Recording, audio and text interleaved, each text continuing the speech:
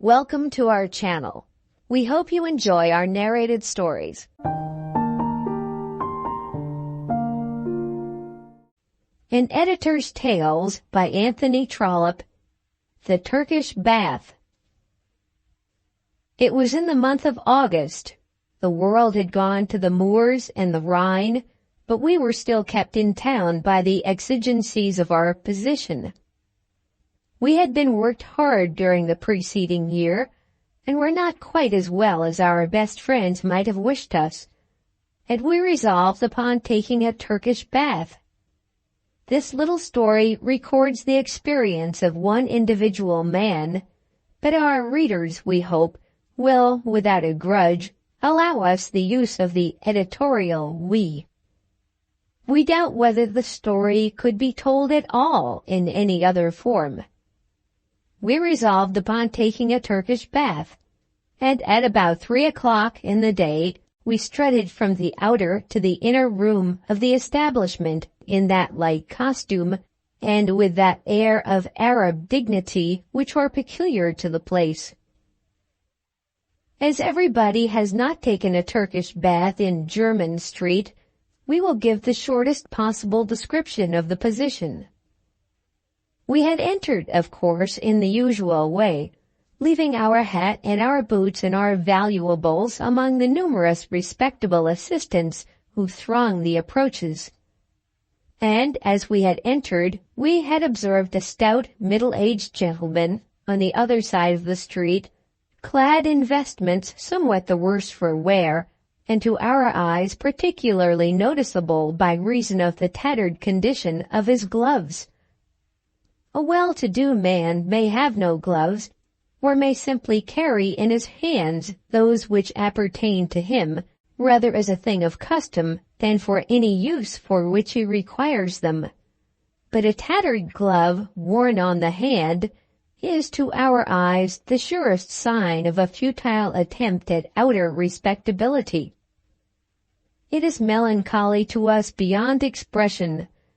Our brother editors, we do not doubt, are acquainted with the tattered glove, and have known the sadness which it produces. If there be an editor whose heart has not been softened by the feminine tattered glove, that editor is not our brother. In this instance the tattered glove was worn by a man, and though the usual indication of poor circumstances was conveyed, there was nevertheless something jaunty in the gentleman's step which preserved him from the desecration of pity. We barely saw him, but still were thinking of him as we passed into the building with the Oriental letters on it, and took off our boots and pulled out our watch and purse. We were, of course, accommodated with 2 checked towels, and having in vain attempted to show that we were to the manner born, by fastening the larger of them satisfactorily round our own otherwise naked person, had obtained the assistance of one of those very skilful Eastern boys who glide about the place and create envy by their familiarity with its mysteries. With an absence of all bashfulness which soon grows upon one, we had divested ourselves of our ordinary trappings beneath the gaze of 5 or 6 young men lying on surrounding sofas, among whom we recognized young Walker of the Treasury, and hereby testify on his behalf that he looks almost as fine a fellow without his clothes as he does with them, and had strutted through the doorway into the bath-room, trailing our second towel behind us. Having observed the matter closely in the course of perhaps half a dozen visits, we are prepared to recommend that mode of entry to our young friends as being at the same time easy and oriental. There are those who wear the second towel as a shawl, thereby no doubt achieving a certain decency of garb. But this is done to the utter loss of all dignity, and a feminine appearance is produced, such as is sometimes that of a lady of 50 looking after her maidservants at 7 o'clock in the morning and intending to dress again before breakfast. And some there are who carry it under the arm, simply as a towel. But these are they who, from English perversity, willfully rob the institution of that picturesque Orientalism which should be its greatest charm. A few are able to wear the article as a turban, and that no doubt should be done by all who are competent to achieve the position. We have observed that men who can do so enter the bathroom with an air and are received there with a respect which no other arrangement of the towel will produce. We have tried this, but as the turban gets over our eyes and then falls altogether off our brow, we have abandoned it. In regard to personal deportment, depending partly on the step, somewhat on the eye, but chiefly on the costume, it must be acknowledged that the attempt and not the deed confounds us. It is not every man who can carry a blue towel as a turban and look like an Arab in the streets of Cairo as he walks slowly down the room in Jermyn Street with his arms crossed on his naked breast. The attempt and not the deed does confound one shockingly. We therefore recommend that the second towel should be trailed. The effect is good, and there is no difficulty in the trailing which may not be overcome. We had trailed our way into the bathroom, and had slowly walked to one of those armchairs in which it is our custom on such occasions to seat ourselves and to await sudation. There are marble couches, and if a man be able to lie on stone for half an hour without a movement beyond that of clapping his hands, or a sound beyond a hollow-voiced demand for water, the effect is not bad. But he loses everything if he tosses himself uneasily on his hard couch. And we acknowledge that our own elbows are always in the way of our own comfort, and that our bones become sore. We think that the marble sofas must be intended for the younger Turks. If a man can stretch himself on stone without suffering for the best part of an hour, or more bravely perhaps, without appearing to suffer, let him remember that all is not done even then. Very much will depend on the manner in which he claps his hands, and the hollowness of the voice in which he calls for water. There should, we think, be 2 blows of the palms.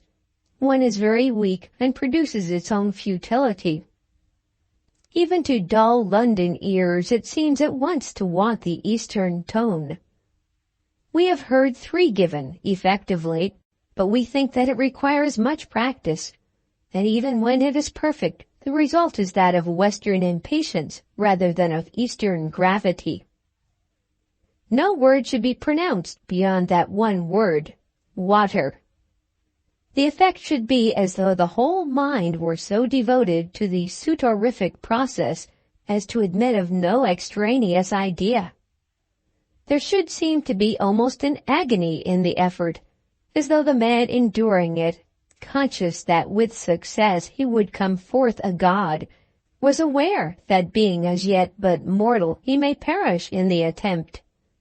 2 claps of the hand and a call for water, and that repeated with an interval of 10 minutes, are all the external signs of life that the young Turkish bather may allow to himself while he is stretched upon his marble couch. We had taken a chair, well aware that nothing godlike could be thus achieved, and contented to obtain the larger amount of human comfort. The chairs are placed 2 and 2, and a custom has grown up, of which we scarcely think that the origin has been Eastern, in accordance with which friends occupying these chairs will spend their time in conversation. The true devotee to the Turkish bath will, we think, never speak at all. But when the speaking is low in tone, just something between a whisper and an articulate sound, the slight murmuring hum produced is not disagreeable.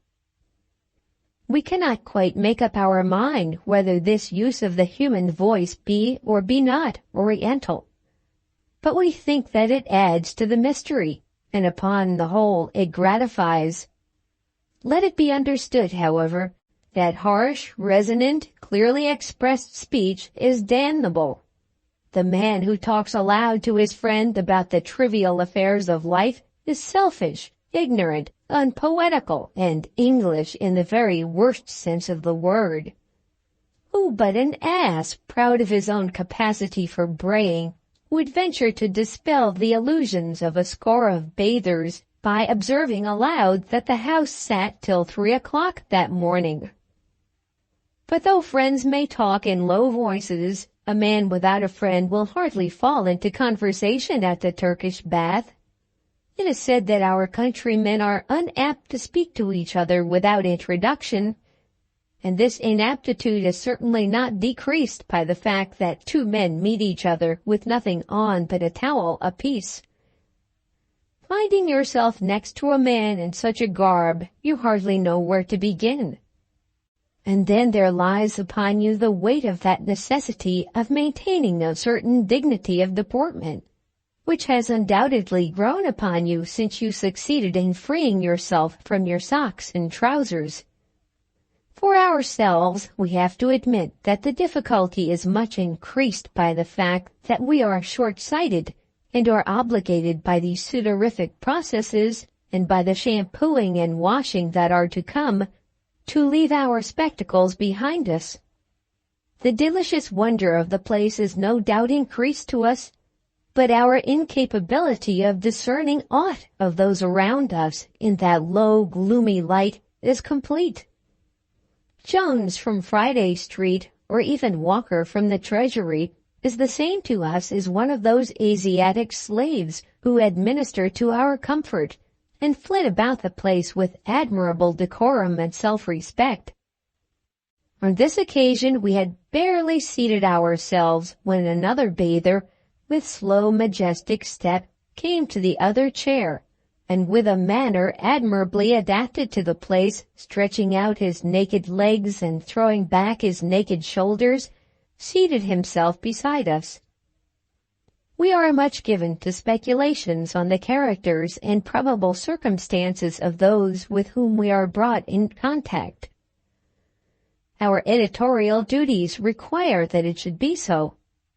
How should we cater for the public did we not observe the public in all its moods? We thought that we could see at once that this was no ordinary man, and we may as well aver here at the beginning of our story that subsequent circumstances proved our first conceptions to be correct. The absolute features of the gentleman we did not, indeed, see plainly. The gloom of the place and our own deficiency of sight forbade it. But we could discern the thorough man of the world, the traveler who had seen many climes, the cosmopolitan to whom East and West were alike in every motion that he made. We confess that we were anxious for conversation, and that we struggled within ourselves for an apt subject, thinking how we might begin. But the apt subject did not occur to us, and we should have passed that half-hour of repose in silence had not our companion been more ready than ourselves. "Sir," said he, turning round in his seat with a peculiar and captivating grace, "I shall not, I hope, offend or transgress any rule of politeness by speaking to a stranger." There was ease and dignity in his manner, and at the same time some slight touch of humor which was very charming.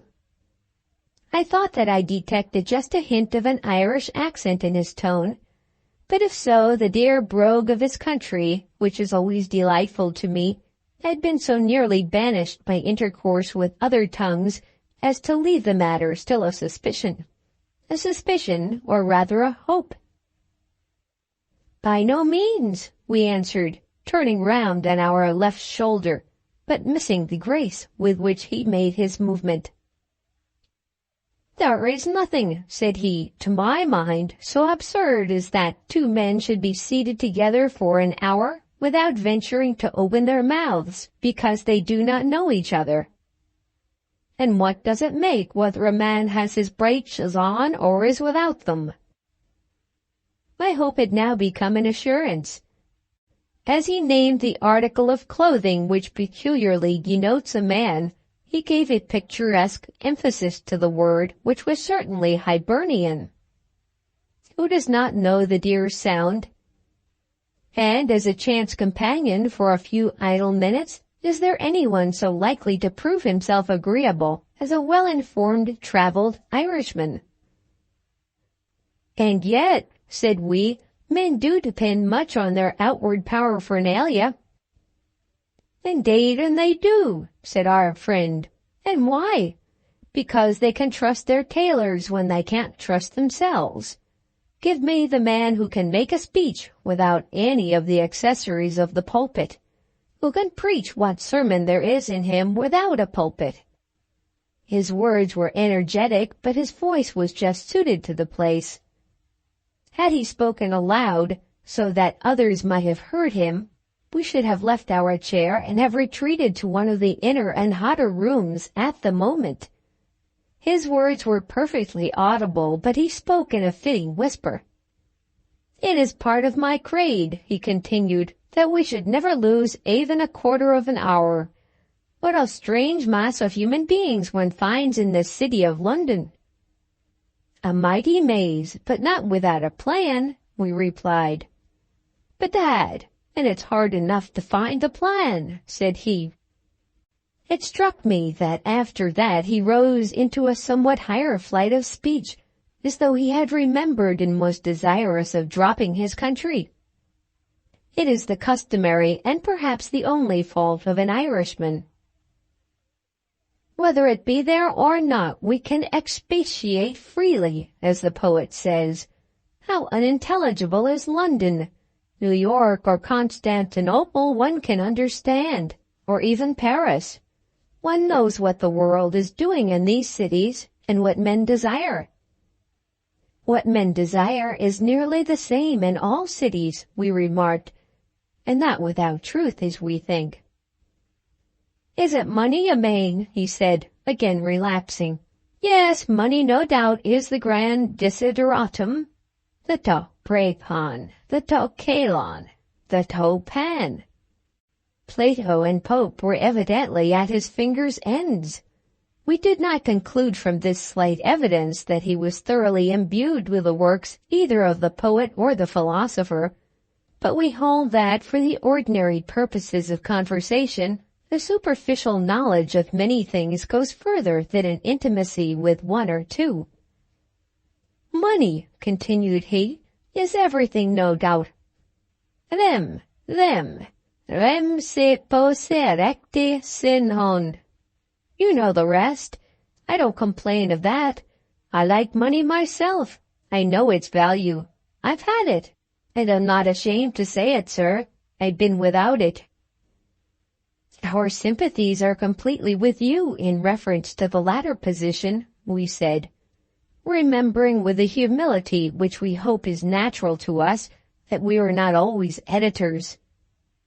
What I complain of is, said our new friend, still whispering as he passed his hands over his arms and legs to learn whether the temperature of the room was producing its proper effect, that if a man here in London have a diamond or a pair of boots or any special skill at his command, he cannot take his article to the proper mart and obtain for it the proper price. Can he do that in Constantinople? We inquired. Much better and more accurately than he can in London, and so he can in Paris.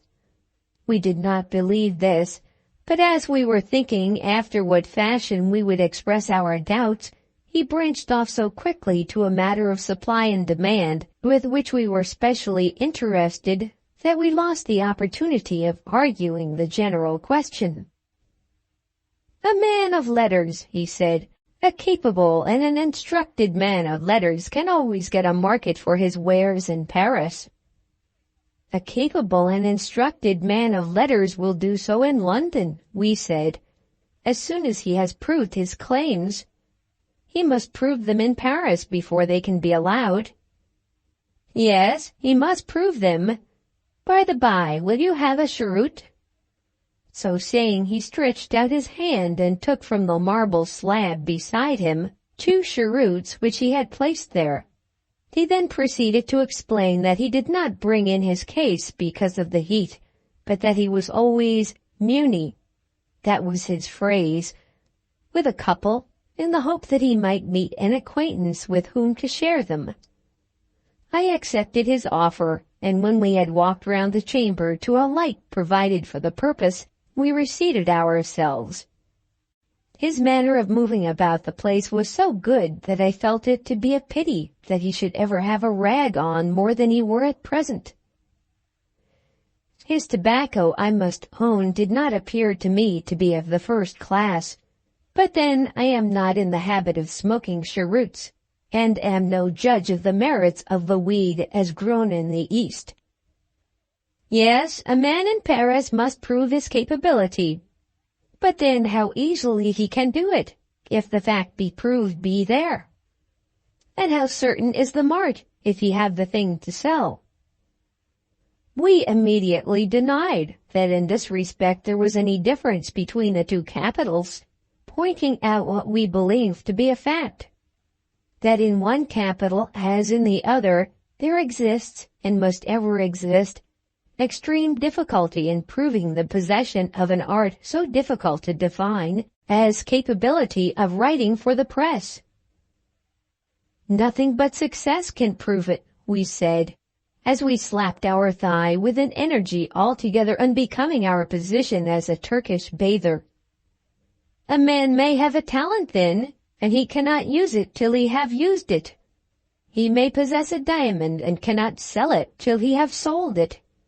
What is a man to do who wishes to engage himself in any of the multifarious duties of the English press?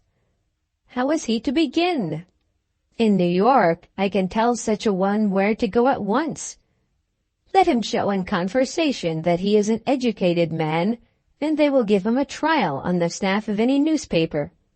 They will let him run his venture for the pages of any magazine. He may write his fingers off here, and not an editor of them all will read a word that he writes. Here he touched us, and we were indignant. When he spoke of the magazines, we knew that he was wrong. With newspapers, we said, we imagine it to be impossible that contributions from the outside world should be looked at. But papers sent to magazines, at any rate to some of them, are read. I believe, said he, that a little farce is kept up. They keep a boy to look at a line or two and then return the manuscript. The pages are filled by the old stock writers, who are sure of the market, let them send what they will, padding mongers who work 8 hours a day and hardly know what they write about. We again loudly expressed our opinion that he was wrong, and that there did exist magazines, the managers of which were sedulously anxious to obtain the assistance of what he called literary capacity, wherever they could find it. Sitting there at the Turkish bath with nothing but a towel round us, we could not declare ourselves to a perfect stranger, and we think that as a rule editors should be impalpable. But we did express our opinion very strongly. And you believe, said he, with something of scorn in his voice, that if a man who had been writing English for the press in other countries, in New York, say, or in Dublin, a man of undoubted capacity, mind you, were to make the attempt here in London, he would get a hearing? Certainly he would, said we. And would any editor see him unless he came with an introduction from some special friend? We paused a moment before we answered this, because the question was to us one having a very special meaning. Let an editor do his duty with ever so pure a conscience. Let him spend all his days and half his nights reading manuscripts and holding the balance fairly between the public and those who wish to feed the public. Let his industry be never so unwearied, and his impartiality never so unflinching. Still he will, if possible, avoid the pain of personally repelling those to whom he is obliged to give an unfavorable answer. But we at the Turkish bath were quite unknown to the outer world, and might hazard an opinion, as any stranger might have done.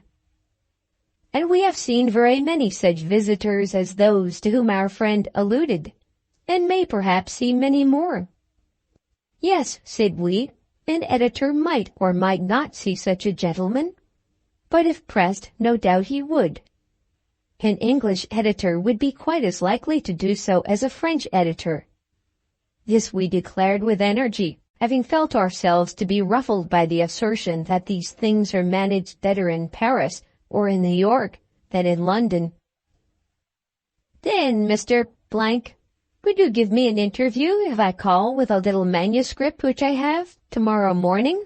Said my Irish friend, addressing us with a beseeching tone, and calling us by the very name by which we are known among our neighbors and tradesmen.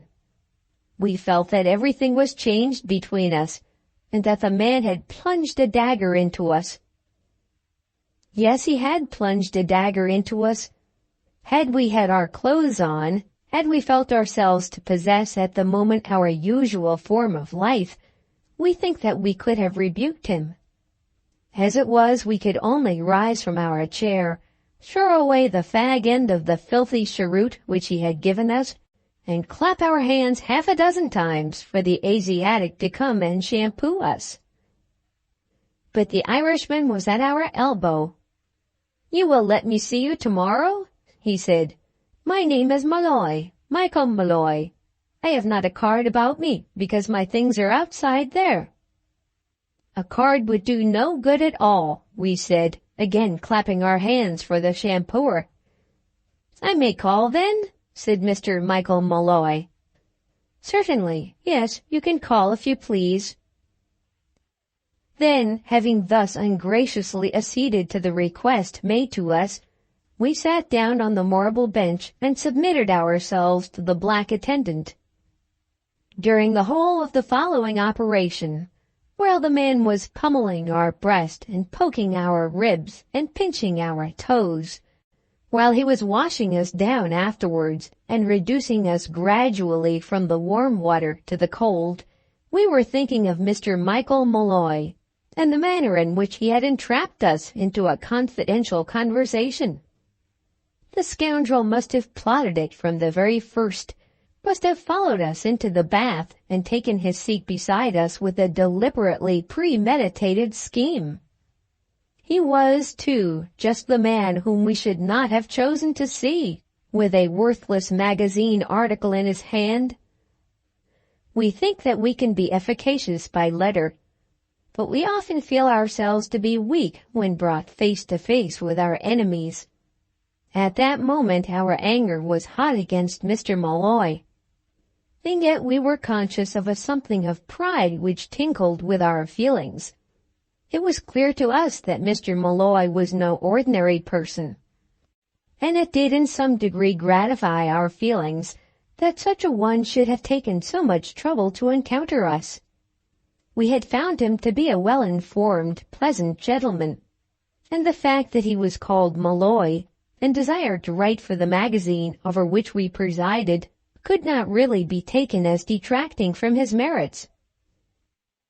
There had doubtless been a fraud committed on us, a palpable fraud. The man had extracted assurances from us by false pretense that he did not know us. But then the idea on his part that anything could be gained by his doing so was in itself a compliment to us.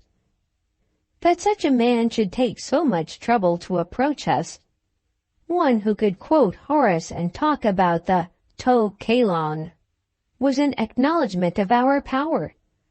As we returned to the outer chamber, we looked round to see Mr. Molloy in his usual garments, but he was not there as yet. We waited while we smoked one of our own cigars, but he came not. He had so far gained his aim, and, as we presumed, preferred to run the risk of too long a course of hot air to risking his object by seeing us again on that afternoon. At last we left the building, and are bound to confess that our mind dwelt much on Mr. Michael Molloy during the remainder of that evening. It might be that, after all, we should gain much by the singular mode of introduction which the man had adopted. He was certainly clever, and if he could write as well as he could talk, his services might be of value. Punctually at the hour named he was announced, and we did not now for one moment think of declining the interview. Mr. Malloy had so far succeeded in his stratagem that we could not now resort to the certainly not unusual practice of declaring ourselves to be too closely engaged to see anyone, and of sending him word that he should confide to writing whatever he might have to say to us. It had, too, occurred to us that as Mr. Malloy had paid his 3 shillings and 6 for the Turkish bath, he would not prove to be one of that class of visitors whose appeals to tender-hearted editors are so peculiarly painful. "I am willing to work day and night for my wife and children, and if you will use this short paper in your next number, it will save us from starvation for a month. Yes, sir, from starvation." Who is to resist such an appeal as that, or to resent it? But the editor knows that he is bound in honesty to resist it altogether, so to steel himself against it that it shall have no effect upon him, at least as regards the magazine which is in his hands. And yet if the short thing be only decently written, if it be not absurdly bad, what harm will its publication do to anyone? If the waste, let us call it waste, of half a dozen pages will save a family from hunger for a month, will they not be well wasted? But yet again, such tenderness is absolutely incompatible with common honesty, and equally so with common prudence. We think that our readers will see the difficulty and understand how an editor may wish to avoid those interviews with tattered gloves. But my friend, Mr. Michael Malloy, had had 3 and 6 to spend on a Turkish bath, had had money wherewith to buy, certainly, the very vilest of cigars. We thought of all this as Mr. Michael Malloy was ushered into our room. The first thing we saw was the tattered glove, and then we immediately recognized the stout middle-aged gentleman whom we had seen on the other side of Jermyn Street as we entered the bathing establishment. It had never before occurred to us that the 2 persons were the same. Not though the impression made by the poverty-stricken appearance of the man in the street had remained distinct upon our mind. The features of the gentleman we had hardly even yet seen at all. Nevertheless, we had known and distinctly recognized his outward gait and mien, both with and without his clothes. One tattered glove he now wore, and the other he carried in his gloved hand. As we saw this, we were aware at once that all our preconception had been wrong, that too common appeal would be made, and that we must resist it as best we might. There was still a certain jockeyiness in his air as he addressed us. "I hope, then," said he, as we shook hands with him, "you'll not take amiss the little ruse by which we caught you?" "It was a ruse, then, Mr. Malloy?" "Divil a doubt of that, Mr. Editor." "But you were coming to the Turkish bath independently of our visit there?" "Sorrow a bath I'd have come to at all, only I saw you go into the place. I just 3 and 9 in my pocket, and says I to myself, Mick, me boy, it's a good investment. There was 3 and 6 for them savages to rub me down, and 3 for the 2 cheroots from the little shop round the corner. I wish they'd been better for your sake." It had been a plant from beginning to end, and the to Kalon and the half-dozen words from Horace had all been parts of Mr. Malloy's little game, and how well he had played it. The outward trappings of the man as we now saw them were poor and mean, and he was mean-looking, too, because of his trappings. But there had been nothing mean about him as he strutted along with a blue check towel round his body. How well the fellow had understood it all, and had known his own capacity. "And now that you are here, Mr. Malloy, what can we do for you?" we said, with as pleasant a smile as we were able to assume. Of course we knew what was to follow. Out came the roll of paper of which we had already seen the end projecting from his breast pocket, and we were assured that we should find the contents of it exactly the thing for our magazine. There is no longer any diffidence in such matters, no reticence in preferring claims and singing one's own praises. All that has gone by since our competitive examination has become the order of the day. No man, no woman, no girl, no boy hesitates now to declare his or her own excellence and capability. "It's just a short thing on social manners," said Mr. Malloy. "And if you'll be so good as to cast your eye over it, I think you'll find I've hit the nail on the head. The 5 o'clock tea table is what I've called it." "Oh, the 5 o'clock tea table. Don't you like the name?" "About social manners, is it?" "Just a rap on the knuckles for some of 'em. Sharp, short, and decisive. I don't doubt but you like it." To declare as though by instinct that that was not the kind of thing we wanted was as much a matter of course as it is for a man buying a horse to say that he does not like the brute's legs, or that he falls away in his quarters. And Mr. Malloy treated our objection just as does the horse dealer those of his customers. He assured us with a smile, the smile behind which we could see the craving eagerness of his heart, that his little article was just the thing for us. Our immediate answer was of course ready. If he would leave the paper with us, we would look at it and return it if it did not seem to suit us. There is a half-promise about this reply which too often produces a false satisfaction in the breast of a beginner. With such a tone it is the second interview which is to be dreaded. But my friend Mr. Malloy was not new to the work, and was aware that if possible he should make further use of the occasion which he had earned for himself at so considerable a cost. "You'll read it, will you?" he said. "Oh, certainly, we'll read it certainly." "And you'll use it if you can?" "As to that, Mr. Malloy, we can say nothing. We've got to look solely to the interest of the periodical." "And sure, what can you do better for the periodical than print a paper like that, which there is not a lady at the west end of the town won't be certain to read?" "At any rate, we'll look at it, Mr. Malloy," said we, standing up from our chair. But still he hesitated in his going, and did not go. "I'm a married man, Mr. Blank," he said. We simply bowed our head at the announcement. "I wish you could see Mrs. Malloy," he added.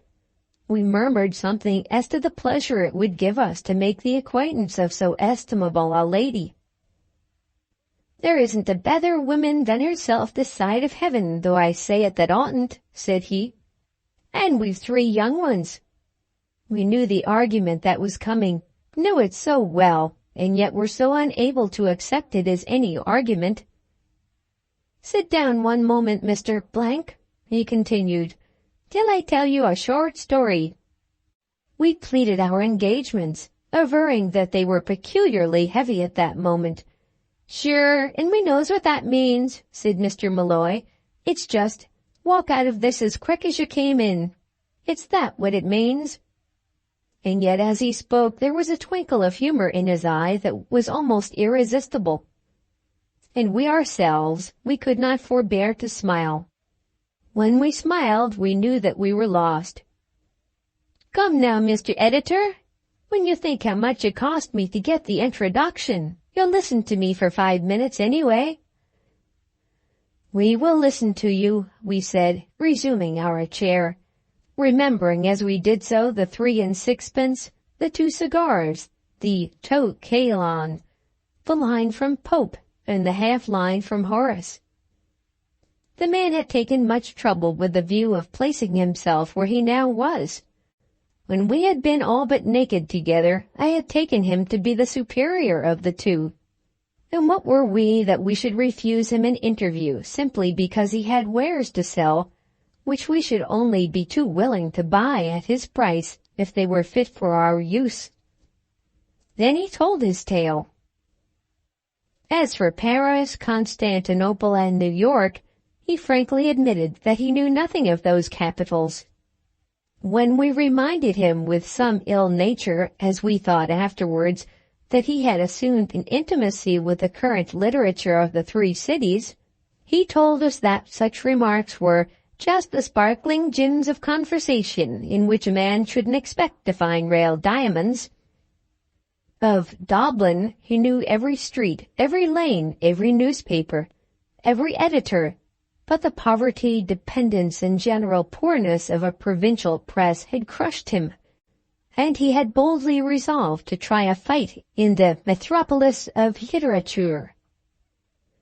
He referred us to the managers of the Boyne Bouncer, of the Clontarf Chronicle, the Donnybrook Debater, and the Echoes of Erin, assuring us that we should find him to be as well esteemed as known in the offices of those widely circulated publications. His reading, he told us, was unbounded, and the pen was as ready to his hand as is the plough to the hand of the husbandman. Did we not think it a noble ambition in him, thus to throw himself into the great arena, as he called it, and try his fortune in the metropolis of literature? He paused for a reply, and we were driven to acknowledge that whatever might be said of our friend's prudence, his courage was undoubted. "I've got it here," said he. "I've got it all here." And he touched his right breast with the fingers of his left hand, which still wore the tattered glove. He had succeeded in moving us. "Mr. Malloy," we said, "we'll read your paper, and we'll then do the best we can for you. We must tell you fairly that we hardly like your subject, but if the writing be good, you can try your hand at something else. Sure, there's nothing under the sun I wouldn't write about at your bidding. If we can be of service to you, Mr. Malloy, we will." Then the editor broke down, and the man spoke to the man. "I need not tell you, Mr. Malloy, that the heart of one man of letters always warms to another. It was because I knew you was of that sort that I followed you in yonder," he said, with a tear in his eye. The butter boat of benevolence was in our hand, and we proceeded to pour out its contents freely. It is a vessel which an editor should lock up carefully, and should he lose the key, he will not be the worse for the loss. We need not repeat here all the pretty things that we said to him, explaining to him from a full heart with how much agony we were often compelled to resist the entreaties of literary suppliants, declaring to him how we had longed to publish tons of manuscript simply in order that we might give pleasure to those who brought them to us. We told him how accessible we were to a woman's tear, to a man's struggle, to a girl's face, and assured him of the daily wounds which were inflicted on ourselves by the impossibility of reconciling our duties with our sympathies. "But that then," said Mr. Malloy, grasping our hand, "you'll find none of that difficulty with me. If you'll sympathize like a man, I'll work for you like a horse." We assured him that we would, really thinking it probable that he might do some useful work for the magazine, and then we again stood up, waiting for his departure. "Now I'll tell you a plain truth," said he, "and you may do just as you please about it. There isn't an ounce of tea or a pound of meat along with Mrs. Malloy this moment, and what's more, there isn't a shilling between us to buy it. I never begged in my life, not yet, but if you can advance me a sovereign on that manuscript, it will save me from taking the coat on my back to a pawnbroker's shop for whatever it'll fetch there." We paused a moment as we thought of it all, and then we handed him the coin for which he asked us. If the manuscript should be worthless, the loss would be our own. We would not grudge a slice from the wholesome home-made loaf after we had used the butter boat of benevolence. "It don't become me," said Mr. Malloy, "to thank you for such a trifle as a loan of 20 shillings, but I'll never forget the feeling that has made you listen to me. And that too after I had been rather down on you at them baths." We gave him a kindly nod of the head, and then he took his departure. "You'll see me again anyways," he said, and we promised that we would. We were anxious enough about the manuscript, but we could not examine it at that moment. When our office work was done, we walked home with the roll in our pocket, speculating as we went on the probable character of Mr. Molloy.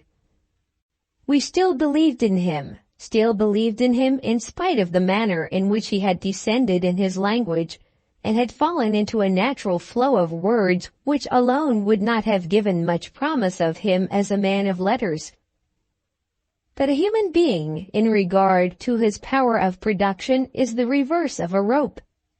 He is as strong as his strongest part, and remembering the effect which Molloy's words had had upon us at the Turkish bath, we still thought that there must be something in him.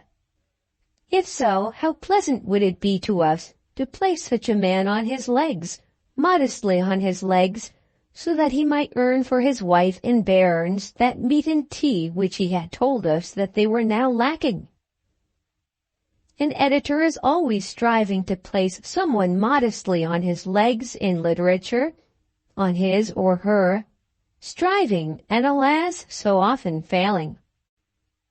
Here had come a man in regard to whom, as I walked home with his manuscript in my pocket, I did feel rather sanguine. Of all the rubbish that I ever read in my life, that paper on the 5 o'clock tea table was, I think, the worst. It was not only vulgar, foolish, unconnected, and meaningless, but it was also ungrammatical and unintelligible, even in regard to the wording of it. The very spelling was defective. The paper was one with which no editor, sub-editor, or reader would have found it necessary to go beyond the first 10 lines, before he would have known that to print it would have been quite out of the question. We went through with it because of our interest in the man. But as it was in the beginning, so it was to the end. A farrago of wretched nonsense so bad that no one, without experience in such matters, would believe it possible that even the writer should desire the publication of it. It seemed to us to be impossible that Mr. Molloy should ever have written a word for those Hibernian periodicals which he had named to us. He had got our sovereign, and with that, as far as we were concerned, there must be an end of Mr. Molloy. We doubted even whether he would come for his own manuscript. But he came. He came exactly at the hour appointed, and when we looked at his face, we felt convinced that he did not doubt his own success. There was an air of expectant triumph about him which dismayed us. It was clear enough that he was confident that he should take away with him the full price of his article, after deducting the sovereign which he had borrowed. "You like it then?" he said, before we had been able to compose our features to a proper form for the necessary announcement. "Mr. Molloy," we said, "it will not do. You must believe us that it will not do." "Not do?" "No, indeed. We need not explain further, but you had really better turn your hand to some other occupation." "Some other occupation!" he exclaimed, opening wide his eyes and holding up both his hands. "Indeed we think so, Mr. Molloy." "And you've read it?" "Every word of it, on our honor." "And you won't have it?" "Well, no, Mr. Molloy, certainly we cannot take it." "You reject my article in the 5 o'clock tea table?" Looking into his face as he spoke, we could not but be certain that its rejection was to him as astonishing as would have been its acceptance to the readers of the magazine. He put his hand up to his head and stood wondering. "I suppose you'd better choose your own subject for yourself," he said. as though by this great surrender on his own part he was getting rid of all the difficulty on ours. "Mr. Malloy," we began, "we may as well be candid with you." "I'll tell you what it is," said he. "I've taken such a liking to you, there's nothing I won't do to please you. I'll just put it in my pocket and begin another for you as soon as the children have had their bit of dinner." At last we did succeed, or thought that we succeeded, in making him understand that we regarded the case as being altogether hopeless, and were convinced that it was beyond his powers to serve us. "And I'm to be turned off like that?" he said, bursting into open tears as he threw himself into a chair and hit his face upon the table. What'll I do at all? Sure, and didn't I think it was fixed as firm between us as the Nelson monument? When you hand-sold me with the money, didn't I think it was as good as done and done?" I begged him not to regard the money, assuring him that he was welcome to the sovereign. "There's my wife'll be brought to bed any day," he went on to say, "and not a ha'porth of anything ready for it. 'Deed then, and the world's hard. The world's very hard." And this was he who had talked to me about Constantinople and New York at the baths, and had made me believe that he was a well-informed, well-to-do man of the world. Even now we did not suspect that he was lying to us. Why he should be such as he seemed to be was a mystery, but even yet we believed in him after a fashion. That he was sorely disappointed and broken-hearted because of his wife was so evident to us that we offered him another sovereign, regarding it as the proper price of that butter-boat of benevolence which we had permitted ourselves to use. But he repudiated our offer.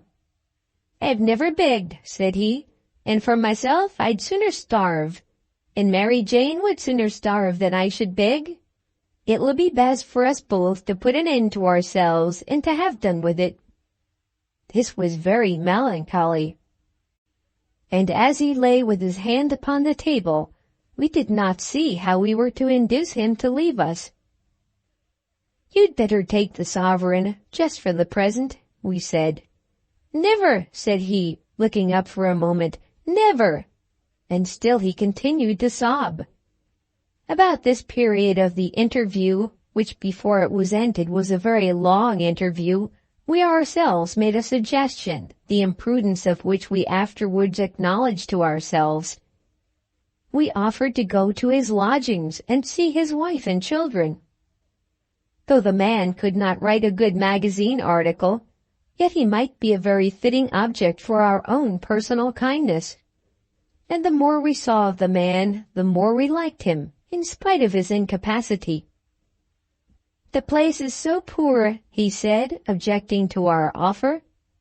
After what had passed between us, we felt that that could be no reason against our visit, and we began for a moment to fear that he was deceiving us. "Not yet," he cried, "not quite yet.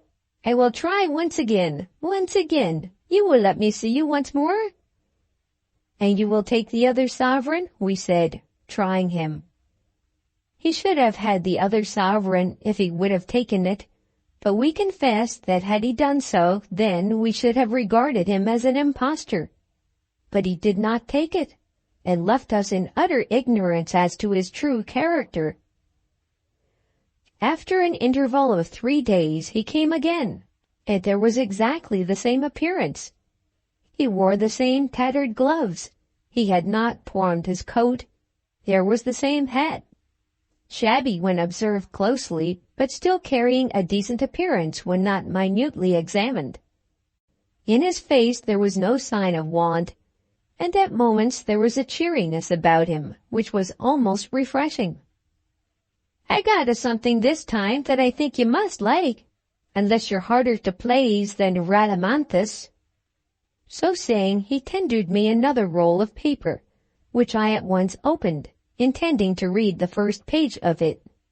The essay was entitled, "The Church of England, a Question for the People." It was handed to me as having been written within the last 3 days, and from its bulk might have afforded fair work for a fortnight to a writer accustomed to treat of subjects of such weight. As we had expected, the first page was unintelligible, absurd, and farcical. We began to be angry with ourselves for having placed ourselves in such a connection with a man so utterly unable to do that which he pretended to do. "I think I've hit it off now," said he, watching our face as we were reading. The reader need not be troubled with a minute narrative of the circumstances as they occurred during the remainder of the interview. What had happened before was repeated very closely. He wondered, he remonstrated, he complained, and he wept. He talked of his wife and family, and talked as though up to this last moment he had felt confident of success. Judging from his face as he entered the room, we did not doubt but that he had been confident. His subsequent despair was unbounded, and we then renewed our offer to call on his wife. After some hesitation, he gave us an address in Hoxton, begging us to come after 7 in the evening if it were possible. He again declined the offer of money, and left us, understanding that we would visit his wife on the following evening. "You're quite sure about the manuscript?" said he, as he left us. We replied that we were quite sure. On the following day we dined early at our club, and walked in the evening to the address which Mr. Molloy had given us in Hoxton. It was a fine evening in August, and our walk made us very warm. The street named was a decent little street, decent as far as cleanliness and newness could make it, but there was a melancholy saneness about it, and an apparent absence of object which would have been very depressing to our spirits. It led no whither, and had been erected solely with the view of accommodating decent people with small incomes. We at once priced the houses in our mind at 10 and 6pence a week, and believed them to be inhabited by pianoforte tuners, coach builders, firemen, and public office messengers. There was no squalor about the place, but it was melancholy, light-colored, and depressive. We made our way to number 14, and finding the door open, entered the passage.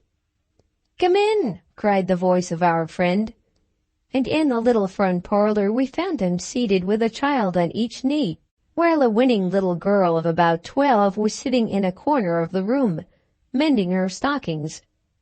The room itself and the appearance of all around us were the very opposite of what we had expected. Everything, no doubt, was plain, was in a certain sense poor, but nothing was poverty-stricken. The children were decently clothed, and apparently were well fed. Mr. Molloy himself, when he saw me, had that twinkle of humor in his eye which I had before observed, and seemed to be afflicted at the present moment with none of that extreme agony which he had exhibited more than once in our presence. "Please, sir, Mother ain't in from the hospital, not yet," said the little girl, rising up from her chair. "But it's past 7, and she won't be long." This announcement created some surprise. We had indeed heard that of Mrs. Molloy which might make it very expedient that she should seek the accommodation of an hospital, but we could not understand that in such circumstances she should be able to come home regularly at 7 o'clock in the evening. Then there was a twinkle in our friend Molloy's eye which almost made us think for the moment that we had been made the subject of some hitherto unintelligible hoax. And yet there had been the man at the baths in Jermyn Street, and the 2 manuscripts had been in our hands, and the man had wept as no man weeps for a joke. "You would come, you know," said Mr. Molloy, who had now put down the 2 bairns and had risen from his seat to greet us. "We are glad to see you so comfortable," we replied. "Father is quite comfortable, sir," said the little girl. We looked into Mr. Molloy's face and saw nothing but the twinkle in the eye. We had certainly been done by the most elaborate hoax that had ever been perpetrated. We did not regret the sovereign so much as those outpourings from the butterboat of benevolence, of which we felt that we had been cheated. "Here's Mother," said the girl, running to the door. Mr. Malloy stood grinning in the middle of the room with the youngest child again in his arms. He did not seem to be in the least ashamed of what he had done, and even at that moment conveyed to us more of liking for his affection for the little boy than of anger for the abominable prank that he had played on us. That he had lied throughout was evident as soon as we saw Mrs. Malloy. Whatever ailment might have made it necessary that she should visit the hospital, it was not one which could interfere at all with her power of going and returning. She was a strong, hearty-looking woman of about 40, with that mixture in her face of practical kindness with severity and details, which we often see in strong-minded women who are forced to take upon themselves the management and government of those around them. She curtsied and took off her bonnet and shawl, and put a bottle into a cupboard as she addressed us. "Mick said as you was coming, sir, and I'm sure we is glad to see you, only sorry for the trouble, sir." We were so completely in the dark that we hardly knew how to be civil to her. Hardly knew whether we ought to be civil to her or not. "We don't quite understand why we've been brought here," we said, endeavoring to maintain at any rate a tone of good humor.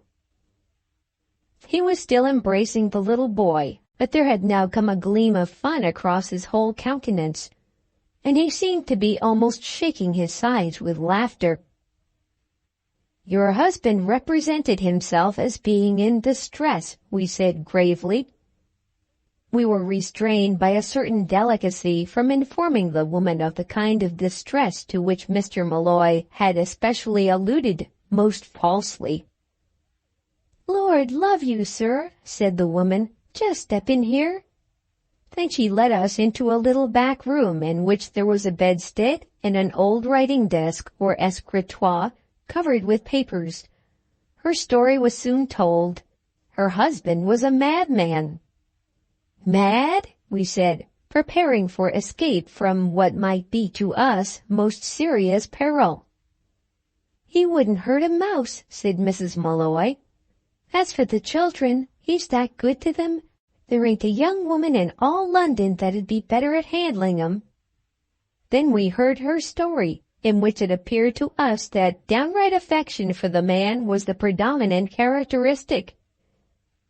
She herself was, as she told us, head day nurse at St. Patrick's Hospital, going there every morning at 8 and remaining till 6 or 7. For these services she received 30 shillings a week and her board, and she spoke of herself and her husband as being altogether removed from pecuniary distress. Indeed, while the money part of the question was being discussed, she opened the little drawer in the desk and handed us back our sovereign, almost without an observation. Malloy himself had "come of decent people." On this point she insisted very often, and gave us to understand that he was at this moment in receipt of a pension of 100 a year from his family. He had been well educated, she said, having been at Trinity College, Dublin, till he had been forced to leave his university for some slight but repeated irregularity. Early in life he had proclaimed his passion for the press, and when he and she were married, absolutely was earning a living in Dublin by some use of the scissors and paste pot. The whole tenor of his career I could not learn, though Mrs. Malloy would have told us everything had time allowed. Even during the years of his sanity in Dublin he had only been half sane, treating all the world around him with the effusions of his terribly fertile pen. "He'll write all night if I'll let him have a candle," said Mrs. Malloy. We asked her why she did let him have a candle, and made some inquiry as to the family expenditure in paper. The paper, she said, was given to him from the office of a newspaper, which she would not name, and which Malloy visited regularly every day. "There ain't a man in all London works harder," said Mrs. Malloy. "He is mad, I don't say nothing against it, but there is some of it so beautiful, I wonder they don't print it." This was the only word she spoke with which we could not agree. "Ah, sir," said she, "you haven't seen his poetry." We were obliged to tell her that seeing poetry was the bane of our existence. There was an easy absence of sham about this woman, and an acceptance of life as it had come to her, which delighted us. She complained of nothing, and was only anxious to explain the little eccentricities of her husband. When we alluded to some of his marvelously untrue assertions, she stopped us at once.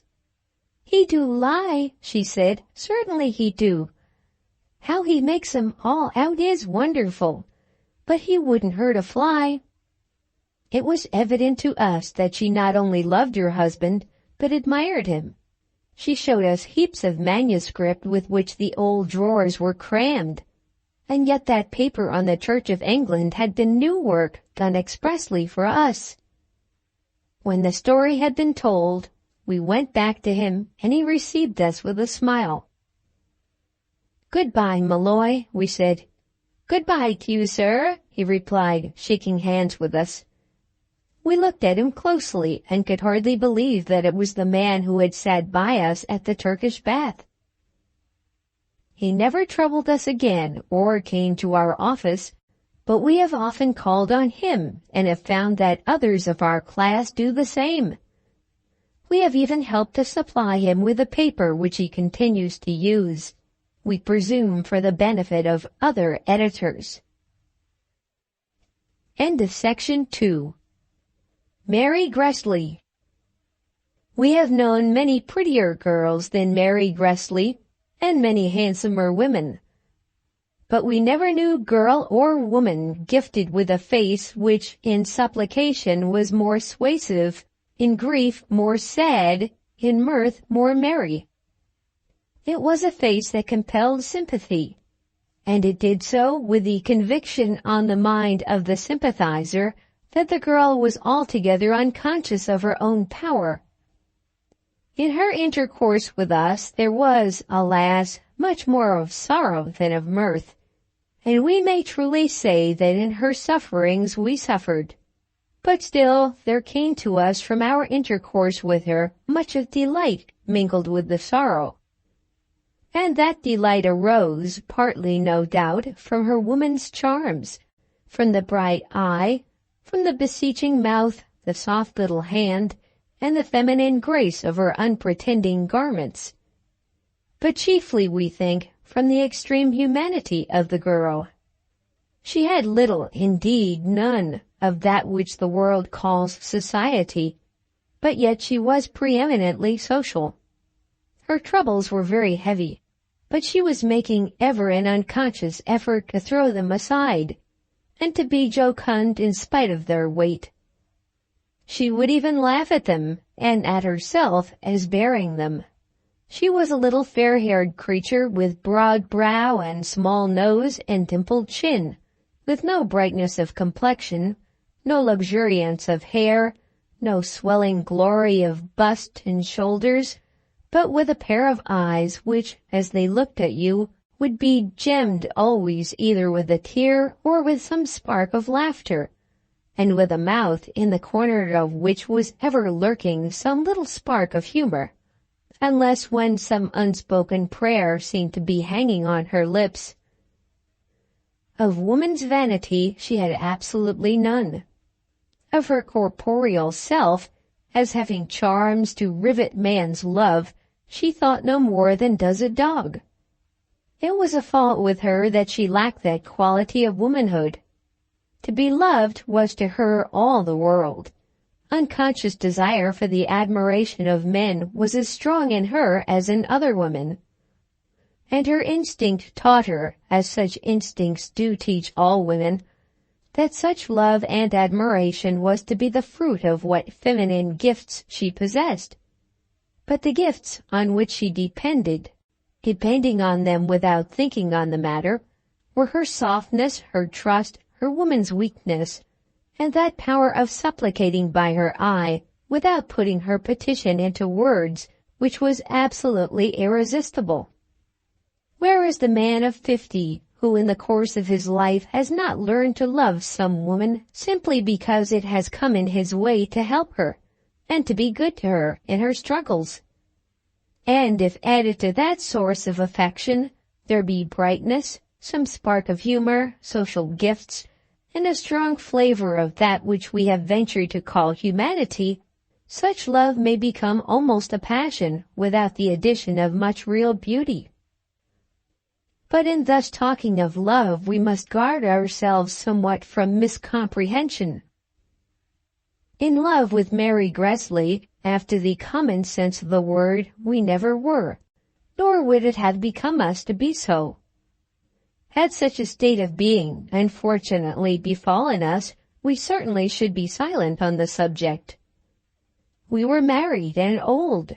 She was very young and engaged to be married, always talking to us of her engagement as a thing fixed as the stars.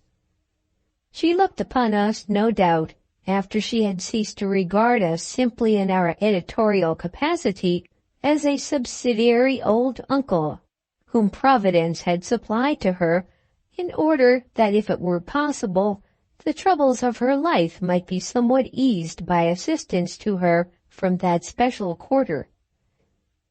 We regarded her first almost as a child, and then as a young woman to whom we owed that sort of protecting care which a graybeard should ever be ready to give to the weakness of feminine adolescence.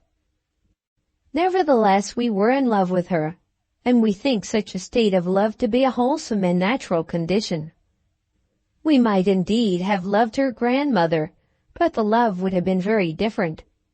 Had circumstances brought us into connection with her grandmother, we hope we should have done our duty, and had that old lady been our friend, we should, we trust, have done it with alacrity. But in our intercourse with Mary Gresley, there was more than that. She charmed us. We learned to love the hue of that dark gray stuff frock which she seemed always to wear. When she would sit in the low armchair opposite to us, looking up into our eyes as we spoke to her words which must often have stabbed her little heart, we were wont to caress her with that inward undemonstrative embrace that one spirit is able to confer upon another. We thought of her constantly, perplexing our mind for her succor. We forgave all her faults. We exaggerated her virtues. We exerted ourselves for her with a zeal that was perhaps fatuous. Though we attempted sometimes to look black at her, telling her that our time was too precious to be wasted in conversation with her, she soon learned to know how welcome she was to us. Her glove, which by the by was never tattered, though she was very poor, was an object of regard to us. Her grandmother's gloves would have been as unacceptable to us as any other morsel of old kid or cotton. Our heart bled for her. Now the heart may suffer much for the sorrows of a male friend, but it may hardly, for such, be said to bleed. We loved her, in short, as we should not have loved her, but that she was young and gentle and could smile, and above all, but that she looked at us with those bright, beseeching, tear-laden eyes. Sterne, in his later days, when very near his end, wrote passionate love letters to various women, and has been called hard names by Thackeray, not for writing them, but because he thus showed himself to be incapable of that sincerity which should have bound him to one love. We do not ourselves much admire the sentimentalism of Sterne, finding the expression of it to be mawkish, and thinking that too often he misses the pathos for which he strives, from a want of appreciation on his own part of that which is really vigorous in language and touching in sentiment. But we think that Thackeray has been somewhat wrong in throwing that blame on Sterne's heart, which should have been attributed to his taste. The love which he declared when he was old and sick and dying, a worn-out wreck of a man, disgusts us not because it was felt or not felt, but because it was told, and told as though the teller meant to offer more than that warmth of sympathy which woman's strength and woman's weakness combined will ever produce in the hearts of certain men. This is a sympathy with which neither age nor crutches, nor matrimony, nor position of any sort need consider itself to be incompatible. It is unreasoning and perhaps irrational. It gives to outward form and grace that which only inward merit can deserve. It is very dangerous because, unless watched, it leads to words which express that which is not intended. But though it may be controlled, it cannot be killed. He who is of his nature open to such impression will feel it while breath remains to him. It was that which destroyed the character and happiness of Swift, and which made Sterne contemptible. We do not doubt that such unreasoning sympathy, exacted by feminine attraction, was always strong in Johnson's heart. But Johnson was strong all over, and could guard himself equally from misconduct and from ridicule. Such sympathy with women, such incapability of withstanding the feminine magnet, was very strong with Goethe, who could guard himself from ridicule, but not from misconduct. To us, the child of whom we are speaking, for she was so then, was ever a child, but she bore in her hand the power of that magnet, and we admit that the needle within our bosom was swayed by it. Her story, such as we have to tell it, was as follows. Mary Gressley at the time when we first knew her was 18 years old, and was the daughter of a medical practitioner who had lived and died in a small town in one of the northern counties. For facility in telling our story, we will call that town Cornborough. Dr. Gressley, as he seemed to have been called, though without proper claim to the title, had been a diligent man and fairly successful, except in this, that he died before he had been able to provide for those whom he left behind him. The widow still had her own modest fortune, amounting to some £80 a year, and that, with the furniture of her house, was her whole wealth, when she found herself thus left with the weight of the world upon her shoulders. There was one other daughter, older than Mary, whom we never saw, but who was always mentioned as poor Fanny. There had been no sons, and the family consisted of the mother and the two girls. Mary had been only 15 when her father died, and up to that time had been regarded quite as a child by all who had known her. Mrs. Gressley, in the hour of her need, did as widows do in such cases. She sought advice from her clergymen and neighbors, and was counseled to take a lodger into her house. No lodger could be found so fitting as the curate, and when Mary was 17 years old, she and the curate were engaged to be married. The curate paid £30 a year for his lodgings, and on this, with their own little income, the widow and her two daughters had managed to live. The engagement was known to them all as soon as it had been known to Mary. The love-making, indeed, had gone on beneath the eyes of the mother. There had been not only no deceit, no privacy, no separate interests, but, as far as we ever knew, no question as to prudence in the making of the engagement. The two young people had been brought together, had loved each other as was so natural, and had become engaged as a matter of course. It was an event as easy to be foretold, or at least as easy to be believed, as the pairing of two birds. From what we heard of this curate, the Reverend Arthur Dunn, for we never saw him, we fancy that he was a simple, pious, commonplace young man, imbued with a strong idea that in being made a priest he had been invested with a nobility and with some special capacity beyond that of other men, slight in body, weak in health, but honest, true, and warm-hearted. Then, the engagement having been completed, there arose the question of matrimony. The salary of the curate was 100 a year. The whole income of the vicar, an old man, was, after payment made to his curate, 200 a year. Could the curate in such circumstances afford to take to himself a penniless wife of 17? Mrs. Gressley was willing that the marriage should take place, and that they should all do as best they might on their joint income. The vicar's wife, who seemed to have been a strong-minded, sage, though somewhat hard woman, took Mary aside and told her that such a thing must not be. There would come, she said, children, and destitution, and ruin. She knew perhaps more than Mary knew when Mary told us her story, sitting opposite to us in the low armchair. It was the advice of the vicar's wife that the engagement should be broken off, but that if the breaking off of the engagement were impossible, there should be an indefinite period of waiting. Such engagements cannot be broken off. Young hearts will not consent to be thus torn asunder. The vicar's wife was too strong for them to get themselves married in her teeth, and the period of indefinite waiting was commenced. And now for a moment we will go further back among Mary's youthful days. Child as she seemed to be, she had in very early years taken a pen in her hand.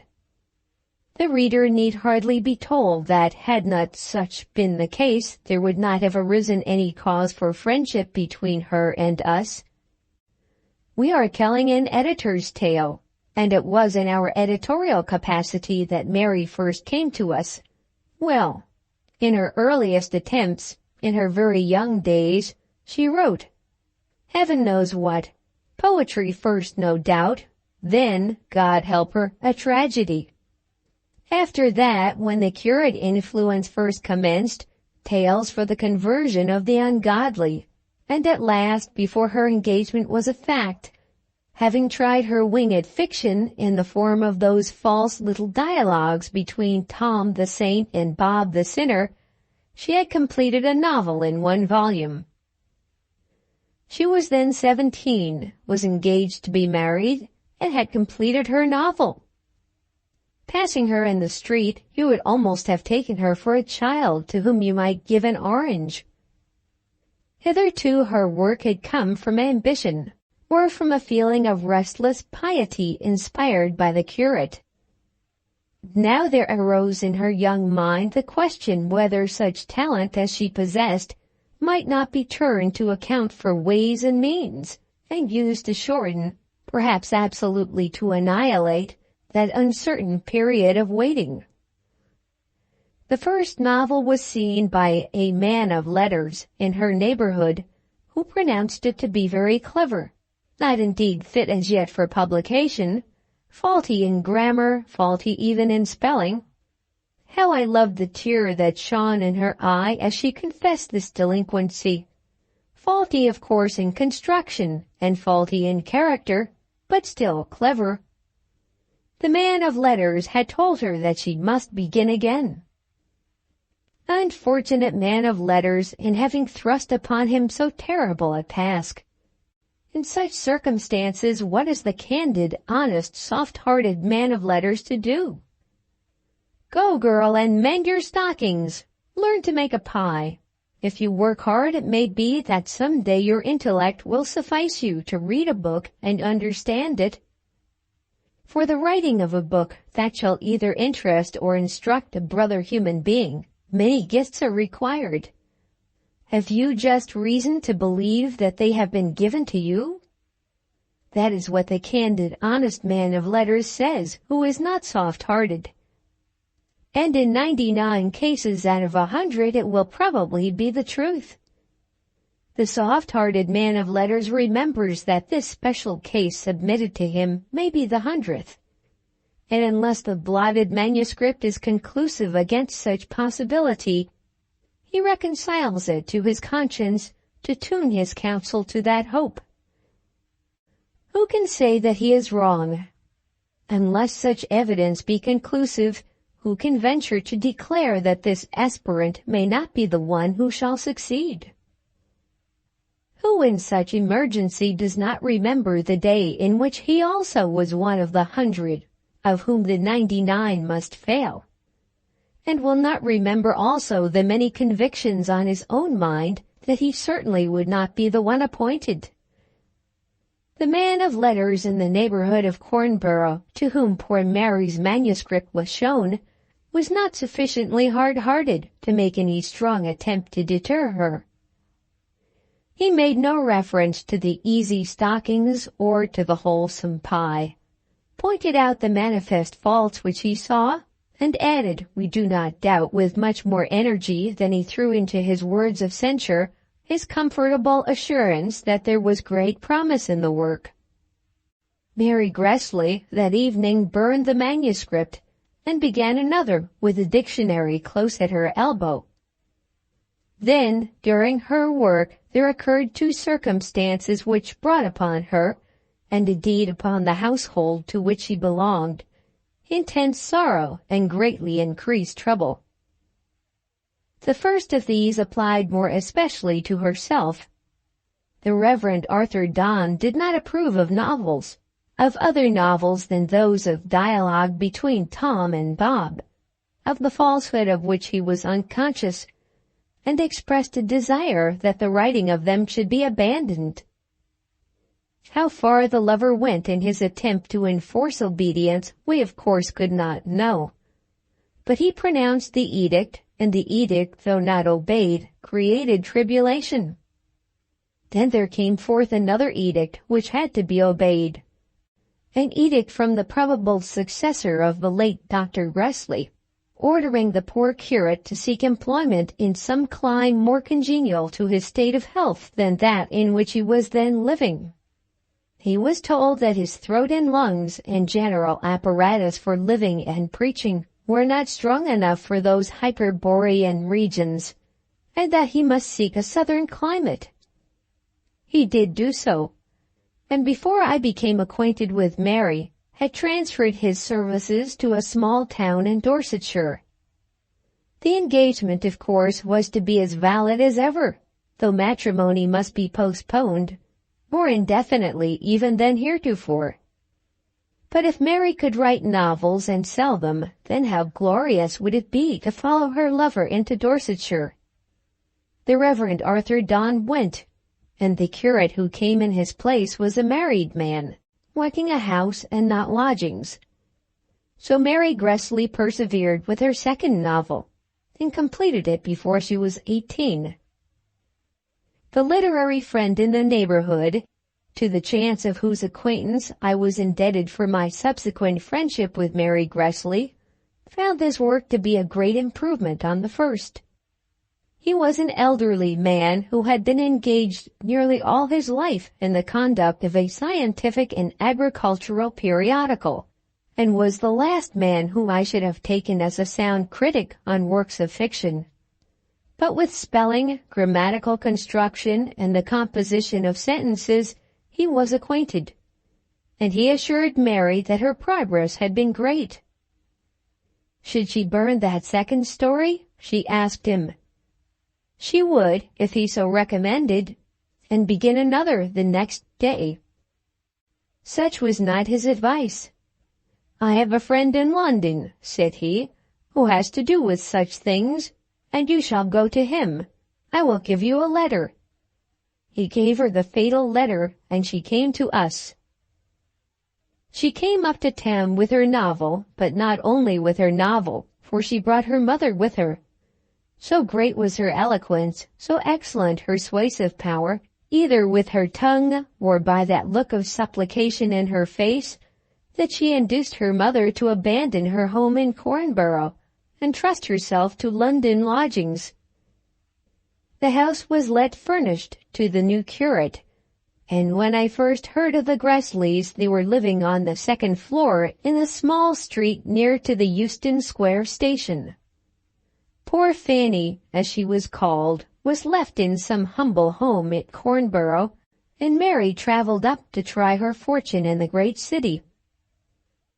When we came to know her well, we expressed our doubts as to the wisdom of such a step. Yes, the vicar's wife had been strong against the move. Mary confessed as much. That lady had spoken most forcible words, had uttered terrible predictions, had told sundry truths. But Mary had prevailed, and the journey was made, and the lodgings were taken. We can now come to the day on which we first saw her. She did not write, but came direct to us with her manuscript in her hand. "A young woman, sir, wants to see you," said the clerk, in that tone to which we were so well accustomed, and which indicated the dislike which he had learned from us to the reception of unknown visitors. "Young woman? What young woman?" "Well, sir, she is a very young woman, quite a girl like." "I suppose she has got a name? Who sent her? I cannot see any young woman without knowing why. What does she want?" "Got a manuscript in her hand, sir." "I've no doubt she has, and a ton of manuscripts in drawers and cupboards. Tell her to write. I won't see any woman, young or old, without knowing who she is." The man retired and soon returned with an envelope belonging to the office on which was written, "Miss Mary Gressley, late of Cornborough." He also brought me a note from the man of letters down in Yorkshire. "Of what sort is she?" I asked, looking at the introduction. "She ain't a miss as to looks," said the clerk, "and she's modest like." Now certainly it is the fact that all female literary aspirants are not modest like. We read our friend's letter through, while poor Mary was standing at the counter below. How eagerly should we have run to greet her, to save her from the gaze of the public, to welcome her at least with a chair and the warmth of our editorial fire, had we guessed then what were her qualities. It was not long before she knew the way up to our sanctum without any clerk to show her, and not long before we knew well the sound of that low but not timid knock at our door, made always with the handle of the parasol, with which her advent was heralded. We will confess that there was always music to our ears in that light tap from the little round wooden knob. The man of letters in Yorkshire, whom we had known well for many years, had been never known to us with intimacy. We had bought with him and sold with him and talked with him and perhaps walked with him, but he was not one with whom we had eaten or drunk or prayed. A dull, well-instructed, honest man he was, fond of his money, and, as we had thought, as unlikely as any man to be waked to enthusiasm by the ambitious dreams of a young girl. But Mary had been potent even over him, and he had written to me saying that Miss Gressley was a young lady of exceeding promise, in respect of whom he had a strong presentiment that she would rise, if not to eminence, at least to a good position as a writer. "But she is very young," he added. Having read this letter, we at last desired our clerk to send the lady up. We remember her step as she came to the door, timid enough then, hesitating, but yet with an assumed lightness, as though she was determined to show us that she was not ashamed of what she was doing. She had on her head a light straw hat, such as then was very unusual in London, and is not now, we believe, commonly worn in the streets of the metropolis by ladies who believe themselves to know what they are about. But it was a hat worn upon her head, and not a straw plait done up with ribbons and reaching down the incline of the forehead as far as the top of the nose. And she was dressed in a gray stuff frock with a little black band round her waist. As far as our memory goes, we never saw her in any other dress, or with other hat or bonnet on her head. "And what can we do for you, Miss Gressley?" we said, standing up and holding the literary gentleman's letter in our hand. We had almost said, "My dear," seeing her youth and remembering our own age. We were afterwards glad that we had not so addressed her, though it came before long that we did call her "my dear" in quite another spirit. She recoiled a little from the tone of our voice, but recovered herself at once. "Mr. Blank thinks you can do something for me. I have written a novel, and I have brought it to you." "You are very young, are you not, to have written a novel?" "I am young," she said, "but perhaps older than you think. I am 18. Then for the first time there came into her eye that gleam of a merry humor which never was allowed to dwell there long, but which was so alluring when it showed itself. "That is a ripe age," we said, laughing, and then we bade her seat herself. At once we began to pour forth that long and dull and ugly lesson which is so common to our life, in which we tried to explain to our unwilling pupil that of all respectable professions for young women, literature is the most uncertain, the most heartbreaking, and the most dangerous. "You hear of the few who are remunerated," we said, "but you hear nothing of the thousands that fail." "It is so noble," she replied, "but so hopeless. There are those who succeed." "Yes, indeed. Even in a lottery one must gain the prize, but they who trust to lotteries break their hearts." "But literature is not a lottery. If I am fit, I shall succeed. Mr. Blank thinks I may succeed." Many more words of wisdom we spoke to her, and well do we remember her reply when we had run all our line off the reel and had completed our sermon. "I shall go on all the same," she said. "I shall try and try again and again." Her power over us to a certain extent was soon established.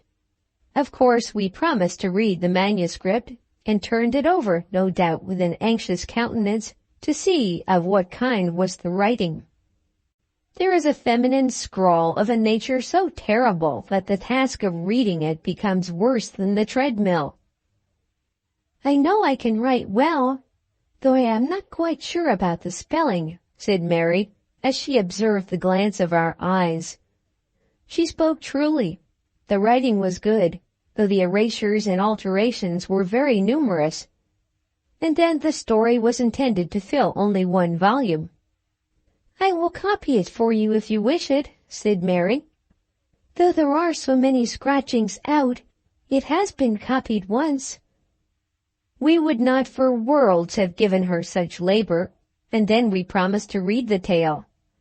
We forget how it was brought about, but she told us at that interview that her mother had obtained leave from the pastry cook round the corner to sit there waiting till Mary should rejoin her. "I thought it would be trouble enough for you to have one of us here," she said with her little laugh, when I asked her why she had not brought her mother on with her. I own that I felt that she had been wise, and when I told her that if she would call on me again that day a week, I would then have read at any rate so much of her work as would enable me to give her my opinion. I did not invite her to bring her mother with her. I knew that I could talk more freely to the girl without the mother's presence. Even when you are past 50 and intend only to preach a sermon, you do not wish to have a mother present. When she was gone, we took up the roll of paper and examined it. We looked at the division into chapters, at the various mottos the poor child had chosen, pronounced to ourselves the name of the story. It was simply the name of the heroine, an easy-going, unaffected, well-chosen name, and read the last page of it. On such occasions, the reader of the work begins his task almost with a conviction that the labor which he is about to undertake will be utterly thrown away. He feels all but sure that the matter will be bad, that it will be better for all parties, writer, intended readers, and intended publisher, that the written word should not be conveyed into type, that it will be his duty after some fashion to convey that unwelcome opinion to the writer, and that the writer will go away incredulous and accusing mentally the mentor of the moment of all manner of literary sins, among which ignorance, jealousy, and falsehood will, in the poor author's imagination, be most prominent. And yet when the writer was asking for that opinion, declaring his especial desire that the opinion should be candid, protesting that his present wish is to have some gauge of his own capability, and that he has come to you, believing you to be above others, able to give him that gauge, while his petition to you was being made, he was in every respect sincere. He had come desirous to measure himself, and had believed that you could measure him. When coming, he did not think that you would declare him to be an Apollo. He had told himself, no doubt, how probable it was that you would point out to him that he was a dwarf. You find him to be an ordinary man, measuring perhaps 5 feet 7, and unable to reach the standard of the particular regiment in which he is ambitious of serving. You tell him so in what civilest words you know, and you are at once convicted in his mind of jealousy, ignorance, and falsehood. And yet he is perhaps a most excellent fellow, and capable of performing the best of service, only in some other regiment. As we looked at Miss Gressley's manuscript, tumbling it through our hands, we expected even from her some such result. She had gained 2 things from us already by her outward and inward gifts, such as they were. First, that we would read her story, and secondly, that we would read it quickly. But she had not as yet gained from us any belief that by reading it we could serve it. We did read it, the most of it, before we left our editorial chair on that afternoon, so that we lost altogether the daily walk so essential to our editorial health, and were put to the expense of a cab on our return home. And we incurred some minimum of domestic discomfort from the fact that we did not reach our own door till 20 minutes after our appointed dinner hour. "I have this moment come from the office as hard as a cab could bring me," we said in answer to the mildest of reproaches, explaining nothing as to the nature of the cause which had kept us so long at our work. We must not allow our readers to suppose that the intensity of our application had arisen from the overwhelming interest of the story. It was not that the story entranced us, but that our feeling for the writer grew as we read the story. It was simple, unaffected, and almost painfully unsensational. It contained, as I came to perceive afterwards, little more than a recital of what her imagination told her might too probably be the result of her own engagement. It was the story of 2 young people who became engaged and could not be married. After a course of years, the man, with many true arguments, asked to be absolved. The woman yields with an expressed conviction that her lover is right, settles herself down for maiden life, then breaks her heart and dies. The character of the man was utterly untrue to nature. That of the woman was true, but commonplace. Other interest or other character there was none. The dialogues between the lovers were many and tedious, and hardly a word was spoken between them which 2 lovers really would have uttered. It was clearly not a work as to which I could tell my little friend that she might depend on it for fame or fortune. When I had finished it, I was obliged to tell myself that I could not advise her even to publish it. But yet I could not say that she had mistaken her own powers or applied herself to a profession beyond her reach. There were a grace and delicacy in her work which were charming. Occasionally she escaped from the trammels of grammar, but only so far that it would be a pleasure to point out to her her errors. There was not a sound that a young lady should not have written, and there were throughout the whole evident signs of honest work. We had 6 days to think it over between our completion of the task and her second visit. She came exactly at the hour appointed and seated herself at once in the armchair before us as soon as the young man had closed the door behind him. There had been no great occasion for nervousness at her first visit, and she had then, by an evident effort, overcome the diffidence incidental to a meeting with a stranger. But now she did not attempt to conceal her anxiety. "Well," she said, leaning forward and looking up into our face with her 2 hands folded together. Even though truth, standing full panoplied at our elbow, had positively demanded it, we could not have told her then to mend her stockings and bake her pies and desert the calling that she had chosen. She was simply irresistible, and would, we fear, have constrained us into falsehood had the question been between falsehood and absolute reprobation of her work. To have spoken hard, heartbreaking words to her would have been like striking a child when it comes to kiss you. We fear that we were not absolutely true at first, and that by that absence of truth we made subsequent pain more painful. "Well," she said, looking up into our face, "have you read it?" We told her that we had read every word of it. "And it is no good?" We fear that we began by telling her that it certainly was good. After a fashion, very good, considering her youth and necessary inexperience, very good indeed. As we said this, she shook her head and sent out a spark or 2 from her eyes, intimating her conviction that excuses or quasi-praise founded on her youth would avail her nothing. "Would anybody buy it from me?" she asked. "No, we did not think that any publisher would pay her money for it." "Would they print it for me without costing me anything?" Then we told her the truth as nearly as we could.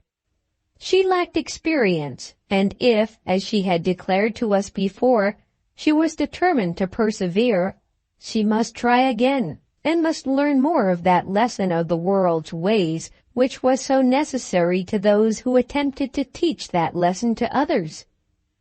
"But I shall try again at once," she said. We shook our head, endeavoring to shake it kindly. "Currer Bell was only a young girl when she succeeded," she added. The injury which Currer Bell did after this fashion was almost equal to that perpetrated by Jack Sheppard. And yet Currer Bell was not very young when she wrote. She remained with us then for above an hour. For more than 2, probably, though the time was not specially marked by us.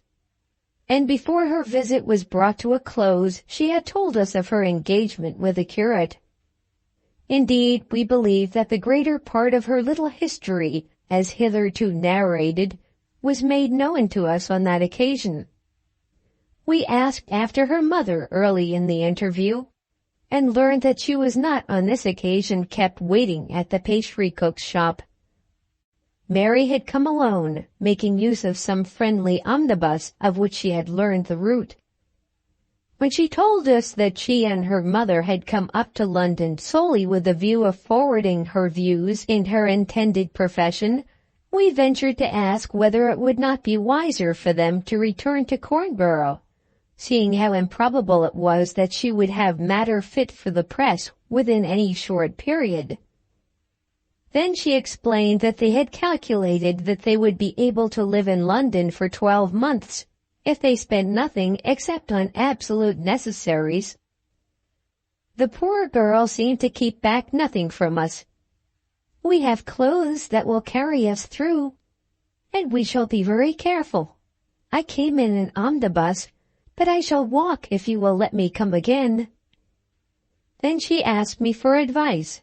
How was she to set about further work with the best chance of turning it to account? It had been altogether the fault of that retired literary gentleman down in the north, who had obtained what standing he had in the world of letters by writing about guano and the cattle plague. Divested of all responsibility, and fearing no further trouble to himself, he had ventured to tell this girl that her work was full of promise.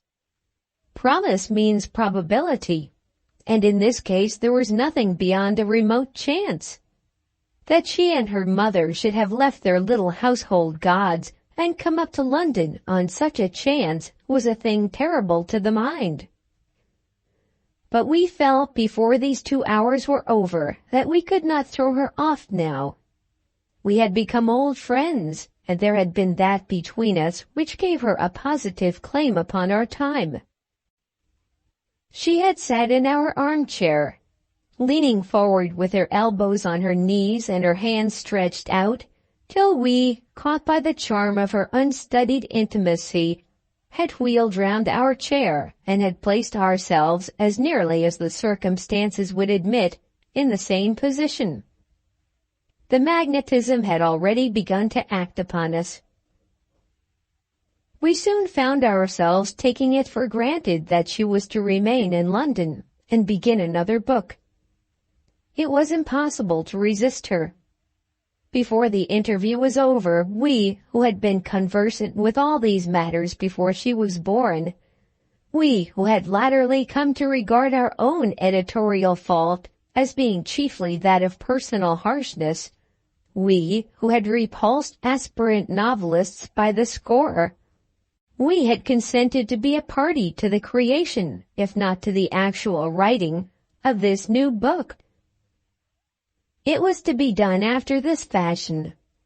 She was to fabricate a plot and to bring it to us, written on 2 sides of a sheet of letter paper. On the reverse sides we were to criticize this plot and to prepare emendations. Then she was to make out skeletons of the men and women who were afterwards to be clothed with flesh and made alive with blood and covered with cuticles.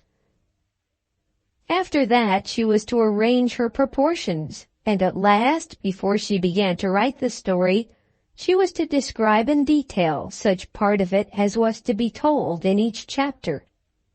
On every advancing wavelet of the work, we were to give her our written remarks. All this we promised to do, because of the quiver in her lip and the alternate tear and sparkle in her eye. "Now that I have found a friend, I feel sure that I can do it," she said, as she held our hand tightly before she left us. In about a month, during which she had twice written to us and twice been answered, she came with her plot. It was the old story, with some additions and some change. There was matrimony instead of death at the end, and an old aunt was brought in for the purpose of relenting and producing an income. We added a few details, feeling as we did so that we were the very worst of botchers. We doubt now whether the old and simple story was not the better of the two. Then, after another lengthened interview, we sent our pupil back to create her skeletons. When she came with the skeletons, we were dear friends and learned to call her Mary. Then it was that she first sat at our editorial table and wrote a love letter to the curate. It was then midwinter, wanting but a few days to Christmas, and Arthur, as she called him, did not like the cold weather. "He does not say so," she said, "but I fear that he is ill. Don't you think there are some people with whom everything is unfortunate?" She wrote her letter, and had recovered her spirits before she took her leave. We then proposed to her to bring her mother to dine with us on Christmas Day. We had made a clean breast of it at home in regard to our heart-flutterings, and had been met with a suggestion that some kindness might, with propriety, be shown to the old lady as well as to the young one. We had felt grateful to the old lady for not coming to our office with her daughter, and at once assented. When we made the suggestion to Mary, there came at first a blush over all her face, and then there followed the well-known smile before the blush was gone. "You'll all be dressed fine," she said. We protested that not a garment would be changed by any of the family after the decent church-going in the morning. "Just as I am?" she asked. "Just as you are," we said, looking at the dear gray frock, adding some mocking assertion that no possible combination of millinery could improve her. "And Mamma will be just the same?" "Then we will come," she said. We told her an absolute falsehood as to some necessity which would take us in a cab to Euston Station on the afternoon of that Christmas Day, so that we could call and bring them both to our house without trouble or expense. "You shan't do anything of the kind," she said. However, we swore to our falsehood, perceiving as we did so that she did not believe a word of it. But in the matter of the cab we had our own way. We found the mother to be what we had expected, a weak, ladylike, lachrymose old lady, endowed with a profound admiration for her daughter, and so bashful that she could not at all enjoy her plum pudding. We think that Mary did enjoy hers thoroughly. She made a little speech to the mistress of the house, praising ourselves with warm words and tearful eyes, and immediately won the heart of a new friend. She allied herself warmly to our daughters, put up with the schoolboy pleasantries of our sons, and before the evening was over was dressed up as a ghost for the amusement of some neighboring children who were brought in to play snapdragon.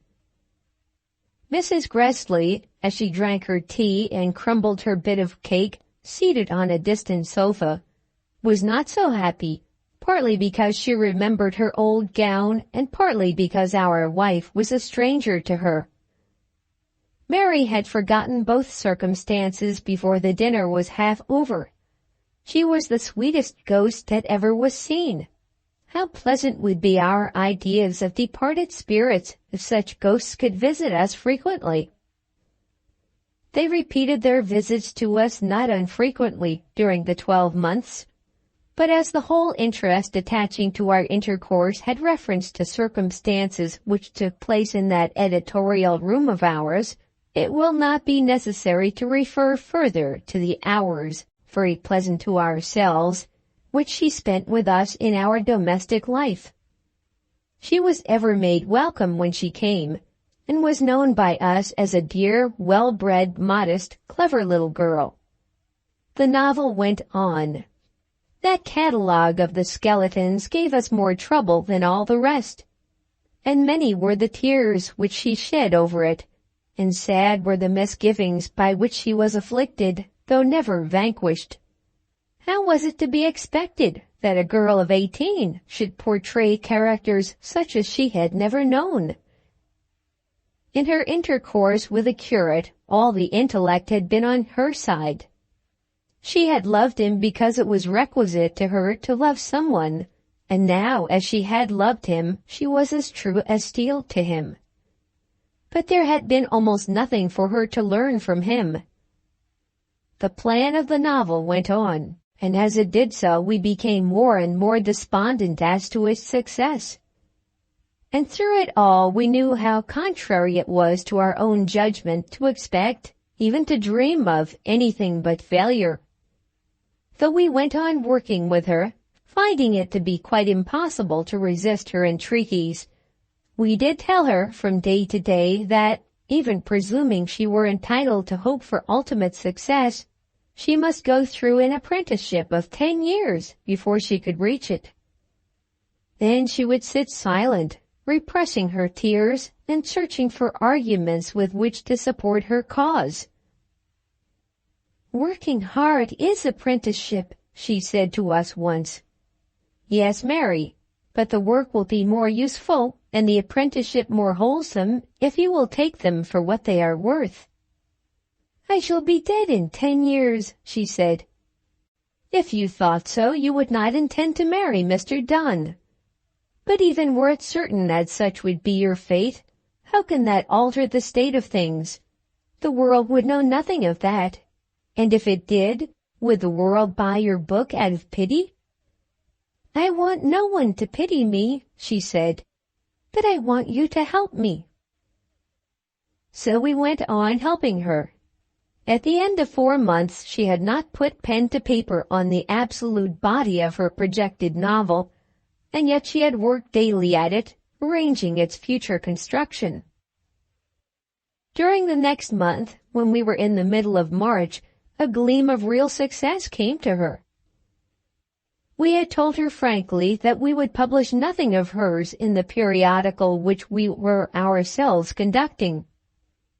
She had become too dear to us for us not to feel that, were we to do so, we should be doing it rather for her sake than for that of our readers. But we did procure for her the publication of 2 short stories elsewhere. For these she received 12 guineas, and it seemed to her that she had found an El Dorado of literary wealth. I shall never forget her ecstasy when she knew that her work would be printed, or her renewed triumph when the first humble check was given into her hands. There are those who will think that such a triumph, as connected with literature, must be sordid. For ourselves, we are ready to acknowledge that money payment for work done is the best and most honest test of success. We are sure that it is so felt by young barristers and young doctors, and we do not see why rejoicing on such realization of long-cherished hope should be more vile with a literary aspirant than with them. "What do you think I'll do first with it?" she said. We thought she meant to send something to her lover, and we told her so. "I'll buy Mamma a bonnet to go to church in. I didn't tell you before, but she hasn't been these 3 Sundays because she hasn't one fit to be seen." I changed the check for her, and she went off and bought the bonnet.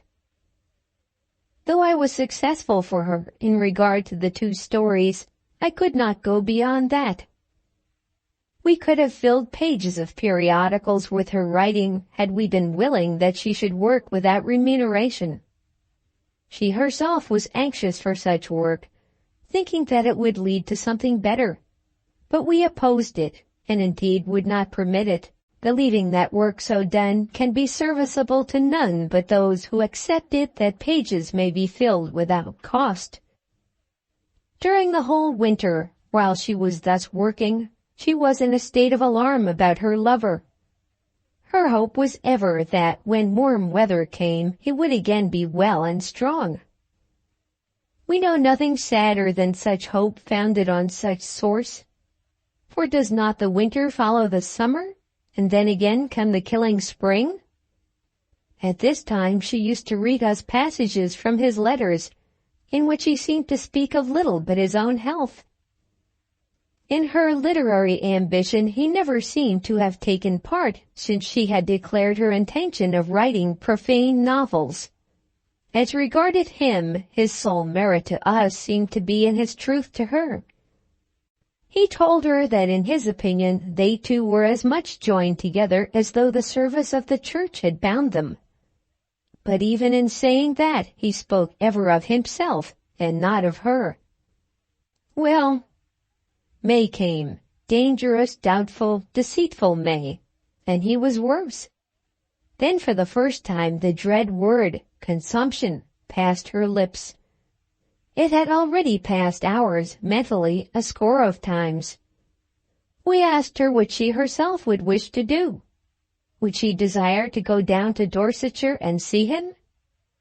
She thought a while, and said that she would wait a little longer. The novel went on, and at length, in June, she was writing the actual words on which, as she thought, so much depended.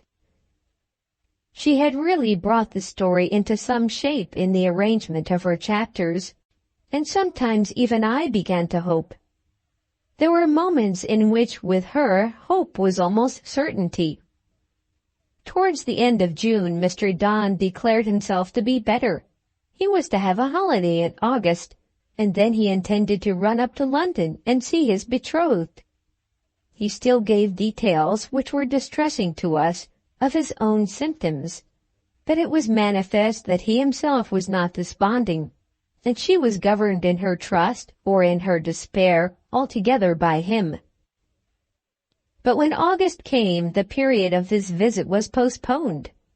The heat had made him weak, and he was to come in September. Early in August we ourselves went away for our annual recreation. Not that we shoot grouse, or that we have any strong opinion that August and September are the best months in the year for holiday making, but that everybody does go in August. We ourselves are not specially fond of August. In many places to which one goes a-touring, mosquitoes bite in that month. The heat, too, prevents one from walking. The inns are all full, and the railways crowded. April and May are twice pleasanter months in which to see the world and the country. But fashion is everything, and no man or woman will stay in town in August for whom there exists any practicability of leaving it. We went on the 10th, just as though we had a moor, and one of the last things we did before our departure was to read and revise the last written chapter of Mary's story. About the end of September we returned, and up to that time the lover had not come to London. Immediately on our return we wrote to Mary, and the next morning she was with us. She had seated herself on her usual chair before she spoke, and we had taken her hand and asked after herself and her mother. Then, with something of mirth in our tone, we demanded the work which she had done since our departure. "He is dying," she replied. She did not weep as she spoke. It was not on such occasions as this that the tears filled her eyes, but there was in her face a look of fixed and settled misery which convinced us that she at least did not doubt the truth of her own assertion. We muttered something as to our hope that she was mistaken. "The doctor there has written to tell Mamma that it is so. Here is his letter." The doctor's letter was a good letter, written with more of assurance than doctors can generally allow themselves to express. "I fear that I am justified in telling you," said the doctor, "that it can only be a question of weeks." We got up and took her hand. There was not a word to be uttered. "I must go to him," she said after a pause. "Well, yes, it will be better." "But we have no money." It must be explained now that offers of slight, very slight, pecuniary aid had been made by us both to Mary and to her mother on more than one occasion. These had been refused with adamantine firmness, but always with something of mirth, or at least of humor, attached to the refusal. The mother would simply refer to the daughter, and Mary would declare that they could manage to see the 12-month through and go back to Cornborough without becoming absolute beggars. She would allude to their joint wardrobe, and would confess that there would not have been a pair of boots between them but for that 12 guineas, and indeed she seemed to have stretched that modest incoming so as to cover a legion of purchases.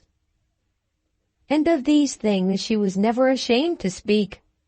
We think there must have been at least 2 gray frocks, because the frock was always clean, and never absolutely shabby. Our girls at home declared that they had seen 3. Of her frock, as it happened, she never spoke to us, but the new boots and the new gloves, and ever so many things that I can't tell you about, which we really couldn't have gone without, all came out of the 12 guineas. That she had taken not only with delight, but with triumph. But pecuniary assistance from ourselves she had always refused. "It would be a gift," she would say.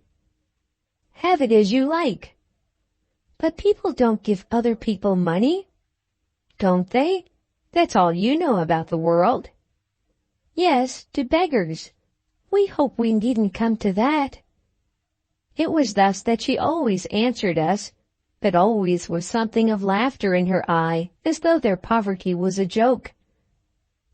Now, when the demand upon her was for that which did not concern her personal comfort, which referred to a matter felt by her to be vitally important, She declared without a minute's hesitation that she had not money for the journey.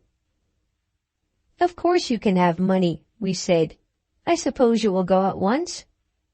"Oh yes, at once. That is, in a day or two, after he shall have received my letter. Why should I wait?" We sat down to write a check, and she, seeing what we were doing, asked how much it was to be. "No, half that will do," she said. "Mamma will not go. We have talked it over and decided it. Yes, I know all about that. I am going to see my lover, my dying lover, and I have to beg for the money to take me to him. Of course I am a young girl, but in such a condition am I to stand upon the ceremony of being taken care of? A housemaid wouldn't want to be taken care of at 18. We did exactly as she bade us, and then attempted to comfort her while the young man went to get money for the check. What consolation was possible? It was simply necessary to admit with frankness that sorrow had come from which there could be no present release. "Yes," she said, "time will cure it, in a way. One dies in time, and then of course it is all cured. One hears of this kind of thing often," she said afterwards, still leaning forward in her chair, still with something of the old expression in her eyes, something almost of humor in spite of her grief. "But it is the girl who dies. When it is the girl, there isn't after all so much harm done. A man goes about the world and can shake it off, and then there are plenty of girls." We could not tell her how infinitely more important, to our thinking, was her life than that of him whom she was going to see now for the last time. But there did spring up within our mind a feeling greatly opposed to that conviction which formerly we had endeavored to impress upon herself, that she was destined to make for herself a successful career. She went and remained by her lover's bedside for 3 weeks.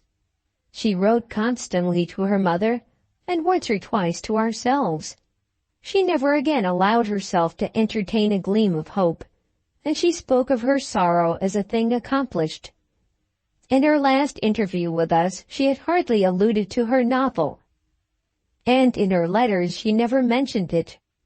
But she did say one word which made us guess what was coming. "You will find me greatly changed in one thing," she said. "So much changed that I need never have troubled you." The day for her return to London was twice postponed, but at last she was brought to leave him. Stern necessity was too strong for her. Let her pinch herself as she might, she must live down in Dorsetshire, and could not live on his means, which were as narrow as her own. She left him, and on the day after her arrival in London she walked across from Euston Square to our office. "Yes," she said, "it is all over. I shall never see him again on this side of heaven's gates." We do not know that we ever saw a tear in her eyes produced by her own sorrow. She was possessed of some wonderful strength which seemed to suffice for the bearing of any burden. Then she paused, and we could only sit silent, with our eyes fixed upon the rug. "I have made him a promise," she said at last. Of course we asked her what was the promise, though at the moment we thought that we knew. "I will make no more attempt at novel writing." "Such a promise should not have been asked, or given," we said vehemently. "It should have been asked, because he thought it right," she answered. "And of course it was given. Must he not know better than I do? Is he not one of God's ordained priests?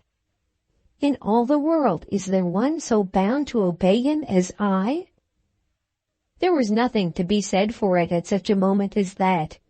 There is no enthusiasm equal to that produced by a deathbed parting. "I grieve greatly," she said, "that you should have had so much vain labor with a poor girl who can never profit by it." "I don't believe the labor will have been vain," we answered. having altogether changed those views of ours as to the futility of the pursuit which she had adopted. "I have destroyed it all," she said. "What? Burned the novel?" "Every scrap of it. I told him that I would do so, and that he should know that I had done it. Every page was burned after I got home last night, and then I wrote to him before I went to bed." "Do you mean that you think it wicked that people should write novels?" we asked.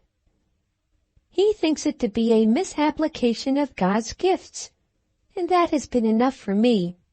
He shall judge for me, but I will not judge for others.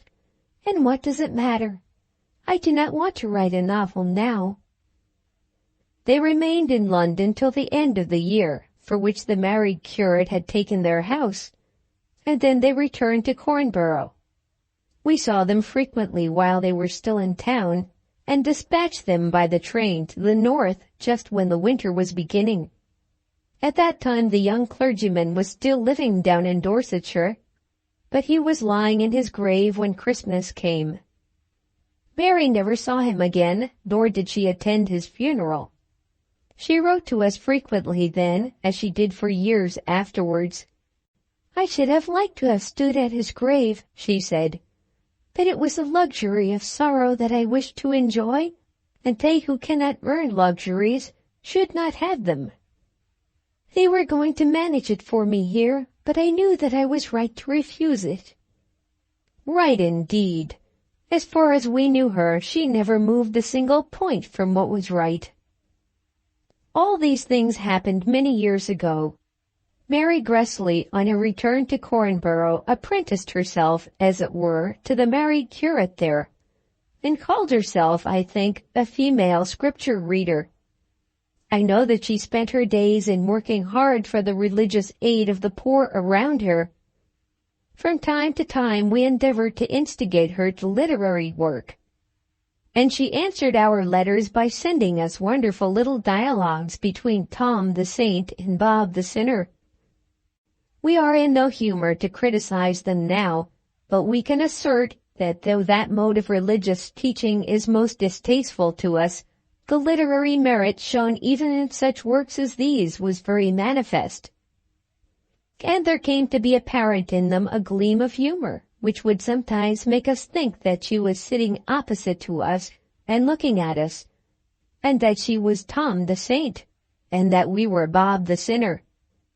We said what we could to turn her from her chosen path, throwing into our letters all the eloquence and all the thought of which we were masters, but our eloquence and our thoughts were equally in vain. At last, when 8 years had passed over her head after the death of Mr. Donne, she married a missionary who was going out to some forlorn country on the confines of African colonization, and there she died. We saw her on board the ship in which she sailed, and before we parted there had come that tear into her eyes, the old look of supplication on her lips, and the gleam of mirth across her face.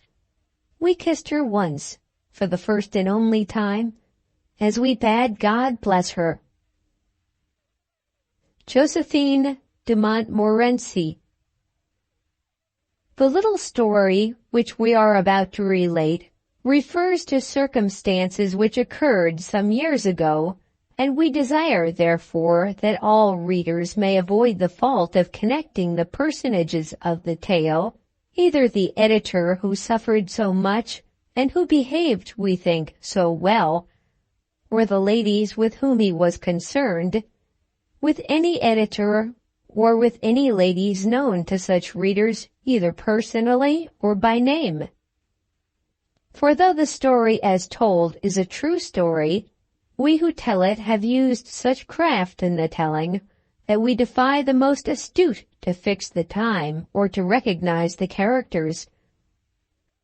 It will be sufficient if the curious will accept it as a fact that at some date since magazines became common in the land, a certain editor, sitting in his office, came upon the perusal of the following letter, addressed to him by name. 19 King Charles Street, 1st May, 18 blank. Dear Sir, I think that literature needs no introduction, and judging of you by the character which you have made for yourself in its paths, I do not doubt but you will feel as I do. I shall therefore write to you without reserve.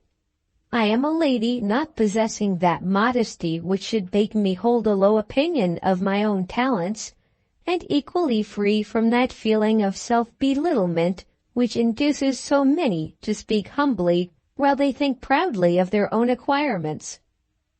Though I am still young, I have written much for the press, and I believe I may boast that I have sometimes done so successfully.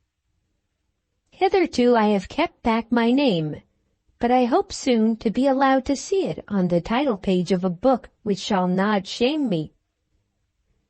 My object in troubling you is to announce the fact, agreeable enough to myself, that I have just completed a novel in 3 volumes, and to suggest to you that it should make its first appearance to the world in the pages of the magazine under your control. I will frankly tell you that I am not myself fond of this mode of publication, but Messrs. X, Y, Z of Paternoster Row, with whom you are doubtless acquainted, have assured me that such will be the better course. In these matters one is still terribly subject to the tyranny of the publishers, who surely of all cormorants are the most greedy, and of all tyrants are the most arrogant. Though I have never seen you, I know you too well to suspect for a moment that my words will ever be repeated to my respectable friends in the Row. Shall I wait upon you with my manuscript, or will you call for it? Or perhaps it may be better that I should send it to you. Young ladies should not run about, even after editors, and it might be so probable that I should not find you at home. Messrs. X, Y, and Z have read the manuscript, or more probably the young man whom they keep for the purpose has done so, and the nod of approval has been vouchsafed. Perhaps this may suffice, but if a second examination be needful, the work is at your service. Yours faithfully, and in hopes of friendly relations, Josephine de Montmorency. I am English, though my unfortunate name will sound French in your ears. For facility in telling of our story, we will call this especial editor Mr. Brown. Mr. Brown's first feeling on reading the letter was decidedly averse to the writer. But such is always the feeling of editors to would-be contributors, though contributions are the very food on which an editor must live. But Mr. Brown was an unmarried man who loved the rustle of feminine apparel, who delighted in the brightness of a woman's eye, when it would be bright for him, and was not indifferent to the touch of a woman's hand. As editors go, or went then, he knew his business, and was not wont to deluge his pages with weak feminine wear in return for smiles and flattering speeches, as editors have done before now. But still he liked an adventure, and was perhaps afflicted by some slight flaw of judgment, in consequence of which the words of pretty women found with him something of preponderating favor. Who is there that will think evil of him because it was so? He read the letter a second time, and did not send that curt, heart-rending answer which is so common to editors. The editor's compliments and thanks, but his stock of novels is at present so great that he cannot hope to find room for the work which has been so kindly suggested. Of King Charles Street, Brown could not remember that he had ever heard, and he looked it out at once in the directory. There was a King Charles Street in Camden Town, at number 19 of which street was stated that a Mr. Puffle resided. But this told him nothing. Josephine de Montmorency might reside with Mrs. Puffle in Camden Town, and yet write a good novel, or be a very pretty girl. And there was a something in the tone of the letter which made him think that the writer was no ordinary person.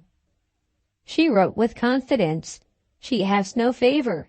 And then she declared that Messrs. XYZ, with whom Mr. Brown was intimate, had read and approved her novel. Before he answered the note, he would call in the row and ask a question or two. He did call and saw Mr. Z. Mr. Z remembered well that the manuscript had been in their house. He rather thought that X, who was out of town, had seen Miss Montmorency, perhaps on more than one occasion. The novel had been read and, well, Mr. Z would not quite say approved, but it had been thought that there was a good deal in it. "I think I remember X telling me that she was an uncommon pretty young woman," said Z. "And there is some mystery about her. I didn't see her myself, but I am sure there was a mystery." Mr. Brown made up his mind that he would at any rate see the manuscript. He felt disposed to go at once to Camden Town, but still had fears that in doing so he might seem to make himself too common. There are so many things of which an editor is required to think. It is almost essential that they who are ambitious of serving under him should believe that he is enveloped in manuscripts from morning to night, that he cannot call an hour his own, that he is always bringing out that periodical of his in a frenzy of mental exertion, that he is to be approached only with difficulty, and that a call from him is a visit from a god.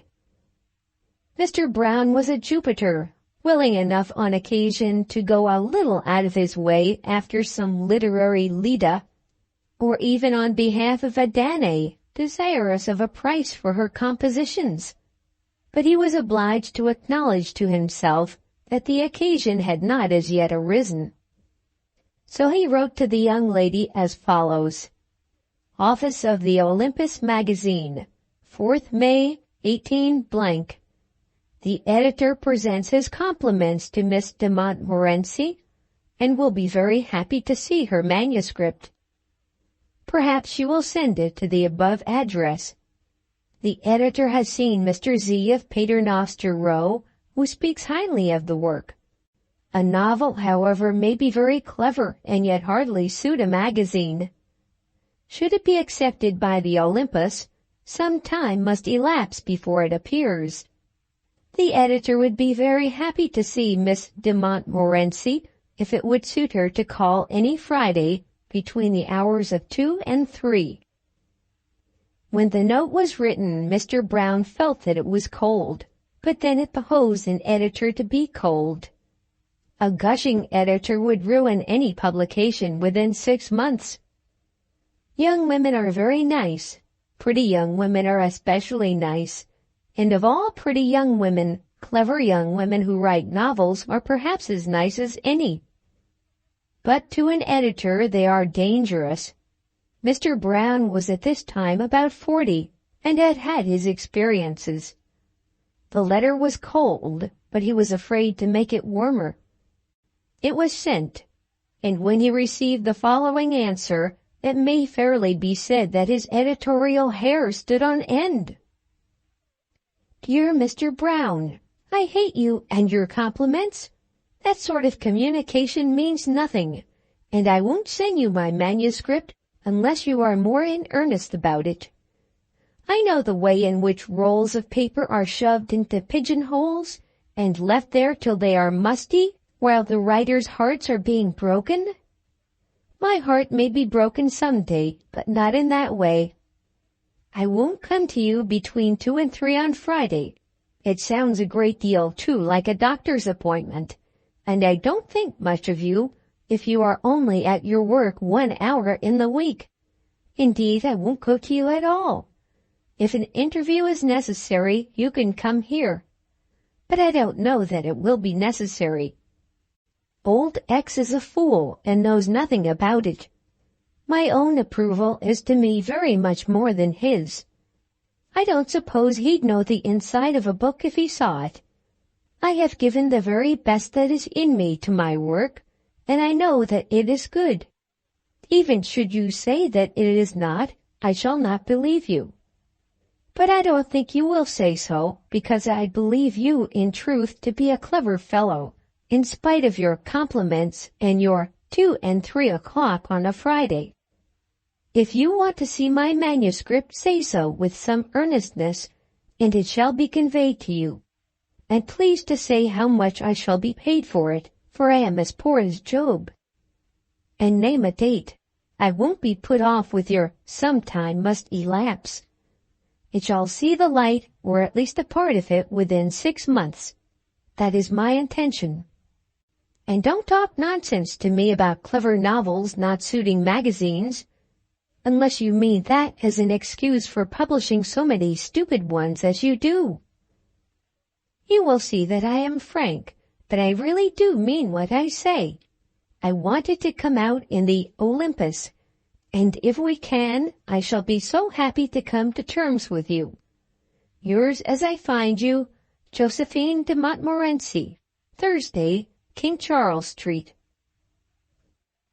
This was an epistle to startle an editor as coming from a young lady, but yet there was something in it that seemed to imply strength.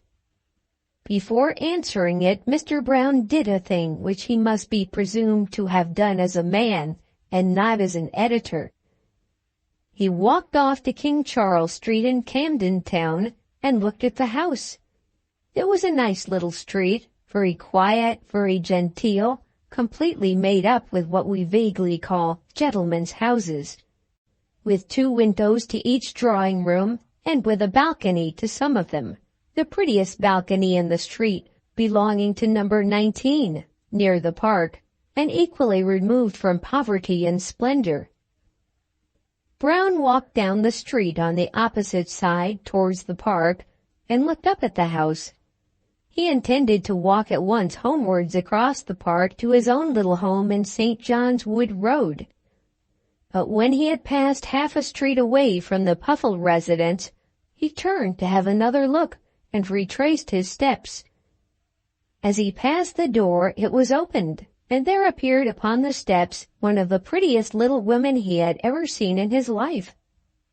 She was dressed for walking, with that jaunty, broad, open bonnet which women then wore, and seemed, as some women do seem, to be an amalgam of softness, prettiness, archness, fun, and tenderness, and she carried a tiny blue parasol.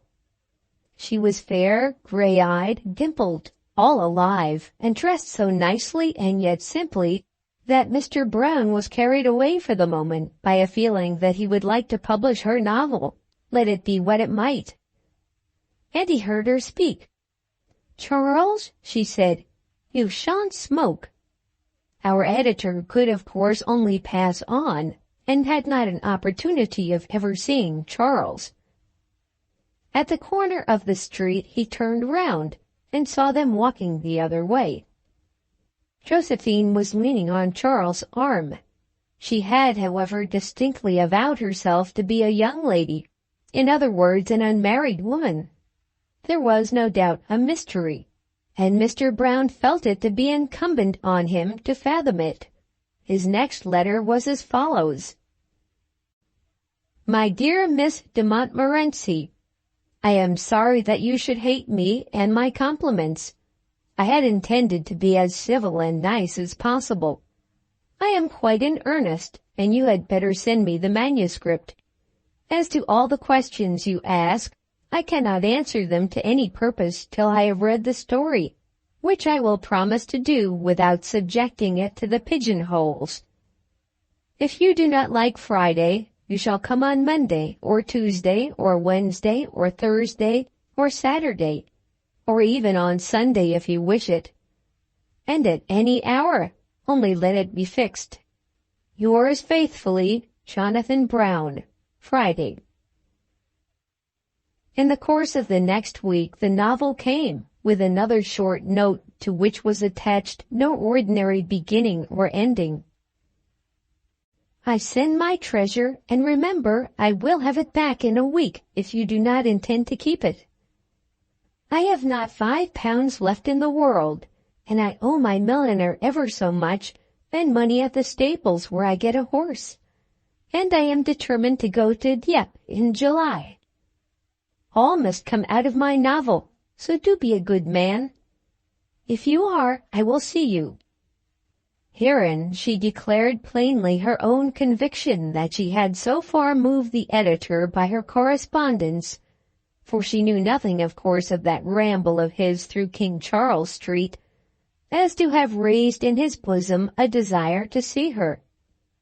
Indeed, she made no secret of such conviction. "Do as I wish," she said plainly, "and I will gratify you by a personal interview." But the interview was not to be granted till the novel had been accepted and the terms fixed. Such terms, too, as it would be very improbable that any editor could accord. "Not so black as he's painted." That was the name of the novel which it now became the duty of Mr. Brown to read. When he got it home, he found that the writing was much worse than that of the letters. It was small and crowded, and carried through without those technical demarcations which are so comfortable to printers and so essential to readers. The erasures were numerous, and bits of the story were written, as it were, here and there. It was a manuscript to which Mr. Brown would not have given a second glance had there not been an adventure behind it. The very sending of such a manuscript to any editor would have been an impertinence, if it were sent by any but a pretty woman. Mr. Brown, however, toiled over it and did read it. Read it, or at least enough of it to make him know what it was. The verdict which Mr. Z had given was quite true. No one could have called the story stupid. No mentor experienced in such matters would have ventured on such evidence to tell the aspirant that she had mistaken her walk in life, and had better sit at home and darn her stockings. Out of those heaps of ambitious manuscripts which are daily subjected to professional readers, such verdicts may safely be given in regard to 4/5, either that the aspirant should darn her stockings, or that he should prune his fruit trees. It is equally so with the works of one sex as with those of the other. The necessity of saying so is very painful, and the actual stocking or the fruit tree itself is not often named. The cowardly professional reader, indeed, unable to endure those thorns in the flesh of which poor Thackeray spoke so feelingly, when hard-pressed for definite answers, generally lies. He has been asked to be candid, but he cannot bring himself to undertake a duty so onerous, so odious, and one as to which he sees so little reason that he personally should perform it.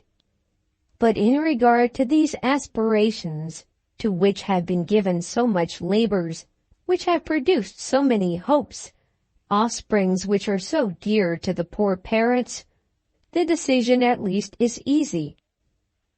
And there are others in regard to which a hopeful reader finds no difficulty, as to which he feels assured that he is about to produce to the world the fruit of some new-found genius. But there are doubtful cases which worry the poor judge till he knows not how to trust his own judgment. At this page he says, "Yes, certainly." At the next he shakes his head as he sits alone amidst his papers. Then he is dead against the aspirant. Again there is improvement, and he asks himself, where is he to find anything that is better? As our editor read Josephine's novel, he had learned to call her Josephine in that silent speech in which most of us indulge, and which is so necessary to an editor. He was divided between yes and no throughout the whole story. Once or twice he found himself wiping his eyes, and then it was all yes with him. Then he found the pages ran with a cruel heaviness which seemed to demand decisive editorial severity. A whole novel, too, is so great a piece of business. There would be such difficulty were he to accept it. How much must he cut out? How many of his own hours must he devote to the repairing of mutilated sentences and the remodeling of indistinct scenes? In regard to a small piece, an editor, when moved that way, can afford to be good-natured. He can give to it the hour or so of his own work which it may require. And if after all it be nothing, or as will happen sometimes, much worse than nothing, the evil is of short duration. In admitting such a thing he has done an injury, but the injury is small. It passes in the crowd and is forgotten. The best Homer that ever edited must sometimes nod. But a whole novel, a piece of work that would last him perhaps for 12 months, no editor can afford to nod for so long a period. But then this tale, this novel of Not So Black as He's Painted, this story of a human devil for whose crimes no doubt some Byronic apology was made with great elaboration by the sensational Josephine, was not exactly bad. Our editor had wept over it. Some tender-hearted Medora, who on behalf of her hyena in love had gone through miseries enough to kill half a regiment of heroines, had dimmed the judge's eyes with tears. What stronger proof of excellence can an editor have? But then there were those long pages of metaphysical twaddle, sure to elicit scorn and neglect from old and young. They at any rate must be cut out. But in the cutting of them out, a very mincemeat would be made of the story. And yet Josephine de Montmorency, with her impudent little letters, had already made herself so attractive. What was our editor to do? He knew well the difficulty that would be before him should he once dare to accept and then undertake to alter. She would be as a tigress to him, as a tigress fighting for her young. That work of altering is so ungracious, so precarious, so incapable of success in its performance. The long-winded, far-fetched, high-stilted, unintelligible sentence which you elide with so much confidence in your judgment has been the very apple of your author's eye. In it she has intended to convey to the world the fruits of her best meditation for the last 12 months. Thinking much over many things in her solitude, she has at last invented a truth, and there it lies. That wise men may adopt it, and candid women admire it, is the hope, the solace, and at last almost the certainty of her existence. She repeats the words to herself and finds that they will form a choice quotation to be used in coming books. It is for the sake of that one newly invented truth, so she tells herself, though not quite truly, that she desires publication. You come, and with a dash of your pen you annihilate the precious gem. Is it in human nature that you should be forgiven? Mr. Brown had had his experiences and understood all this well. Nevertheless, he loved dearly to please a pretty woman. And it must be acknowledged that the letters of Josephine were such as to make him sure that there might be an adventure, if he chose to risk the pages of his magazine. The novel had taken him 4 long evenings to read, and at the end of the 4th he sat thinking of it for an hour. Fortune either favored him, or the reverse, as the reader may choose to regard the question, in this, that there was room for the story in his periodical if he chose to take it. He wanted a novel, but then he did not want feminine metaphysics.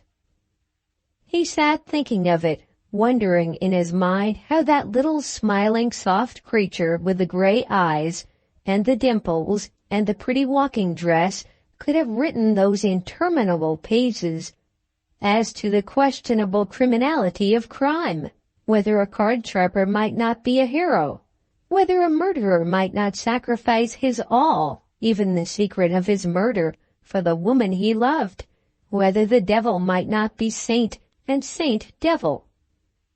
At the end of the hour he got up from his chair, stretched himself with his hands in his trouser pockets, and said aloud, though alone, that he'd be damned if he would. It was an act of great self-denial, a triumph of principle over passion.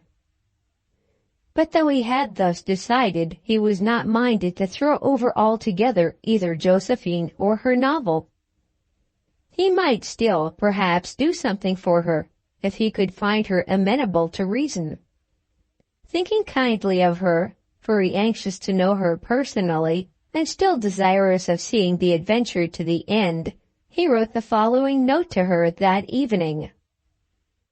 Cross Bank, St. John's Wood. Saturday night. My dear Miss de Montmorency, I knew how it would be. I cannot give you an answer about your novel without seeing you. It so often happens that the answer can't be yes or no.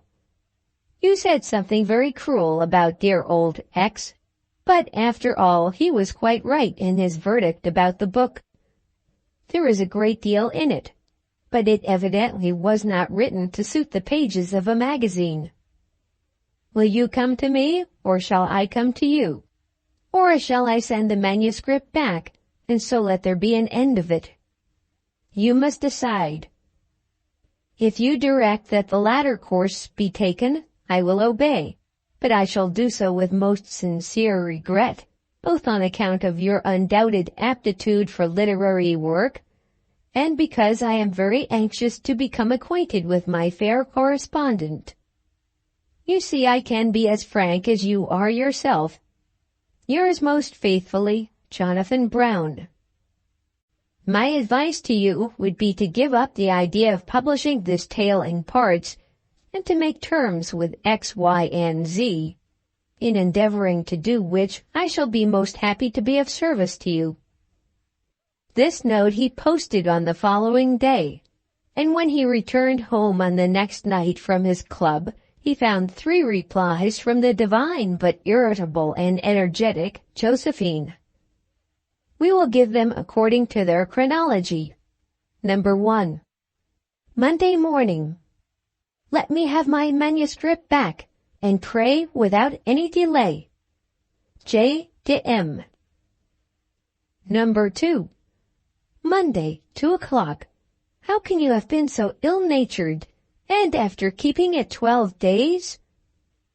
His answer had been written within a week of the receipt of the parcel at his office, and he had acted with a rapidity which nothing but some tender passion would have instigated.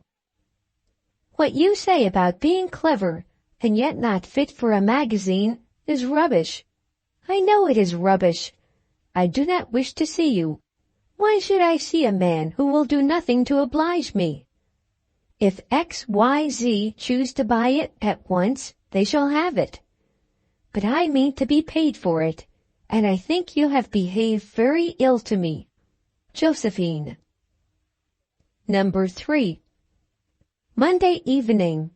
My dear Mr. Brown, can you wonder that I should have lost my temper and almost my head? I have written twice before today, and hardly know what I said. I cannot understand you editing people. You are just like women. You will and you won't. I am so unhappy. I had allowed myself to feel almost certain that you would take it, and have told that cross man at the stables he should have his money. Of course I can't make you publish it. But how you can put in such yards of stupid stuff, all about nothing on earth, and then send back a novel which you say yourself is very clever, is what I can't understand. I suppose it all goes by favor, and the people who write are your uncles and aunts and grandmothers and lady-loves. I can't make you do it, and therefore I suppose I must take your advice about those old hugger-muggers in Paternoster Row. But there are ever so many things you must arrange. I must have the money at once, and I won't put up with just a few pounds. I have been at work upon that novel for more than 2 years, and I know that it is good. I hate to be grumbled at and complained of and spoken to as if a publisher were doing me the greatest favor in the world when he is just going to pick my brains to make money of them. I did see old X or old Z, or old Y, and the snuffy old fellow told me that if I worked hard, I might do something some day. I have worked harder than ever he did, sitting there and squeezing brains, and sucking the juice out of them like an old ghoul. I suppose I had better see you, because of money and all that. I'll come, or else send someone, at about 2 on Wednesday. I can't put it off till Friday, and I must be home by 3. You might as well go to XYZ in the meantime, and let me know what they say. J.D.M. There was an unparalleled impudence in all this which affronted, amazed, and yet in part delighted our editor. Josephine evidently regarded him as her humble slave, who had already received such favors as entitled her to demand from him any service which she might require of him. You might as well go to X, Y, and Z and let me know what they say. And then that direct accusation against him, that all went by favor with him. I think you have behaved very ill to me. Why, had he not gone out of his way, very much out of his way indeed, to do her a service? Was he not taking on her behalf an immense trouble for which he looked for no remuneration, unless remuneration should come in that adventure of which he had but a dim foreboding? All this was unparalleled impudence, but then impudence from pretty women is only sauciness, and such sauciness is attractive. None but a very pretty woman who openly trusted in her prettiness would dare to write such letters, and the girl whom he had seen on the doorstep was very pretty. As to his going to XYZ before he had seen her, that was out of the question. That very respectable firm in the Row would certainly not give money for a novel without considerable caution, without much talking, and a regular understanding and bargain. As a matter of course, they would take time to consider. X, Y, and Z were not in a hurry to make money to pay a milliner or to satisfy a stable-keeper, and would have but little sympathy for such troubles, all which it would be Mr. Brown's unpleasant duty to explain to Josephine de Montmorency. But though this would be unpleasant, still there might be pleasure.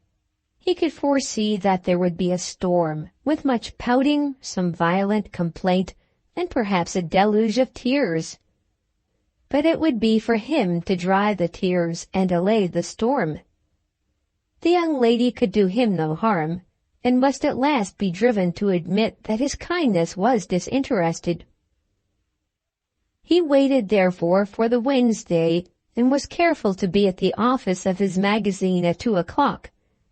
In the ordinary way of his business, the office would not have seen him on that day, but the matter had now been present in his mind so long, and had been so much considered, had assumed so large a proportion of his thoughts, that he regarded not at all this extra trouble. With an air of indifference he told the lad who waited upon him as half clerk and half errand boy that he expected a lady, and then he sat down as though to compose himself to his work. But no work was done. Letters were not even opened. His mind was full of Josephine de Montmorency. If all the truth is to be told, it must be acknowledged that he did not even wear the clothes that were common to him when he sat in his editorial chair. He had prepared himself somewhat, and a new pair of gloves was in his hat.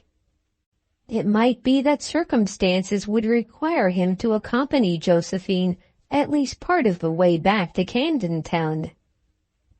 At 2:30 the lady was announced, Miss de Montmorency, and our editor, with palpitating heart, rose to welcome the very figure, the very same pretty walking dress, the same little blue parasol, which he had seen upon the steps of the house in King Charles Street. He could swear to the figure, and to the very step, although he could not as yet see the veiled face.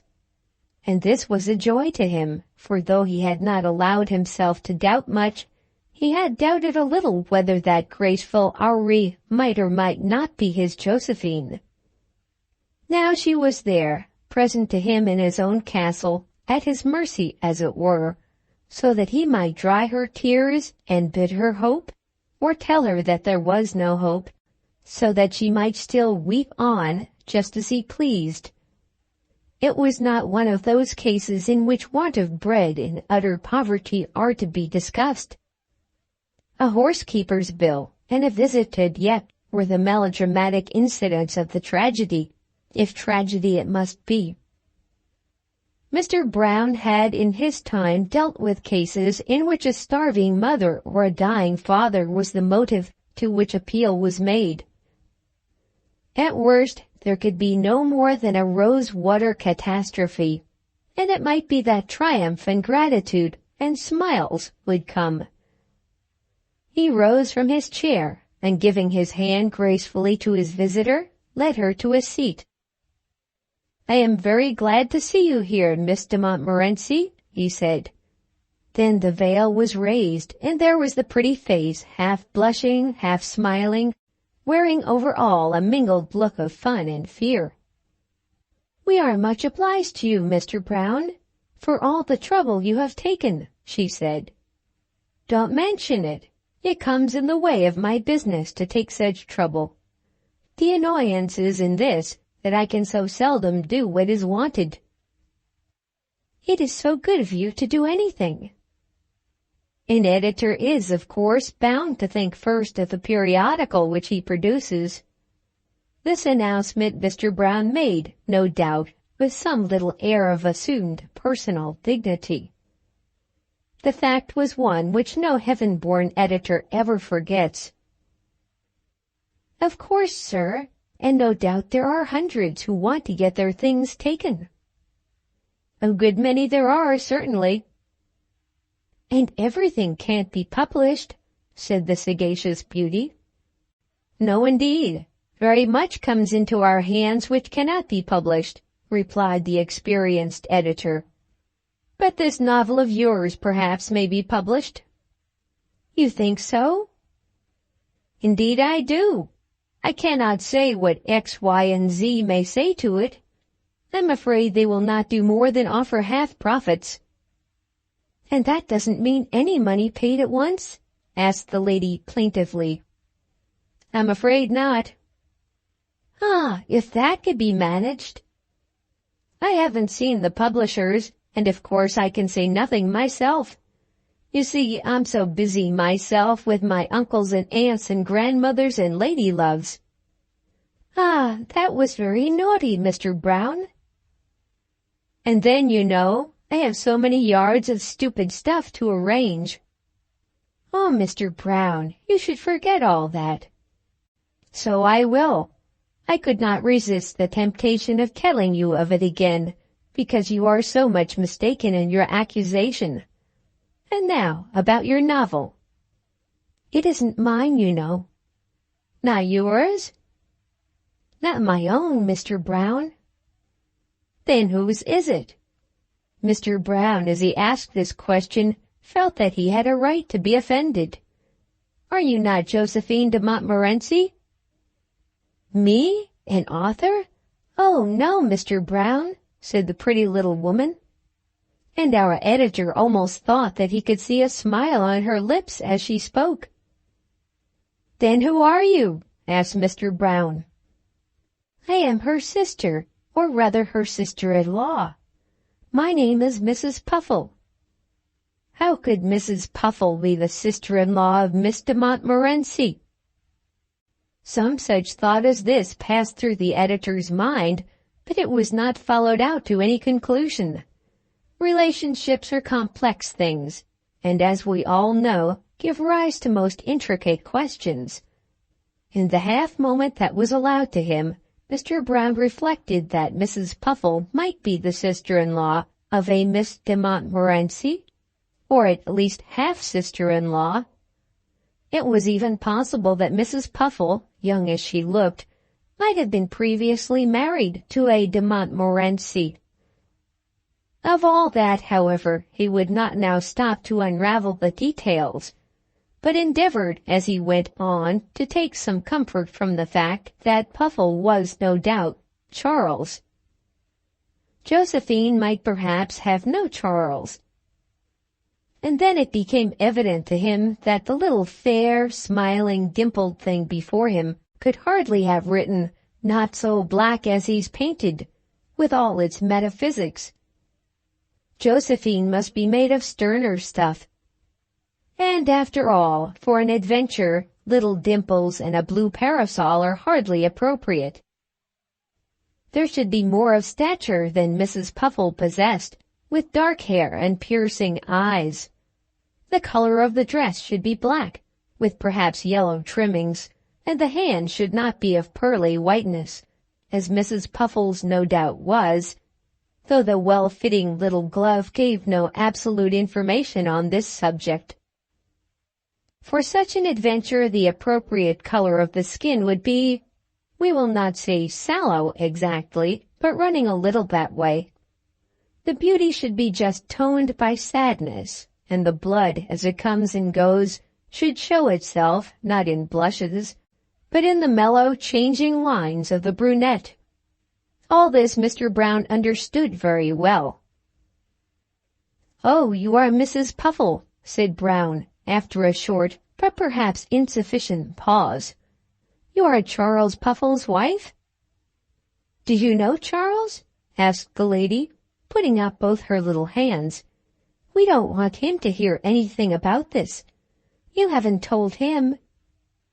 "I've told him nothing as yet," said Mr. Brown. "Pray don't. It's a secret. Of course he'll know it some day." "Oh, Mr. Brown, you won't betray us. How very odd that you should know Charles." "Does he smoke as much as ever, Mrs. Puffle?" "How very odd that he never should have mentioned it." "Is it at his office that you see him?" "Well, no, not at his office." "How is it that he manages to get away on an afternoon as he does?" "It's very seldom, only 2 or 3 times in a month, when he really has a headache from sitting at his work. Dear me, how odd!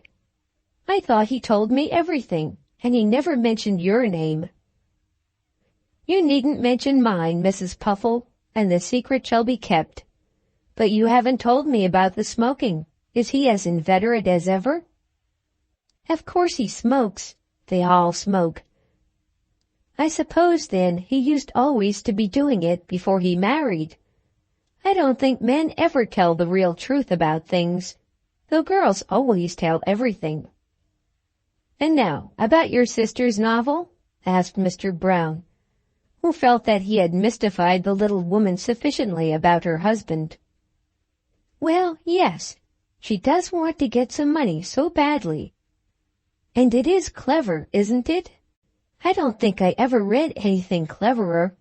Isn't it enough to take your breath away when Orlando defends himself before the lords?" This referred to a very high-flown passage which Mr. Brown had determined to cut out when he was thinking of printing the story for the pages of the Olympus. "And she will be so broken-hearted. I hope you are not angry with her because she wrote in that way." "Not in the least. I liked her letters. She wrote what she really thought."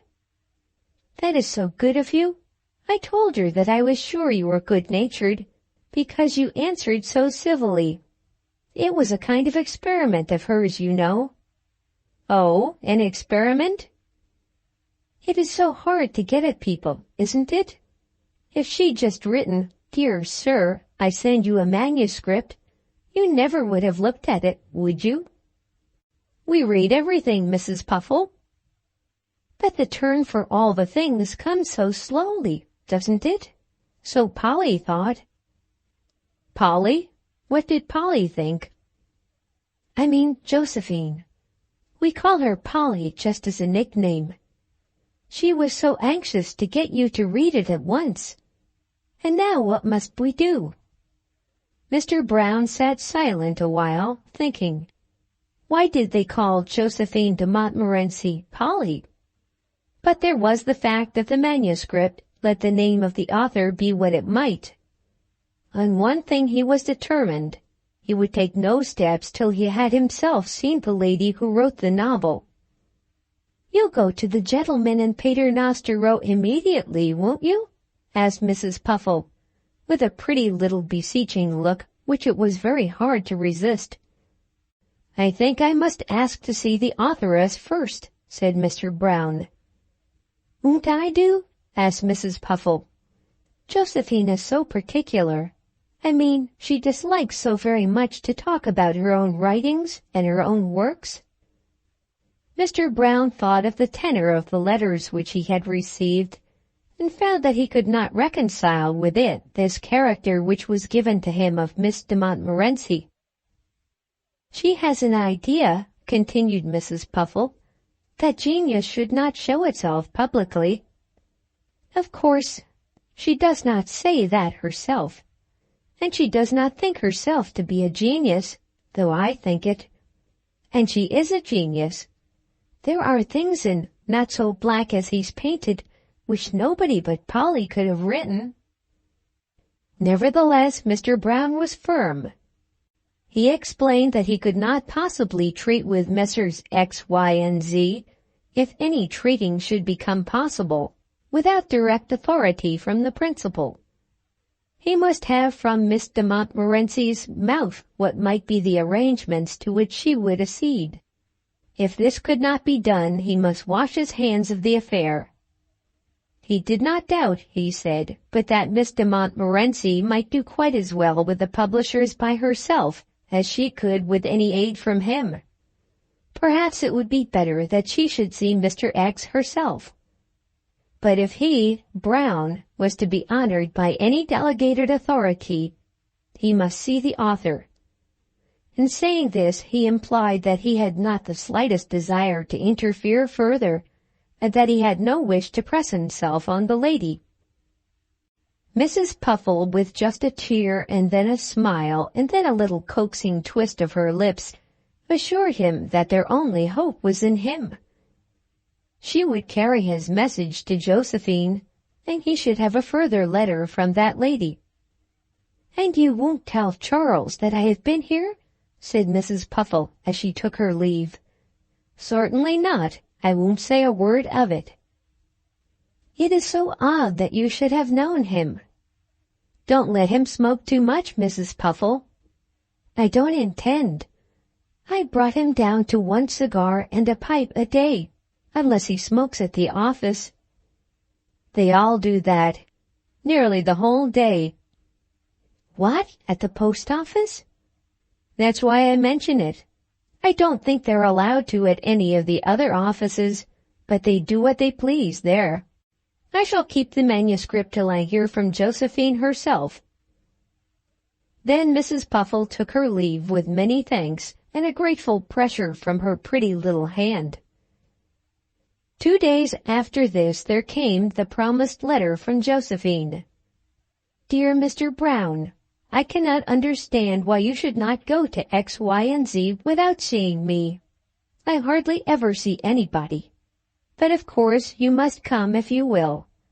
I got my sister to go because she is so gentle and nice that I thought she could persuade anybody to do anything. She says that you know Mr. Puffle quite well, which seems to be so very odd. He doesn't know that I ever write a word, and I didn't think he had an acquaintance in the world whom I don't know the name of. You're quite wrong about one thing. They never smoke at the post office, and they wouldn't be let to do it. If you choose to come, you must. I shall be at home any time on Friday morning, that is, after 9:30, when Charles goes away.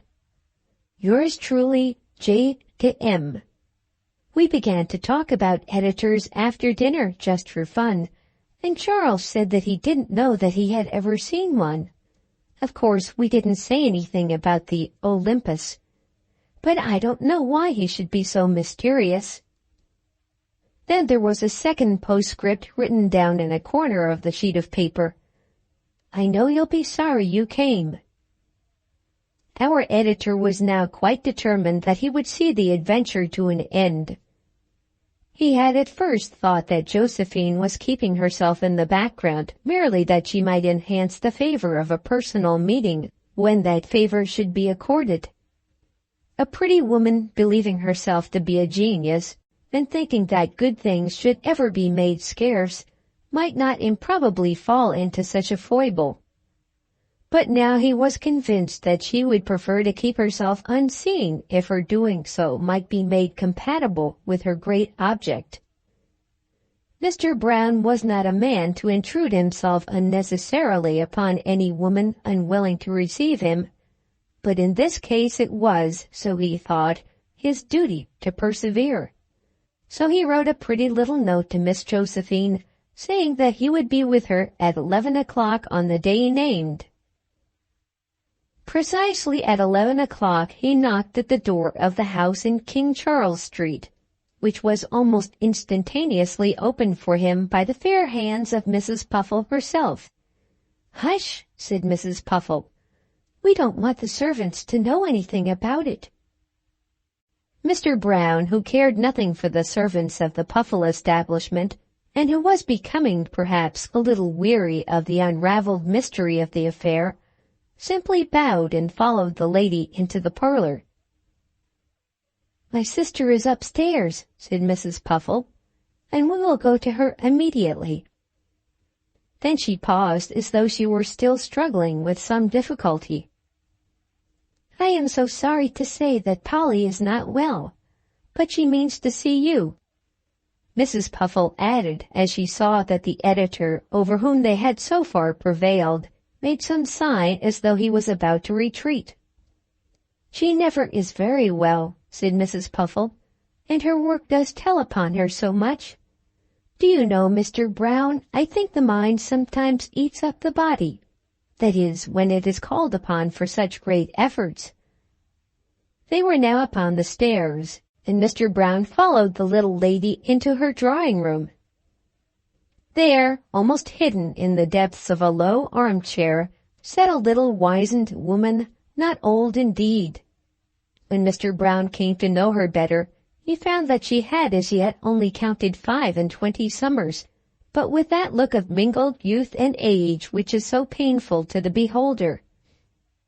Who has not seen it, the face in which the eye and the brow are young and bright, but the mouth and the chin are old and haggard?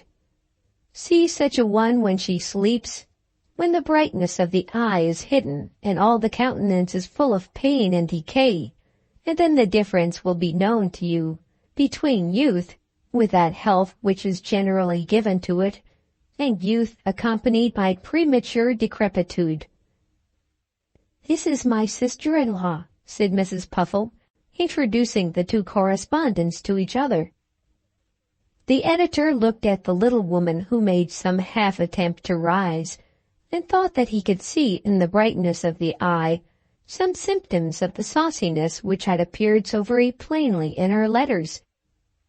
And there was a smile, too, about the mouth, though the lips were thin and the chin poor, which seemed to indicate that the owner of them did in some sort enjoy this unraveling of her riddle, as though she were saying to herself, "What do you think now of the beautiful young woman who has made you write so many letters and read so long a manuscript, and come all the way at this hour of the morning to Camden Town?" Mr. Brown shook hands with her and muttered something to the effect that he was sorry not to see her in better health. "No," said Josephine de Montmorency, "I am not very well. I never am. I told you that you had better put up with seeing my sister." We say no more than the truth of Mr. Brown in declaring that he was now more ready than ever to do whatever might be in his power to forward the views of this young authoress.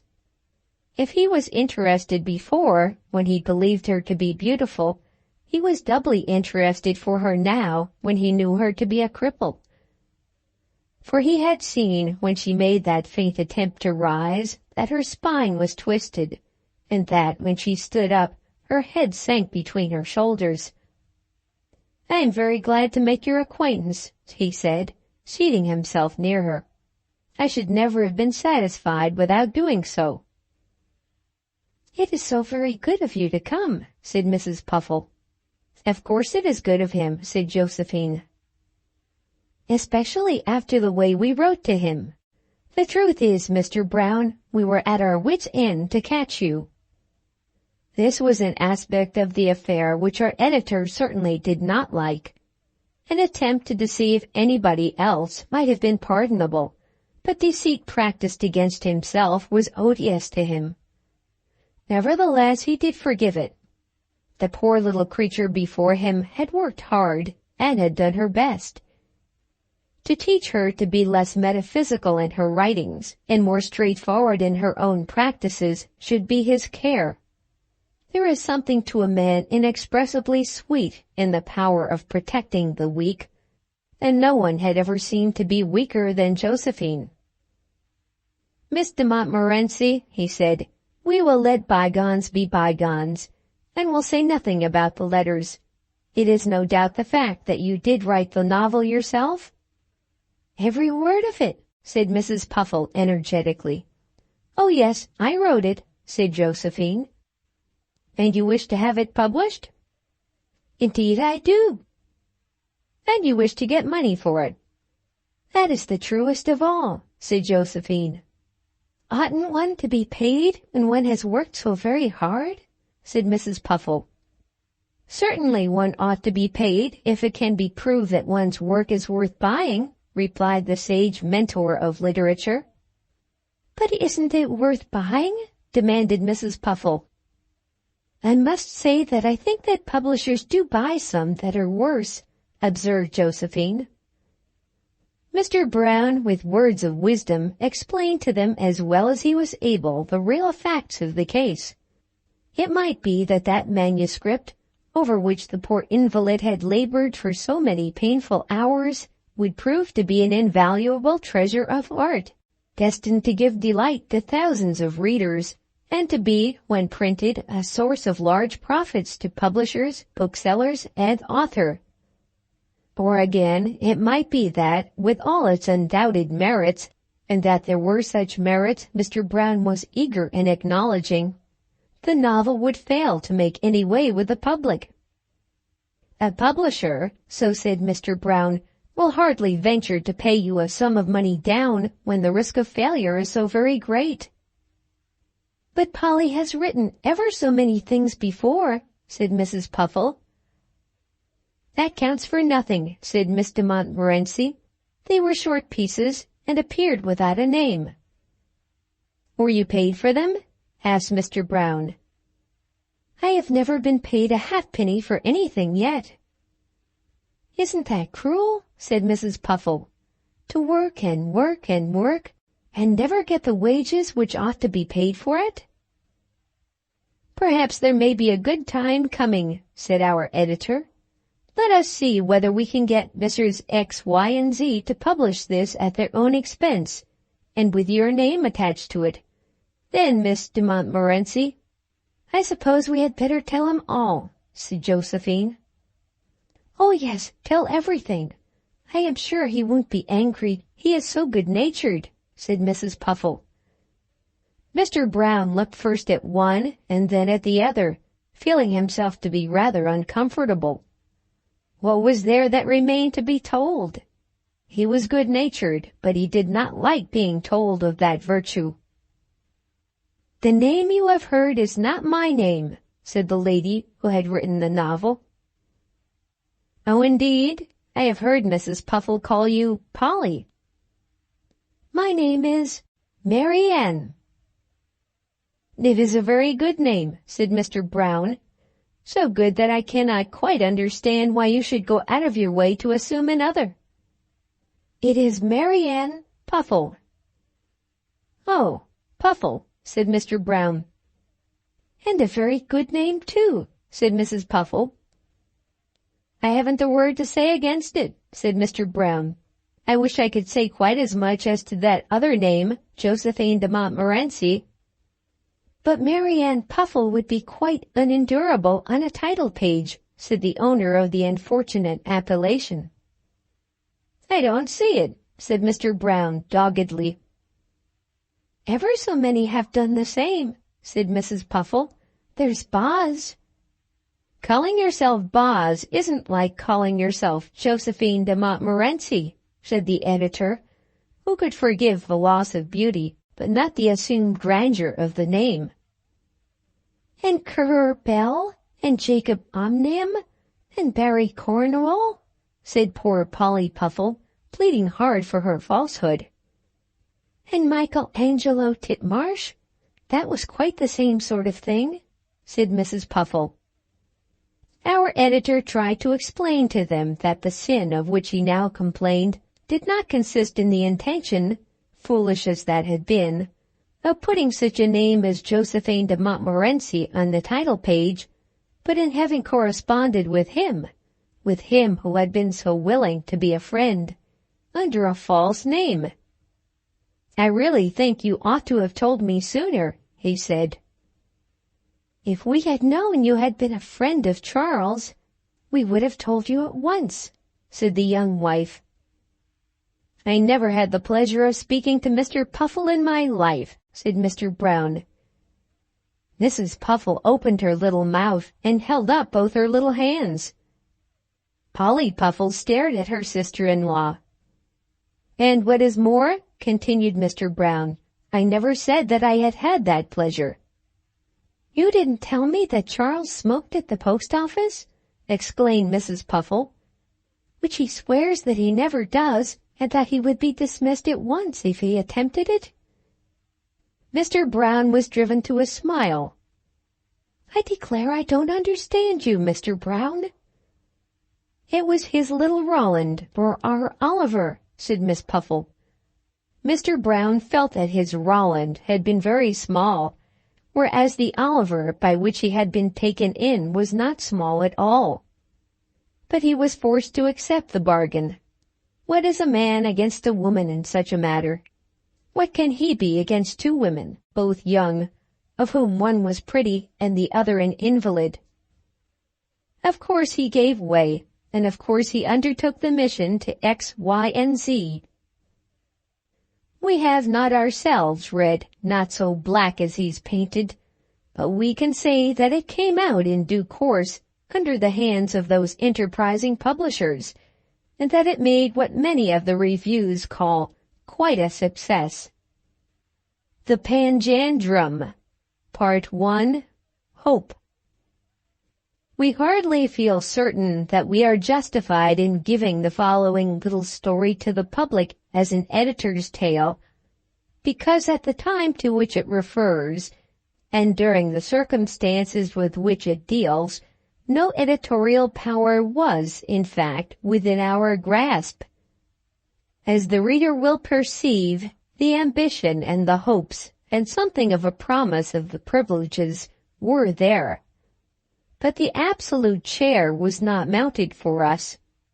The great we was not, in truth, ours to use. And indeed, the interval between the thing we then so cordially desired and the thing as it has since come to exist was one of so many years that there can be no right on our part to connect the two periods. We shall therefore tell our story, as might any ordinary individual, in the first person singular, and speak of such sparks of editorship as did fly up around us, as having created but a dim coruscation, and as having been quite insufficient to justify the delicious plural. It is now just 30 years ago since we determined to establish the Panjandrum magazine. The we here spoken of is not an editorial we, but a small set of human beings who shall be personally introduced to the reader. The name was intended to be delightfully meaningless, but we all thought that it was euphonious, graphic also, and sententious, even though it conveyed no definite idea. That question of a name had occupied us a good deal, and had almost split us into parties. For I will now speak of myself as I had wished to call it by the name of a very respectable young publisher who was then commencing business, and by whom we intended that the trade part of our enterprise should be undertaken. Colburns was an old affair in those days, and I doubt whether Bentley's was not already in existence. Blackwood's and Fraser's were at the top of the tree, and as I think, the Metropolitan was the only magazine then in much vogue not called by the name of this or that enterprising publisher. But some of our colleagues would not hear of this, and were ambitious of a title that should describe our future energies and excellences. I think we should have been called the Pandrastic, but that the one lady who joined our party absolutely declined the name. At one moment we had almost carried Pan-Urge. The Man's Magazine was thought of, not as opposed to womanhood, but as intended to trump the Gentleman's. But a hint was given to us that we might seem to imply that our periodical was not adapted for the perusal of females. We meant the word man in the great generic sense, but the somewhat obtuse outside world would not have so taken it. The HBP was for a time in the ascendant, and was favored by the lady, who drew for us a most delightful little circle containing the letters illustrated, what would now be called a monogram, only that the letters were legible. The fact that nobody would comprehend that the HBP intended to express the general opinion of the shareholders that honesty is the best policy was felt to be a recommendation rather than otherwise. I think it was the enterprising young publisher who objected to the initials, not, I am sure, from any aversion to the spirit of the legend. Many other names were tried, and I shall never forget the look which went round our circle when one young and gallant but too indiscreet reformer suggested that, were it not for offense, whence offense should not come, the purge was the very name for us. From all which it will be understood that it was our purpose to put right many things that were wrong. The matter held us in discussion for some months, and then we agreed to call the great future lever of the age the Panjandrum. When a new magazine is about to be established in these days, the first question raised will probably be one of capital. A very considerable sum of money, running far into 4 figures, if not going beyond it, has to be mentioned and made familiar to the ambitious promoters of the enterprise. It was not so with us. Nor was it the case that our young friend the publisher agreed to find the money, leaving it to us to find the wit. I think we selected our young friend chiefly because, at that time, he had no great business to speak of, and could devote his time to the interests of the Panjandrum. As for ourselves, we were all poor, and in the way of capital, a set of human beings more absurdly inefficient for any purposes of trade could not have been brought together. We found that for a sum of money which we hoped that we might scrape together among us, we could procure paper and print for a couple of 1,000 copies of our first number. And after that we were to obtain credit for the second number by the reputation of the first. Literary advertising, such as is now common to us, was then unknown. The cost of sticking up the Panjandrum at railway stations and on the tops of the omnibuses certainly would not be incurred. Of railway stations there were but few in the country, and even omnibuses were in their infancy. A few modest announcements in the weekly periodicals of the day were thought to be sufficient, and indeed there pervaded us all an assurance that the coming of the Panjandrum would be known to all men, even before it had come. I doubt whether our desire was not concealment rather than publicity. We measured the importance of the Panjandrum by its significance to ourselves, and by the amount of heart which we intended to throw into it. Ladies and gentlemen who get up magazines in the present day are wiser. It is not heart that is wanted, but very big letters on very big boards, and plenty of them. We were all heart. It must be admitted now that we did not bestow upon the matter of literary excellence quite so much attention as that branch of the subject deserves. We were to write and edit our magazine and have it published, not because we were good at writing or editing, but because we had ideas which we wished to promulgate.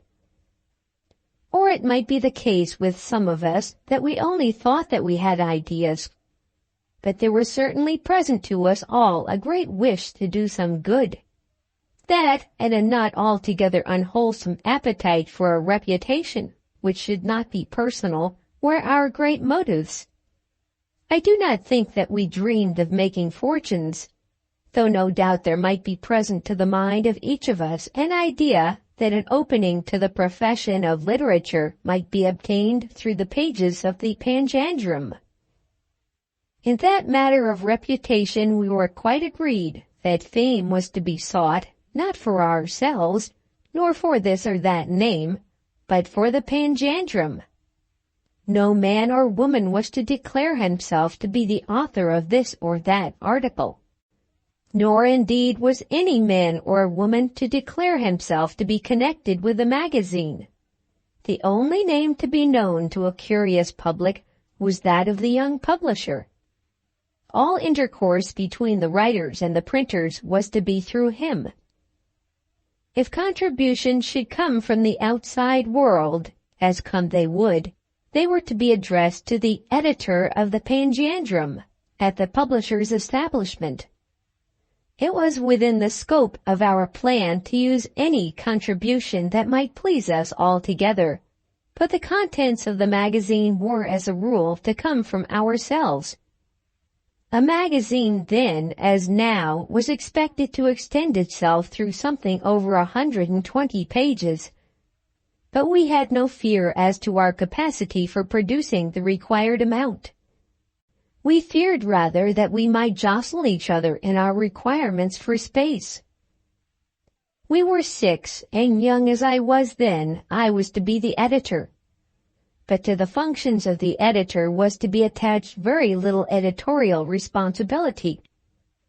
What should and what should not appear in each monthly number was to be settled in conclave.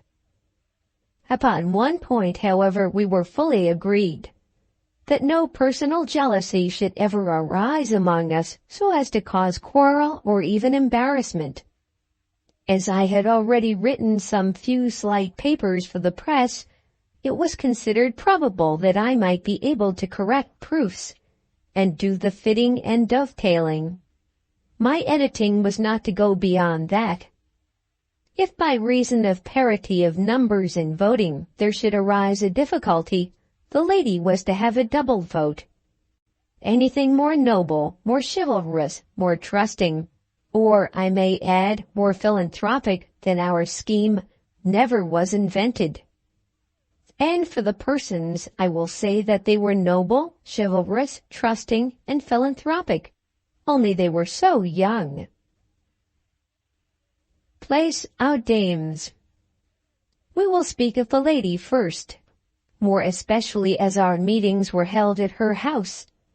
I fear that I may, at the very outset of our enterprise, turn the hearts of my readers against her by saying that Mrs. St. Quentin was separated from her husband. I must, however, beg them to believe that this separation had been occasioned by no moral fault or odious misconduct on her part. I will confess that I did at that time believe that Mr. St. Quentin was an ogre, and that I have since learned to think that he simply labored under a strong and perhaps monomaniacal objection to literary pursuits. As Mrs. St. Quentin was devoted to them, harmony was impossible, and the marriage was unfortunate. She was young, being perhaps about 30, but I think that she was the eldest among us. She was good-looking, with an ample brow and bright eyes and large clever mouth, but no woman living was ever further removed from any propensity to flirtation. There resided with her a certain Miss Collins, an elderly, silent lady who was present at all our meetings, and who was considered to be pledged to secrecy.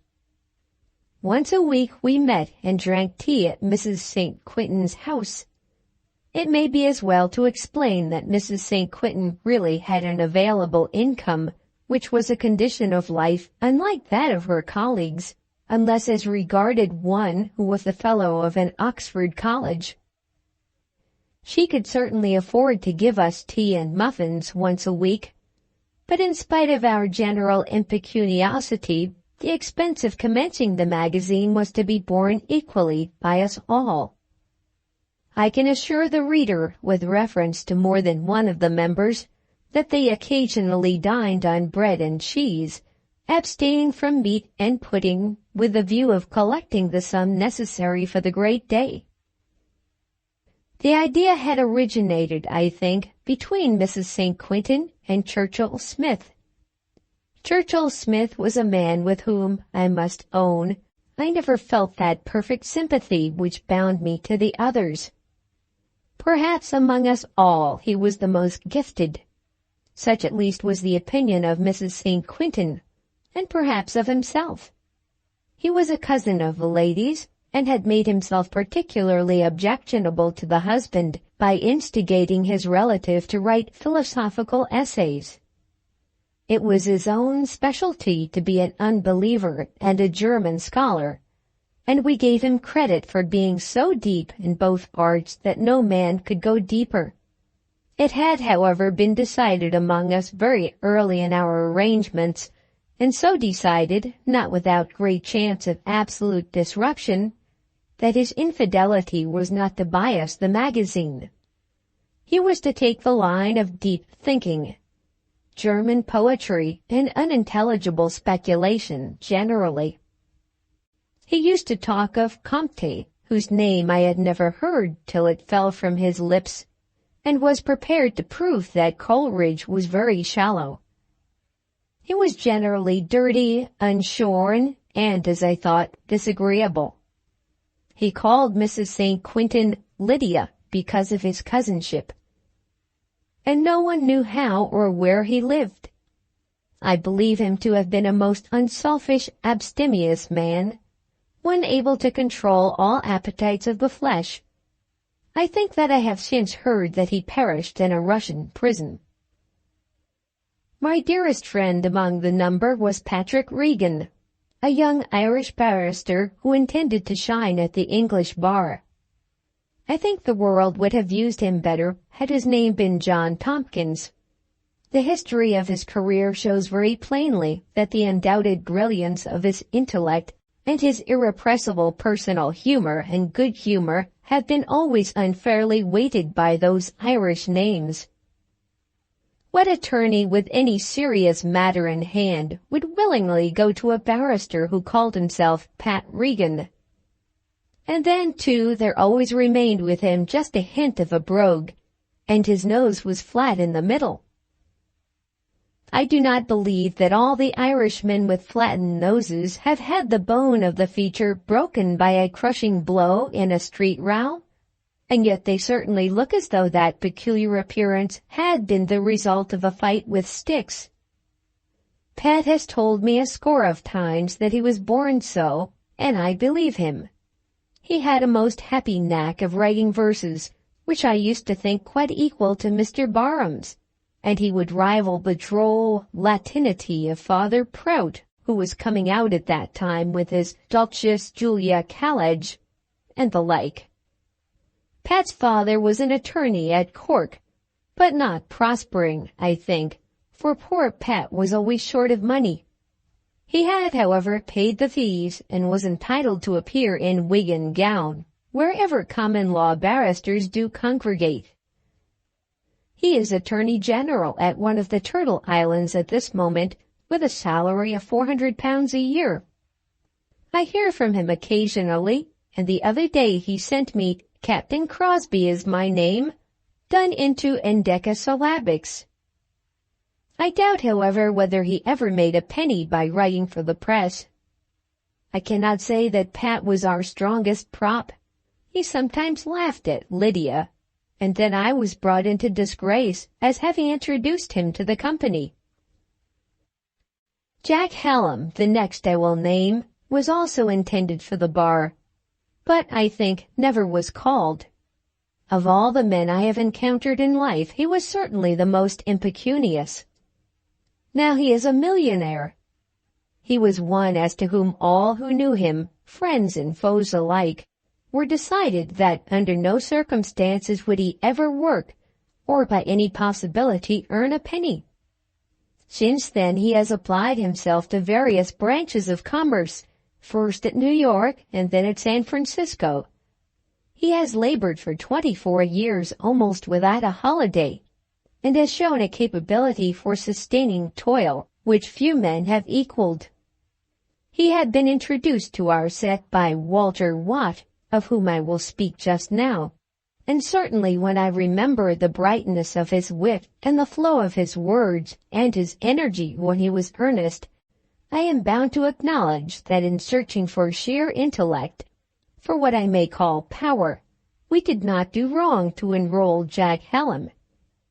He had various crude ideas in his head of what he would do for us, having a leaning always to the side of bitter mirth. I think he fancied that satire might be his forte. As it is, they say that no man living has a quicker eye to the erection of a block of buildings in a coming city. He made a fortune at Chicago, and is said to have erected Omaha out of his own pocket. I am told that he pays income tax in the United States or nearly $1 million per annum. I wonder whether he would lend me £5 if I asked him. I never knew a man so free as Jack at borrowing half a crown or a clean pocket handkerchief. Walter Watt was a fellow of blank. Blank, I believe, has fellows who do not take orders. It must have had one such in those days, for nothing could have induced our friend, Walter Watt, to go into the church. How it came to pass that the dons of a college at Oxford should have made a fellow of so wild a creature was always a mystery to us. I have since been told that at blank the reward could hardly be refused to a man who had gone out a first in classics and had got the nudicate. Such had been the career of young Watt, and though I say that he was wild, his moral conduct was not bad. He simply objected on principle to all authority, and was of opinion that the goods of the world should be in common. I must say of him that in regard to one individual, his practice went even beyond his preaching, for Jack Hallam certainly consumed more of the fellowship than did Walter Watt himself. Jack was dark and swarthy. Walter was a fair little man with long hair falling on the sides of his face and cut away over his forehead, as one sees it sometimes cut in a picture. He had round blue eyes, a well-formed nose, and handsome mouth and chin. He was very far gone in his ideas of reform, and was quite in earnest in his hope that by means of the panjandrum something might be done to stay the general wickedness, or rather ugliness, of the world. At that time Carlyle was becoming prominent as a thinker and writer among us, and Watt was never tired of talking to us of the hero of Sartor Resartus. He was an excellent and most unselfish man, whose chief fault was an inclination for the making of speeches, which he had picked up at an Oxford debating society. He now lies buried at Kensal Green. I thought to myself when I saw another literary friend laid there some 8 years since, that the place had become very quickly populated, since I and Regan had seen poor Watt placed in his last home almost amidst a desert. Of myself I need only say that at that time I was very young, very green, and very ardent as a politician.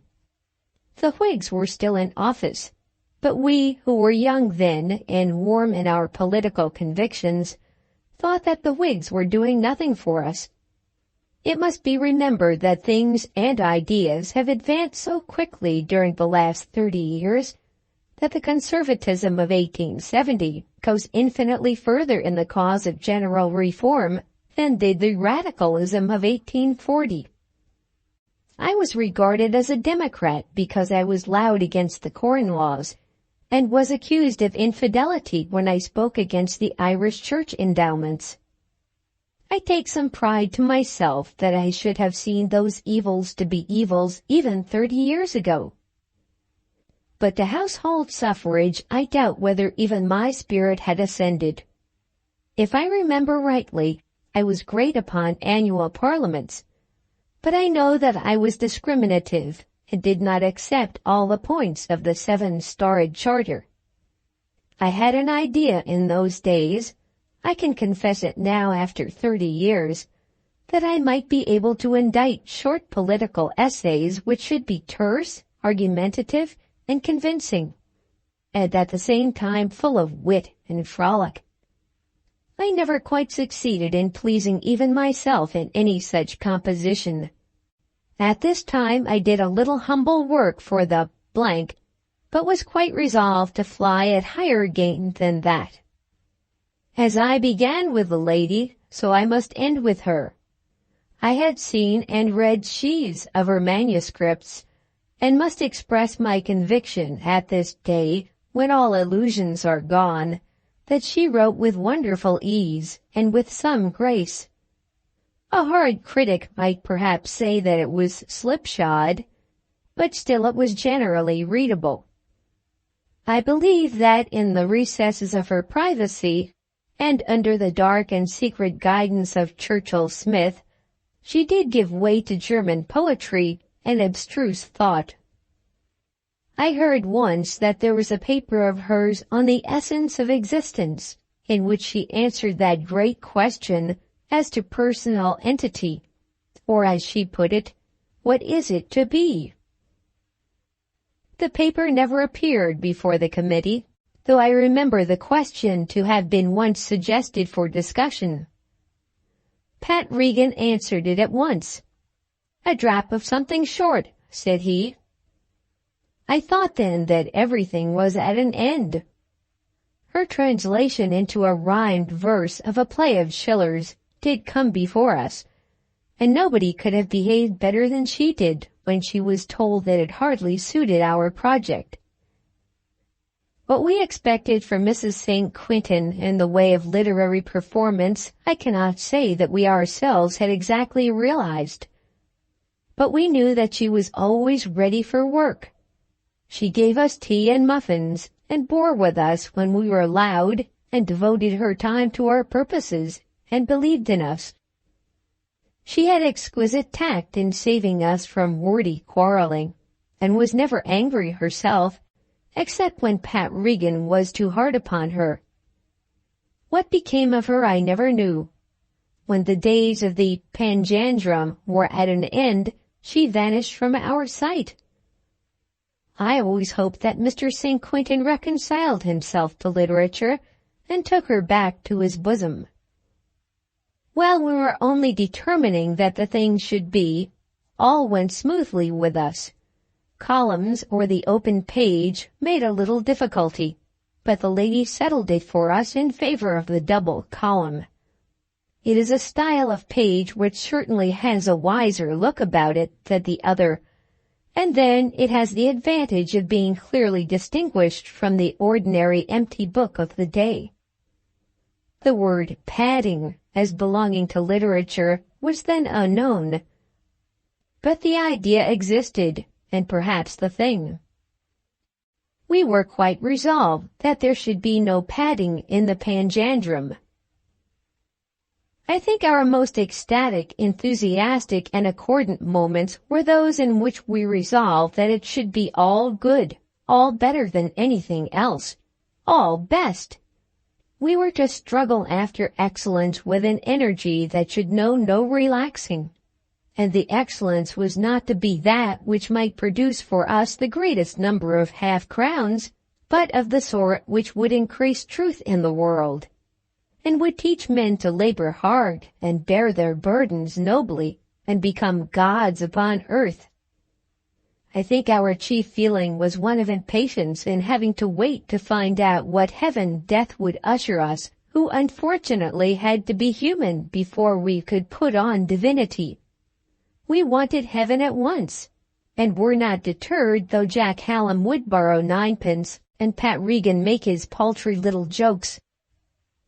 We had worked hard for 6 months before we began to think of writing, or even apportioning to each contributor what should be written for the first number.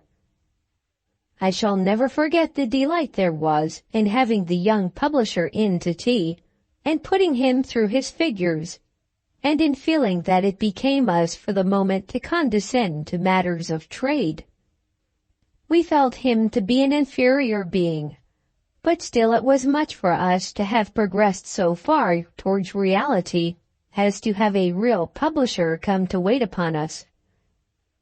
It was at that time clearly understood that I was to be the editor, and I felt myself justified in taking some little lead in arranging matters with our energetic young friend.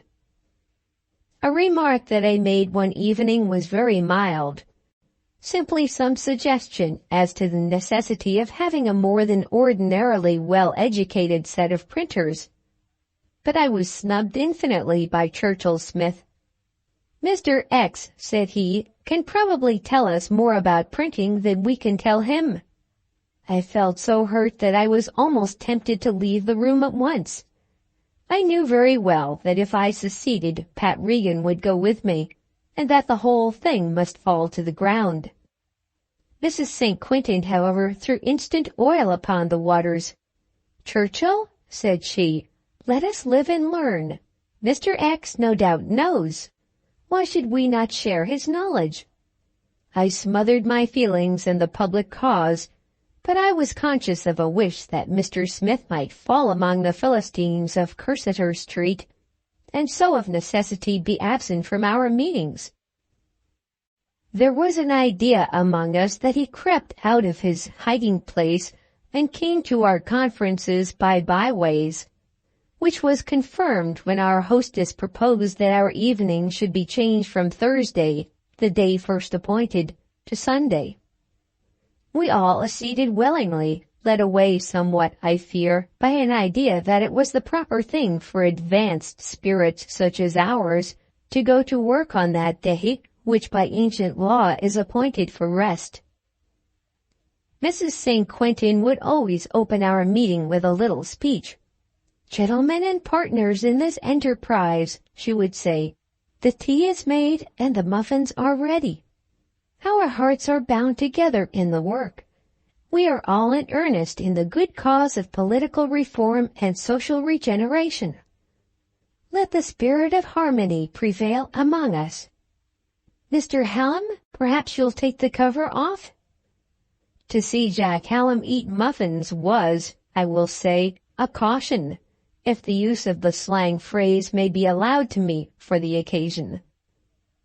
It was presumed among us that on these days he had not dined. Indeed, I doubt whether he often did dine, supper being his favorite meal. I have supped with him more than once at his invitation, when to be without coin in my own pocket was no disgrace, and have wondered at the equanimity with which the vendors of shellfish have borne my friend's intimation that he must owe them the little amount due for our evening entertainment. On these occasions his friend Watt was never with him, for Walter's ideas as to the common use of property were theoretical. Jack dashed at once into the more manly course of practice. When he came to Mrs. St. Quentin's one evening in my best, nay, why dally with the truth, in my only pair of black dress trousers, which I had lent him 10 days before, on the occasion, as I then believed, of a real dinner party, I almost denounced him before his colleagues. I think I should have done so had I not felt that he would in some fashion have so turned the tables on me that I should have been the sufferer. There are men with whom one comes by the worst in any contest, let justice on one's own side be ever so strong and ever so manifest. But this is digression. After the little speech, Jack would begin upon the muffins, and Churchill Smith, always seated at his cousin's left hand, would hang his head upon his hand, wearing a look of mingled thought and sorrow on his brow. He never would eat muffins. We fancied that he fed himself with penny hunches of bread as he walked along the streets. As a man he was wild, unsociable, untamable. But as a philosopher he had certainly put himself beyond most of those wants to which Jack Hallam and the others among us were still subject. "Lydia," he once said, when pressed hard to partake of the good things provided, "man cannot live by muffins alone. No, nor by tea and muffins. That by which he can live is hard to find. I doubt we have not found it yet." This to me seemed to be rank apostasy, infidelity to the cause which he was bound to trust as long as he kept his place in that society. How shall you do anything in the world, achieve any success, unless you yourself believe in yourself? And if there be a partnership, either in mind or matter, your partner must be the same to you as yourself. Confidence is so essential to the establishment of a magazine. I felt then, at least, that the Panjandrum could have no chance without it, and I rebuked Mr. Churchill Smith. "We know what you mean by that," said I. "Because we don't talk German metaphysics, you think we ain't worth our salt." "So much worth it," said he, "that I trust heartily you may find enough to save you even yet." I was about to boil over with wrath, but Walter Watt was on his legs, making a speech about the salt of the earth, before I had my words ready. Churchill Smith would put up with Walter when he would endure words from no one else. I used to think him mean enough to respect the Oxford Fellowship, but I have since fancied that he believed that he had discovered a congenial spirit. In those days I certainly did despise Watt's fellowship, but in later life I have come to believe that men who get rewards have generally earned them. Watt on this occasion made a speech to which, in my passion, I hardly attended. But I well remember how, when I was about to rise in my wrath, Mrs. St. Quentin put her hand on my arm and calmed me. "If you," said she, "to whom we most trust for orderly guidance, are to be the first to throw down the torch of discord, what will become of us?" "I haven't thrown down any torch," said I. "Neither take one up," said she, pouring out my tea for me as she spoke. "As for myself," said Regan, "I like metaphysics, and I like them German. Is there anything so stupid and pig-headed as that insular feeling which makes us think nothing to be good that is not home-grown?" "All the same," said Jack, "whoever eat a good muffin out of London?" "Mr. Hallam, Mary Jane is bringing up some more," said our hostess. She was an open-handed woman, and the supply of these delicacies never ran low as long as the Panjandrum was a possibility. It was, I think, on this evening that we finally decided for columns, and for a dark gray wrapper, with a portrait of the Panjandrum in the center. A fancy portrait it must necessarily be, but we knew that we could trust for that to the fertile pencil of Mrs. St. Quentin. I had come prepared with a specimen cover, as to which I had in truth consulted an artistic friend, and had taken with it no inconsiderable labor.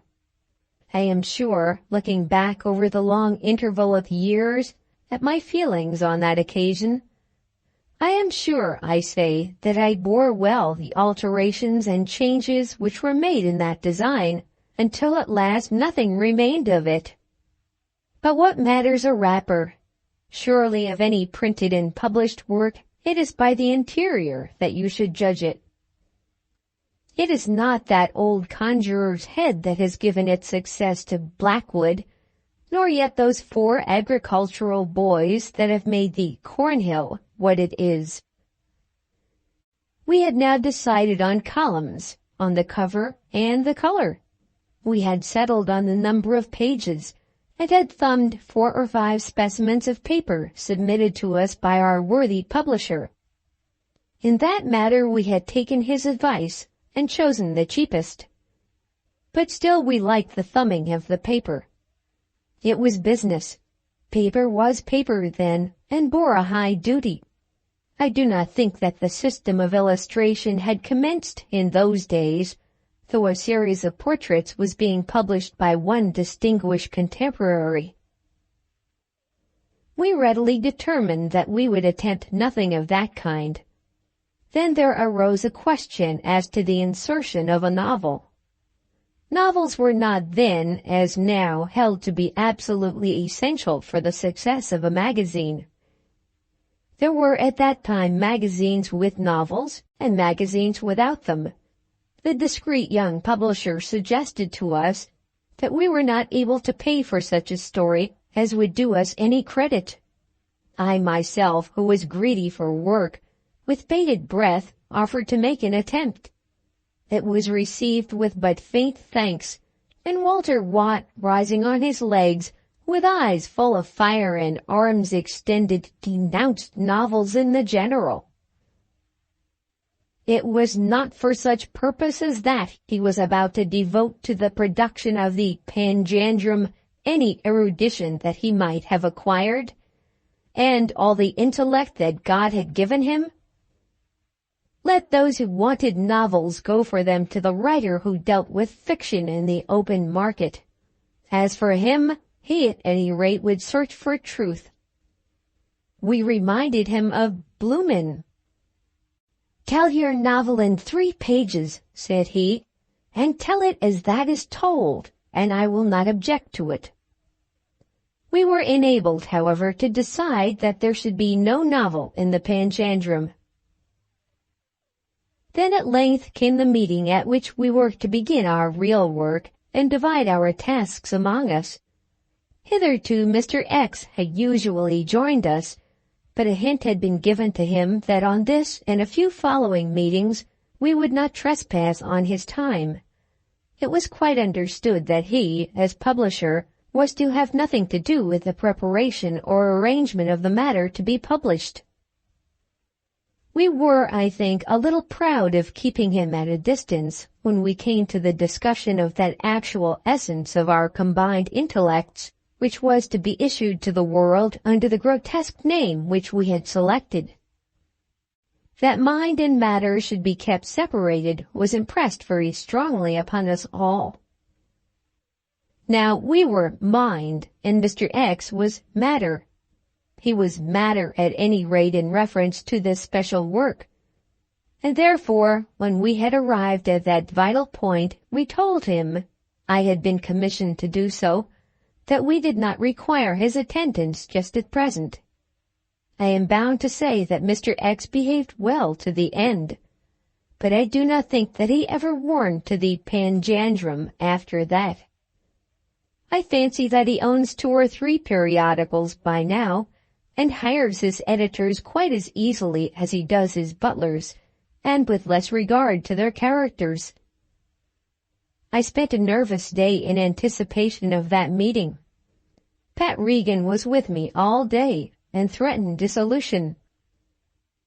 There isn't a fella in the world, said he, that I love better than Walter Watt, and I'd go to Jamaica to serve him.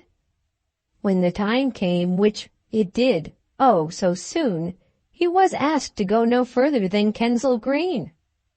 But, and then Pat paused. You're ready to quarrel with him, said I, simply because he won't laugh at your jokes. There's a good deal in that, said Regan. And when 2 men are in a boat together, each ought to laugh at the other's jokes. But the question isn't as to our laughing. If we can't make the public laugh sometimes, we may as well shut up shop. Walter is so intensely serious that nothing less austere than lay sermons will suit his conscience. Let him preach his sermon, and do you crack your jokes. Surely we can't be dull when we have you and Jack Hallam." "Jack'll never write a line," said Regan. "He only comes for the muffins." "Then think of Churchill Smith and the sort of stuff he'll expect to force down our readers' throats." "Smith is sour, but never tedious," said I. "Indeed, I expected great things from Smith, and so I told my friend." "Lydia will write," said Pat. We used to call her Lydia behind her back. "And so will Churchill Smith, and what?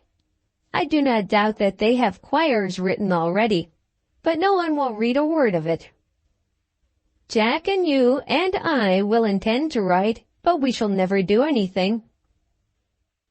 This I felt to be most unjust, because, as I have said before, I was already engaged upon the press. My work was not remunerative, but it was regularly done. "I am afraid of nothing," said I, "but distrust. You can move a mountain if you will only believe that you can move it." "Just so.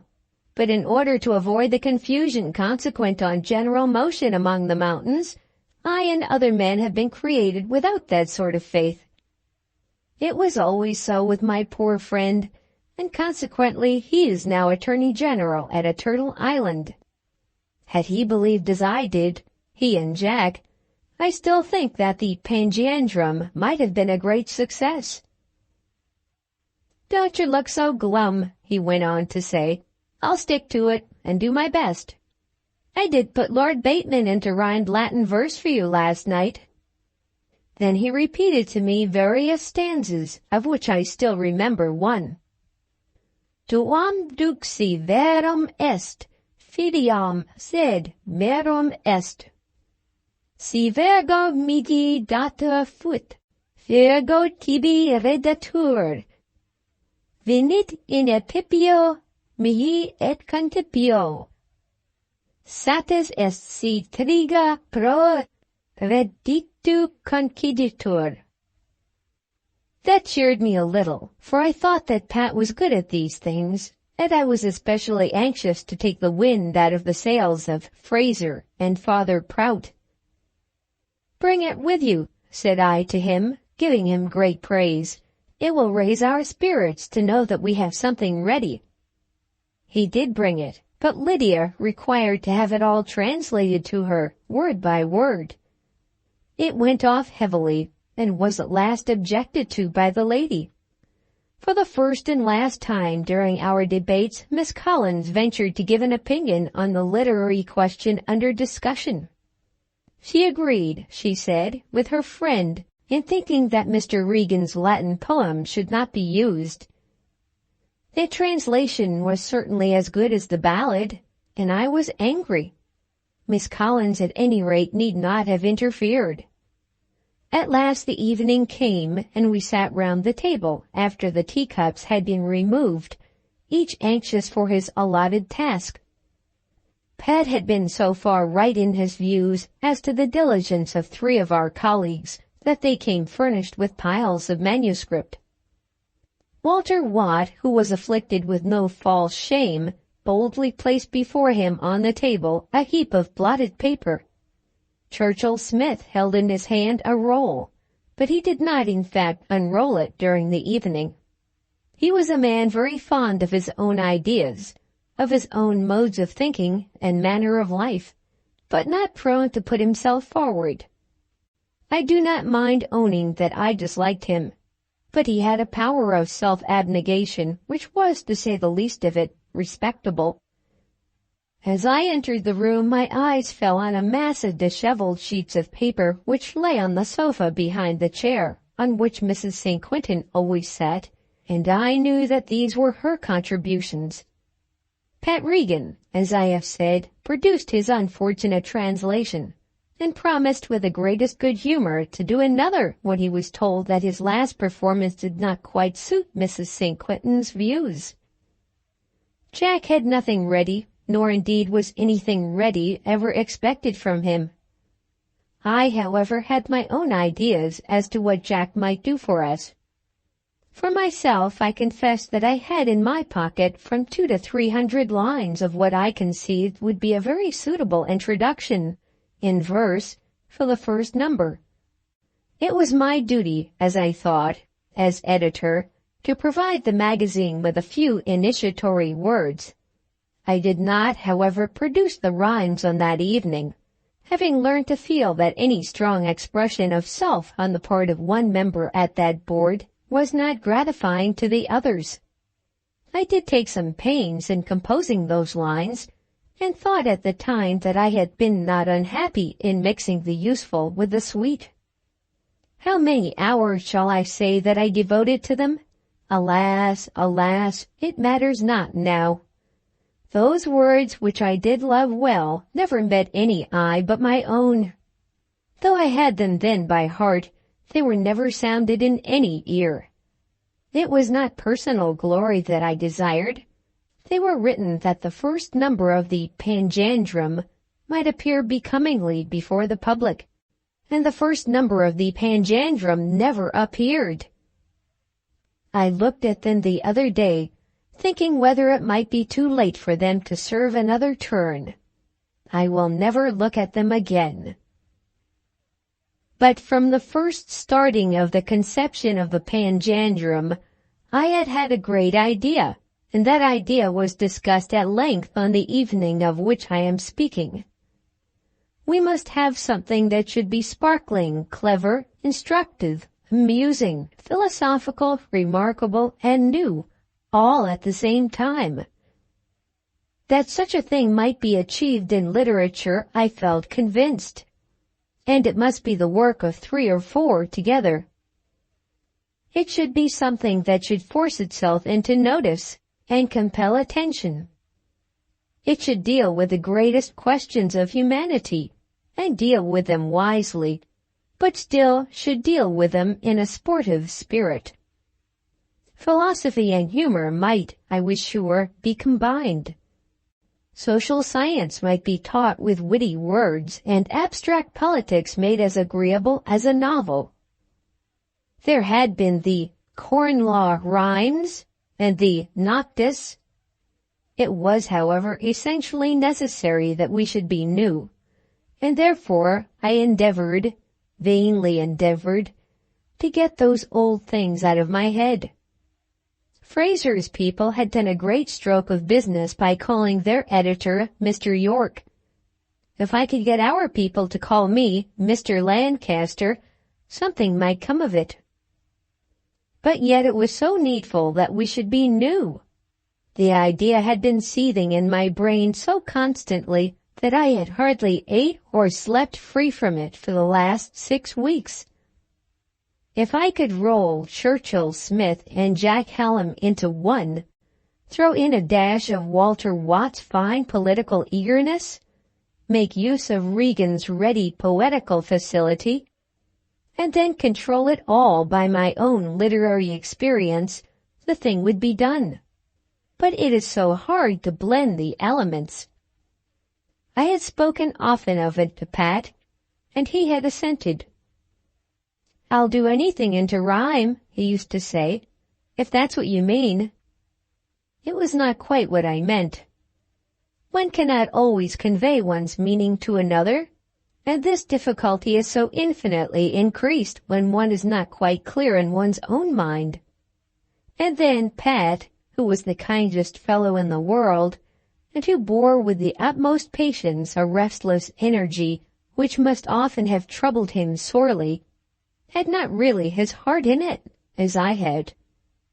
"If Churchill Smith will send me ever so much of his stuff, I'll put it into Latin or English verse, just as you please, and I can't say more than that." It was a great offer to make, but it did not exactly reach the point at which I was aiming. I had spoken to Smith about it also. I knew that if we were to achieve success, we must do so in a great measure by the force of his intellectual energy. I was not seeking pleasure, but success, and was willing, therefore, to endure the probable discourtesy, or at least want of cordiality, which I might encounter from the man. I must acknowledge that he listened to me with a rapt attention. Attention so rapt is more sometimes than one desires. Could he have helped me with a word or two now and again, I should have felt myself to be more comfortable with him. I am inclined to think that two men get on better together in discussing a subject when they each speak a little at random. It creates a confidence and enables a man to go on to the end. Churchill Smith heard me without a word, and then remarked that he had been too slow quite to catch my idea. Would I explain it again?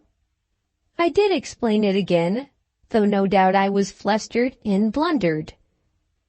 Certainly, said Churchill Smith, if we could all be witty and all wise and all witty and wise at the same time, and all together, it will be very fine. But then, you see, I'm never witty and seldom wise. The man was so uncongenial that there was no getting anything from him. I did not dare to suggest to him that he should submit the prose exposition of his ideas to the metrical talent of our friend Regan. As soon as we were assembled, I rose upon my legs, saying that I proposed to make a few preliminary observations. It certainly was the case that at this moment Mrs. St. Quentin was rinsing the teapot, and Mary Jane had not as yet brought in the muffins. We all know that when men meet together for special dinners, the speeches are not commenced till the meal is over. And I would have kept my seat till Jack had done his worst with the delicacies, had it not been our practice to discuss our business with our plates and cups and saucers still before us. You can't drink your tea on your legs, said Jack Hallam. I have no such intention, said I. What I have to lay before you will not take a minute. A suggestion, however, came from another quarter that I should not be so formal, and Mrs. St. Quentin, touching my sleeve, whispered to me a precaution against speech-making. I sat down and remarked in a manner that I felt to be ludicrously inefficient that I had been going to propose that the magazine should be opened by a short introductory paper. As the reader knows, I had the introduction then in my pocket. Let us dash into the middle of our work at once, said Walter Watt. No one reads introductions, said Regan. My own friend, Pat Regan. I own I don't think an introduction would do us any particular service, said Lydia, turning to me with that smile which was so often used to keep us in good humor. I can safely assert that it was never vainly used on me. I did not even bring the verses out of my pocket.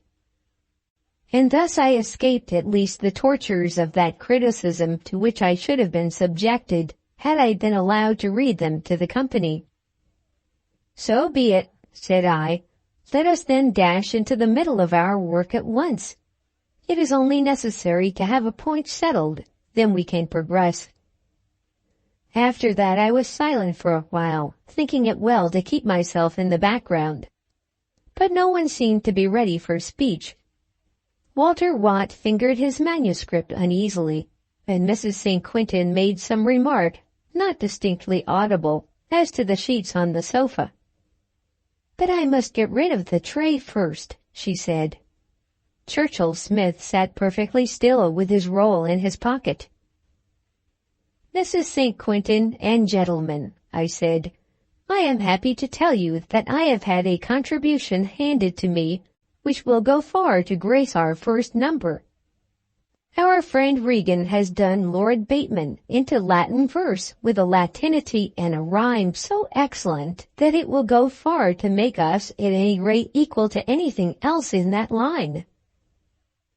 Then I produced the translated ballad, and the little episode took place which I have already described. Mrs. St. Quentin insisted on understanding it in detail, and it was rejected.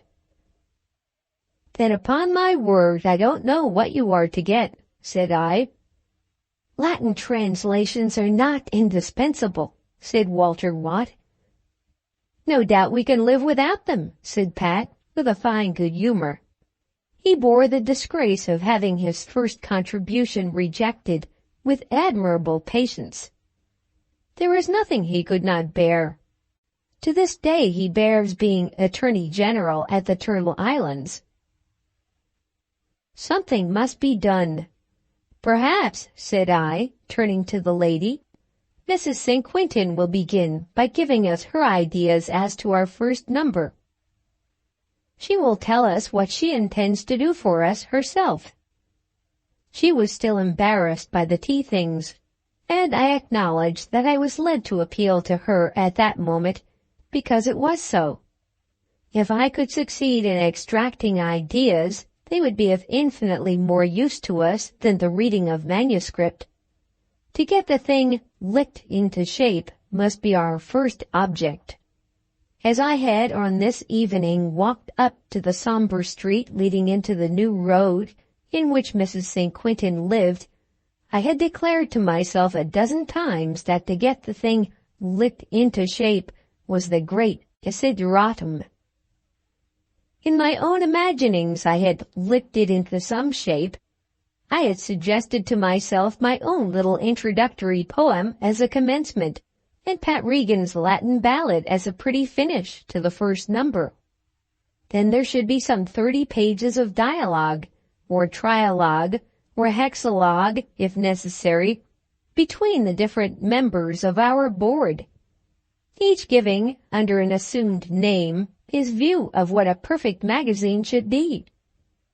This I intended to be the beginning of a conversational element which should be maintained in all subsequent numbers, and which would enable us in that light and airy fashion which becomes a magazine to discuss all subjects of politics, philosophy, manners, literature, social science, and even religion if necessary, without inflicting on our readers the dullness of a long, unbroken essay.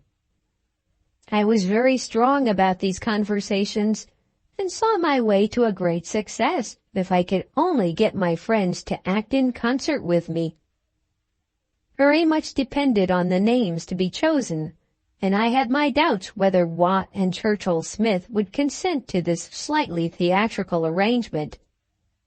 Mrs. St. Quentin had already given in her adhesion, but was doubting whether she would call herself Charlotte, partly after Charlotte Corday, and partly after the lady who cut bread and butter, or Mrs. Freeman, that name having, as she observed, been used before as a nom de plume, or Sophrony, after Madame de Sévigné, who was pleased so to call herself among the learned ladies of Madame de Rambouillet's bower. I was altogether in favor of Mrs. Freeman, which has the merit of simplicity, but that was a minor point. Jack Hallam had chosen his appellation. Somewhere in the lowlands he had seen over a small shop door the name of John Never-a-Penny, and John Never-a-Penny he would be. I turned it over on my tongue a score of times, and thought that perhaps it might do. Pat wanted to call himself the Oblazes, but was at last persuaded to adopt the quieter name of Tipperary, in which county his family had been established since Ireland was settled, I think he said. For myself, I was indifferent. They might give me what title they pleased. I had had my own notion, but that had been rejected. They might call me Jones or Walker if they thought proper, but I was very much wedded to the idea, and I still think that, had it been stoutly carried out, the results would have been happy. I was the first to acknowledge that the plan was not new. There had been the Noctis, and some imitations even of the Noctis. But then, what is new? The Noctis themselves had been imitations from older works. If Socrates and Hippias had not conversed, neither probably would Mr. North and his friends. You might as well tell me, said I, addressing my colleagues, that we must invent a new language, find new forms of expression. Print your ideas in an unknown type and impress them on some strange paper. Let our thoughts be new, said I, and then let us select for their manifestation the most convenient form with which experience provides us. But they didn't see it. Mrs. St. Quentin liked the romance of being Sophronie, and to Jack and Pat there was some fun in the nicknames, but in the real thing for which I was striving they had no actual faith. If I could only lick them into shape, I had said to myself at the last moment, as I was knocking at Mrs. St. Quentin's door. Mrs. St. Quentin was nearer, to my way of thinking, in this respect than the others, and therefore I appealed to her while the tea things were still before her, thinking that I might obtain from her a suggestion in favor of the conversations. The introductory poem and the Latin ballad were gone. For spilt milk, what wise man weeps? My verses had not even left my pocket. No one there knew that they had been written, and I was determined that not one should know. But my conversations might still live. Ah, if I could only blend the elements. Sophronie, said I, taking courage, and speaking with a voice from which all sense of shame and fear of failure were intended to be banished. Sophronie will tell us what she intends to do for us herself. I looked into my friend's face and saw that she liked it, but she turned to her cousin, Churchill Smith, as though for approval, and met none. We had better be in earnest, said Churchill Smith, without moving a muscle of his face, or giving the slightest return to the glance which had fallen upon him from his cousin. No one could be more thoroughly in earnest than myself, I replied. Let us have no calling of names, said Churchill Smith. It is inappropriate, and especially so when a lady is concerned. It has been done scores of times, I rejoined, and that too in the very highest phases of civilization, and among the most discreet of matrons. It seems to me to be twaddle, said Walter Watt. To my taste it's abominably vulgar, said Churchill Smith. It is answered very well in other magazines, said I. That's just the reason we should avoid it, said Walter Watt. I think the thing has been about worn out, said Pat Regan.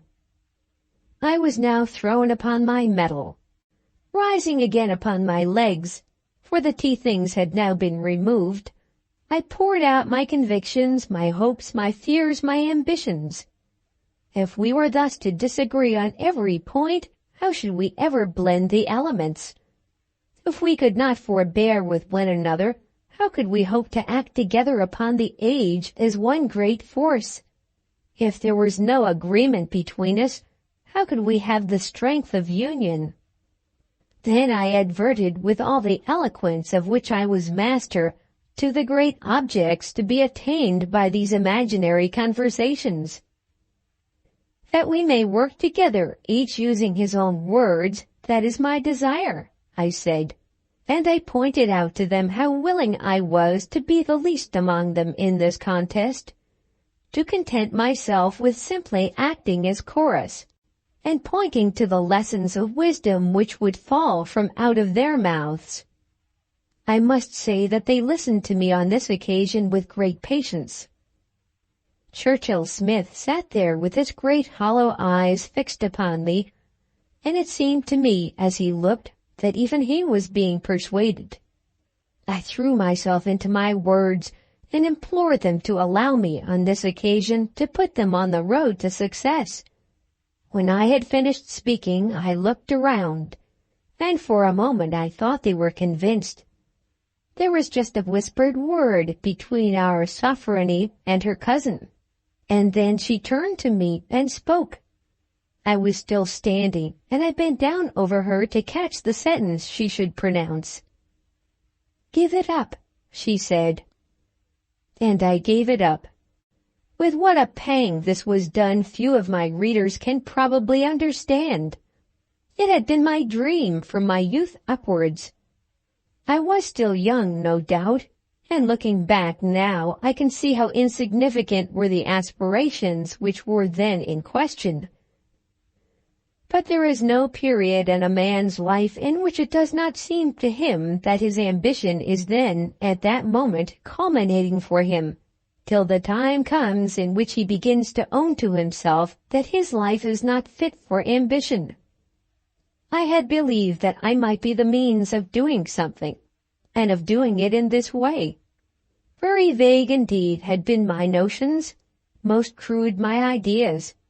I can see that now. What it was that my interlocutors were to say to each other, I had never clearly known. But I had felt that in this way each might speak his own speech without confusion, and with delight to the reader. The elements, I had thought, might be so blent. Then there came that little whisper between Churchill Smith and our sovereignty, and I found that I had failed. "Give it up," she said. "Oh, of course," I said, as I sat down. "Only just settle what you mean to do." For some few minutes I hardly heard what matters were being discussed among them, and indeed during the remainder of the evening I took no real share in the conversation. I was too deeply wounded even to listen. I was resolute at first to abandon the whole affair. I had already managed to scrape together the sum of money which had been named as the share necessary for each of us to contribute towards the production of the first number, and that should be altogether at their disposal. As for editing a periodical in the management of which I was not allowed to have the slightest voice, that was manifestly out of the question. Nor could I contribute when every contribution which I had suggested was rejected before it was seen. My money I could give them, and that no doubt would be welcome. With these gloomy thoughts, my mind was so full that I actually did not hear the words with which Walter Watt and Churchill Smith were discussing the papers proposed for the first number. There was nothing read that evening. No doubt it was visible to them all that I was, as it were, a blighted spirit among them. They could not but know how hard I had worked, how high had been my hopes, how keen was my disappointment, and they felt for me. Even Churchill Smith, as he shook hands with me at the door, spoke a word of encouragement. "Do not expect to do things too quickly," said he. "I don't expect to do anything," said I. "We may do something even yet," said he, "if we can be humble and patient and persevering. We may do something though it be ever so little." I was humble enough, certainly, and knew that I had persevered. As for patience, well, I would endeavor even to be patient. But prior to that, Mrs. St. Quentin had explained to me the program which had now been settled between the party. We were not to meet again till that day fortnight, and then each of us was to come provided with matter that would fill 21 printed pages of the magazine. This, with the title page, would comprise the whole first number. We might all do as we liked with our own pages, each within his allotted space, filling the whole with one essay or dividing it into 2 or 3 short papers. In this way there might be scope for Pat Regan's verse, or for any little badinage in which Jack Hallam might wish to express himself. And in order to facilitate our work, and for the sake of general accommodation, a page or 2 might be lent or borrowed. "Whatever anybody writes, then," I asked, "must be admitted?" Mrs. St. Quentin explained to me that this had not been their decision. The whole matter produced was, of course, to be read, each contributor's paper by the contributor himself, and it was to be printed and inserted in the first number, if any 3 would vote for its insertion. On this occasion the author, of course, would have no vote. The votes were to be handed in, written on slips of paper, so that there might be no priority in voting, so that no one should be required to express himself before or after his neighbor. It was very complex, but I made no objection. As I walked home alone, for I had no spirits to join Regan and Jack Hallam, who went in search of supper at the Haymarket, I turned over Smith's words in my mind and resolved that I would be humble, patient, and persevering, so that something might be done, though it were, as he said, ever so little. I would struggle still. Though everything was to be managed in a manner adverse to my own ideas and wishes, I would still struggle. I would still hope that the panjandrum might become a great fact in the literature of my country. The Panjandrum, Part 2, Despair. A fortnight had been given to us to prepare our matter, and during that fortnight I saw none of my colleagues. I purposely kept myself apart from them, in order that I might thus give a fairer chance to the scheme which had been adopted. Others might borrow or lend their pages, but I would do the work allotted to me, and would attend the next meeting as anxious for the establishment and maintenance of the Panjandrum as I had been when I had hoped that the great consideration which I had given personally to the matter might have been allowed to have some weight. And gradually, as I devoted the first day of my fortnight to thinking of my work, I taught myself to hope again, and to look forward to a time when, by the sheer weight of my own industry and persistency, I might acquire that influence with my companions of which I had dreamed of becoming the master. After all, could I blame them for not trusting me, when as yet I had given them no ground for such confidence? What had I done that they should be willing to put their thoughts, their aspirations, their very brains and inner selves under my control? But something might be done which would force them to regard me as their leader. So I worked hard at my 21 pages, and during the fortnight spoke no word of the Panjandrum to any human being. But my work did not get itself done without very great mental distress.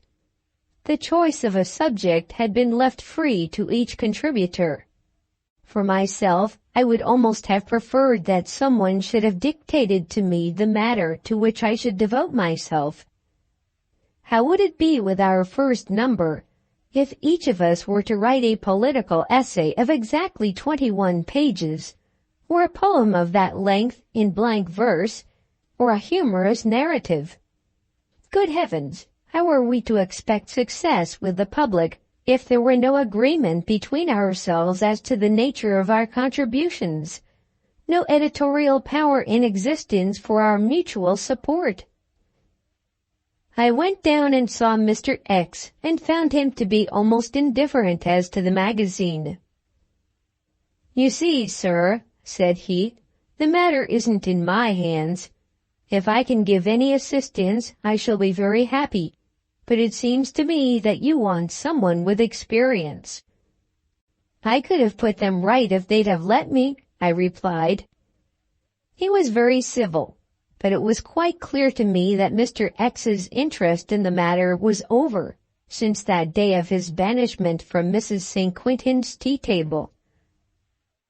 "What do you think is a good sort of subject?" I asked him, as it were, cursorily, with a view, you know, to the eye of the public, just at the present moment.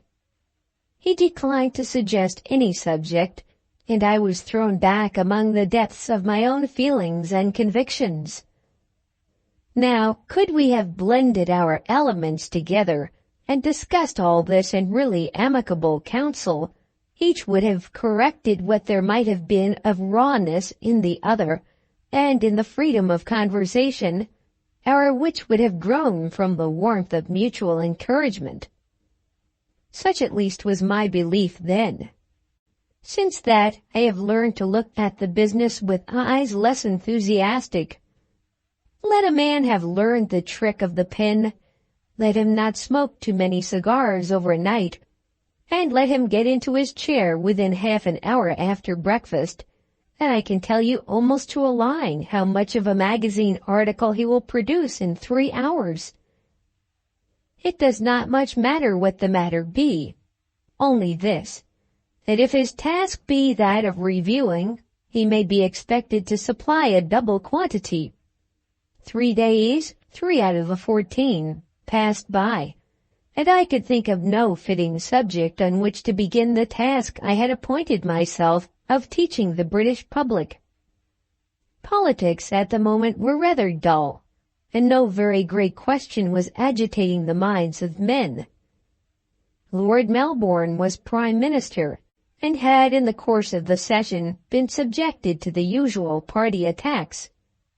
We intended to go a great deal further than Lord Melbourne in advocating liberal measures, and were disposed to regard him and his colleagues as antiquated fogies in statecraft. But nevertheless, as against Sir Robert Peel, we should have given him the benefit of our defense. I did not, however, feel any special call to write up Lord Melbourne. Lord John was just then our pet minister, but even on his behalf I did not find myself capable of filling 21 closely printed pages with matter which should really stir the public mind. In a first number, to stir the public mind is everything. I didn't think that my colleagues sufficiently realized that fact, though I had indeed endeavored to explain it to them. In the second, third, or fourth publication, you may descend gradually to an ordinary level. You may become, not exactly dull, for dullness in a magazine should be avoided, but what I may call perhaps adagio, as compared with the con forza movement with which the publication certainly should be opened. No reader expects to be supplied from month to month with a cayenne pepper and shallot style of literature. But in the preparation of a new literary banquet, the first dish cannot be too highly spiced. I knew all that, and then turned it over in my mind whether I could not do something about the ballot.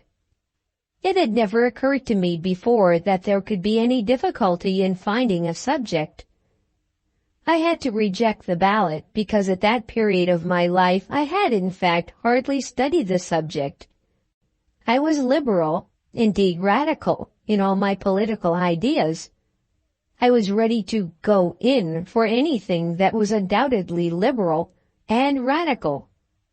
In a general way, I was as firm in my politics as any member of the House of Commons, and had thought as much on public subjects as some of them. I was an eager supporter of the ballot, but when I took the pen in my hand, there came upon me a feeling that I didn't exactly know how to say anything about it that other people would care to read.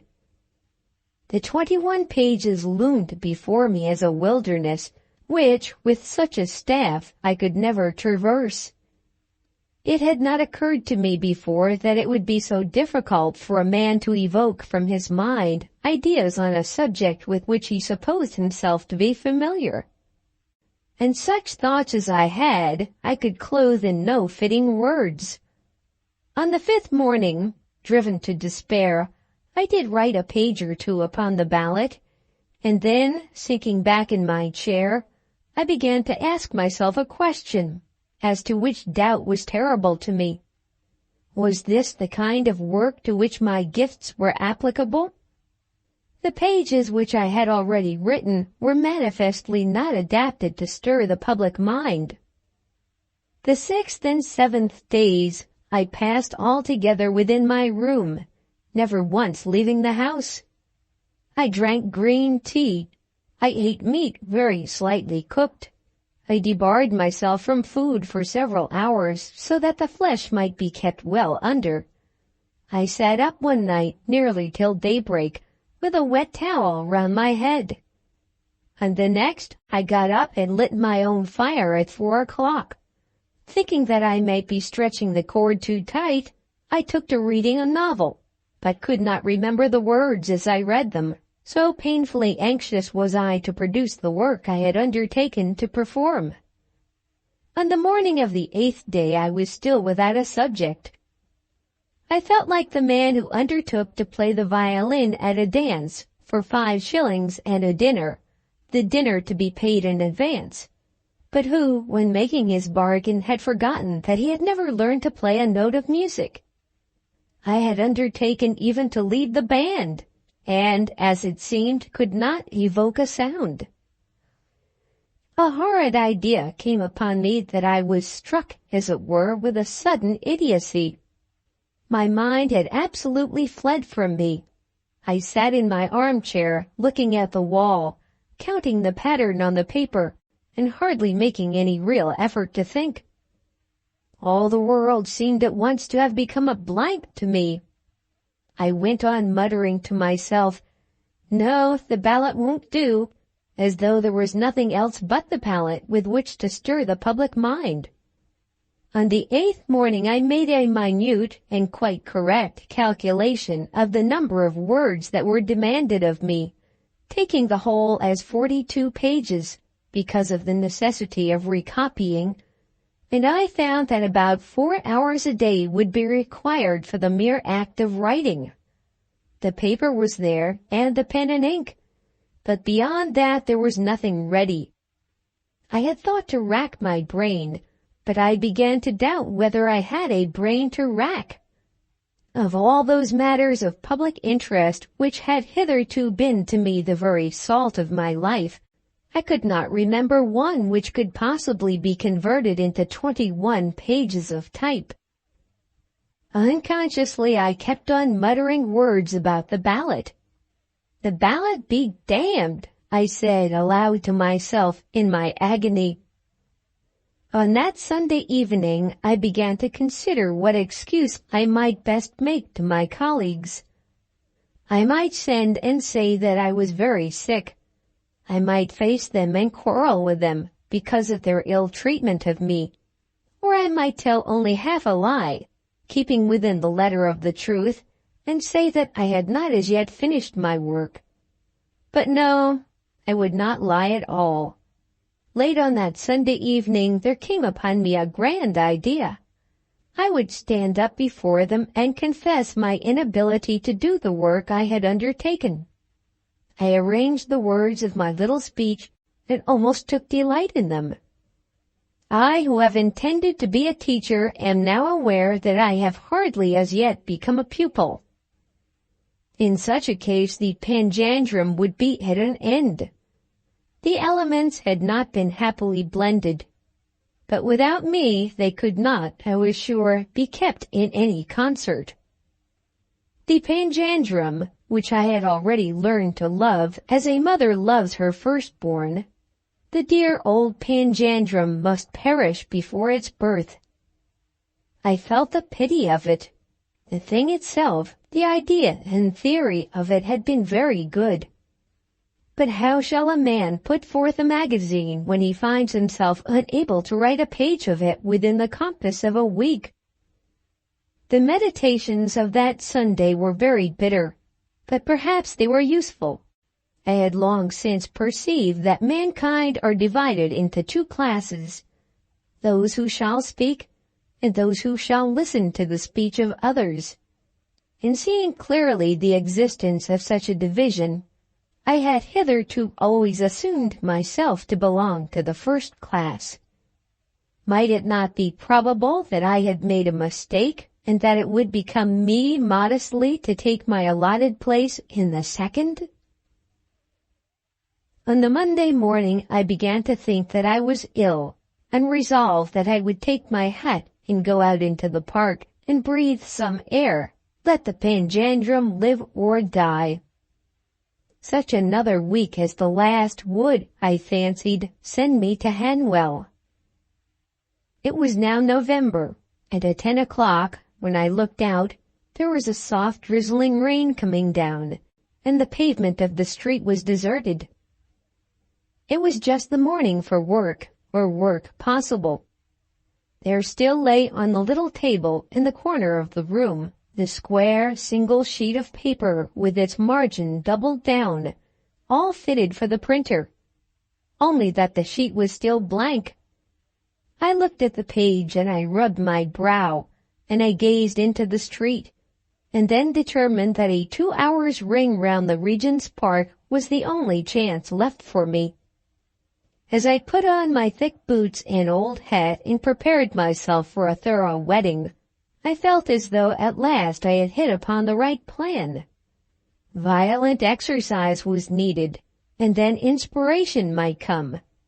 Inspiration would come the sooner if I could divest myself from all effort in searching for it. I would take my walk and employ my mind simply in observing the world around me. For some distance there was but little of the world to observe. I was lodging at this period in a quiet and eligible street, not far from Theobald's Road. Thence my way lay through Bloomsbury Square, Russell Square, and Gower Street, and as I went I found the pavement to be almost deserted. The thick soft rain came down, not with a splash and various currents, running off and leaving things washed though wet, but gently insinuating itself everywhere and covering even the flags with mud. I cared nothing for the mud. I went through it all with a happy scorn for the poor creatures who were endeavoring to defend their clothes with umbrellas.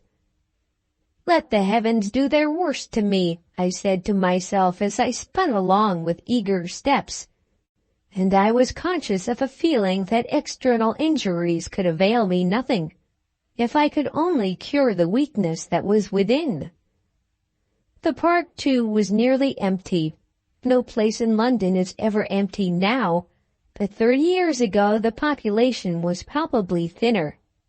I had not come out, however, to find a crowd. A damp boy sweeping a crossing, or an old woman trying to sell an apple, was sufficient to fill my mind with thoughts as to the affairs of my fellow creatures.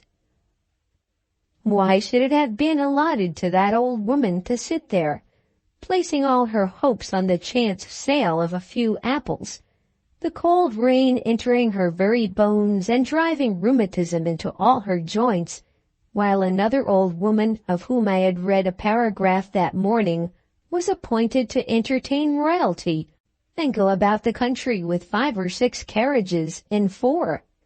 Was there injustice in this? And if so, whence had the injustice come? The reflection was probably not new, but if properly thought out, might it not suffice for the 21 pages? Sally Brown, the barrow woman, versus the Duchess of Blank. Would it not be possible to make the 2 women plead against each other in some imaginary court of justice beyond the limits of our conventional life, some court in which the Duchess should be forced to argue her own case, and in which the barrow woman would decidedly get the better of her? If this could be done, how happy would have been my walk through mud and slush! As I was thinking of this, I saw before me on the pathway a stout woman, apparently middle-aged, but her back was towards me, leading a girl who perhaps might be 10 or 11 years old. They had come up one of the streets from the new road to the park, and were hurrying along so fast that the girl who held the woman by the arm was almost running. The woman was evidently a servant, but in authority, an upper nurse perhaps, or a housekeeper. Why she should have brought her charge out in the rain was a mystery, but I could see from the elasticity of the child's step that she was happy and very eager. She was a well-made girl with long, well-rounded legs which came freely down beneath her frock, with strong, firm boots, a straw hat, and a plaid shawl wound carefully round her throat and waist. As I followed them, those rapid legs of hers seemed almost to twinkle in their motion as she kept pace with the stout woman who was conducting her. The mud was all over her stockings, but still there was about her an air of well-to-do comfort, which made me feel that the mud was no more than a joke to her. Every now and then I caught something of a glimpse of her face, as she half turned herself round in talking to the woman. I could see, or at least I could fancy that I saw, that she was fair, with large round eyes and soft light round hair. Children did not then wear wigs upon their backs, and I was driven to exercise my fancy as to her locks. At last I resolved that I would pass them and have one look at her, and I did so. It put me to my best pace to do it, but gradually I overtook them and could hear that the girl never ceased talking as she ran. As I went by them, I distinctly heard the words, "Oh, Anne, I do so wonder what he's like." "You'll see, miss," said Anne. I looked back and saw that she was exactly as I had thought. A fair, strong, healthy girl with round eyes and a large mouth, broad, well-formed nose and light hair. Who was the he as to whom her anxiety was so great? The he whom she was tripping along through the rain and mud to see and kiss and love and wonder at. And why hadn't she been taken in a cab? Would she be allowed to take off those very dirty stockings before she was introduced to her new-found brother, or wrapped in the arms of her stranger father? I saw no more of them and heard no further word, but I thought a great deal of the girl. Ah me, if she could have been a young unknown, newly found sister of my own, how warmly would I have welcomed her! How little should I have cared for the mud on her stockings! How closely would I have folded her in thy arms!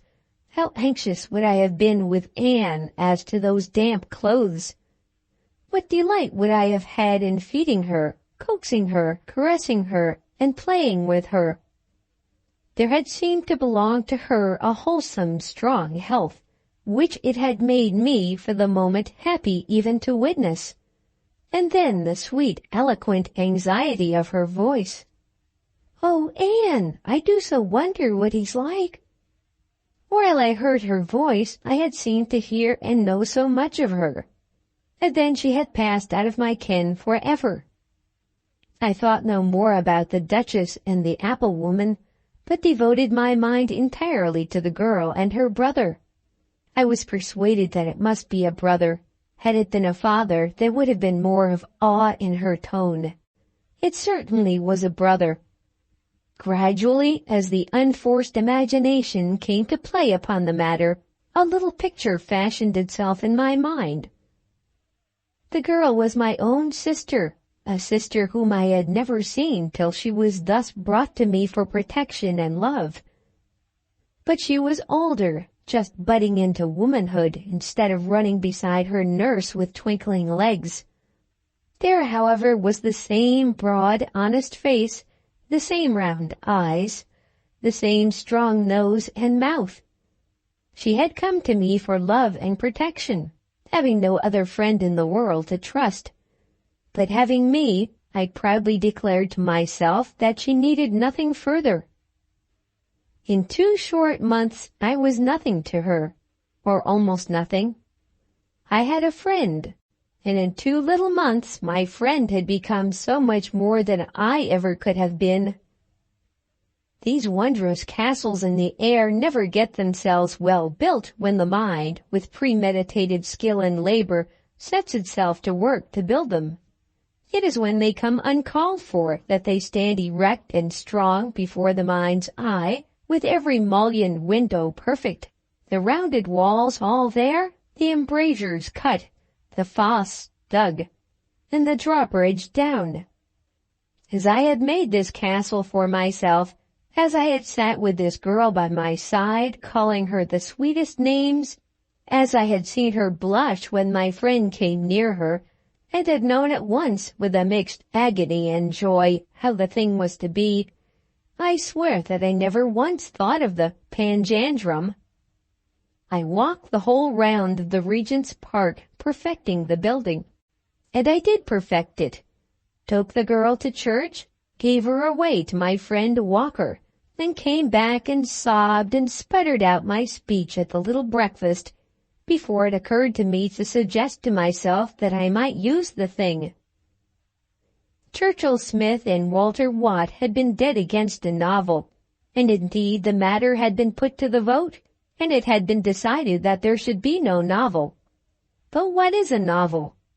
The purport of that vote had been to negative a long serial tale, running on from number to number, in a manner which has since become well understood by the reading public. I had thought my colleagues wrong, and so thinking, it was clearly my duty to correct their error, if I might do so without infringing that loyalty and general obedience to expressed authority which are so essential to such a society as ours. Before I had got myself back to Theobald's Road, I had persuaded myself that a short tale would be the very thing for the first number. It might not stir the public mind. To do that I would leave to Churchill Smith and Walter Watt. But a well-formed little story, such as that of which I now had the full possession, would fall on the readers of the Panjandrum like sweet rain in summer, making things fresh and green and joyous. I was quite sure that it was needed. Walter Watt might say what he pleased, and Churchill Smith might look at me as sternly as he would, sitting there silent with his forehead on his hand, but I knew at least as much about a magazine as they did. At any rate, I would write my tale. That very morning it had seemed to me to be impossible to get anything written. Now, as I hurried upstairs to get rid of my wet clothes, I felt that I could not take the pen quickly enough into my hand. I had a thing to say, and I would say it. If I could complete my story, and I did not doubt its completion from the very moment in which I realized its conception, I should be saved at any rate from the disgrace of appearing empty-handed in Mrs. St. Quentin's parlor. Within a quarter of an hour of my arrival at home, I had seated myself at my table, and had written the name of the tale, The New Inmate. I doubt whether any 5 days in my life were ever happier than those which were devoted to this piece of work.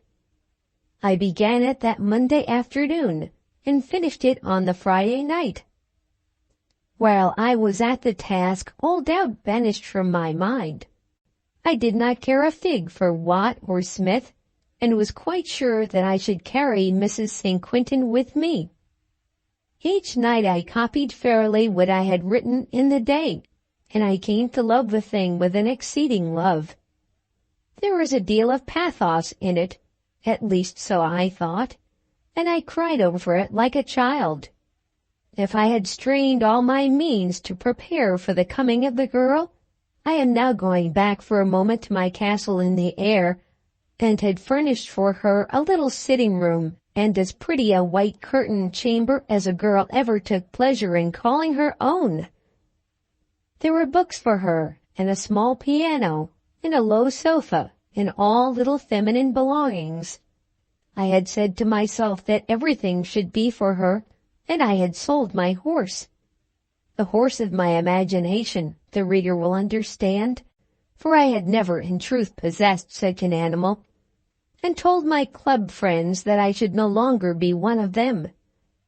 Then the girl had come and had gone away to Walker, as it seemed to me at once, to Walker who still lived in lodgings, and had not even a second sitting-room for her comfort, to Walker who was indeed a good fellow in his way, but possessed no particular attractions either in wit, manners, or beauty.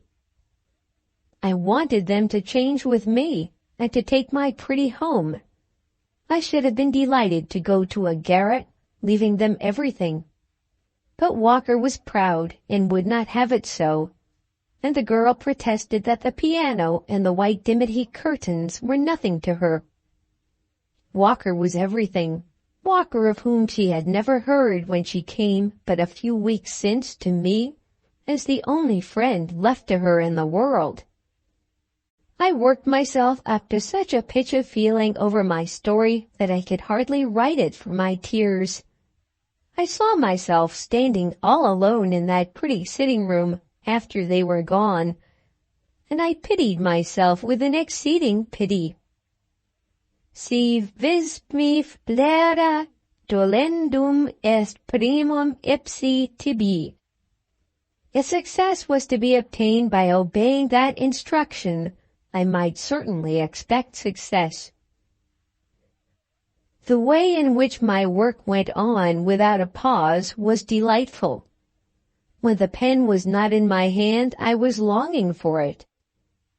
While I was walking, eating, or reading, I was still thinking of my story.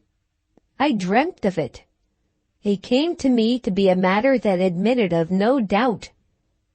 The girl with the muddy stockings, who had thus provided me in my need, was to me a blessed memory. When I kissed my sister's brow on her first arrival, she was in my arms, palpably. All her sweetnesses were present to me, as though I had her there in the little street turning out of Theobald's Road. To this moment I can distinguish the voice in which she spoke to me that little whispered word, when I asked her whether she cared for Walker. When one thinks of it, the reality of it all is appalling. What need is there of a sister or a friend in the flesh? A sister or a friend with probably so many faults, when by a little exercise of the mind they may be there at your elbow, faultless. It came to pass that the tale was more dear to me than the magazine. As I read it through for the third or fourth time on the Sunday morning, I was chiefly anxious for the panjandrum, in order that the new inmate might see the world. We were to meet that evening at 8 o'clock, and it was understood that the sitting would be prolonged to a late hour because of the readings. It would fall to my lot to take the second reading, as coming next to Mrs. St. Quintin, and I should at any rate not be subjected to a weary audience. We had, however, promised each other to be very patient, and I was resolved that, even to the production of Churchill Smith, who would be the last, I would give an undivided and eager attention. I determined also in my joy that I would vote against the insertion of no colleague's contribution. Were we not in a boat together, and would not each do his best? Even though a paper might be dull, better a little dullness than the crushing of a friend's spirit. I fear that I thought that the new inmate might atone for much dullness.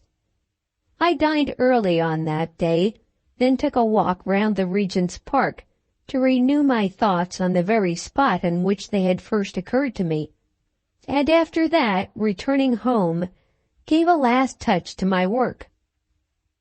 Though it had been written after so hurried a fashion, there was not a word in it which I had not weighed and found to be fitting. I was the first at Mrs. St. Quintin's house, and found that lady very full of the magazine. She asked, however, no questions as to my contribution. Of her own, she at once spoke to me. "What do you think I have done at last?" she said. In my reply to her question, I made some slight allusion to the new inmate, but I don't think she caught the words. "I have reviewed Bishop Berkeley's whole theory on matter," she said. What feeling I expressed by my gesture I cannot say, but I think it must have been one of great awe. "And I have done it exhaustively," she continued, "so that the subject need not be continued. Churchill does not like continuations." Perhaps it did not signify much. If she were heavy, I at any rate was light. If her work should prove difficult of comprehension, mine was easy. If she spoke only to the wise and old, I had addressed myself to babes and sucklings. I said something as to the contrast, again naming my little story, but she was too full of Bishop Berkeley to heed me. If she had worked as I had worked, of course she was full of Bishop Berkeley. To me, the new inmate at that moment was more than all the bishops. The other men soon came in, clustering together, and our number was complete. Regan whispered to me that Jack Hallam had not written a line. "And you?" I asked. "Oh, I am all right," said he. "I don't suppose they'll let it pass, but that's their affair, not mine." Watt and Smith took their places almost without speaking, and preparation was made for the preliminary feast of the body. The after-feast was matter of such vital importance to us that we hardly possessed our customary light-hearted elasticity. There was, however, an air of subdued triumph about our Lydia, of triumph subdued by the presence of her cousin. As for myself, I was supremely happy. I said a word to Watt, asking him as to his performance. "I don't suppose you will like it," he replied, "but it is at any rate a fair specimen of that which it has been my ambition to produce." I assured him with enthusiasm that I was thoroughly prepared to approve, and that too without carping criticism. "But we must be critics," he observed. Of Churchill Smith I asked no question. When we had eaten and drunk, we began the work of the evening by giving in the names of our papers, and describing the nature of the work we had done. Mrs. St. Quentin was the first, and read her title from a scrap of paper. "A Review of Bishop Berkeley's Theory." Churchill Smith remarked that it was a very dangerous subject. The lady begged him to wait till he should hear the paper read. "Of course I will hear it read," said her cousin. To me it was evident that Smith would object to this essay without any scruple, if he did not in truth approve of it. Then it was my turn, and I explained in the quietest tone which I could assume that I had written a little tale called The New Inmate. It was very simple, I said, but I trusted it might not be rejected on that score. There was silence for a moment, and I prompted Regan to proceed, but I was interrupted by Walter Watt. "I thought," said he, "that we had positively decided against prose fiction." I protested that the decision had been given against novels, against long serial stories to be continued from number to number. This was a little thing, completed within my 21 allotted pages. "Our vote was taken as to prose fiction," said Watt. I appealed to Hallam, who at once took my part, as also did Regan. "Walter is quite correct as to the purport of our decision," said Churchill Smith. I turned to Mrs. St. Quentin. "I don't see why we shouldn't have a short story," she said. I then declared that, with their permission, I would at any rate read it, and again requested Regan to proceed. Upon this, Walter Watt rose upon his feet and made a speech. The vote had been taken and could not be rescinded. After such a vote, it was not open to me to read my story. The story, no doubt, was very good. He was pleased to say so, but it was not matter of the sort which they intended to use. Seeing the purpose which they had in view, he thought that the reading of the story would be a waste of time. "It will clearly be waste of time," said Churchill Smith. Walter Watt went on to explain to us that if from one meeting to another we did not allow ourselves to be bound by our own decisions, we should never appear before the public. I will acknowledge that I was enraged. It seemed to me impossible that such folly should be allowed to prevail, or that after all my efforts I should be treated by my own friends after such a fashion. I also got upon my legs and protested loudly that Mr. Watt and Mr. Smith did not even know what had been the subject under discussion when the vote adverse to novels had been taken. No record was kept of our proceedings, and as I clearly showed to them, Mr. Regan and Mr. Hallam were quite as likely to hold correct views on this subject as were Mr. Watt and Mr. Smith. All calling of men Pat and Jack and Walter was for the moment over. Watt admitted the truth of this argument and declared that they must again decide whether my story of The New Inmate was or was not a novel in the sense intended when the previous vote was taken? If not, if the decision on that point should be in my favor, then the privilege of reading it would at any rate belong to me. I believed so thoroughly in my own work that I desired nothing beyond this. We went to work, therefore, and took the votes on the proposition, was or was not the story of The New Inmate debarred by the previous resolution against the admission of novels? The decision manifestly rested with Mrs. St. Quentin.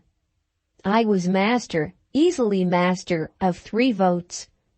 Hallam and Regan were altogether with me, and in a matter of such import I had no hesitation in voting for myself. Had the question been the acceptance or rejection of the story for the magazine, then by the nature of our constitution I should have had no voice in the matter. But this was not the case, and I recorded my own vote in my own favor without a blush. Having done so, I turned to Mrs. St. Quentin with an air of supplication in my face of which I myself was aware, and of which I became at once ashamed. She looked round at me almost furtively, keeping her eyes otherwise fixed upon Churchill Smith's immovable countenance. I did not condescend to speak a word to her. What words I had to say, I had spoken to them all, and was confident in the justice of my cause. I quickly dropped that look of supplication, and threw myself back in my chair. The moment was one of intense interest, almost of agony, but I could not allow myself to think that, in very truth, my work would be rejected by them before it was seen. If such were to be their decision, how would it be possible that the Panjandrum should ever be brought into existence? Who could endure such ignominy and still persevere? There was silence among us, which to me, in the intensity of my feelings, seemed to last for minutes. Regan was the first to speak. "Now, Mrs. St. Quentin," he said, "it all rests with you." An idea shot across my mind at the moment of the folly of which we had been guilty in placing our most vital interests in the hands of a woman, merely on the score of gallantry. 2 votes had been given to her as against one of ours, simply because she was a woman. It may be that there had been something in the arrangement of compensation for the tea and muffins, but if so, how poor was the cause for so great an effect? She sat there, the arbiter of our destinies. "You had better give your vote," said Smith roughly. "You think it is a novel?" she said, appealing to him. "There can be no doubt of it," he replied. "A novel is not a novel because it is long or short. Such is the matter which we intended to declare that we would not put forth in our magazine." "I protest," said I, jumping up, "I protest against this interference." Then there was a loud and a very angry discussion whether Churchill Smith was justified in his endeavor to bias Mrs. St. Quentin. And we were nearly brought to a vote upon that. I myself was very anxious to have that question decided, to have any question decided in which Churchill Smith could be shown to be in the wrong. But no one would back me, and it seemed to me as though even Regan and Jack Hallam were falling off from me, though Jack had never yet restored to me that article of clothing to which allusion was made in the first chapter of this little history, and I had been almost as anxious for Pat's Latin translation as for my own production.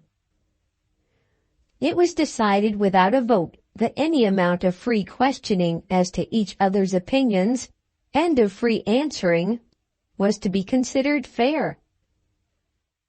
"I tell her my opinion, you can tell her yours," said Churchill Smith. "It is my opinion," said I, "that you want to dictate to everybody and to rule the whole thing." "I think we did mean to exclude all storytelling," said Mrs. St. Quentin, and so the decision was given against me. Looking back at it, I know that they were right on the exact point then under discussion.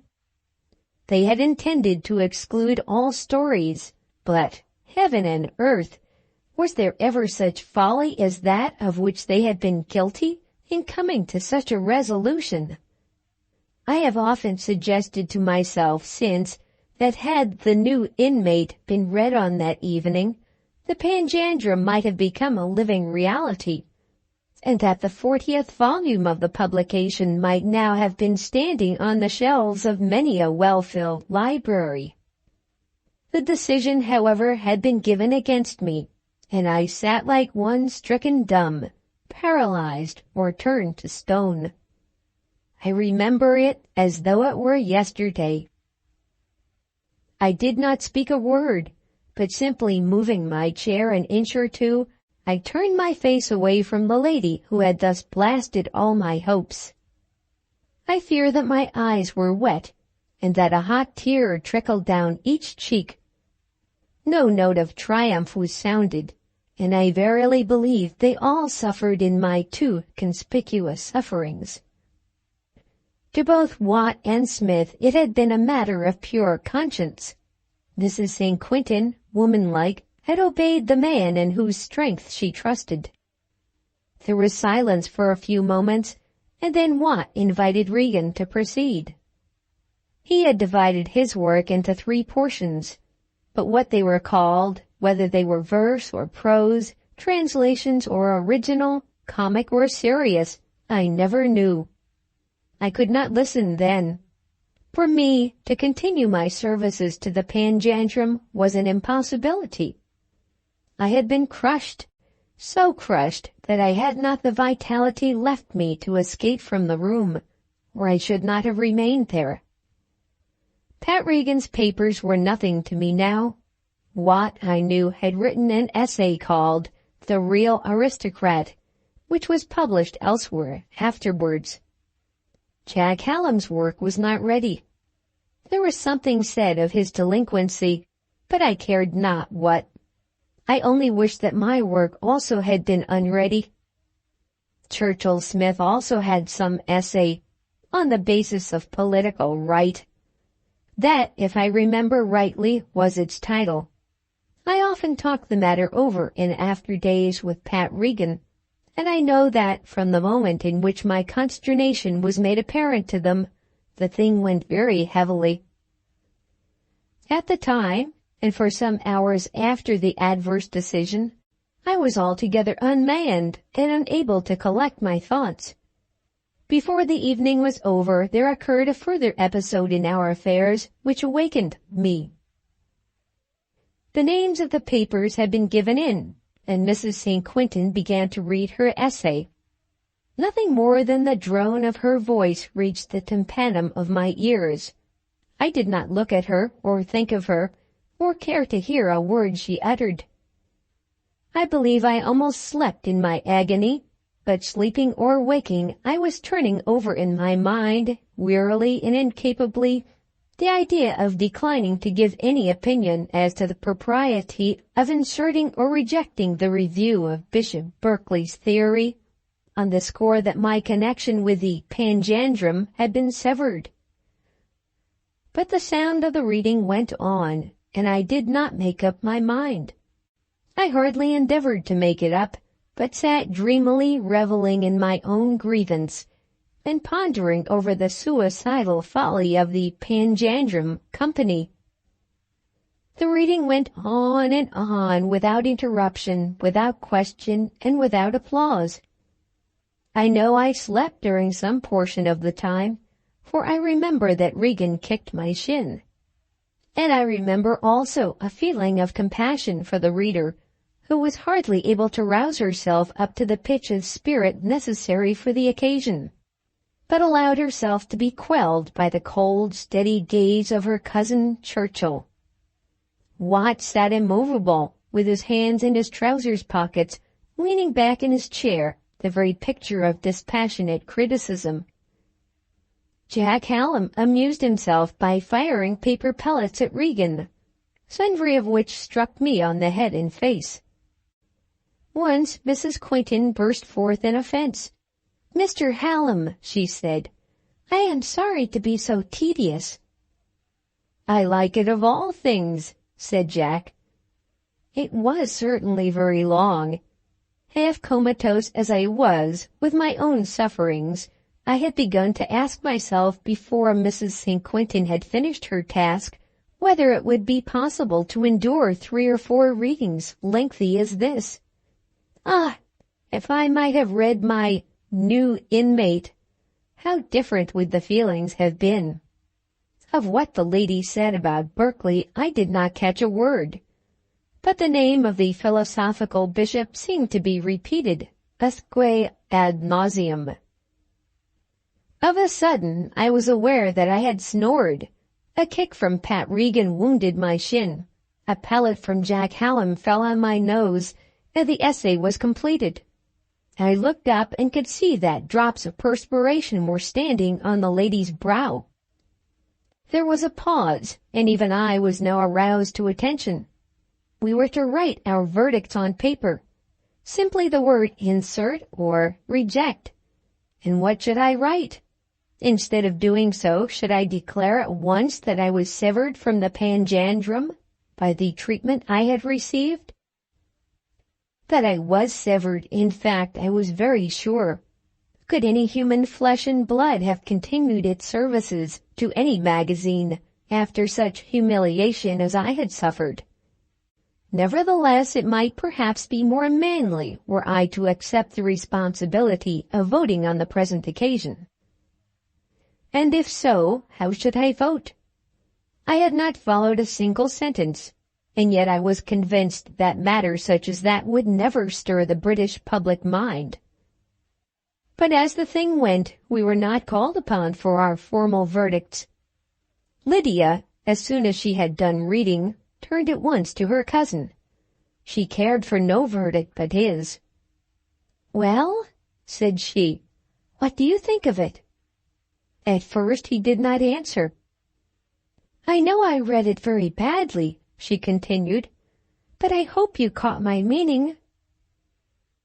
"It is utter nonsense," he said, without moving his head.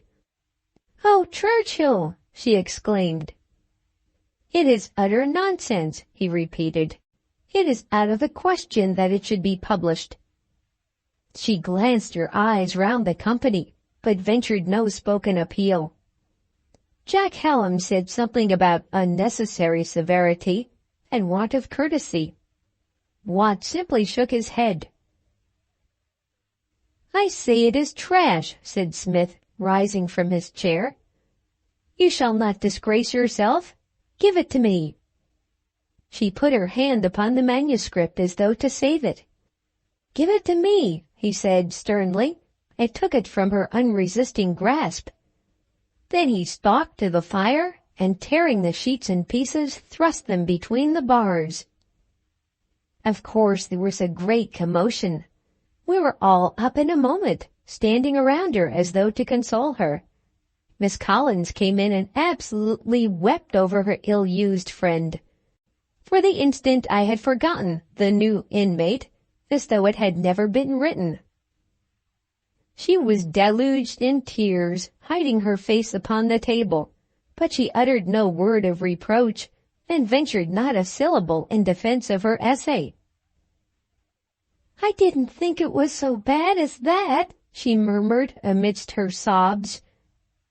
I did not dare to accuse the man of cruelty. I myself had become so small among them that my voice would have had no weight. But I did think him cruel, and hated him on her account as well as on my own. Jack Hallam remarked that, for this night at least, our work must be considered to be over. "It is over altogether," said Churchill Smith. "I have known that for weeks past, and I have known, too, what fools we have been to make the attempt. I hope at least that we may have learnt a lesson that will be of service to us. Perhaps you had better go now, and I'll just say a word or two to my cousin before I leave her." How we got out of the room I hardly remember. There was no doubt some leave-taking between us four and the unfortunate Lydia, but it amounted, I think, to no more than mere decency required. To Churchill Smith I know that I did not speak. I never saw either of the cousins again, nor, as has been already told, did I ever distinctly hear what was their fate in life. And yet how intimately connected with them had I been for the last 6 or 8 months. For not calling upon her, so that we might have mingled the tears of our disappointment together, I much blamed myself. But the subject which we must have discussed, the failure namely of the panjandrum, was one so sore and full of sorrow that I could not bring myself to face the interview. Churchill Smith, I know, made various efforts to obtain literary employment, but never succeeded, because he would yield no inch in the expression of his own violent opinions. I doubt whether he ever earned as much as £10 by his writings. I heard of his living, and almost starving, still in London, and then that he went to fight for Polish freedom. It is believed that he died in a Russian prison, but I could never find anyone who knew with accuracy the circumstances of his fate. He was a man who could go forth with his life in his hand, and in meeting death could feel that he encountered only that which he had expected. Mrs. St. Quentin certainly vanished during the next summer from the street in which she had bestowed upon us so many muffins, and what became of her I never heard. On that evening Pat Regan and I consoled ourselves together as best we might, Jack Hallam and Walter Watt having parted from us under the walls of Marylebone Workhouse. Pat and I walked down to a modest house of refreshment with which we were acquainted in Leicester Square, and there arranged the obsequies of the panjandrum over a pint of stout and a baked potato. Pat's equanimity was marvelous. It had not even yet been ruffled, though the indignities thrown upon him had almost surpassed those inflicted on myself.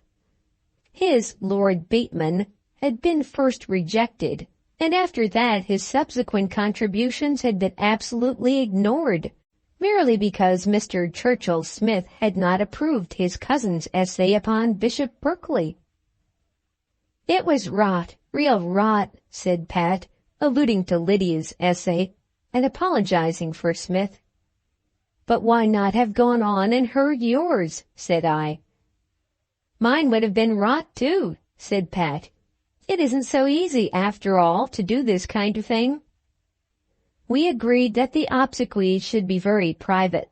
Indeed, as the panjandrum had as yet not had a body of its own, it was hardly necessary to open the earth for the purposes of interment. We agreed simply to say nothing about it to anyone. I would go to Mr. X and tell him that we had abandoned our project, and there would be an end of it. As the night advanced, I offered to read The New Inmate to my friend, but he truly remarked that of reading aloud they had surely had enough for that night. When he reflected that, but for the violence of Mr. Smith's proceedings, we might even then, at that moment, have been listening to an essay upon the basis of political rights, I think that he rejoiced that the panjandrum was no more. On the following morning I called on Mr. X, and explained to him that portion of the occurrences of the previous evening with which it was necessary that he should be made acquainted. I thought that he was rather brusque, but I cannot complain that he was, upon the whole, unfriendly. "The truth is, sir," he said, "you none of you exactly knew what you wanted to be after. You were very anxious to do something grand, but hadn't got this grand thing clear before your eye. People, you know, may have too much genius, or may have too little. Which of the two he thought was our case he did not say, but he did promise to hear my story of The New Inmate read, with reference to its possible insertion in another periodical publication with which he had lately become connected. Perhaps some of my readers may remember its appearance in the first number of the Marble Arch, where it attracted no little attention, and was supposed to have given assistance, not altogether despicable, towards the establishment of that excellent periodical. Such was the history of the Panjandrum. End of the Panjandrum, Part 2, Despair. The Spotted Dog, Part 1, The Attempt. Some few years since we received the following letter. Dear Sir, I write to you for literary employment, and I implore you to provide me with it if it be within your power to do so. My capacity for such work is not small, and my acquirements are considerable. My need is very great, and my views in regard to remuneration are modest. I was educated at blank, and was afterwards a scholar of blank College, Cambridge. I left the university without a degree, in consequence of a quarrel with a college tutor. I was rusticated and not allowed to return. After that I became for a while a student for the Chancery Bar. I then lived for some years in Paris, and I understand and speak French as though it were my own language. For all purposes of literature I am equally conversant with German. I read Italian. I am, of course, familiar with Latin. In regard to Greek, I will only say that I am less ignorant of it than 19/20ths of our national scholars. I am well read in modern and ancient history. I have especially studied political economy. I have not neglected other matters necessary to the education of an enlightened man, unless it be natural philosophy. I can write English, and can write it with rapidity. I am a poet, at least I so esteem myself. I am not a believer. My character will not bear investigation, in saying which I mean you to understand not that I steal or cheat, but that I live in a dirty lodging, spend many of my hours in a public house, and cannot pay tradesmen's bills where tradesmen have been found to trust me. I have a wife and 4 children, which burden forbids me to free myself from all care by a bare bodkin.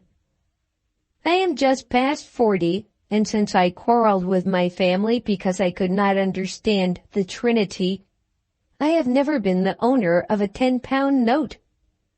My wife was not a lady. I married her because I was determined to take refuge from the conventional thraldom of so-called gentlemen amidst the liberties of the lower orders. My life, of course, has been a mistake. Indeed, to live at all, is it not a folly? I am at present employed on the staff of 2 or 3 of the penny dreadfuls. Your august highness in literature has perhaps never heard of a penny dreadful. I write for them matter which we among ourselves call blood and nastiness, and which is copied from one to another. For this I am paid 45 shillings a week. For 30 shillings a week I will do any work that you may impose upon me for the term of 6 months. I write this letter as a last effort to rescue myself from the filth of my present position, but I entertain no hope of any success. If you will ask it, I will come and see you, but do not send for me unless you mean to employ me, as I am ashamed of myself. I live at number 3 Cucumber Court, Gray's Inn Lane. But if you write, addressed to the care of Mr. Grimes, the Spotted Dog, Liquor Pond Street. Now I have told you my whole life, and you may help me if you will. I do not expect an answer. Yours truly, Julius Mackenzie. Indeed, he had told us his whole life, And what a picture of a life he had drawn! There was something in the letter which compelled attention. It was impossible to throw it, half read, into the waste-paper basket, and to think of it not at all. We did read it, probably twice, and then put ourselves to work to consider how much of it might be true and how much false. Had the man been a boy at blank, and then a scholar of his college? We concluded that, so far, the narrative was true. Had he abandoned his dependence on wealthy friends from conscientious scruples, as he pretended? Or had other and less creditable reasons caused the severance? At that point we did not quite believe him. And then, as to those assertions made by himself in regard to his own capabilities, how far did they gain credence with us? We think that we believed them all, making some small discount, with the exception of that one in which he proclaimed himself to be a poet. A man may know whether he understands French, and be quite ignorant whether the rhymed lines which he produces are or are not poetry. When he told us that he was an infidel, and that his character would not bear investigation, we went with him altogether. His allusion to suicide we regarded as a foolish boast. We gave him credit for the 4 children, but were not certain about the wife. We quite believed the general assertion of his impecuniosity. That stuff about conventional thraldom we hope we took at its worth. When he told us that his life had been a mistake, he spoke to us gospel truth. Of the penny dreadfuls and of blood and nastiness, so-called, we had never before heard, but we did not think it remarkable that a man so gifted as our correspondent should earn 45 shillings a week by writing for the cheaper periodicals. It did not, however, appear to us probable that anyone so remunerated would be willing to leave that engagement for another which should give him only 30 shillings. When he spoke of the filth of his present position, our heart began to bleed for him. We know what it is so well, and can fathom so accurately the degradation of the educated man who, having been ambitious in the career of literature, falls into that slough of despond by which the profession of literature is almost surrounded. There we were with him as brothers together. When we came to Mr. Grimes and the Spotted Dog, in Liquor Pond Street, we thought that we had better refrain from answering the letter, by which decision on our part he would not, according to his own statement, be much disappointed. Mr. Julius Mackenzie. Perhaps at this very time rich uncles and aunts were buttoning up their pockets against the sinner because of his devotion to the Spotted Dog. There are well-to-do people among the Mackenzies. It might be the case that that heterodox want of comprehension in regard to the Trinity was the cause of it, but we have observed that in most families, grievous as are doubts upon such sacred subjects, they are not held to be cause of hostility so invincible as is a thoroughgoing devotion to a spotted dog. If the Spotted Dog had brought about these troubles, any interposition from ourselves would be useless. For 24 hours we had given up all idea of answering the letter, but it then occurred to us that men who have become disreputable as drunkards do not put forth their own abominations when making appeals for aid. If this man were really given to drink, he would hardly have told us of his association with the public house. Probably he was much at the Spotted Dog, and hated himself for being there. The more we thought of it, the more we fancied that the gist of his letter might be true. It seemed that the man had desired to tell the truth as he himself believed it. It so happened that at that time we had been asked to provide an index to a certain learned manuscript in 3 volumes. The intended publisher of the work had already procured an index from a professional compiler of such matters, but the thing had been so badly done that it could not be used. Some knowledge of the classics was required, though it was not much more than a familiarity with the names of Latin and Greek authors, to which perhaps should be added some acquaintance with the names, also, of the better-known editors and commentators. The gentleman who had had the work in hand had failed conspicuously, and I had been told by my enterprising friend, Mr. X, the publisher, that £25 would be freely paid on the proper accomplishment of the undertaking. The work, apparently so trifling in its nature, demanded a scholar's acquirements, and could hardly be completed in less than 2 months.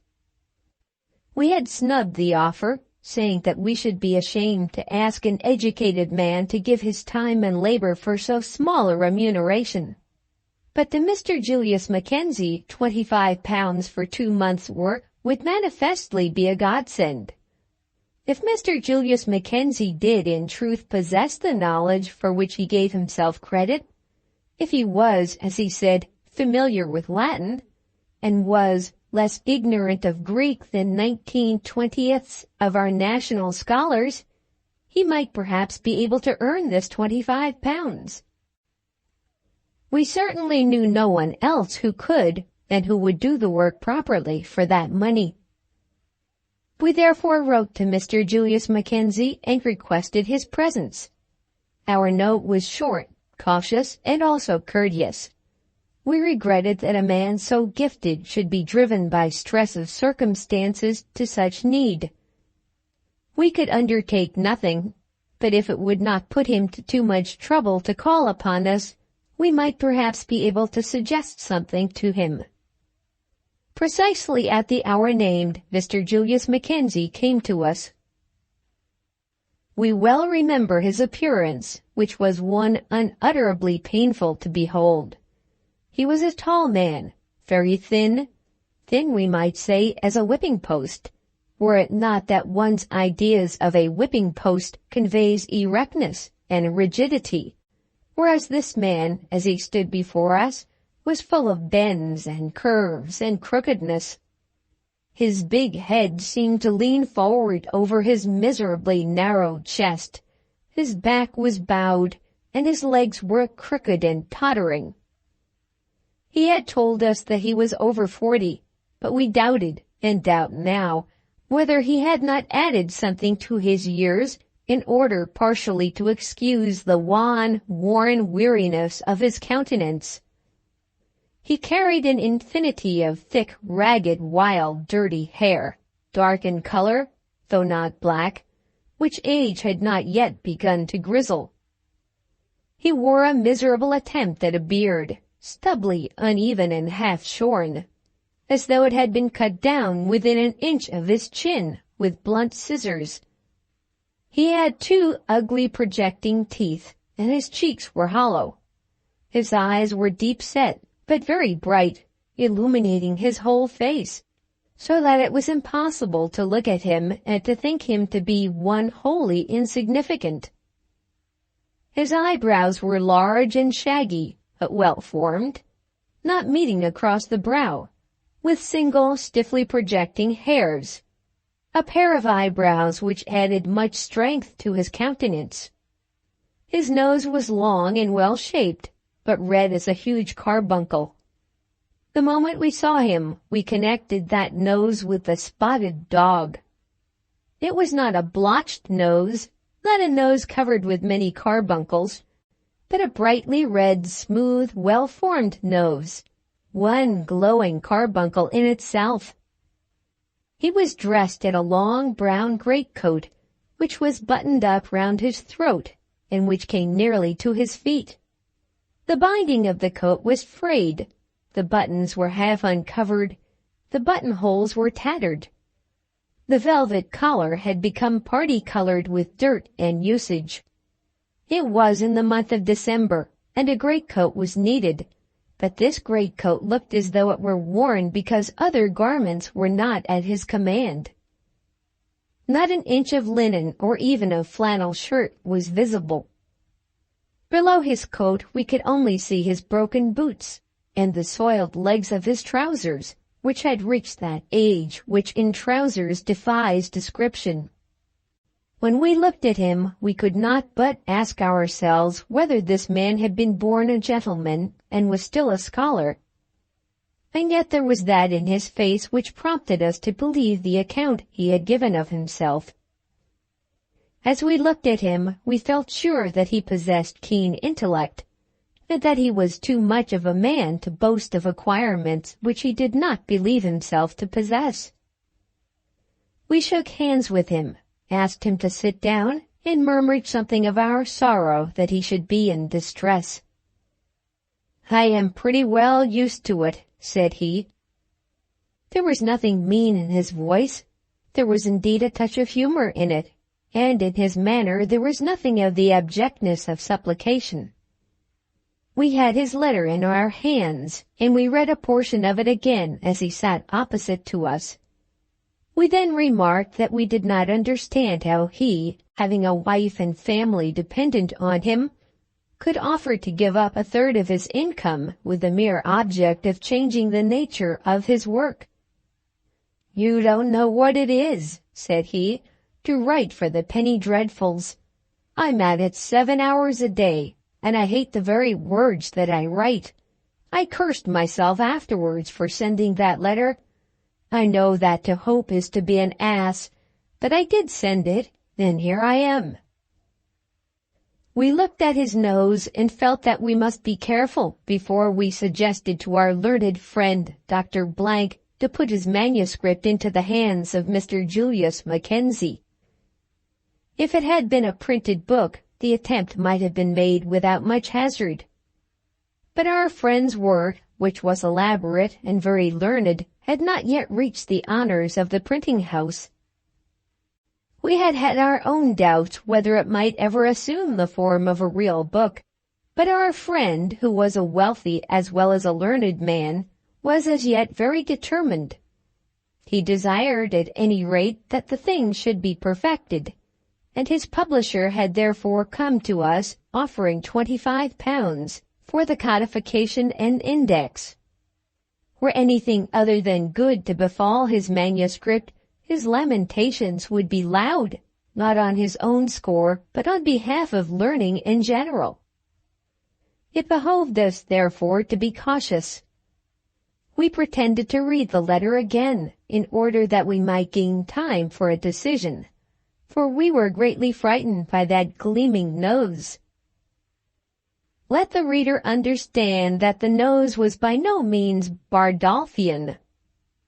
If we have read Shakespeare aright, Bardolph's nose was a thing of terror from its size as well as its hue. It was a mighty vat into which had ascended all the divinest particles distilled from the cellars of the hostelry in Eastcheap. Such at least is the idea which stage representations have left upon all our minds. But the nose now before us was a well-formed nose, would have been a commanding nose, for the power of command shows itself much in the nasal organ, had it not been for its color.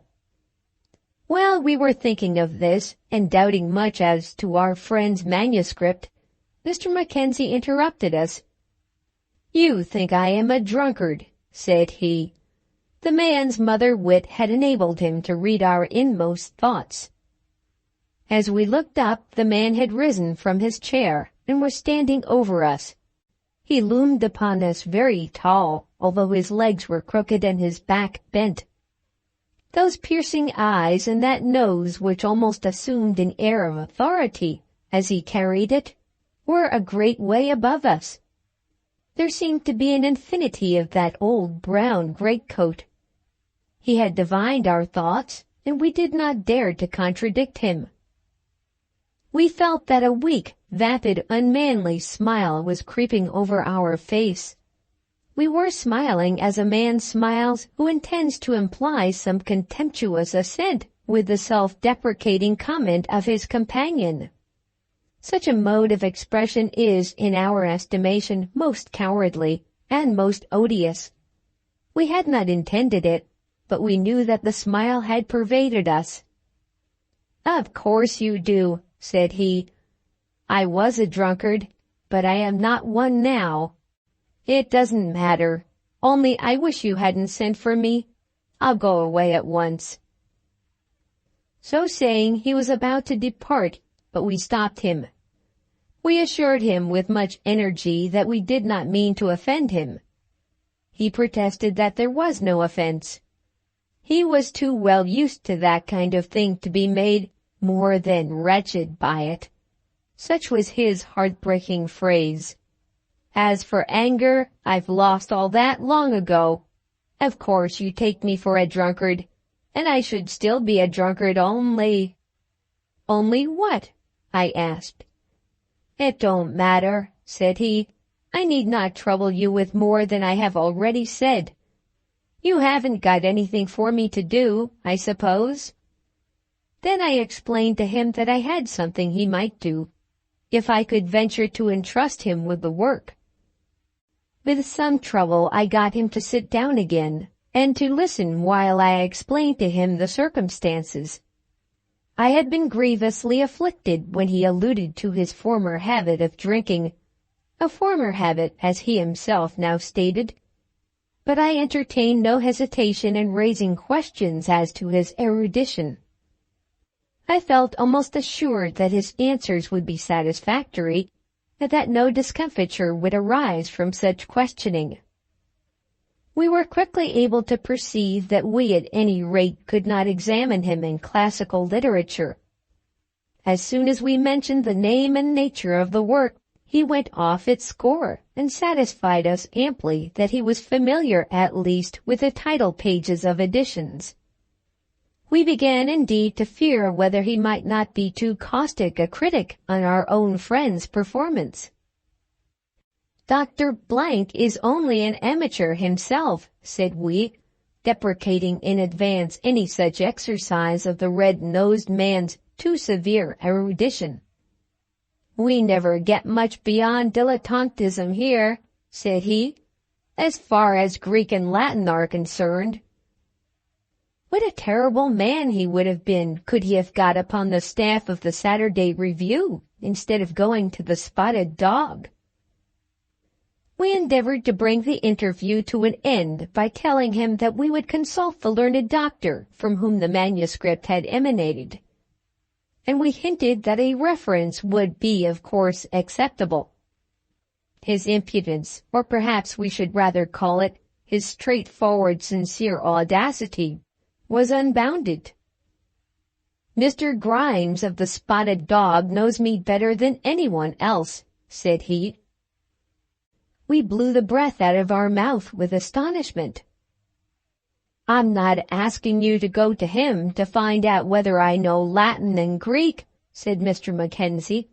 "You must find that out for yourself." We assured him that we thought we had found that out. "But he can tell you that I won't pawn your manuscript." The man was so grim and brave that he almost frightened us. We hinted, however, that literary reference should be given. The gentleman who paid him 45 shillings a week, the manager, in short, of the Penny Dreadful, might tell us something of him. Then he wrote for us a name on a scrap of paper, and added to it an address in the close vicinity of Fleet Street, at which we remembered to have seen the title of a periodical, which we now knew to be a Penny Dreadful. Before he took his leave he made us a speech, again standing up over us, though we also were on our legs. It was that bend in his neck, combined with his natural height, which gave him such an air of superiority in conversation. He seemed to overshadow us, and to have his own way with us because he was enabled to look down upon us. There was a footstool on our hearth-rug, and we remember to have attempted to stand upon that in order that we might escape this supervision. But we stumbled and had to kick it from us, and something was added to our sense of inferiority by this little failure. "I don't expect much from this," he said. "I never do expect much. and I have misfortunes independent of my poverty, which make it impossible that I should be other than a miserable wretch." "Bad health?" we asked. "No, nothing absolutely personal. But never mind. I must not trouble you with more of my history. But if you can do this thing for me, it may be the means of redeeming me from utter degradation." We then assured him that we would do our best, and he left us with a promise that he would call again on that day week. The first step which we took on his behalf was one the very idea of which had at first almost moved us to ridicule. We made inquiry respecting Mr. Julius Mackenzie of Mr. Grimes, the landlord of the Spotted Dog. Though Mr. Grimes did keep the Spotted Dog, he might be a man of sense and possibly of conscience. At any rate, he would tell us something, or confirm our doubts by refusing to tell us anything.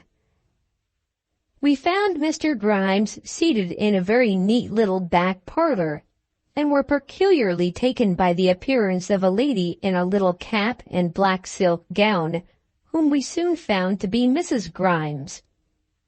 Had we ventured to employ our intellect in personifying for ourselves an imaginary Mrs. Grimes, as the landlady of a Spotted Dog public-house in Liquor Pond Street, the figure we should have built up for ourselves would have been the very opposite of that which this lady presented to us. She was slim and young and pretty, and had pleasant little tricks of words, in spite of occasional slips in her grammar, which made us almost think that it might be our duty to come often to the Spotted Dog to inquire about Mr. Julius Mackenzie. Mr. Grimes was a man about 40, fully 10 years the senior of his wife, with a clear gray eye and a mouth and chin from which we surmised that he would be competent to clear the Spotted Dog of unruly visitors after 12 o'clock, whenever it might be his wish to do so.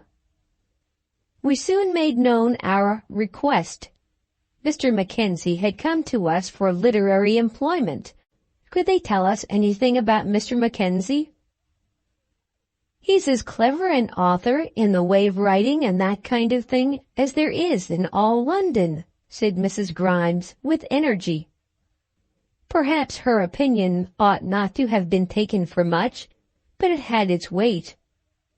I've explained, however, that at the present moment we were specially anxious to know something of the gentleman's character and mode of life. Mr. Grimes, whose manner to us was quite courteous, sat silent, thinking how to answer us. His more impulsive and friendly wife was again ready with her assurance. "There ain't an honester gentleman breathing. And I say he is a gentleman, though he's that poor he hasn't sometimes a shirt to his back." "I don't think he's ever very well off for shirts," said Mr. Grimes. "I wouldn't be slow to give him one of yours, John, only I know he wouldn't take it," said Mrs. Grimes. "Well now, look here, sir, we've that feeling for him that our young woman there would draw anything for him he'd ask, money or no money. She'd never venture to name money to him if he wanted a glass of anything, hot or cold, beer or spirits. Isn't that so, John?" "She's fool enough for anything, as far as I know," said Mr. Grimes. "She ain't no fool at all, and I'd do the same if I was there, and so'd you, John." "There is nothing Mackenzie'd ask as he wouldn't give 'em," said Mrs. Grimes, pointing with her thumb over her shoulder to her husband, who was standing on the hearth-rug. "That is, in the way of drawing liquor and refreshments and such like. But he never raised a glass to his lips in this house as he didn't pay for, nor yet took a biscuit out of that basket. He's a gentleman all over, is Mackenzie." It was strong testimony, but still we had not quite got at the bottom of the matter. "Doesn't he raise a great many glasses to his lips?" we asked. "No, he don't," said Mrs. Grimes, "only in reason." "He's had misfortunes," said Mr. Grimes. "Indeed he has," said the lady. "What I call the very troublesomest of troubles. If you was troubled like him, John, where'd you be?" "I know where you'd be," said John. "He's got a bad wife, sir, the worst as ever was," continued Mrs. Grimes. "Talk of drink! There is nothing that woman wouldn't do for it. She'd pawn the very clothes off her children's back in midwinter to get it. She'd rob the food out of her husband's mouth for a drop of gin. As for herself, she ain't no woman's notions left of keeping herself anyway. She'd as soon be picked out of a gutter as not. And as for words out of her mouth or clothes on her back, she hasn't got, sir, not an item of a female's feelings left about her." Mrs. Grimes had been very eloquent, and had painted the troublesomest of all troubles with glowing words. This was what the wretched man had come to by marrying a woman who was not a lady, in order that he might escape the conventional thraldom of gentility. But still the drunken wife was not all.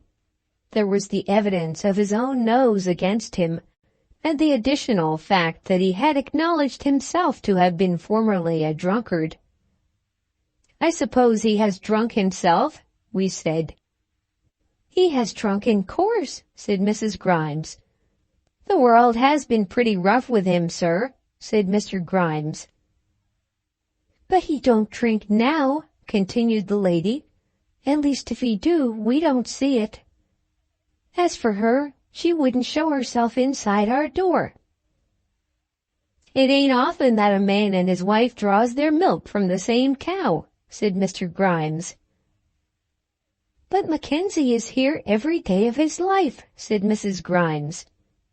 "When he's got a sixpence to pay for it, he'll come in here and have a glass of beer and a bit of something to eat. We does make him a little extra welcome, and that's the truth of it. We knows what he is, and we knows what he was. As for book learning, sir, it don't matter what language it is. It's all as one to him. He knows 'em all round just as I know my catechism." "Can't you say fairer than that for him, Polly?" asked Mr. Grimes. "Don't you talk of catechisms, John, nor yet of nothing else as a man ought to set his mind to, unless it is keeping the spotted dog. But as for Mackenzie, he knows off by heart whole books full of learning. There were some foreigners here as come from, I don't know where that was they came from, only it wasn't France nor yet Germany, and he talked to them just as though he hadn't been born in England at all. I don't think there ever was such a man for knowing things. He'd go on with poetry out of his own head till you'd think it come from him like a web from a spider." We could not help thinking of the wonderful companionship which there must have been in that parlor while the reduced man was spinning his web, and Mrs. Grimes, with her needlework lying idle in her lap, was sitting by, listening with rapt admiration. In passing by the spotted dog, one would not imagine such a scene to have its existence within. But then, so many things do have existence of which we imagine nothing. Mr. Grimes ended the interview. "The fact is, sir, if you can give him employment better than what he has now, you'll be helping a man who has seen better days, and who only wants help to see him again. He has got it all there," and Mr. Grimes put his finger up to his head. "He has got it all here, too," said Mrs. Grimes, laying her hand upon her heart. Whereupon we took our leave, suggesting to these excellent friends that if it should come to pass that we had further dealings with Mr. Mackenzie, we might perhaps trouble them again. They assured us that we should always be welcome, and Mr. Grimes himself saw us to the door, having made profuse offers of such good cheer as the house afforded. We were upon the whole much taken with the spotted dog. From thence we went to the office of the Penny Dreadful, in the vicinity of Fleet Street. As we walked thither, we could not but think of Mrs. Grimes' words, "that troublesomest of troubles." We acknowledged to ourselves that they were true words. Can there be any trouble more troublesome than that of suffering from the shame inflicted by a degraded wife? We had just parted from Mr. Grimes, not indeed having seen very much of him in the course of our interview, but little as we had seen, we were sure that he was assisted in his position by a buoyant pride in that he called himself the master and owner and husband of Mrs. Grimes. In the very step with which he passed in and out of his own door, you could see that there was nothing that he was ashamed of about his household. When abroad, he could talk of his missus with a conviction that the picture which the word would convey to all who heard him would redound to his honor. But what must have been the reflections of Julius Mackenzie when his mind dwelt upon his wife? We remembered the words of his letter, "I have a wife and 4 children, which burden forbids me to free myself from all care with a bare bodkin." As we thought of them, and of the story which had been told to us at the Spotted Dog, they lost that tone of rhodomontade with which they had invested themselves when we first read them. A wife who is indifferent to being picked out of the gutter, and who will pawn her children's clothes for gin, must be a trouble than which none can be more troublesome. We did not find that we ingratiated ourselves with the people at the office of the periodical for which Mr. Mackenzie worked, and yet we endeavored to do so, assuming in our manner and tone something of the familiarity of a common pursuit. After much delay we came upon a gentleman sitting in a dark cupboard, who twisted round his stool to face us while he spoke to us. We believe that he was the editor of more than one penny dreadful, and that as many as a dozen serial novels were being issued to the world at the same time, under his supervision. "Oh," said he, "so you're at that game, are you?" We assured him that we were at no game at all, but were simply influenced by a desire to assist a distressed scholar. "That be blowed," said our brother. "Mackenzie's doing as well here as he'll do anywhere. He's a drunken blackguard, when all's said and done." "So you're going to buy him up, are you? You won't keep him long, and then he'll have to starve." We assured the gentleman that we had no desire to buy up Mr. Mackenzie. We explained our ideas as to the freedom of the literary profession, in accordance with which Mr. Mackenzie could not be wrong in applying to us for work, and we especially deprecated any severity on our brother's part towards the man, more especially begging that nothing might be decided, as we were far from thinking it certain that we could provide Mr. Mackenzie with any literary employment. "That's all right," said our brother, twisting back his stool. "He can't work for both of us, that's all. He has his bread here regular, week after week, and I don't suppose you'll do as much as that for him." Then we went away, shaking the dust off our feet, and wondering much at the great development of literature which latter years have produced.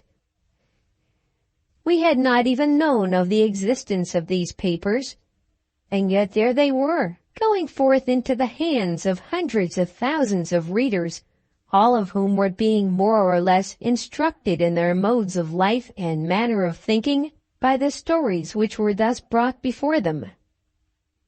But there might be truth in what our brother had said to us. Should Mr. Mackenzie abandon his present engagement for the sake of the job which we proposed to put in his hands, might he not thereby injure rather than improve his prospects? We were acquainted with only one learned doctor desirous of having his manuscripts codified and indexed at his own expense. As for writing for the periodical with which we were connected, we knew enough of the business to be aware that Mr. Mackenzie's gifts of erudition would very probably not so much assist him in attempting such work as would his late training act against him. A man might be able to read and even talk a dozen languages, just as though he hadn't been born in England at all, and yet not write the language with which we dealt after the fashion which suited our readers. It might be that he would fly much above our heads and do work infinitely too big for us. We did not regard our own heads as being very high. But for such altitude as they held, a certain class of writing was adapted. The gentleman whom we had just left would require, no doubt, altogether another style. It was probable that Mr. Mackenzie had already fitted himself to his present audience, and even were it not so, we could not promise him 45 shillings a week, or even that 30 shillings for which he asked. There is nothing more dangerous than the attempt to befriend a man in middle life by transplanting him from one soil to another.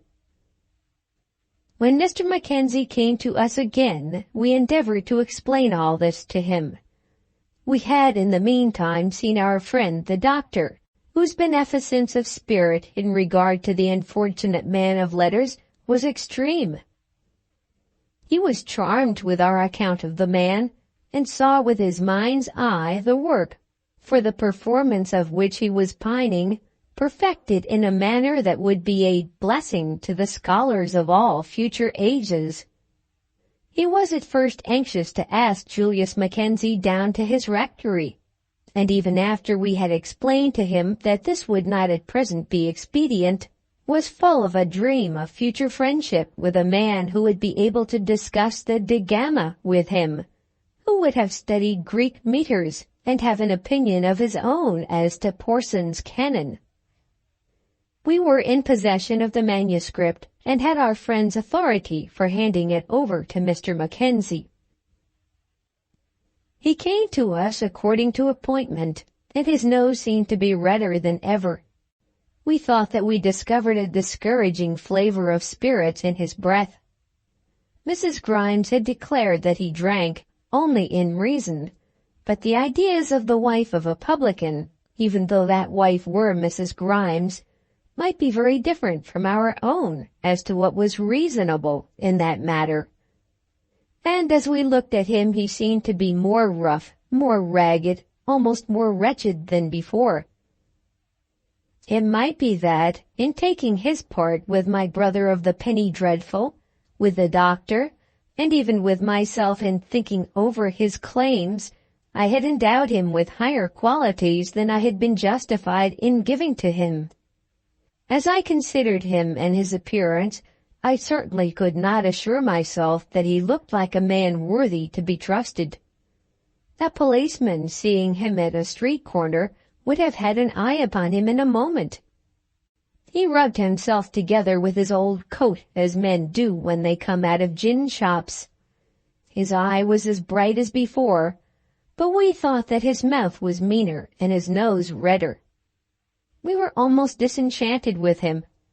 We said nothing to him at first about the spotted dog, but suggested to him our fears that if he undertook work at our hands, he would lose the much more permanent employment which he got from the gentleman whom we had seen in the cupboard.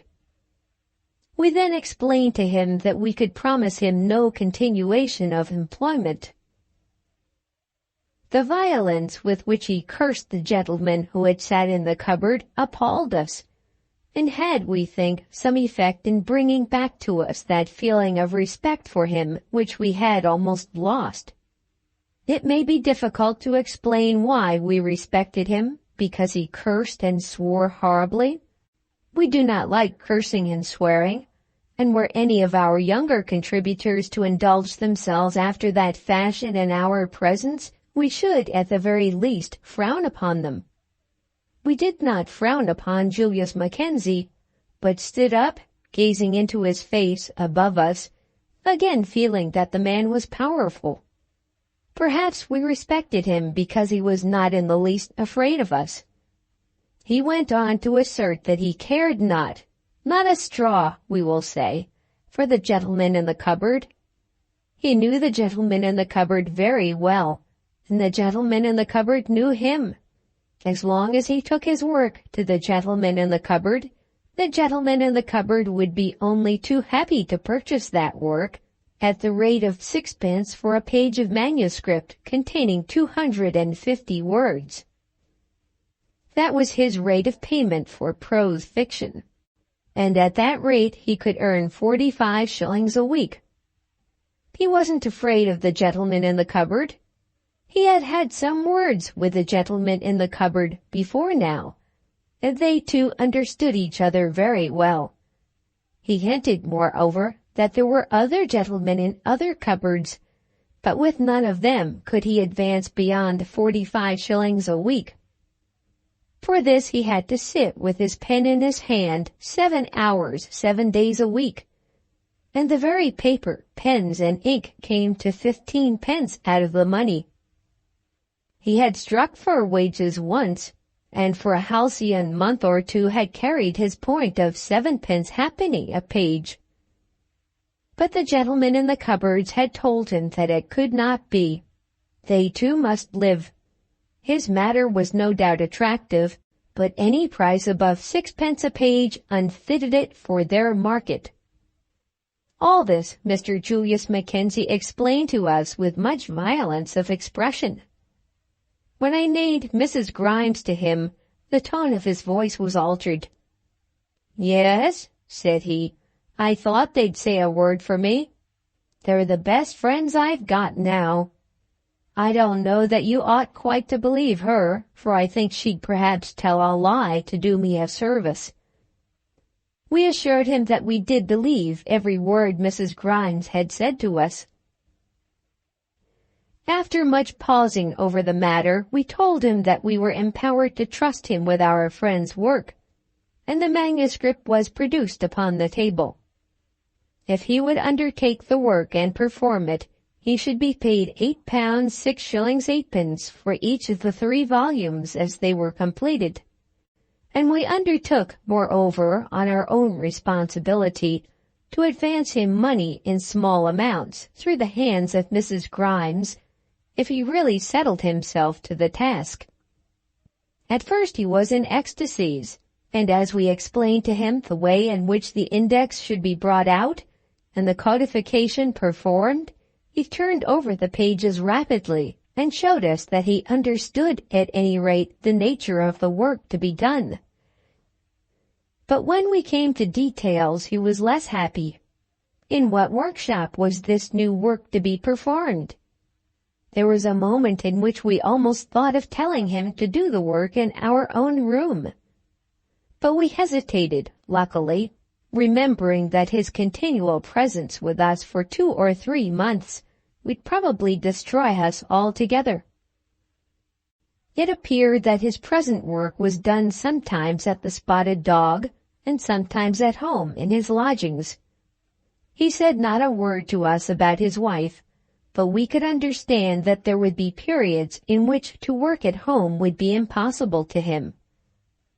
He did not pretend to deny that there might be danger on that score, nor did he ask permission to take the entire manuscript at once away to his abode. We knew that if he took part he must take the whole, as the work could not be done in parts.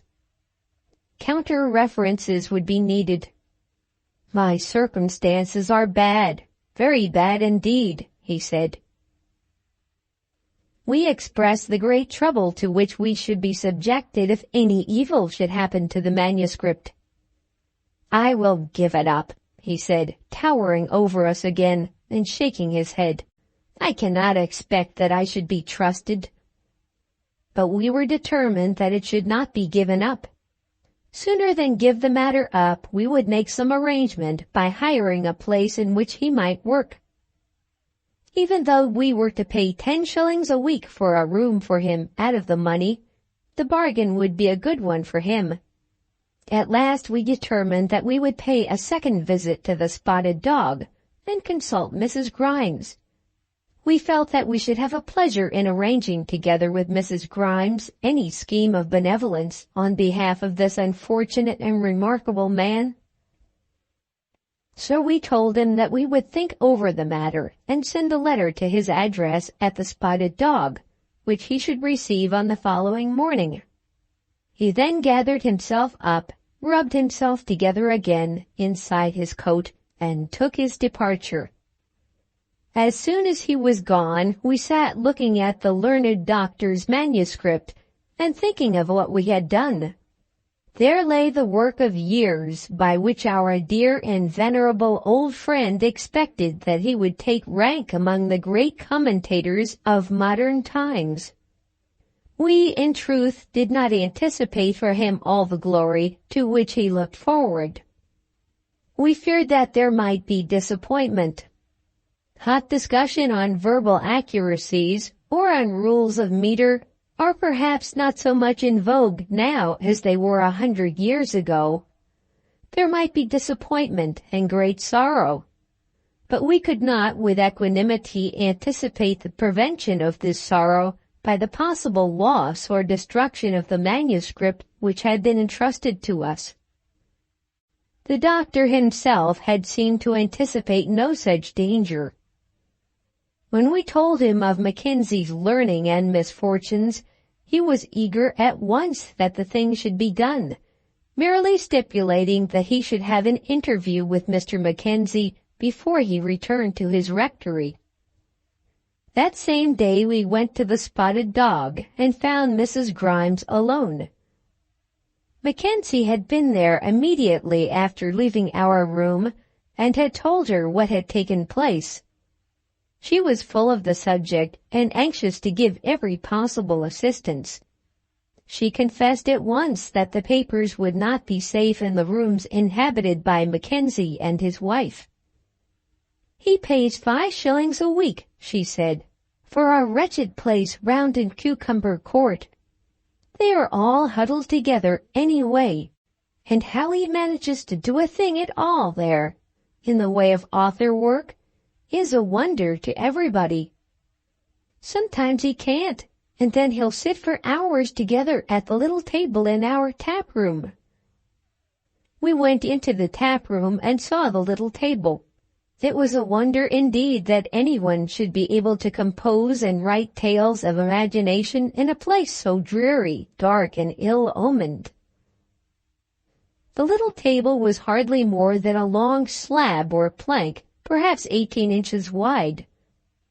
When we visited the place, there were 2 brewers' draymen seated there, and 3 draggled, wretched-looking women. The carters were eating enormous hunches of bread and bacon, which they cut and put into their mouths slowly, solemnly, and in silence.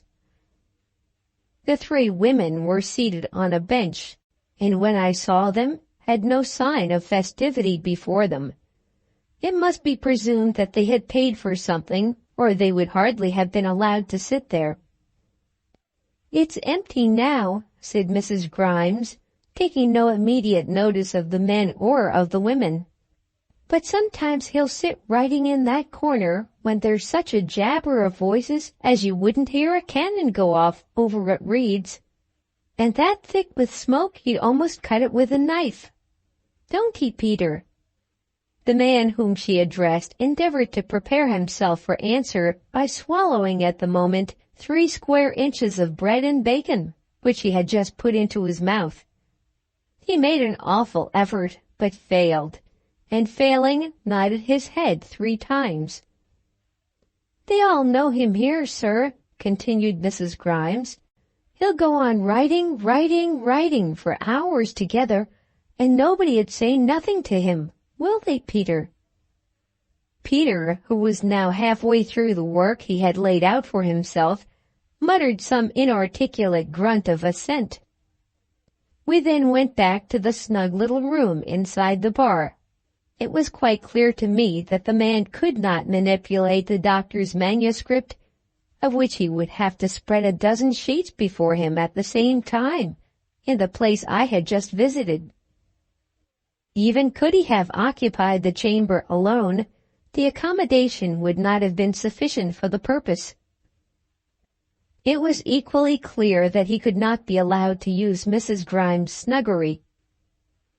"How are we to get a place for him?" said I, appealing to the lady.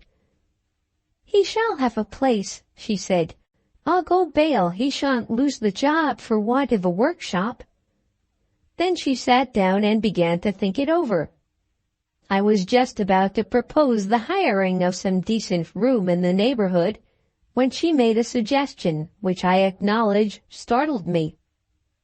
"I'll have a big table put into my own bedroom," she said, "and he shall do it there. There ain't another hole or corner about the place as 'd suit, and he can lay the gentleman's papers all about on the bed, square and clean and orderly. Can't he now? And I can see after him as he don't lose 'em, can't I now?" By this time there had sprung up an intimacy between ourselves and Mrs. Grimes, which seemed to justify an expression of the doubt which I then threw on the propriety of such a disarrangement of her most private domestic affairs. "Mr. Grimes will hardly approve of that," we said. "Oh, John won't mind. What'll it matter to John as long as Mackenzie is out in time for him to go to bed? We ain't early birds, morning or night. That's true. In our line, folks can't be early. But from 10 to 6 there's the room, and he shall have it. Come up and see, sir." So we followed Mrs. Grimes up the narrow staircase to the marital bower. "It ain't large, but there'll be room for the table, and for him to sit at it. Ain't there now?" It was a dark little room with one small window looking out under the low roof and facing the heavy, high, dead wall of the brewery opposite. But it was clean and sweet, and the furniture in it was all solid and good, old-fashioned and made of mahogany. 2 or 3 of Mrs. Grimes' gowns were laid upon the bed, and other portions of her dress were hung on pegs behind the doors. The only untidy article in the room was a pair of John's trousers, which he had failed to put out of sight. She was not a bit abashed, but took them up and folded them and patted them and laid them in the capacious wardrobe. "We'll have all these things away," she said, "and then he can have all his papers out upon the bed, just as he pleases." We own that there was something in the proposed arrangement which dismayed us. We also were married, and what would our wife have said had we proposed that a contributor, even a contributor not red-nosed and seething with gin, that any best disciplined contributor should be invited to write an article within the precincts of our sanctum? We could not bring ourselves to believe that Mr. Grimes would authorize the proposition. There is something holy about the bedroom of a married couple, and there would be a special desecration in the continued presence of Mr. Julius Mackenzie. We thought it better that we should explain something of all this to her. "Do you know," we said, "this seems to be hardly prudent." "Why not prudent?" she asked. "Up in your bedroom, you know. Mr. Grimes will be sure to dislike it." "What, John? Not he. I know what you are thinking of, Mr. Blank," she said, "but we're different in our ways than what you are. Things to us are only just what they are. We haven't time, nor yet money, nor perhaps education, for seemings and thinkings as you have. If you was traveling out amongst the wild Injuns, you'd ask anyone to have a bit in your bedroom as soon as look at 'em, if you'd got a bit for 'em to eat. We're traveling among wild Injuns all our lives, and a bedroom ain't no more to us than any other room. Mackenzie shall come up here, and I'll have the table fixed for him, just there by the window." I hadn't another word to say to her, and I could not keep myself from thinking for many an hour afterwards whether it may not be a good thing for men, and for women also, to believe that they are always traveling among wild Indians. When we went down, Mr. Grimes himself was in the little parlor. He did not seem at all surprised at seeing his wife enter the room from above accompanied by a stranger.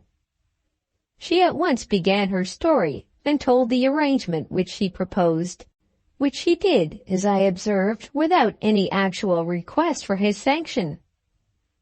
Looking at Mr. Grimes' face, I thought that he did not quite like it, but he accepted it almost without a word, scratching his head and raising his eyebrows. "You know, John, he could no more do it at home than he could fly," said Mrs. Grimes. "Who said he could do it at home?" "And he couldn't do it in the tap room, could he?" "If so, there ain't no other place, and that's settled." John Grimes again scratched his head, and the matter was settled.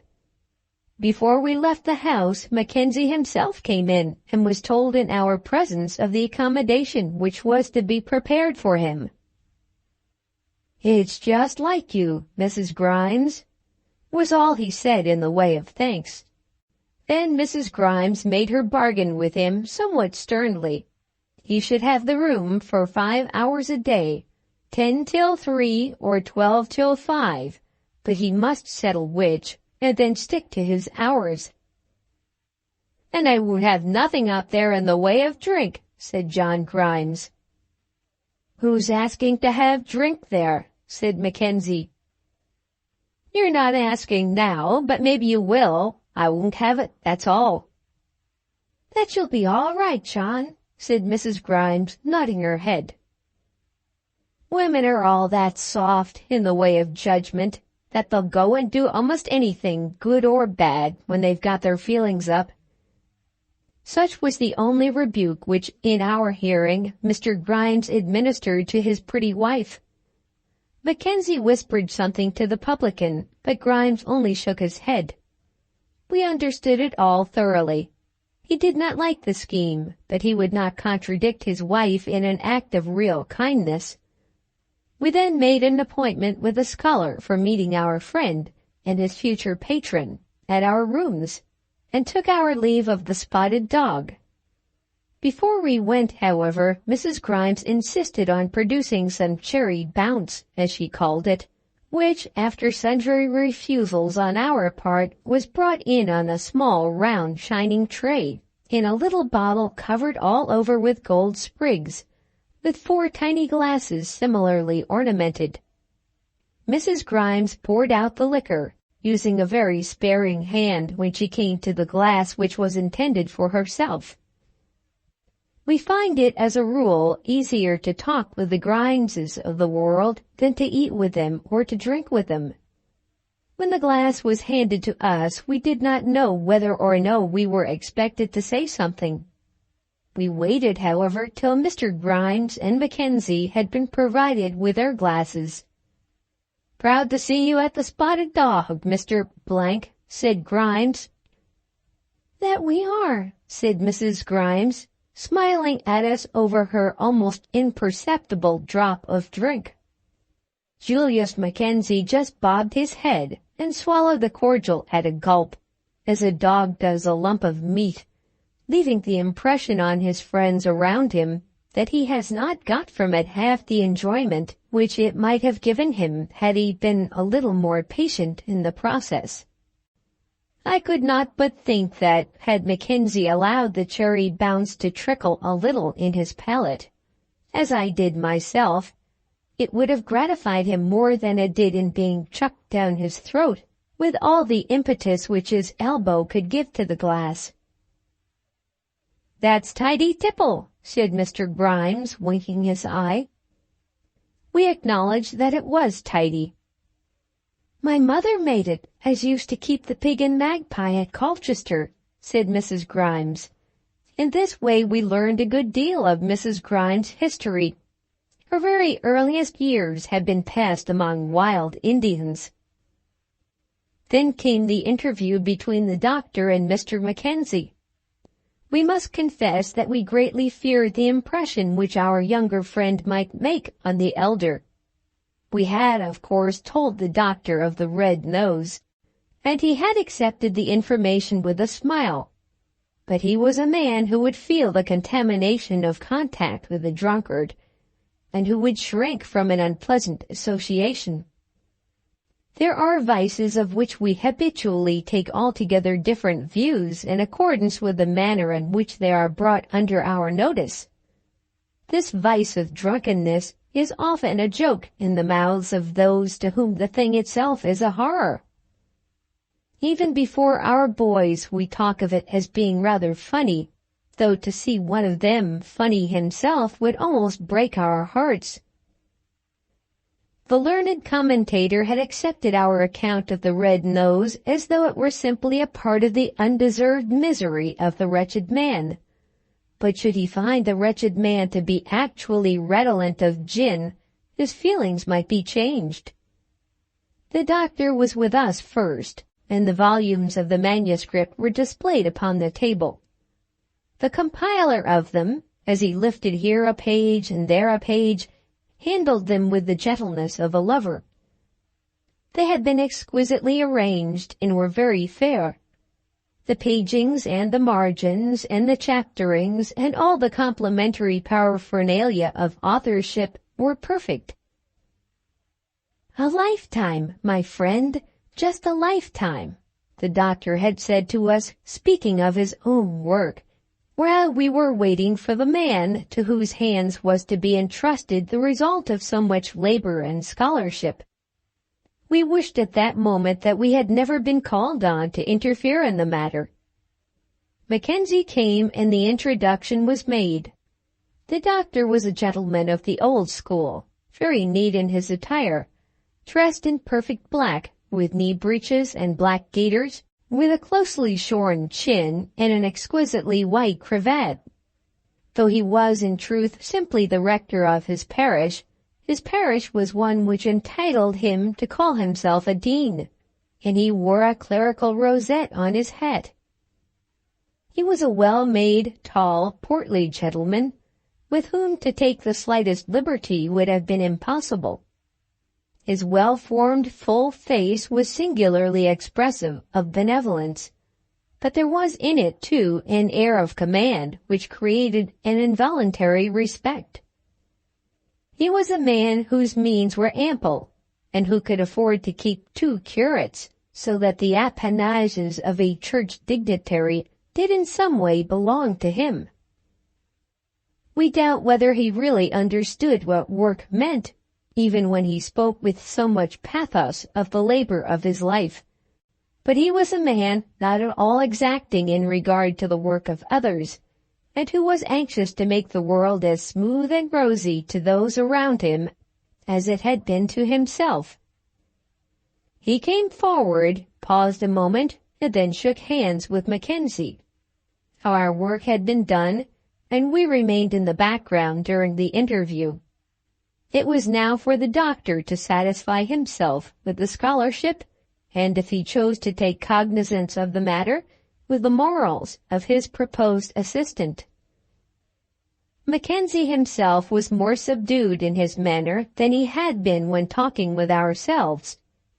The doctor made a little speech, standing at the table with one hand on one volume and the other on another. He told of all his work with a mixture of modesty as to the thing done and self-assertion as to his interest in doing it, which was charming. He acknowledged that the sum proposed for the aid which he required was inconsiderable, but it had been fixed by the proposed publisher. Should Mr. Mackenzie find that the labor was long, he would willingly increase it.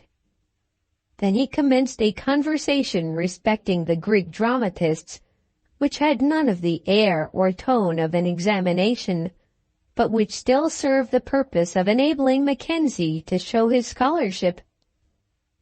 In that respect there was no doubt that the ragged, red-nosed, disreputable man, who stood there longing for his job, was the greater proficient of the 2. We never discovered that he had had access to books in later years, but his memory of the old things seemed to be perfect. When it was suggested that references would be required, it seemed that he did know his way into the library of the British Museum. "When I wasn't quite so shabby," he said boldly, "I used to be there." The doctor instantly produced a 10-pound note and insisted that it should be taken in advance. Mackenzie hesitated, and we suggested that it was premature, but the doctor was firm. "If an old scholar mayn't assist one younger than himself," he said, "I don't know when one man may aid another. And this is no alms. It is simply a pledge for work to be done." Mackenzie took the money, muttering something of an assurance that, as far as his ability went, the work should be done well. "It should certainly," he said, "be done diligently." When money had passed, of course, the thing was settled. But in truth, the banknote had been given, not from judgment in settling the matter, but from the generous impulse of the moment. There was, however, no receding. The doctor expressed by no hint a doubt as to the safety of his manuscript. He was by far too fine a gentleman to give the man whom he employed pain in that direction. If there were risk, he would now run the risk, and so the thing was settled. We did not, however, give the manuscript on that occasion into Mackenzie's hands, but took it down afterwards, locked in an old dispatch box of our own, to the Spotted Dog, and left the box with the key of it in the hands of Mrs. Grimes. Again we went up into that lady's bedroom and saw that the big table had been placed by the window for Mackenzie's accommodation. It so nearly filled the room that, as we observed, John Grimes could not get round at all to his side of the bed. It was arranged that Mackenzie was to begin on the morrow. End of The Spotted Dog, Part 1, The Attempt. The Spotted Dog, Part 2, The Result. During the next month we saw a good deal of Mr. Julius Mackenzie, and made ourselves quite at home in Mrs. Grimes' bedroom. We went in and out of the Spotted Dog as if we had known that establishment all our lives, and spent many a quarter of an hour with the hostess in her little parlor, discussing the prospects of Mr. Mackenzie and his family. He had procured for himself decent, if not exactly new, garments out of the money so liberally provided by my learned friend the doctor, and spent much of his time in the library of the British Museum. He certainly worked very hard, for he did not altogether abandon his old engagement. Before the end of the first month, the index of the first volume, neatly completed, had been sent down for the inspection of the doctor, and had been returned with ample eulogium and some little criticism. The criticisms Mackenzie answered by letter, with true scholarly spirit, and the doctor was delighted. Nothing could be more pleasant to him than a correspondence, prolonged almost indefinitely, as to the respective merits of a toe or a tau, or on the demand for a sponde or an iamb. When he found that the work was really in industrious hands, he ceased to be clamorous for early publication, and gave us to understand privately that Mr. Mackenzie was not to be limited to the sum named. The matter of remuneration was, indeed, left very much to ourselves, and Mackenzie had certainly found the most efficient friend in the author whose works had been confided to his hands. All this was very pleasant, and Mackenzie, throughout that month, worked very hard. According to the statements made to me by Mrs. Grimes, he took no more gin than what was necessary for a hard-working man. As to the exact quantity of that cordial which she imagined to be beneficial and needful, we made no close inquiry. He certainly kept himself in a condition for work, and so far all went on happily. Nevertheless, there was a terrible skeleton in the cupboard, or rather out of the cupboard, for the skeleton could not be got to hide itself. A certain portion of his prosperity reached the hands of his wife, and she was behaving herself worse than ever. The 4 children had been covered with decent garments, under Mrs. Grimes' care, and then Mrs. Mackenzie had appeared at the Spotted Dog, loudly demanding a new outfit for herself. She came not only once, but often, and Mr. Grimes was beginning to protest that he saw too much of the family. We had become very intimate with Mrs. Grimes, and she did not hesitate to confide to us her fears lest John should cut up rough before the thing was completed. "You see," she said, "it is against the house, no doubt, that women coming nigh it." But still she was firm, and Mackenzie was not disturbed in the possession of the bedroom. At last Mrs. Mackenzie was provided with some articles of female attire. And then on the very next day, she and the 4 children were again stripped almost naked. The wretched creature must have steeped herself in gin to the shoulders, for in one day she made a sweep of everything. She then came in a state of furious intoxication to the Spotted Dog, and was removed by the police under the express order of the landlord. We can hardly say which was the most surprising to us, the loyalty of Mrs. Grimes or the patience of John. During that night, as we were told 2 days afterwards by his wife, he stormed with passion. The papers she had locked up in order that he should not get at them and destroy them. He swore that everything should be cleared out on the following morning. But when the morning came, he did not even say a word to Mackenzie, as the wretched, downcast, broken-hearted creature passed upstairs to his work. "You see I knows him, and how to deal with him," said Mrs. Grimes, speaking of her husband. "There ain't another like him nowheres. He's that good. A softer-hearteder man there ain't in the public line. He can speak dreadful when his dander is up, and can look, oh, laws, he can just look at you. But he could no more put his hands upon a woman in the way of hurting, no more than be an archbishop." Where could be the man, thought we to ourselves, as this was said to us, who could have put a hand, in the way of hurting, upon Mrs. Grimes? On that occasion, to the best of our belief, the policeman contented himself with depositing Mrs. Mackenzie at her own lodgings. On the next day she was picked up drunk in the street and carried away to the lock-up house. At the very moment in which the story was being told to us by Mrs. Grimes, Mackenzie had gone to the police office to pay the fine, and to bring his wife home. We asked with dismay and surprise why he should interfere to rescue her, why he did not leave her in custody as long as the police would keep her. "Who'd there be to look after the children?" asked Mrs. Grimes, as though she were offended at our suggestion. Then she went on to explain that in such a household as that of poor Mackenzie, the wife is absolutely a necessity, even though she be an habitual drunkard.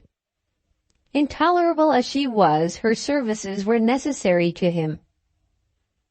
"A husband as drinks is bad," said Mrs. Grimes, with something we thought of an apologetic tone for the vice upon which her own prosperity was partly built. "But when a woman takes to it, it's the devil." We thought that she was right as we pictured to ourselves that man of letters satisfying the magistrate's demand for his wife's misconduct, and taking the degraded, half-naked creature once more home to his children. We saw him about 12 o'clock on that day, and he had then, too evidently, been endeavoring to support his misery by the free use of alcohol. We did not speak of it down in the parlor, but even Mrs. Grimes, we think, would have admitted that he had taken more than was good for him. He was sitting up in the bedroom with his head hanging upon his hand, with a swarm of our learned friend's papers spread on the table before him. Mrs. Grimes, when he entered the house, had gone upstairs to give them out to him, but he had made no attempt to settle himself to his work. "This kind of thing must come to an end," he said to us with a thick, husky voice. We muttered something to him as to the need there was that he should exert a manly courage in his troubles. "Manly?" he said.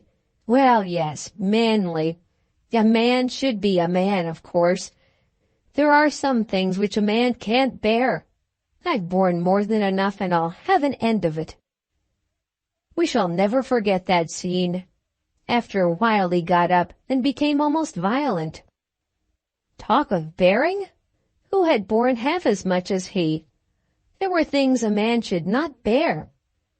As for manliness, he believed that the truly manly thing would be to put an end to the lives of his wife, his children, and himself at one swoop. Of course, the judgment of a mealy-mouthed world would be against him, but what would that matter to him when he and they had vanished out of this miserable place into the infinite realms of nothingness?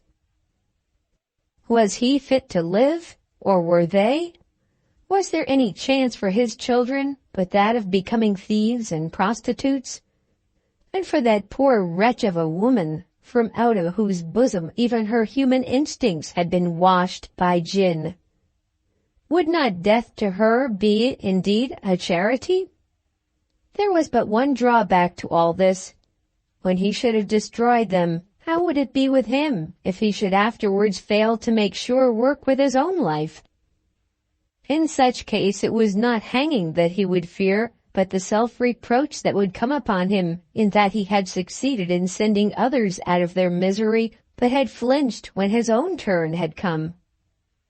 Though he was drunk when he said these horrid things, or so nearly drunk that he could not perfect the articulation of his words, still there was a marvelous eloquence with him. When we attempted to answer, and told him of that cannon which had been set against self-slaughter, he laughed us to scorn. There was something terrible to us in the audacity of the arguments which he used when he asserted for himself the right to shuffle off from his shoulders a burden which they had not been made broad enough to bear. There was an intensity and a thorough hopelessness of suffering in his case, an openness of acknowledged degradation which robbed us for the time of all that power which the respectable ones of the earth have over the disreputable. When we came upon him with our wise saws, our wisdom was shattered instantly and flung back upon us in fragments. What promise could we dare to hold out to him that further patience would produce any result that could be beneficial? What further harm could any such doing on his part bring upon him? Did we think that, were he brought out to stand at the gallows foot, with the knowledge that 10 minutes would usher him into what folks call eternity, his sense of suffering would be as great as it had been when he conducted that woman out of court and along the streets to his home, amidst the jeering congratulations of his neighbors? "When you have fallen so low," said he, "that you can fall no lower, the ordinary trammels of the world cease to bind you." Though his words were knocked against each other with the dulled utterances of intoxication, his intellect was terribly clear, and his scorn for himself and for the world that had so treated him was irrepressible. We must have been over an hour with him up there in the bedroom, and even then we did not leave him. As it was manifest that he could do no work on that day, we collected the papers together and proposed that he should take a walk with us. He was patient as we shoveled together the doctor's pages, and did not object to our suggestion.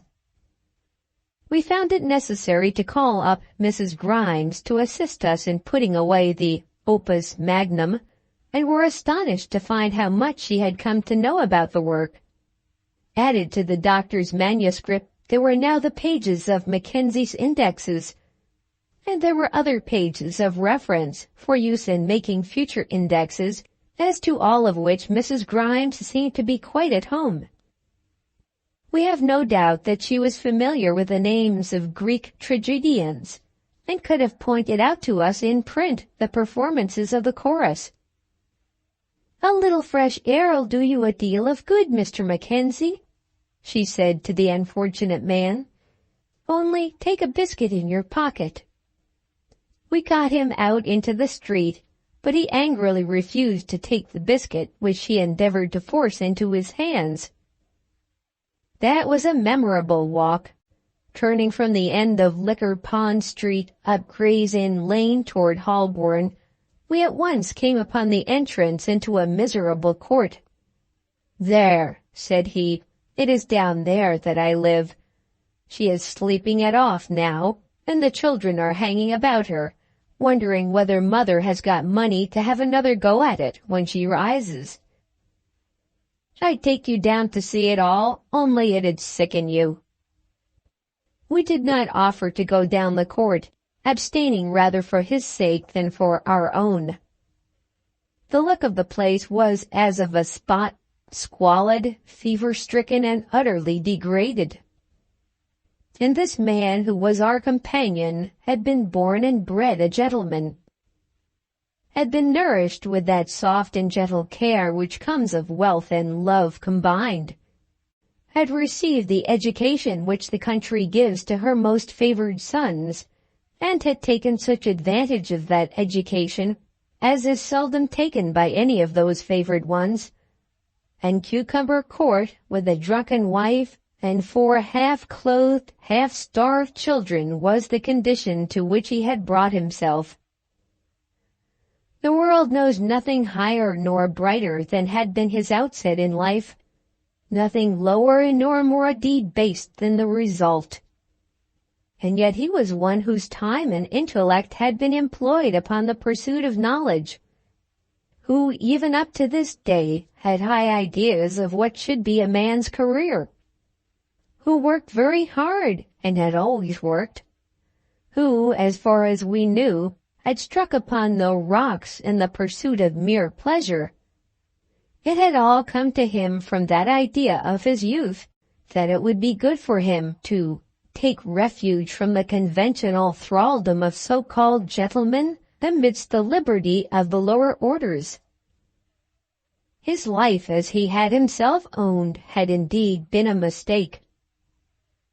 We passed on from the court, and crossing the road went through the squares of Gray's Inn, down Chancery Lane, through the little iron gate into Lincoln's Inn, round through the old square, than which we know no place in London more conducive to suicide, and the new square, which has a gloom of its own, not so potent, and savouring only of madness, till at last we found ourselves in the Temple Gardens.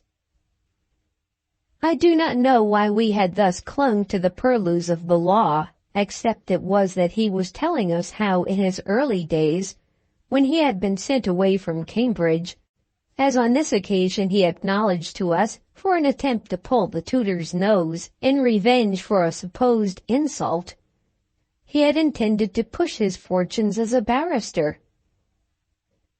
He pointed up to a certain window in a dark corner of that suicidal old court, and told us that for 1 year he had sat at the feet of a great Gamaliel in Chancery, and had worked with all his energies.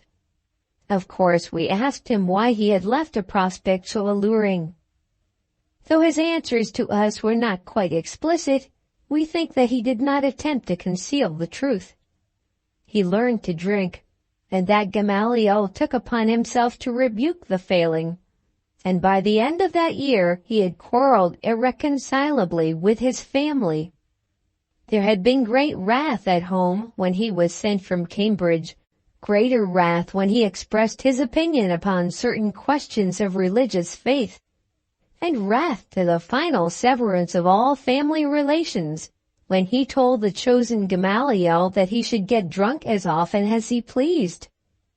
After that he had taken refuge among the lower orders, and his life, such as it was, had come of it. In Fleet Street, as we came out of the Temple, we turned into an eating-house and had some food. By this time the exercise and the air had carried off the fumes of the liquor which he had taken, and I knew that it would be well that he should eat. We had a mutton chop and a hot potato and a pint of beer each, and sat down to table for the first and last time as mutual friends.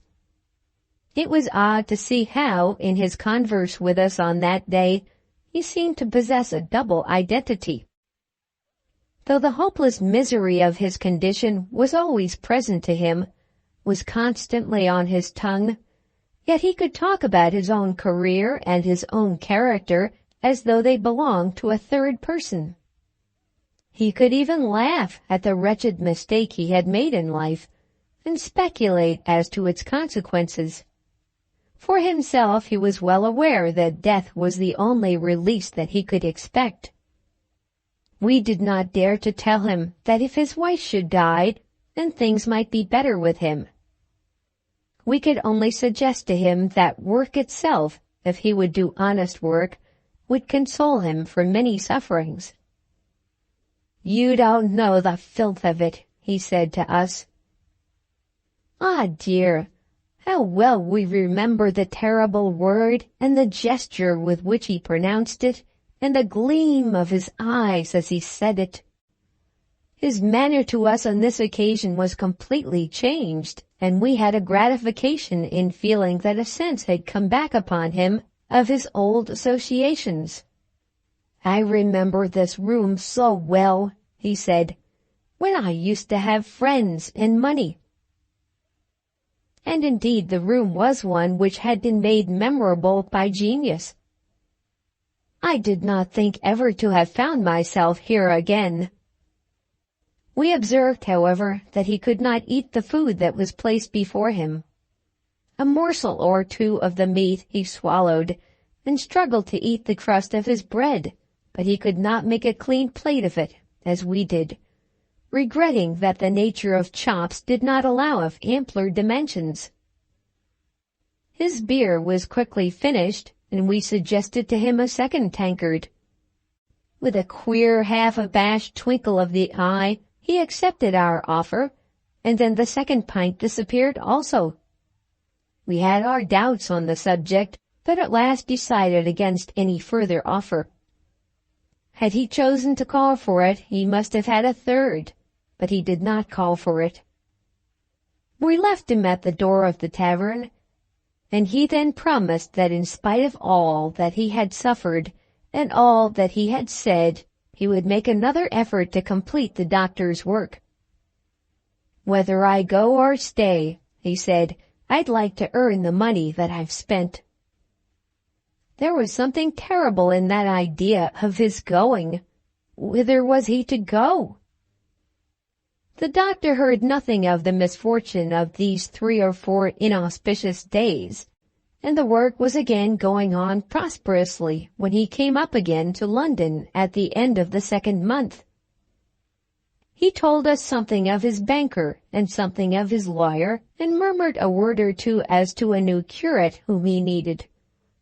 But we know that he had come up to London because he could not bear a longer absence from the great object of his affections.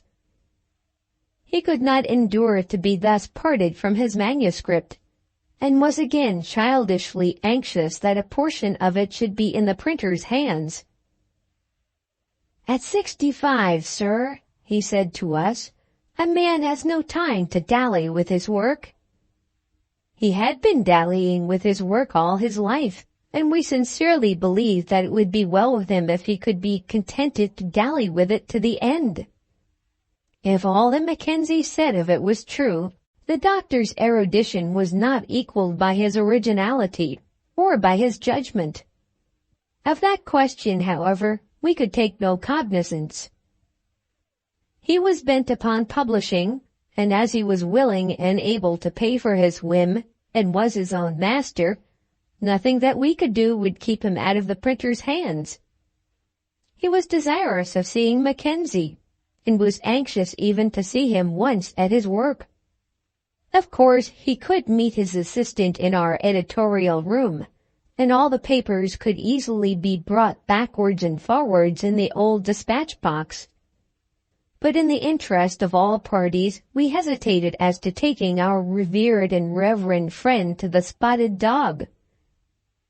Though we had told him that his work was being done at a public house, We thought that his mind had conceived the idea of some modest inn, and that he would be shocked at being introduced to a place which he would regard simply as a gin shop.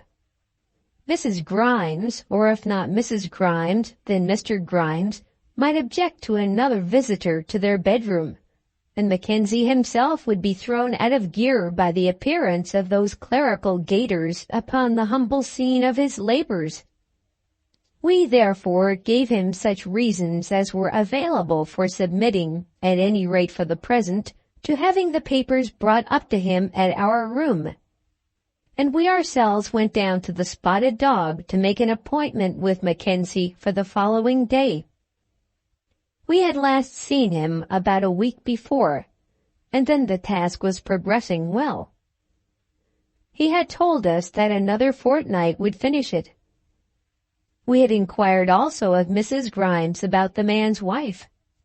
All she could tell us was that the woman had not again troubled them at the Spotted Dog.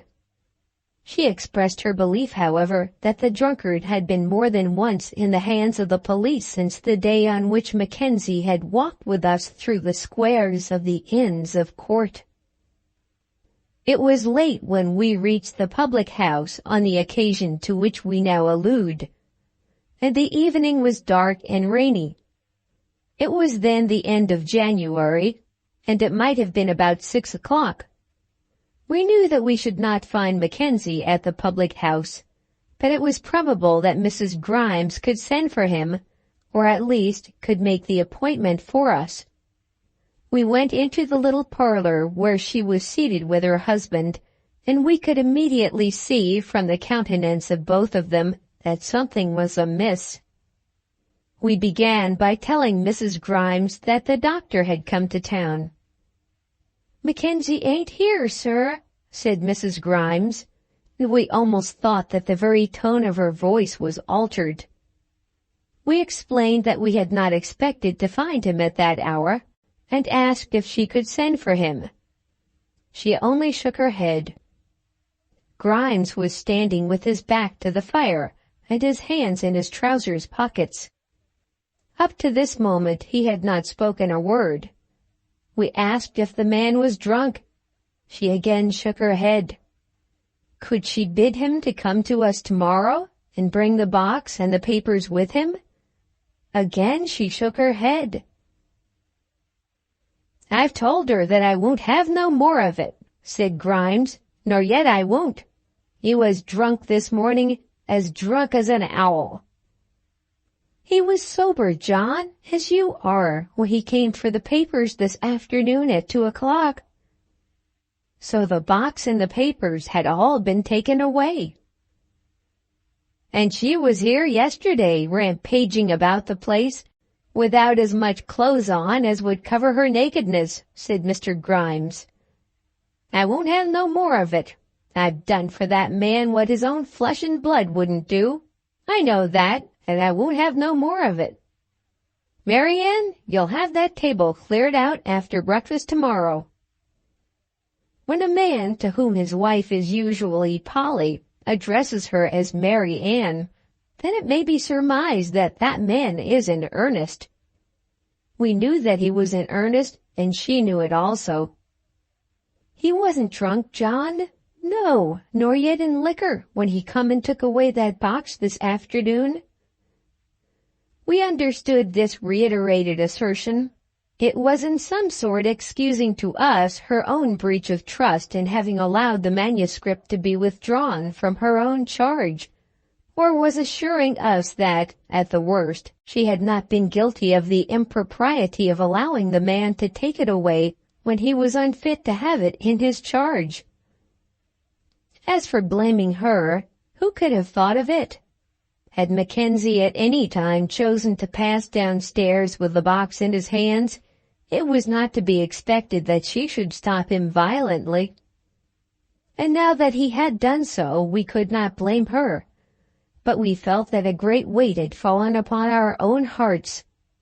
If evil should come to the manuscript, would not the doctor's wrath fall upon us with a crushing weight? Something must be done at once, and we suggested that it would be well that somebody should go round to Cucumber Court. "I'd go as soon as look," said Mrs. Grimes, "but he won't let me." "You don't stir a foot out of this tonight, not that way," said Mr. Grimes. "Who wants to stir?" said Mrs. Grimes. We felt that there was something more to be told than we had yet heard, and a great fear fell upon us.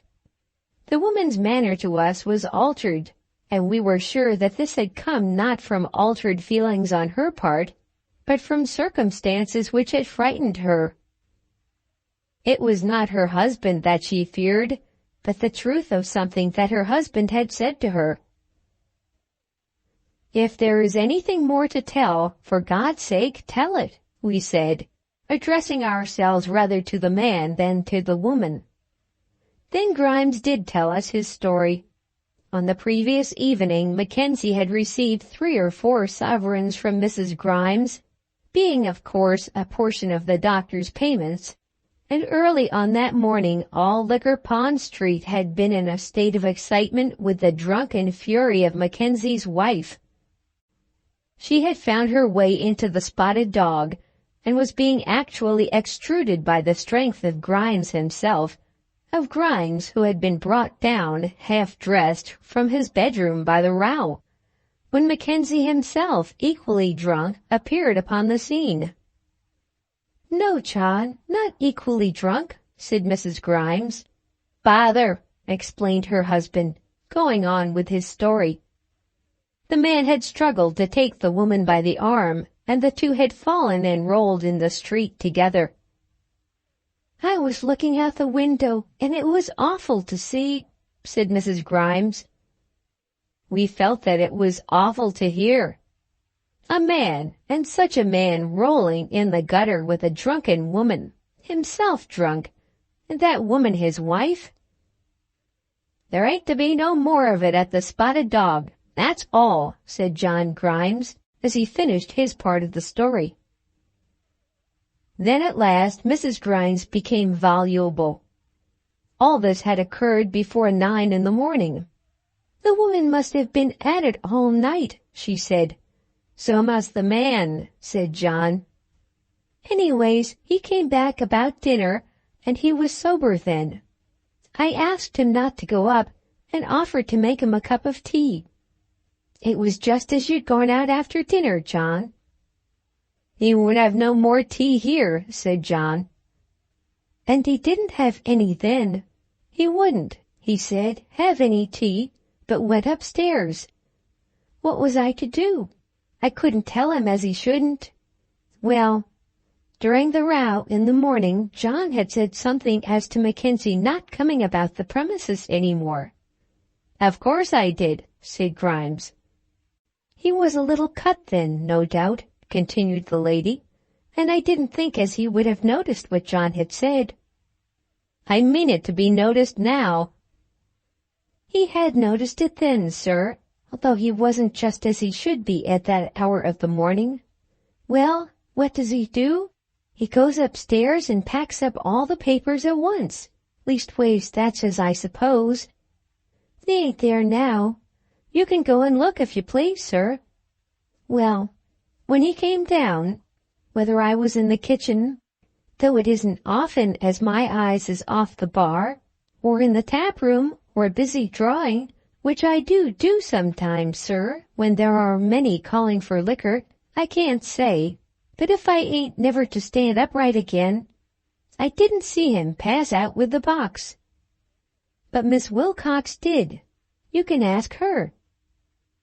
Miss Wilcox was the young lady in the bar, whom we did not think ourselves called upon to examine, feeling no doubt whatever as to the fact of the box having been taken away by Mackenzie. In all this Mrs. Grimes seemed to defend herself as though some serious charge was to be brought against her, whereas all that she had been done out of pure charity. And in exercising her charity towards Mackenzie, she had shown an almost exaggerated kindness towards ourselves. "If there's anything wrong, it isn't your fault," we said.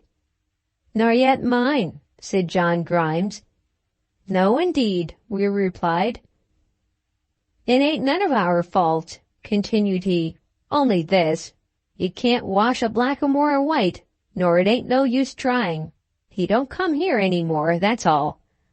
A man and drink we don't mind, we has to put up with it. And they ain't that tarnation desperate as is a woman. As long as a man can keep his legs, he'll try to steady hisself. But there is women who, when they've liquor, get a fury for rampaging. There ain't a many as can beat this one, sir. She's that strong, it took 4 of us to hold her. Though she can't hardly do a stroke of work, she's that weak when she's sober. We had now heard the whole story, and while hearing it, had determined that it was our duty to go round into Cucumber Court and seek the manuscript and the box. We were unwilling to pry into the wretchedness of the man's home, but something was due to the doctor, and we had to make that appointment for the morrow, if it were still possible that such an appointment should be kept. We asked for the number of the house, remembering well the entrance into the court. Then there was a whisper between John and his wife, and the husband offered to accompany us. It's a roughish place, he said, but they know me. He'd better go along with you, said Mrs. Grimes. We, of course, were glad of such companionship, and glad also to find that the landlord, upon whom we had inflicted so much trouble, was still sufficiently our friend to take this trouble on our behalf. It's a dreary place enough, said Grimes, as he led us up the narrow archway. Indeed, it was a dreary place. The court spread itself a little in breadth, but very little, when the passage was passed, and there were houses on each side of it.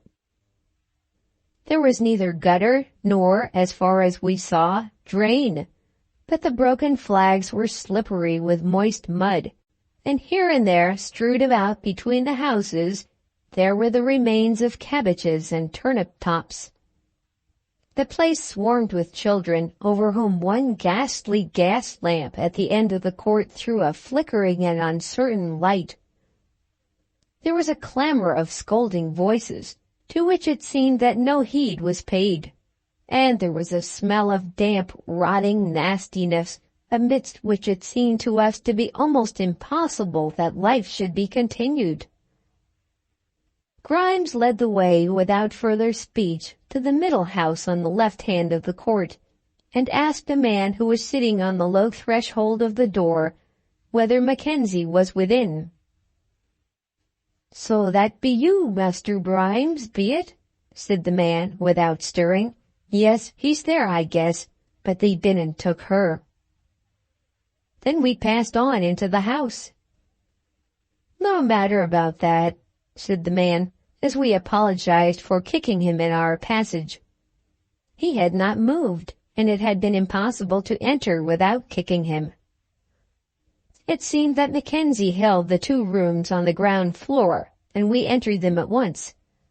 There was no light, but we could see the glimmer of a fire in the grate, and presently we became aware of the presence of children.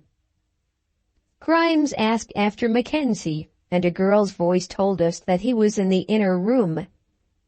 The publican then demanded a light, and the girl, with some hesitation, lit the end of a farthing candle which was fixed in a small bottle. We endeavored to look round the room by the glimmer which this afforded, but could see nothing but the presence of 4 children, 3 of whom seemed to be seated in apathy on the floor.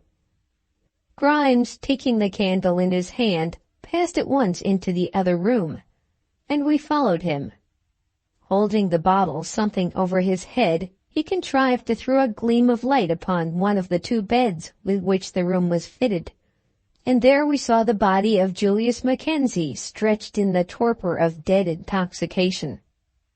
His head lay against the wall, his body was across the bed, and his feet dangled on to the floor. He still wore his dirty boots and his clothes as he had worn them in the morning. No sight so piteous, so wretched, and at the same time so eloquent had we ever seen before. His eyes were closed, and the light of his face was therefore quenched, His mouth was open, and the slaver had fallen upon his beard. His dark clotted hair had been pulled over his face by the unconscious movement of his hands. There came from him a stertorous sound of breathing, as though he were being choked by the attitude in which he lay. And even in his drunkenness there was an uneasy twitching as of pain about his face. And there sat, and had been sitting for hours past, the 4 children in the other room, knowing the condition of the parent whom they most respected, but not even endeavoring to do anything for his comfort. What could they do? They knew by long training and thorough experience that a fit of drunkenness had to be got out of by sleep. To them there was nothing shocking in it. It was but a periodical misfortune. "She'll have to own he's been and done it now," said Grimes, looking down upon the man and alluding to his wife's good-natured obstinacy.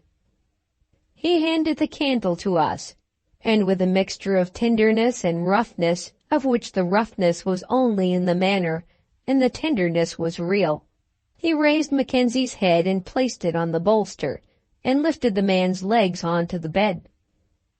Then he took off the man's boots and the old silk handkerchief from the neck, and pulled the trousers straight and arranged the folds of the coat. It was almost as though he were laying out one that was dead. The eldest girl was now standing by us, and Grimes asked her how long her father had been in that condition. "Jack Hogarth brought him in just afore it was dark," said the girl. Then it was explained to us that Jack Hogarth was the man whom we had seen sitting on the doorstep. "And your mother?" asked Grimes. "The police took her afore dinner." "And you children, what have you had to eat?" In answer to this, the girl only shook her head. Grimes took no immediate notice of this, but called the drunken man by his name, and shook his shoulder, and looked round to a broken ewer which stood on the little table, for water to dash upon him. But there was no water in the jug. He called again and repeated the shaking, and at last Mackenzie opened his eyes, and in a dull, half-conscious manner looked up at us. "Come, my man," said Grimes, "shake this off and have done with it." "Hadn't you better try to get up?" we asked. There was a faint attempt at rising, then a smile which was terrible to witness, so sad was all which it said.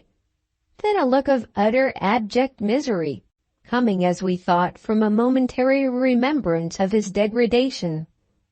And after that he sank back in the dull, brutal, painless, death-like apathy of absolute unconsciousness. "It'll be morning afore he'll move," said the girl. "She's about right," said Grimes. "He's got it too heavy for us to do anything but just leave him. We'll take a look for the box and the papers." And the man upon whom we were looking down had been born a gentleman, and was a finished scholar. One so well educated, so ripe in literary acquirement, that we knew few whom we could call his equal. Judging of the matter by the light of our reason, we cannot say that the horror of the scene should have been enhanced to us by these recollections. Had the man been a shoemaker or a coal-heaver, there would have been enough of tragedy in it to make an angel weep. That sight of the child standing by the bedside of her drunken father, while the other parent was away in custody, and in no degree shocked at what she saw, because the thing was so common to her. But the thought of what the man had been, of what he was, of what he might have been, and the steps by which he had brought himself to the foul degradation which we witnessed, filled us with a dismay which we should hardly have felt had the gifts which he had polluted and the intellect which he had wasted been less capable of noble uses. Our purpose in coming to the court was to rescue the doctor's papers from danger, and we turned to accompany Grimes into the other room. As we did so, the publican asked the girl if she knew anything of a black box which her father had taken away from the spotted dog. "The box is here," said the girl. "And the papers?" asked Grimes. Thereupon the girl shook her head, and we both hurried into the outer room. I hardly know who first discovered the sight which we encountered, or whether it was shown to us by the child.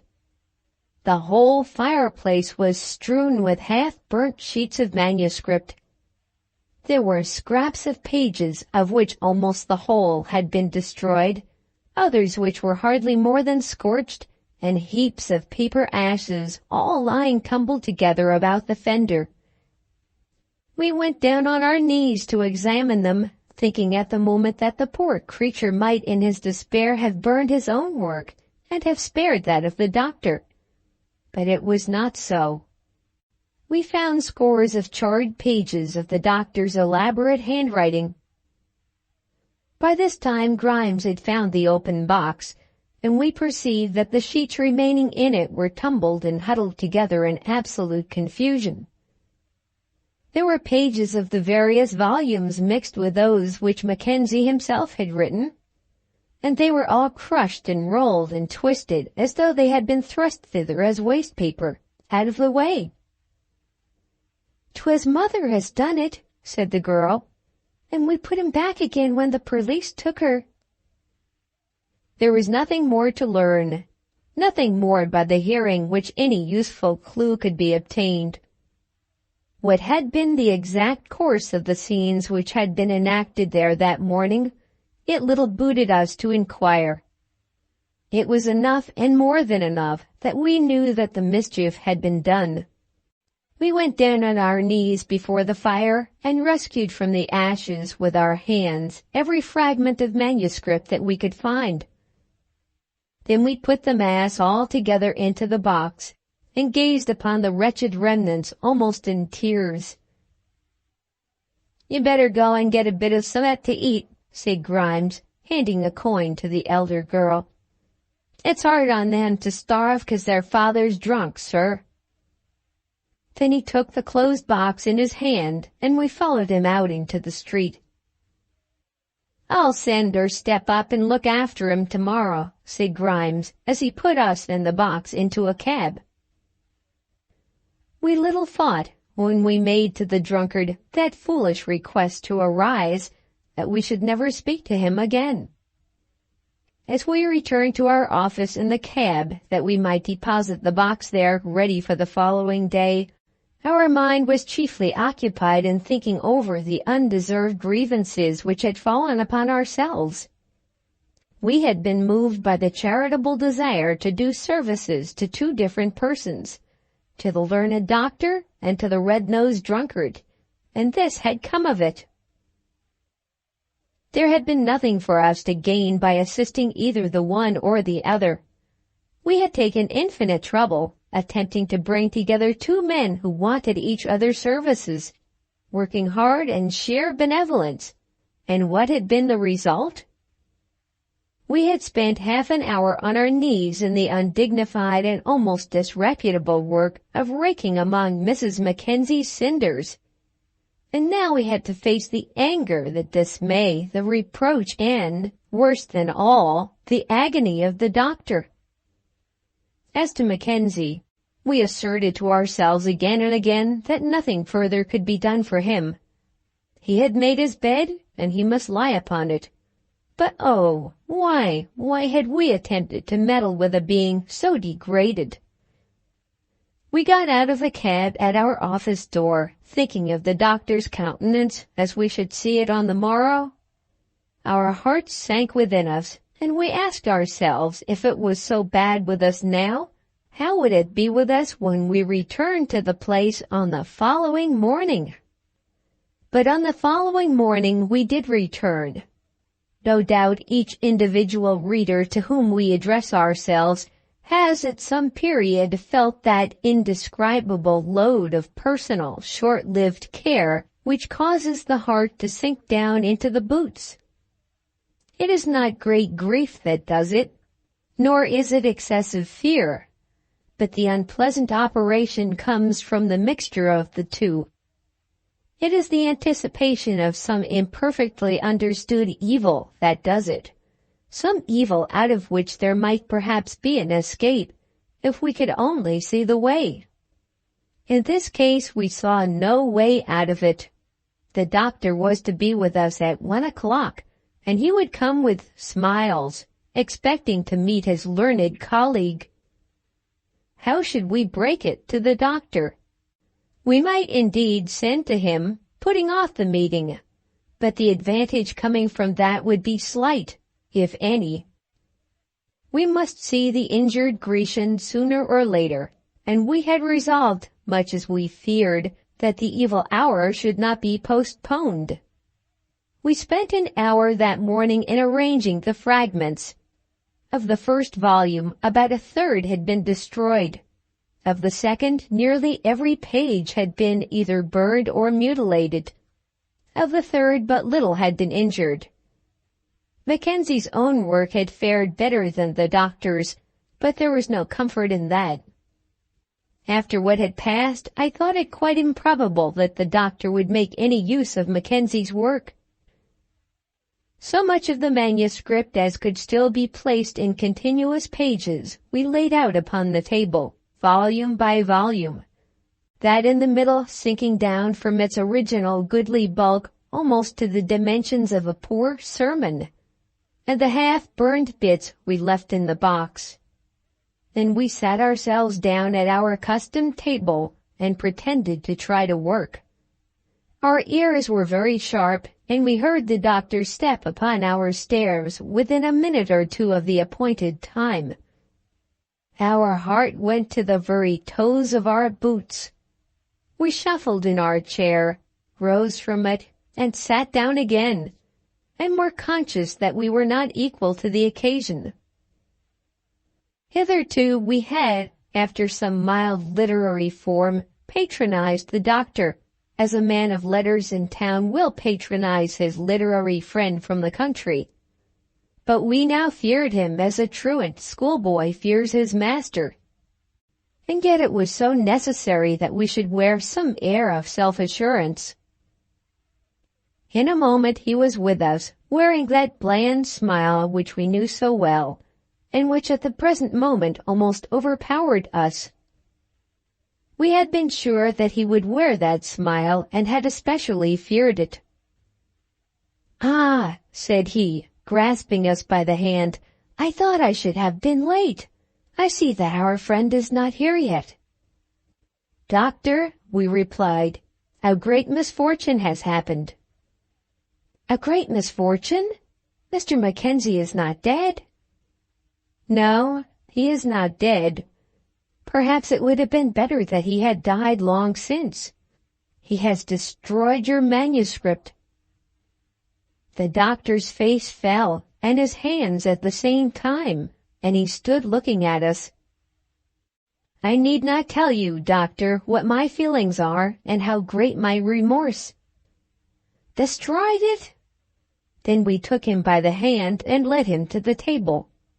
He turned first upon the appetizing and comparatively uninjured third volume, and seemed to think that we had hoaxed him.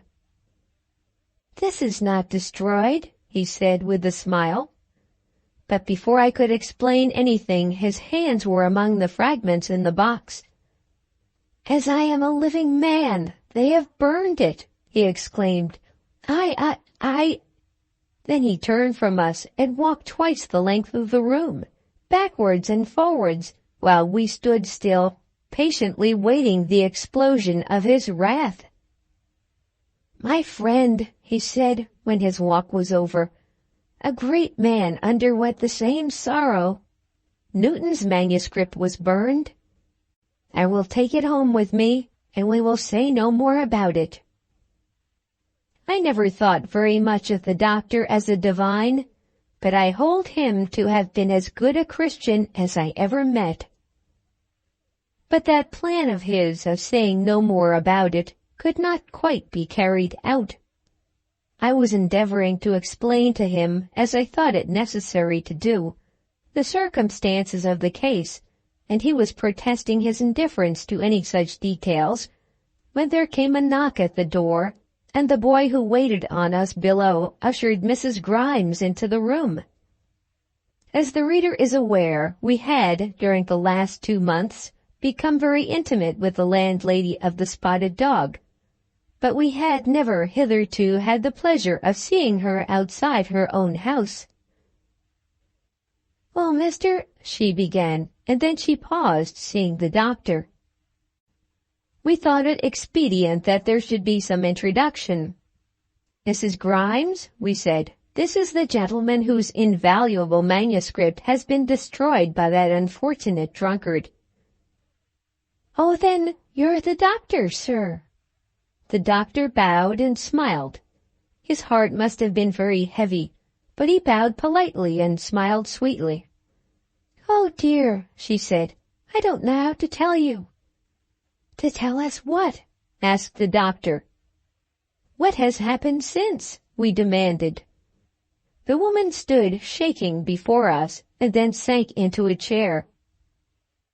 Then arose to us at the moment some idea that the drunken woman, in her mad rage, had done some great damage to the Spotted Dog, had set fire to the house or injured Mr. Grimes personally, or perhaps run amok amidst the jugs and pitchers, window glass and gaslights.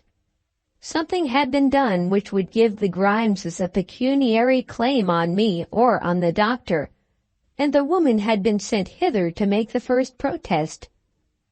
Oh, when should I see the last of the results of my imprudence in having attempted to befriend such a one as Julius Mackenzie? "If you have anything to tell, you had better tell it," we said gravely. "He's been and not destroyed himself?" asked the doctor. "Oh, yes, sir, he have indeed, from ear to ear, and is now lying at the Spotted Dog." And so, after all, that was the end of Julius Mackenzie. We need hardly say that our feelings, which up to that moment had been very hostile to the man, underwent a sudden revulsion. Poor, overburdened, struggling, ill-used, abandoned creature! The world had been hard upon him, with a severity which almost induced one to make a complaint against omnipotence. The poor wretch had been willing to work, had been industrious in his calling, had had capacity for work, and he had also struggled gallantly against his evil fate, had recognized and endeavored to perform his duty to his children, and to the miserable woman who had brought him to his ruin. And that sin of drunkenness had seemed to us to be in him rather the reflex of her vice than the result of his own vicious tendencies. Still, it might be doubtful whether she had not learned the vice from him.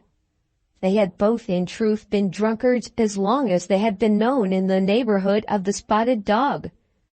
But it was stated by all who had known them there that he was never seen to be drunk unless when she had disgraced him by the public exposure of her own abomination. Such as he was, he had now come to his end. This was the upshot of his loud claims for liberty from his youth upward, liberty as against his father and family, liberty as against his college tutor, liberty as against all pastors, masters, and instructors, liberty as against the conventional thraldom of the world. He was now lying a wretched corpse at the Spotted Dog, with his throat cut from ear to ear, till the coroner's jury should have decided whether or not they would call him a suicide. Mrs. Grimes had come to tell us that the coroner was to be at the Spotted Dog at 4 o'clock, and to say that her husband hoped that we would be present. We had seen Mackenzie so lately, and had so much to do with the employment of the last days of his life, that we could not refuse this request, though it came accompanied by no legal summons. Then Mrs. Grimes again became voluble, and poured out to us her biography of Mackenzie as far as she knew it. He had been married to the woman 10 years, and certainly had been a drunkard before he married her. As for her, she'd been well-nigh suckled on gin, said Mrs. Grimes, though he didn't know it, poor fellow. Whether this was true or not, she had certainly taken to drink soon after her marriage, and then his life had been passed in alternate fits of despondency and of desperate efforts to improve his own condition and that of his children. Mrs. Grimes declared to us that when the fit came on them, when the woman had begun and the man had followed, they would expend upon drink in 2 days what would have kept the family for a fortnight. They say as how it was nothing for them to swallow 40 shillings worth of gin in 48 hours. The doctor held up his hands in horror. "And it didn't none of it come our way," said Mrs. Grimes. "Indeed, John wouldn't let us serve it for them." She sat there for half an hour, and during the whole time she was telling us of the man's life, but the reader will already have heard more than enough of it. By what immediate demon the woman had been instigated to burn the husband's work almost immediately on its production within her own home, we never heard. Doubtless there had been some terrible scene in which the man's sufferings must have been carried almost beyond endurance. "And he had feelings, sir, he had," said Mrs. Grimes. "He knew as a woman should be decent, and a man's wife especial. I'm sure we pitied him so, John and I, that we could have cried over him. John would say a hard word to him at times, but he'd have walked round London to do him a good turn. John ain't to say edicated hisself, but he do respect learning." When she had told us all, Mrs. Grimes went, and we were left alone with the doctor. He at once consented to accompany us to the Spotted Dog, and we spent the hour that still remained to us in discussing the fate of the unfortunate man. We doubt whether an allusion was made during the time to the burned manuscript. If so, it was certainly not made by the doctor himself. The tragedy which had occurred in connection with it had made him feel it to be unfitting even to mention his own loss.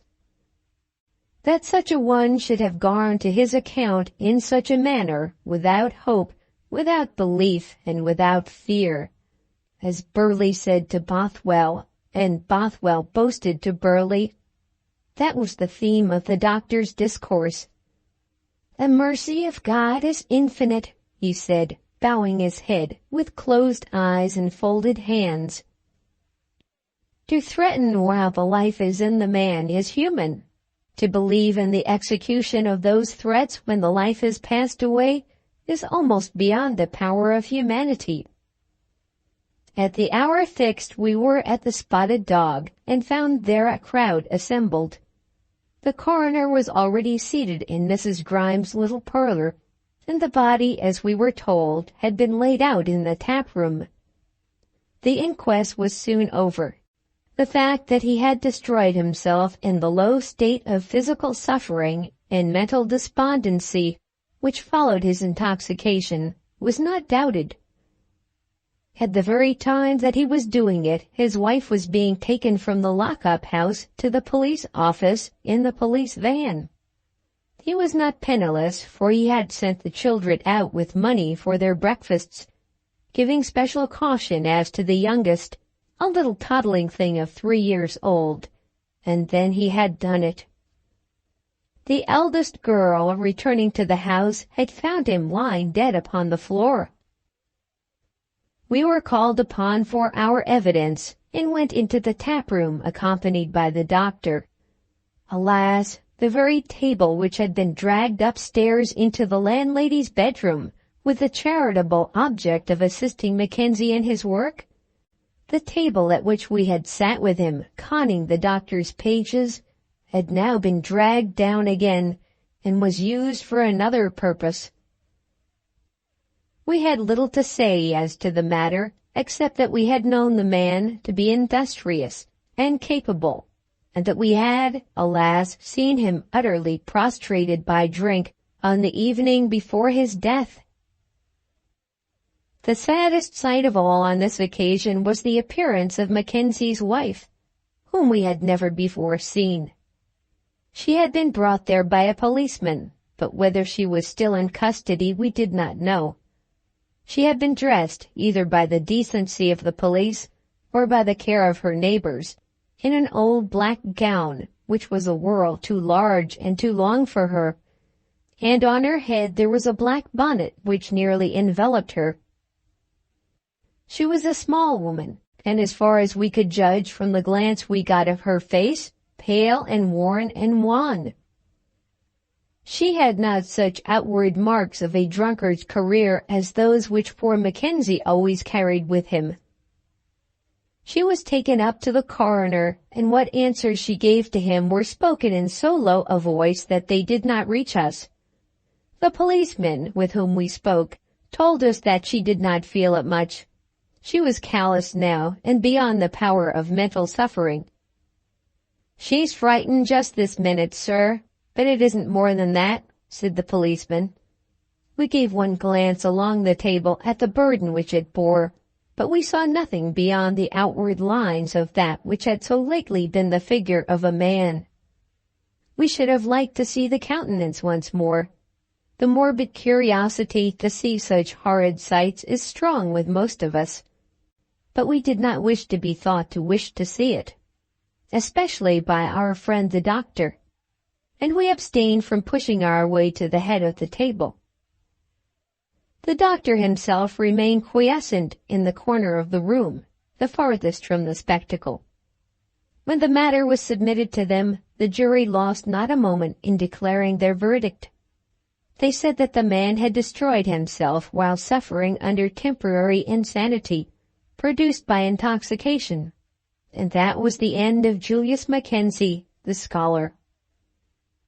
On the following day, the doctor returned to the country, taking with him our black box, to the continued use of which, as a sarcophagus, he had been made very welcome. For our share in bringing upon him the great catastrophe of his life, he never uttered to us, either by spoken or written word, a single reproach. That idea of suffering as the great philosopher had suffered seemed to comfort him. "If Newton bore it, surely I can," he said to us with his bland smile, when we renewed the expression of our regret. Something passed between us, coming more from us than from him, as to the expediency of finding out some youthful scholar who could go down to the rectory and reconstruct from its ruins the edifice of our friend's learning. The doctor had given us some encouragement, and we had begun to make inquiry when we received the following letter. Blank Rectory, blank, 18 blank. Dear Mr. Blank, you were so kind as to say that you would endeavor to find for me an assistant in arranging and reconstructing the fragments of my work on the meters of the Greek dramatists. Your promise has been an additional kindness. Dear, courteous, kind old gentleman, for we knew well that no slightest sting of sarcasm was intended to be conveyed in those words. Your promise has been an additional kindness, but looking upon the matter carefully, and giving to it the best consideration in my power, I have determined to relinquish the design. That which has been destroyed cannot be replaced, and it may well be that it was not worth replacing. I am old now, and never could do again that which perhaps I was never fitted to do, with any fair prospect of success.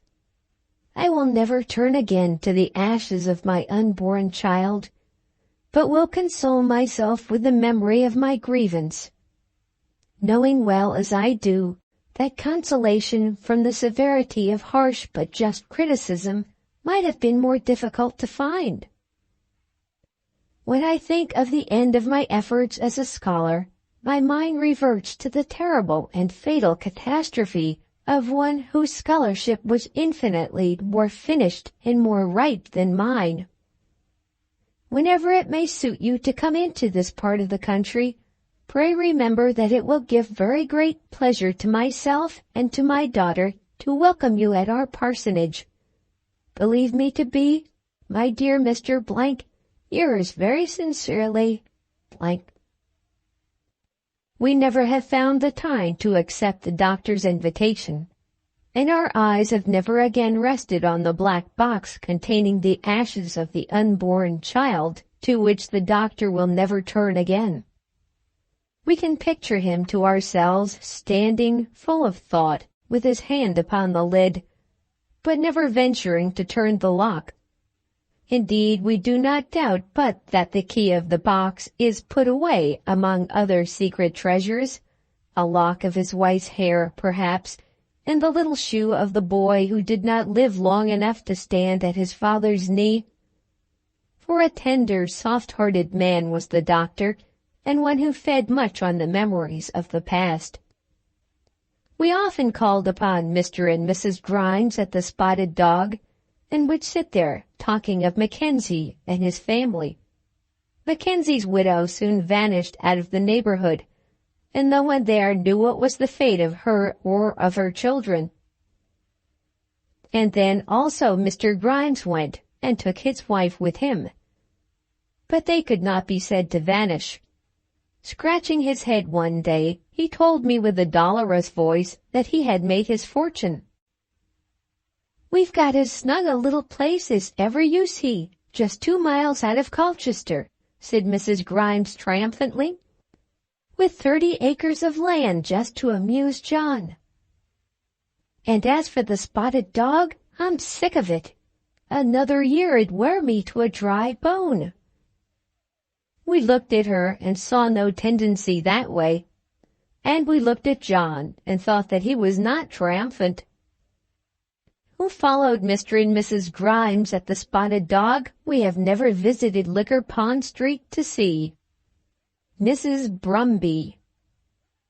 We think that we are justified in asserting that of all the persons with whom we have been brought in contact in the course of our editorial experiences, men or women, boys or girls, Mrs. Brumby was the most hateful and the most hated. We are sure of this, that for some months she was the most feared, during which period she made life a burden to us, and more than once induced us to calculate whether it would not be well that we should abandon our public duties and retire to some private corner into which it would be impossible that Mrs. Brumby should follow us. Years have rolled on since then, and we believe that Mrs. Brumby has gone before the great judge and been called upon to account for the injuries she did us. We know that she went from these shores to a distant land when her nefarious projects failed at home. She was then by no means a young woman. We never could find that she left relative or friend behind her, and we know of none now except those close and dearest friends of our own who supported us in our misery, who remember even that she existed. Whether she be alive or whether she be dead, her story shall be told, not in a spirit of revenge, but with strict justice. What there was in her of good shall be set down with honesty, and indeed there was much in her that was good. She was energetic, full of resources, very brave, constant, devoted to the interests of the poor creature whose name she bore, and by no means a fool. She was utterly unscrupulous, dishonest, a liar, cruel, hard as a nether millstone to all the world except Lieutenant Brumby, harder to him than to all the world besides, when he made any faintest attempt at rebellion, and as far as we could judge, absolutely without conscience. Had she been a man and had circumstances favored her, she might have been a prime minister, or an archbishop, or a chief justice. We intend no silly satire on present or past holders of the great offices indicated, but we think that they have generally been achieved by such a combination of intellect, perseverance, audacity, and readiness as that which Mrs. Brumby certainly possessed, and that freedom from the weakness of scruple, which in men who have risen in public life we may perhaps call adaptability to compromise, was in her so strong that had she been a man she would have trimmed her bark to any wind that blew, and certainly have sailed into some port. But she was a woman, and the ports were not open to her. Those ports were not open to her which, had she been a man, would have been within her reach. But fortunately for us and for the world at large, as to the general question, though very unfortunately as regarded this special case, the port of literature is open to women. It seems to be the only really desirable harbor to which a female captain can steer her vessel with much hope of success. There are the fine arts, no doubt. There seems to be no reason why a woman should not paint as well as Titian. But they don't. With a pen they hold their own, and certainly run a better race against men on that course than on any other. Mrs. Brumby, who was very desirous of running a race and winning a place, and who had seen all this, put on her cap and jacket and boots, chose her colors, and entered her name. Why, oh why, did she select the course upon which we, wretched we, were bound by our duties to regulate the running? We may as well say at once that though Mrs. Brumby might have made a very good Prime Minister, she could not write a paper for a magazine or produce literary work of any description that was worth paper and ink. We feel sure that we may declare without hesitation that no perseverance on her part, no labor, however unswerving, no training, however long, would have enabled her to do in a fitting manner even a review for the literary curricle. There was very much in her, but that was not in her. We find it difficult to describe the special deficiency under which she labored, but it existed and was past remedy. As a man suffering from a chronic stiff joint cannot run and cannot hope to run, so was it with her. She could not combine words so as to make sentences, or sentences so as to make paragraphs. She did not know what style meant. We believe that had she ever read, Johnson, Gibbon, Archdeacon Cox, Mr. Grote, and Macaulay would have been all the same to her. And yet this woman chose literature as her profession, and clung to it for a while with a persistence which brought her nearer to the rewards of success than many come who are at all points worthy to receive them. We have said that she was not a young woman when we knew her. We cannot fancy her to have been ever young. We cannot bring our imagination to picture to ourselves the person of Mrs. Brumby, surrounded by the advantages of youth. When we knew her, she may probably have been 40 or 45, and she then possessed a rigidity of demeanor and a sternness of presence, which we think must have become her better than any softer guise or more tender phase of manner could ever have done in her earlier years. There was no attempt about her to disguise or modify her sex, such as women have made since those days. She talked much about her husband, the lieutenant, and she wore a double roll of very stiff dark brown curls on each side of her face, or rather over her brows, which would not have been worn by a woman meaning to throw off, as far as possible, her femininity. Whether those curls were or were not artificial, we never knew.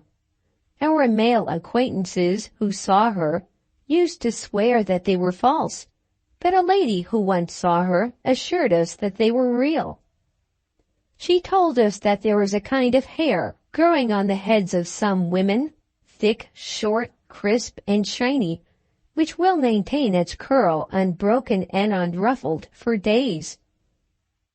She told us also that women blessed with such hair are always pachydermatous and strong-minded. Such certainly was the character of Mrs. Brumby. She was a tall, thin woman, not very tall or very thin. For aught that we can remember, her figure may have been good, but we do remember well that she never seemed to us to have any charm of womanhood. There was a certain fire in her dark eyes, eyes which were, we think, quite black, but it was the fire of contention and not of love. Her features were well formed, her nose somewhat long, and her lips thin, and her face too narrow, perhaps, for beauty. Her chin was long, and the space from her nose to her upper lip was long. She always carried a well-wearing brown complexion, a complexion with which no man had a right to find fault, but which, to a pondering, speculative man, produced unconsciously a consideration whether, in a matter of kissing, an ordinary mahogany table did not offer a preferable surface. When we saw her, she wore, we think, always a dark stuff dress, a fur tippet in winter, and a most ill-arranged shawl in summer, and a large commanding bonnet which grew in our eyes till it assumed all the attributes of a helmet, inspiring that reverence and creating that fear which Minerva's headgear is intended to produce.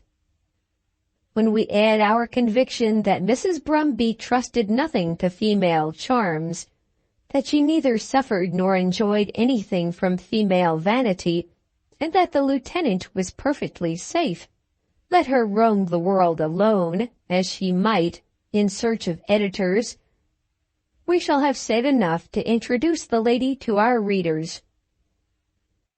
Of her early life, or their early lives, we know nothing.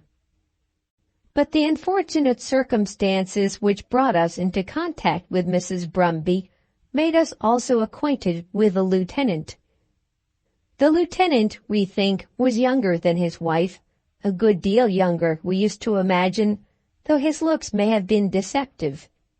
He was a confirmed invalid, and there are phases of ill health which give an appearance of youthfulness rather than of age. What was his special ailing we never heard, though, as we shall mention further on, we had our own ideas on that subject. But he was always spoken of in our hearing as one who always had been ill, who always was ill, who always would be ill, and who never ought to think of getting well. He had been in some regiment called the Duke of Sussex's Own, and his wife used to imagine that her claims upon the public as a woman of literature were enhanced by the royalty of her husband's corps. We never knew her attempt to make any other use whatever of his services. He was not confined to his bed, and could walk at any rate about the house, but she never asked him or allowed him to do anything. Whether he ever succeeded in getting his face outside the door, we do not know. He wore, whenever we saw him, an old dressing gown and slippers. He was a pale, slight, light-haired man, and we fancied that he took a delight in novels. Their settled income consisted of his half-pay and some very small property which belonged to her. Together they might perhaps have possessed £150 per annum. When we knew them, they had lodgings in Harper Street, near Theobald's Road, and she had resolved to push her way in London as a woman of literature. She had been told that she would have to deal with hard people, and that she must herself be hard.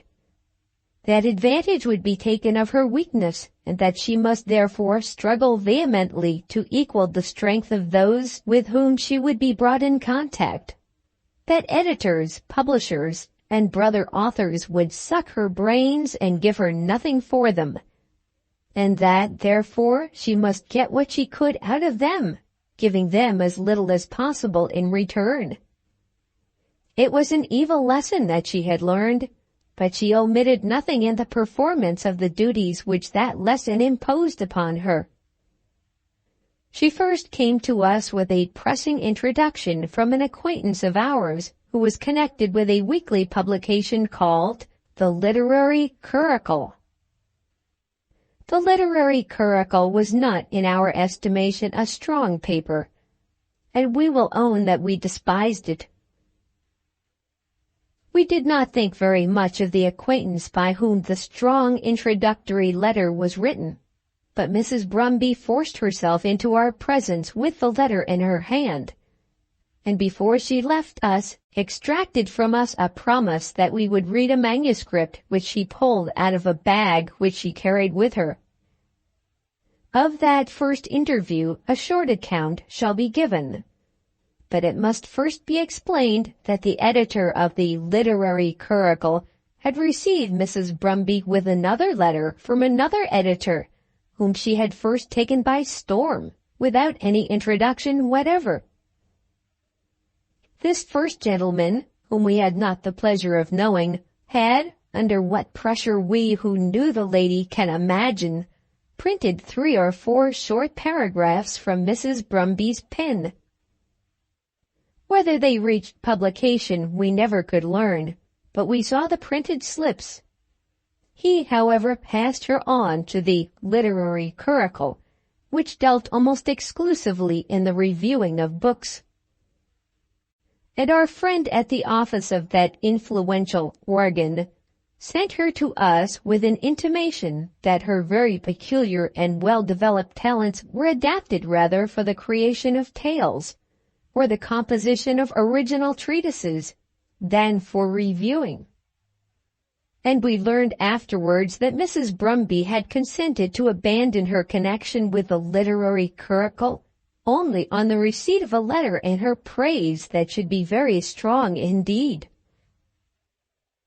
She rejected the 2 first offered to her, and herself dictated the epithets with which the third was loaded. On no other terms would she leave the office of the Literary Curricle. We cannot say that the letter, strong as it was, had much effect upon us, but this effect it had, perhaps, that after reading it we could not speak to the lady with that acerbity which we might have used had she come to us without it. As it was, we were not very civil, and began our intercourse by assuring her that we could not avail ourselves of her services. Having said so, and observing that she still kept her seat, we rose from our chair, being well aware how potent a spell that movement is wont to exercise upon visitors who are unwilling to go. She kept her seat, and argued the matter out with us. A magazine such as that which we then conducted must, she surmised, require depth of erudition, keenness of intellect, grasp of hand, force of expression, and lightness of touch. That she possessed all these gifts she had, she alleged, brought to us convincing evidence. There was the letter from the editor of the Literary Curricle, with which she had been long connected, declaring the fact. Did we mean to cast doubt upon the word of our own intimate friend? For the gentleman at the office of the Literary Curricle had written to us as Dear Blank, though as far as we could remember, we had never spoken half a dozen words to him in our life. Then she repeated the explanation given by her godfather of the abrupt termination of the close connection which had long existed between her and the Curricle. She could not bring herself to waste her energies in the reviewing of books. At that moment we certainly did believe that she had been long engaged on the Curricle, though there was certainly not a word in our correspondent's letter absolutely stating that to be the fact. He declared to us her capabilities and excellences, but did not say that he had ever used them himself. Indeed, he told us that, great as they were hardly suited for his work. She, before she had left us on that occasion, had committed herself to positive falsehoods. She boasted of the income she had earned from 2 periodicals, whereas up to that moment she had never received a shilling for what she had written. We find it difficult, even after so many years, when the shame of the thing has worn off together with the hairs of our head, to explain how it was that we allowed her to get, in the first instance, any hold upon us. We did not care a brass farthing for the man who had written from the Literary Curricle. His letter to us was an impertinence, and we should have stated as much to Mrs. Brumby had we cared to go into such matter with her. And our first feelings with regard to the lady herself were feelings of dislike and almost of contempt, even though we did believe that she had been a writer for the press. We disliked her nose and her lips and her bonnet and the color of her face. We didn't want her. Though we were very much younger then than we are now, we had already learned to set our backs up against strong-minded female intruders. As we said before, we rose from our chair with the idea of banishing her, not absolutely uncivilly, but altogether unceremoniously. It never occurred to us during that meeting that she could be of any possible service to us, or that we should ever be of any slightest service to her. Nevertheless, she had extracted from us a great many words, and had made a great many observations herself before she left us. When a man speaks a great many words, it is impossible that he should remember what they all were. That we told Mrs. Brumby on that occasion that we did not doubt but that we could use the manuscript which she left in our hands, we are quite sure was not true. We never went so near making a promise in our lives, even when pressed by youth and beauty, and are quite sure that what we did say to Mrs. Brumby was by no means near akin to this.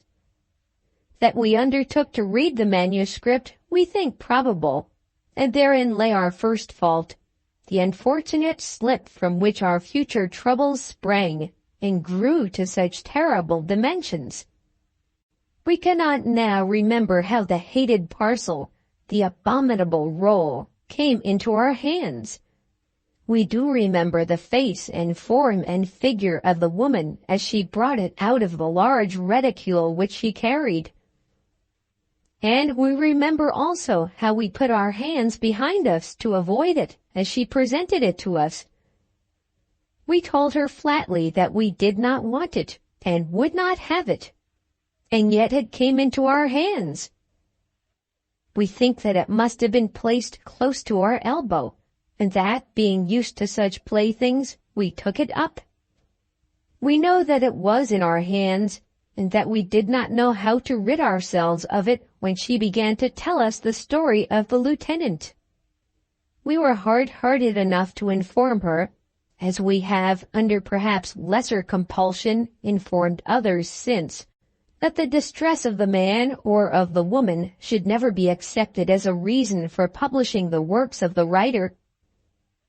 She answered us gallantly enough that she had never been weak enough or foolish enough so to think. "I base my claim to attention," she said, "on quite another ground. Do not suppose, sir, that I am appealing to your pity. I scorn to do so. But I wish you should know my position as a married woman, and that you should understand that my husband, though unfortunately an invalid, has been long attached to a regiment which is peculiarly the Duke of Sussex's own. You cannot but be aware of the connection which His Royal Highness has long maintained with literature." Mrs. Brumby could not write, but she could speak. The words she had just uttered were absolutely devoid of sense. The absurdity of them was ludicrous and gross, but they were not without a certain efficacy. They did not fill us with any respect for her literary capacity because of her connection with the Duke of Sussex, but they did make us feel that she was able to speak up for herself. We are told sometimes that the world accords to a man that treatment which he himself boldly demands, and though the statement seems to be monstrous, there is much truth in it. When Mrs. Brumby spoke of her husband's regiment being peculiarly the Duke of Sussex's own, she used a tone which compelled from us more courtesy than we had hitherto shown her. We knew that the Duke was neither a man of letters nor a warrior, though he had a library, and, as we were now told, a regiment. Had he been both, his being so would have formed no legitimate claim for Mrs. Brumby upon us. But nevertheless, the royal Duke helped her to win her way. It was not his royalty, but her audacity that was prevailing. She sat with us for more than an hour, and when she left us, the manuscript was with us, and we had no doubt undertaken to read it. We are perfectly certain that at that time we had not gone beyond this in the way of promising assistance to Mrs. Brumby. The would-be author, who cannot make his way either by intellect or favor, can hardly do better, perhaps, than establish a grievance. Let there be anything of a case of ill usage against editor or publisher, and the aspirant, if he be energetic and unscrupulous, will greatly increase his chance of working his way into print. Mrs. Brumby was both energetic and unscrupulous, and she did establish her grievance. As soon as she brought her first visit to a close, the roll, which was still in our hands, was chucked across our table to a corner commodiously supported by the wall, so that occasionally there was accumulated in it a heap of such unwelcome manuscripts. In the doing of this, in the moment of our so chucking the parcel, it was always our conscientious intention to make a clearance of the whole heap, at the very furthest, by the end of the week. We knew that strong hopes were bound up in those various little packets, that eager thoughts were imprisoned there, the owners of which believed that they were endowed with wings fit for aerial soaring.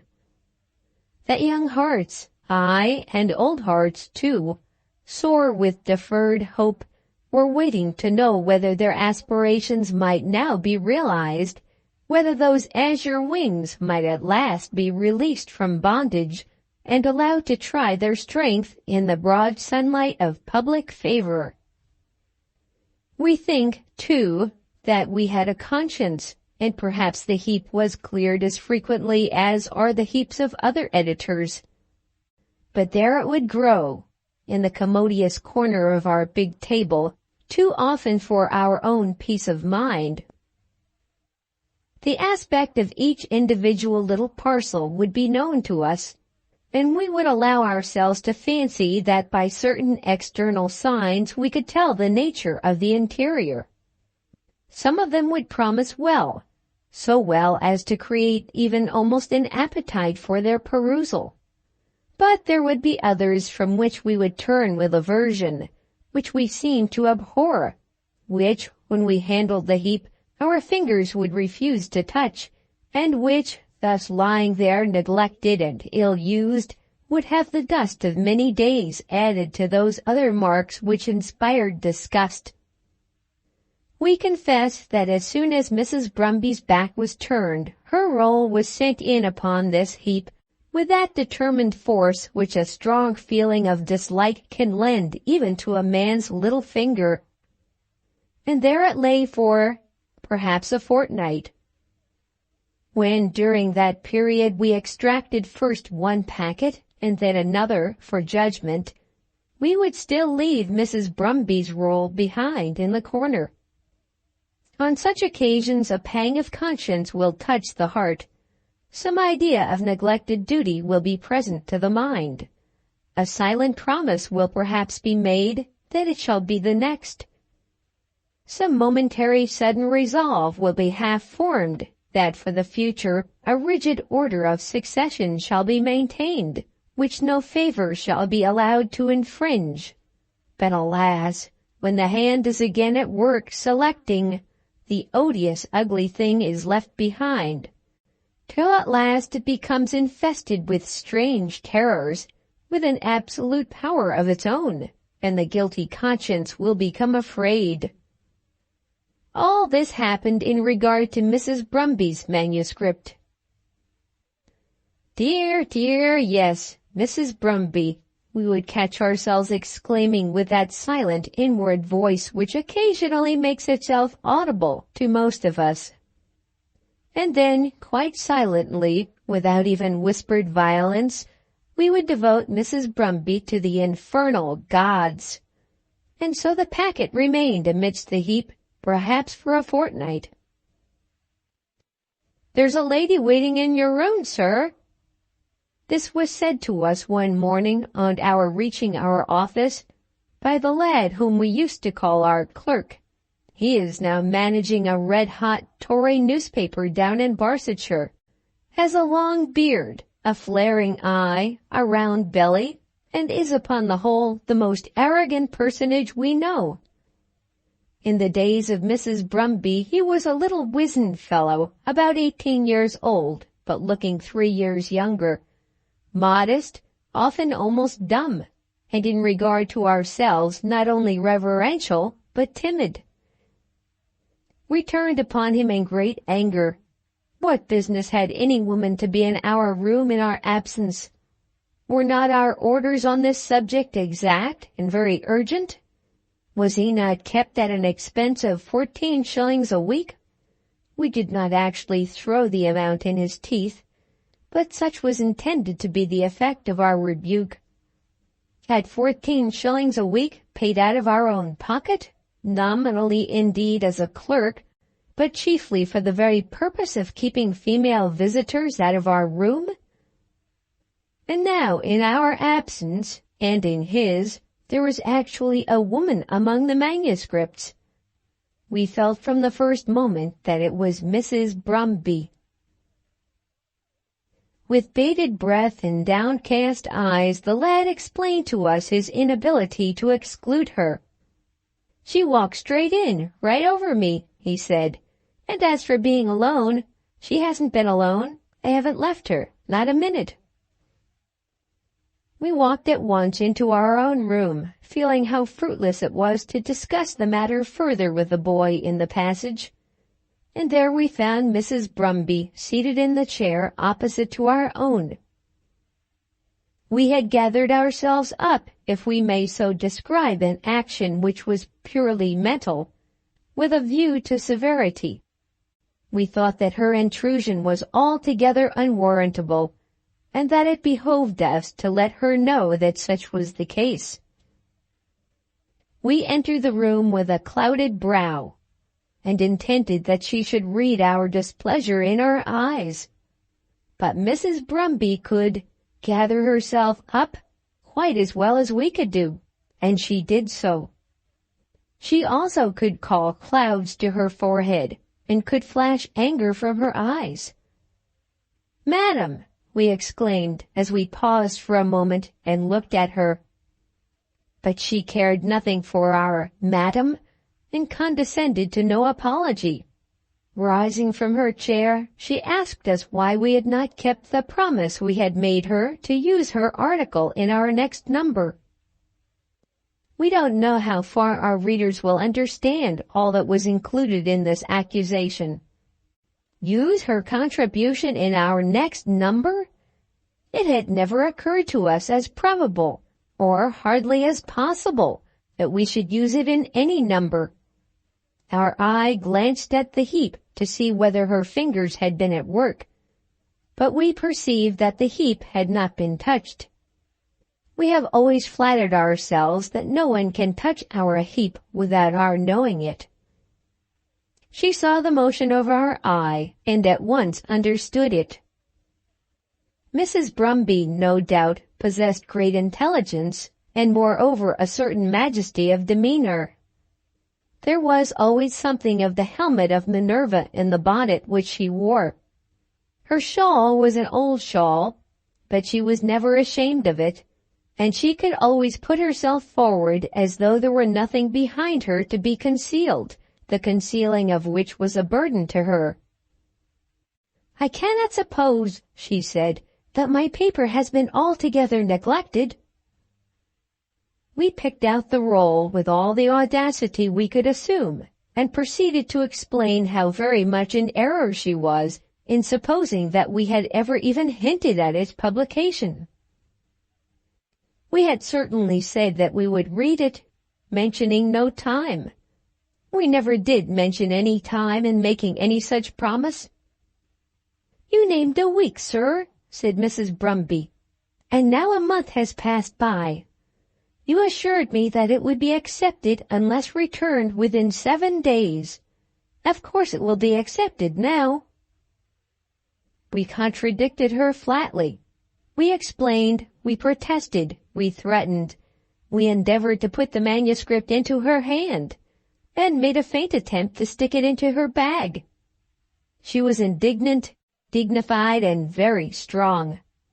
She said nothing on that occasion about legal proceedings, but stuck manfully to her assertion that we had bound ourselves to decide upon her manuscript within a week. "Do you think, sir," said she, "that I would entrust the very essence of my brain to the keeping of a stranger without some such assurance as that?" We acknowledged that we had undertaken to read the paper, but again disowned the week. "And how long would you be justified in taking?" demanded Mrs. Brumby. "If a month, why not a year? Does it not occur to you, sir, that when the very best of my intellect, my inmost thoughts, lie there at your disposal?" And she pointed to the heap. "It may be possible that a property has been confided to you too valuable to justify neglect. Had I given you a ring to keep, you would have locked it up. But the very best jewels of my mind are left to the tender mercies of your charwoman." What she said was absolute nonsense, abominable, villainous trash. But she said it so well that we found ourselves apologizing for our own misconduct. There had perhaps been a little undue delay. In our peculiar business such would occasionally occur. When we had got to this, any expression of our wrath at her intrusion was impossible. As we entered the room, we had intended almost to fling her manuscript at her head. We now found ourselves handling it almost affectionately, while we expressed our regret for our want of punctuality. Mrs. Brumby was gracious and pardoned us, but her forgiveness was not of the kind which denotes the intention of the injured one to forget as well as forgive the trespass. She had suffered from us a great injustice, but she would say no more on that score now, on the condition that we would at once attend to her essay. She thrice repeated the words "at once," and she did so without rebuke from us. And then she made us a proposition, the like of which never reached us before or since. Would we fix an hour within the next day or two, at which we would call upon her in Harper Street, and arrange as to terms? The lieutenant, she said, would be delighted to make our acquaintance. Call upon her, upon Mrs. Brumby. Travel to Harper Street, Theobald's Road, on the business of a chance bit of scribbling which was wholly indifferent to us, except in so far as it was a trouble to us. And then we were invited to make arrangements as to terms. Terms! Had the owner of the most illustrious lips in the land offered to make us known in those days to the partner of her greatness, she could not have done so with more assurance that she was conferring on us an honor than was assumed by Mrs. Brumby when she proposed to introduce us to the lieutenant. When many wrongs are concentrated in one short speech, and great injuries inflicted by a few cleverly combined words, it is generally difficult to reply so that some of the wrongs shall not pass unnoticed. We cannot always be so happy as was Mr. John Robinson, when in saying that he hadn't been dead at all, he did really say everything that the occasion required. We were so dismayed by the proposition that we should go to Harper Street, so hurt in our own personal dignity, that we lost ourselves in endeavoring to make it understood that such a journey on our part was quite out of the question. Were we to do that, Mrs. Brumby, we should live in cabs and spend our entire days in making visits. She smiled at us as we endeavored to express our indignation, and said something as to circumstances being different in different cases. Something also, if we remember right, she hinted as to the intelligence needed for discovering the differences. She left our office quicker than we had expected, saying that as we could not afford to spend our time in cabs, she would call again on the day but one following. Her departure was almost abrupt, but she went apparently in good humor. It never occurred to us at the moment to suspect that she hurried away before we should have had time to repudiate certain suggestions which she had made. When we found ourselves alone with a roll of paper in our hands, we were very angry with Mrs. Brumby, but almost more angry with ourselves. We were in no way bound to the woman, and yet she had in some degree substantiated a claim upon us. We piqued ourselves specially on never making any promise beyond the vaguest assurance that this or that proposed contribution should receive consideration at some altogether undefined time. But now we were positively pledged to read Mrs. Brumby's effusion and have our verdict ready by the day after tomorrow. We were wont, too, to keep ourselves much secluded from strangers, and here was Mrs. Brumby, who had already been with us twice, positively entitled to a third audience. We had been scolded, and then forgiven, and then ridiculed, by a woman who was old and ugly and false. And there was present to us a conviction that though she was old and ugly and false, Mrs. Brumby was no ordinary woman. Perhaps it might be that she was really qualified to give us valuable assistance in regard to the magazine, as to which we must own we were sometimes driven to use matter that was not quite so brilliant as, for our readers' sakes, we would have wished it to be. We feel ourselves compelled to admit that old and ugly women, taken on the average, do better literary work than they who are young and pretty. I did not like Mrs. Brumby, but it might be that in her the age would find another distale. So thinking, we cut the little string and had the manuscript open in our own hands. We cannot remember whether she had already indicated to us the subject of the essay, but it was headed Costume in 18 blank. There were perhaps 30 closely filled pages, of which we read perhaps a third. The handwriting was unexceptionable, orderly, clean, and legible, but the matter was undeniable twaddle. It proffered advice to women that they should be simple, and to men that they should be cleanly in their attire. Anything of less worth for the purpose of amusement or of instruction could not be imagined. There was, in fact, nothing in it. It has been our fate to look at a great many such essays and to cause them at once either to be destroyed or returned. There could be no doubt at all as to Mrs. Brumby's essay. She came punctual as the clock. As she seated herself in our chair and made some remark as to her hope that we were satisfied, we felt something like fear steal across our bosom. We were about to give offense, and dreaded the arguments that would follow. It was, however, quite clear that we could not publish Mrs. Brumby's essay on costume, and therefore, though she looked more like Minerva now than ever, we must go through our task. We told her in half a dozen words that we had read the paper, and that it would not suit our columns. "Not suit your columns?" she said, looking at us by no means in sorrow, but in great anger. "You do not mean to trifle with me like that, after all you have made me suffer?" We protested that we were responsible for none of her sufferings. "Sir," she said, "when I was last here you owned the wrong you had done me." We felt that we must protest against this, and we rose in our wrath. There were two of us angry now, "Madam," we said, "you have kindly offered to us your essay, and we have courteously declined it. You will allow us to say that this must end the matter." There were allusions here to kindness and courtesy, but the reader will understand that the sense of the words was altogether changed by the tone of the voice.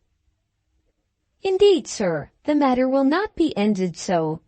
If you think that your position will enable you to trample upon those who make literature really a profession, you are very much mistaken." "Mrs. Brumby," we said, "we can give you no other answer, and as our time is valuable—" "Time valuable!" she exclaimed, and as she stood up an artist might have taken her for a model of Minerva, had she only held a spear in her hand. "And is no time valuable, do you think, but yours? I had, sir, your distinct promise that the paper should be published if it was left in your hands above a week." "That is untrue, madam." "Untrue, sir?" "Absolutely untrue." Mrs. Brumby was undoubtedly a woman, and might be very like a goddess, but we were not going to allow her to palm off upon us without flat contradiction so absolute a falsehood as that. "We never dreamed of publishing your paper." "Then why, sir, have you troubled yourself to read it from the beginning to the end?" We had certainly intimated that we had made ourselves acquainted with the entire essay, but we had in fact skimmed and skipped through about a third of it. "How dare you say, sir, you have never dreamed of publishing it, when you know that you studied it with that view?" "We didn't read it all," we said, "but we read quite enough." "And yet but this moment ago you told me that you had perused it very carefully." "The word peruse we certainly never used in our life. We object to perusing as we do to commencing and performing. We read, and we begin, and we do. As to that assurance which the word carefully would intend to convey, we believe that we were to that extent guilty. I think, sir," she continued, "that you had better see the lieutenant." "With a view to fighting the gentleman?" we asked. "No, sir. An officer in the Duke of Sussex's own draws his sword against no enemy so unworthy of his steel." She had told me at a former interview that the lieutenant was so confirmed an invalid as to be barely able, on his best days, to drag himself out of bed. "One fights with one's equal, but the law gives redress from injury, whether it be inflicted by equal, by superior, or by inferior." And Mrs. Brumby, as she uttered the last word, wagged her helmet at us in a manner which left no doubt as to the position which she assigned to us. Mrs. Brumby, conclusion. It became clearly necessary that an end should be put to an intercourse which had become so very unpleasant. We told our Minerva very plainly that we must beg her to leave us. There is, however, nothing more difficult to achieve than the expulsion of a woman who is unwilling to quit the place she occupies. We remember to have seen a lady take possession of a seat in a mail coach to which she was not entitled, and which had been booked and paid for by another person. The agent for the coaching business desired her, with many threats, to descend, but she simply replied that the journey to her was a matter of such moment that she felt herself called upon to keep her place. The agent sent the coachman to pull her out. The coachman threatened, and then set the guard at her. The guard attacked her with inflamed visage and fearful words about Her Majesty's mails, and then set the ostlers at her. We thought the ostlers were going to handle her roughly, but it ended by their scratching their heads and by a declaration on the part of one of them that she was the rummiest go he had ever seen. She was a woman, and they couldn't touch her. A policeman was called upon for assistance, who offered to lock her up, but he could only do so if allowed to lock up the whole coach as well. It was ended by the production of another coach, by an exchange of the luggage and passengers, by a delay of 2 hours, and an embarrassing possession of the original vehicle by the lady in the midst of a crowd of jeering boys and girls. We could tell Mrs. Brumby to go, and we could direct our boy to open the door, and we could make motions indicatory of departure with our left hand, but we could not forcibly turn her out of the room.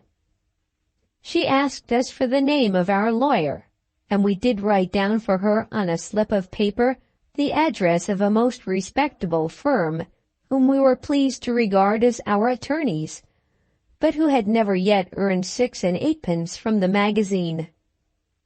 Young Sharp, of the firm of Sharp and Butterwell, was our friend, and would no doubt see to the matter for us should it be necessary, but we could not believe that the woman would be so foolish.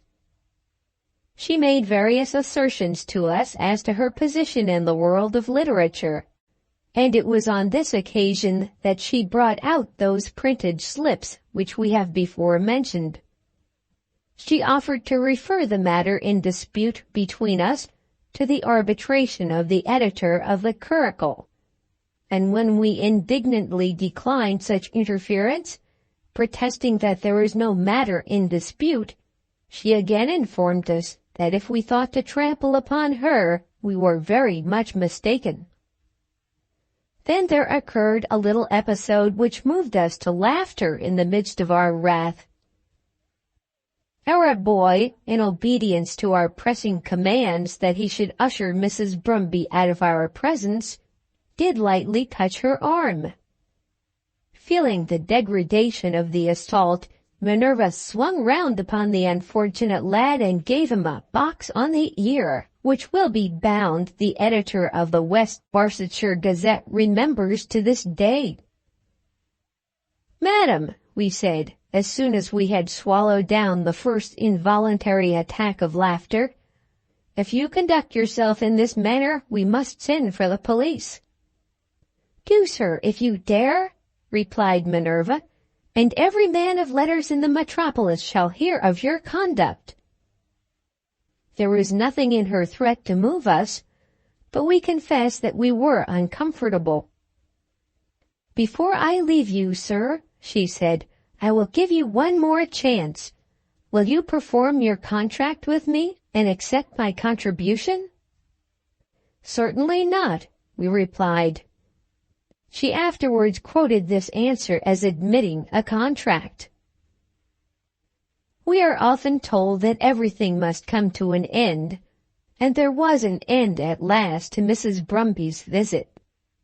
She went from us with an assurance that she should at once return home, pick up the lieutenant, hinting that the exertion caused altogether by our wickedness might be the death of that gallant officer, and go with him direct to her attorney.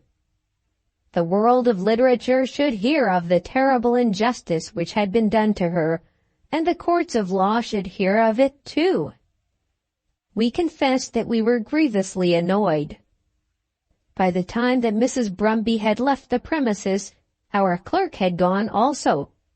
He had rushed off to the nearest police court to swear an information against her on account of the box on the ear which she had given him, and we were unable to leave our desk till he had returned. We found that, for the present, the doing of any work in our line of business was quite out of the question. A calm mind is required for the critical reading of manuscripts, and whose mind could be calm after such insults as those we had received? We sat in our chair, idle, reflective, indignant, making resolutions that we would never again open our lips to a woman coming to us with a letter of introduction and a contribution till our lad returned to us. We were forced to give him a sovereign before we could induce him to withdraw his information. We object strongly to all bribery, but in this case we could see the amount of ridicule which would be heaped upon our whole establishment if some low-conditioned lawyer were allowed to cross-examine us as to our intercourse with Mrs. Brumby. It was with difficulty that the clerk arranged the matter the next day at the police office, and his object was not effected without the further payment by us of 12 shillings 6 for costs. It was then understood between us and the clerk that on no excuse whatever should Mrs. Brumby be again admitted to my room, and I thought that the matter was over. "She shall have to fight her way through if she does get in," said the lad. "She ain't going to knock me about any more, woman or no woman." "Oh, dea certe," we exclaimed. "It shall be a dear job to her if she touches me again," said the clerk, catching up the sound. We really thought we had done with Mrs. Brumby, but at the end of 4 or 5 days there came to us a letter, which we have still in our possession, and which we will now venture to make public. It was as follows. It was addressed not to ourselves, but to Messrs. X, Y, and Z, the very respectable proprietors of the periodical which we were managing on their behalf. Pluck Court, Gray's Inn, 31st March, 18 Gentlemen, we are instructed by our client, Lieutenant Brumby, late of the Duke of Sussex's own regiment, to call upon you for payment of the sum of 25 guineas, due to him for a manuscript essay on costume, supplied by his wife to the magazine, which is, we believe, your property, by special contract with Mr. the editor. We are also directed to require from you and from Mr. a full apology in writing for the assault committed on Mrs. Brumby in your editor's room on the 27th instant, and an assurance also that the columns of your periodical shall not be closed against that lady because of this transaction. We request that £1 13 shillings 8 our costs may be forwarded to us, together with the above-named sum of 25 guineas. We are, gentlemen, your obedient servants, Badger and Blister, Messrs. XYZ, Paternoster Row. We were in the habit of looking in at the shop in Paternoster Row on the 1st of every month, and on that inauspicious 1st of April the above letter was handed to us by our friend Mr. X. "I hope you haven't been and put your foot in it," said Mr. X. We protested that we had not put our foot in it at all, and we told him the whole story.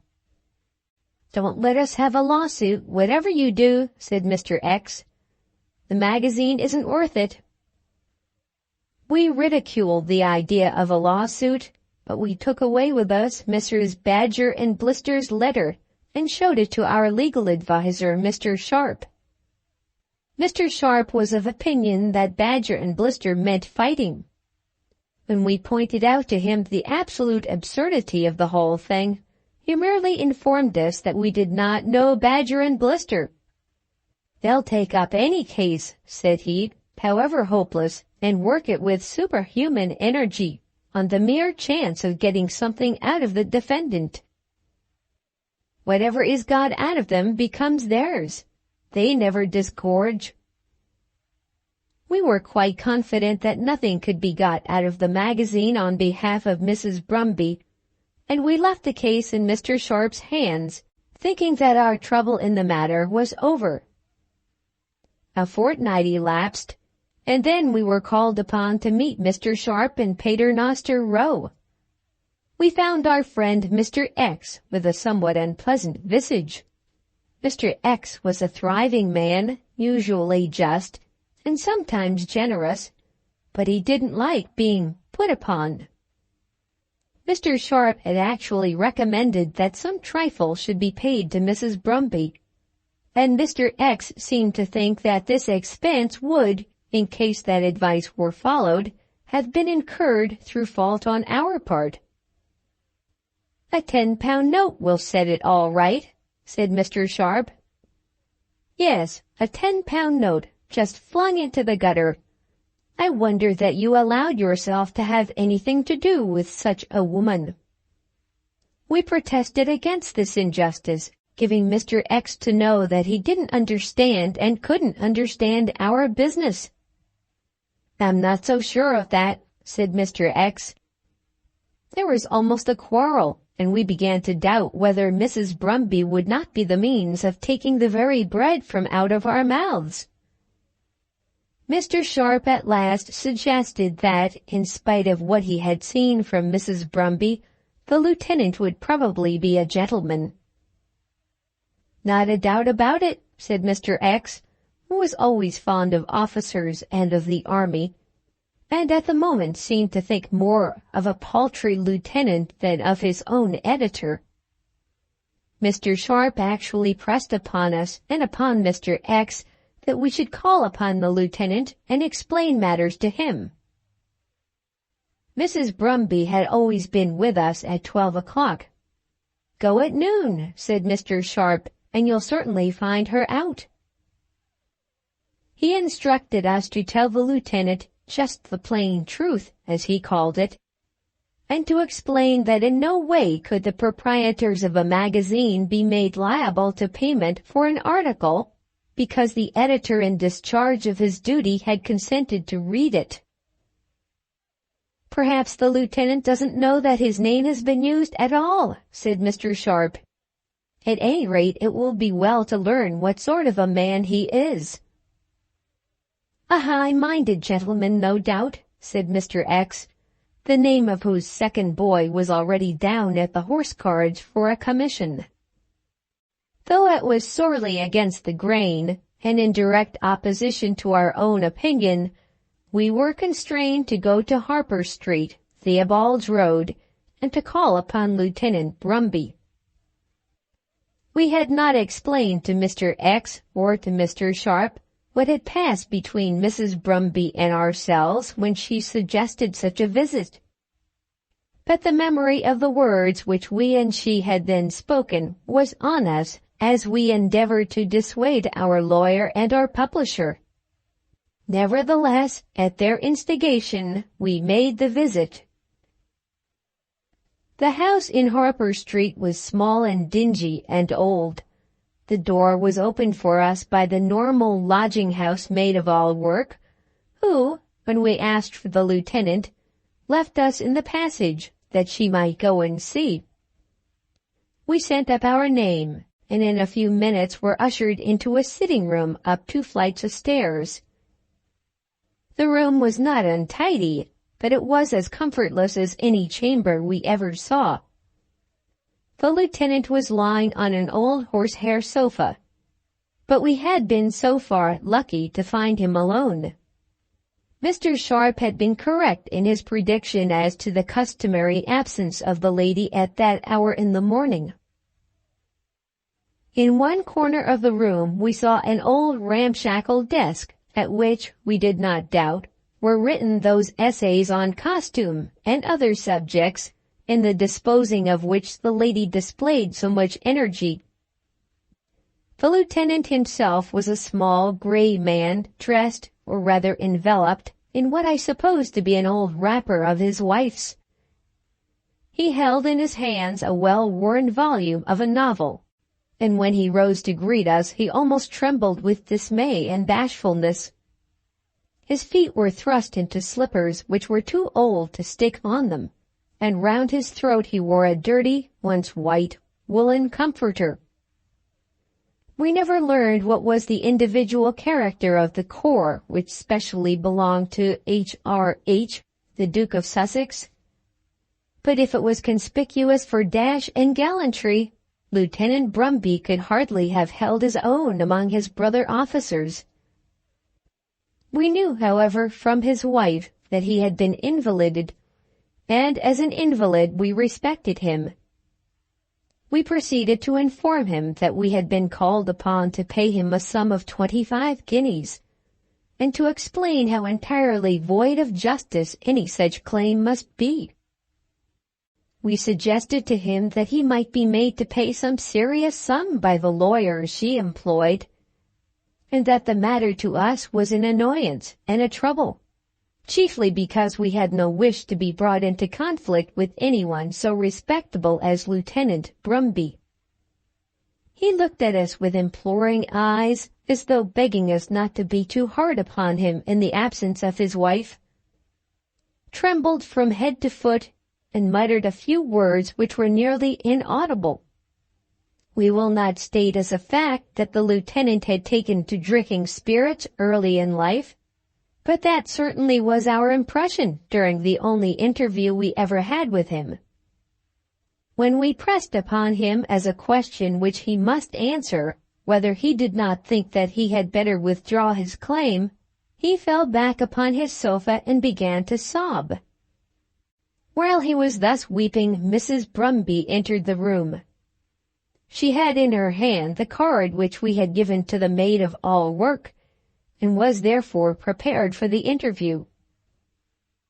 "Sir," she said, "I hope you have come to settle my husband's just demands." Amid the husband's wailings there had been one little sentence which reached our ears. "She does it all," he had said, throwing his eyes up piteously towards our face. At that moment the door had been opened and Mrs. Brumby had entered the room.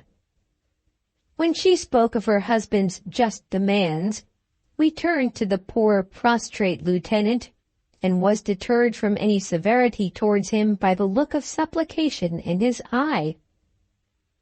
"The lieutenant is not well this morning," said Mrs. Brumby, "and you will therefore be pleased to address yourself to me."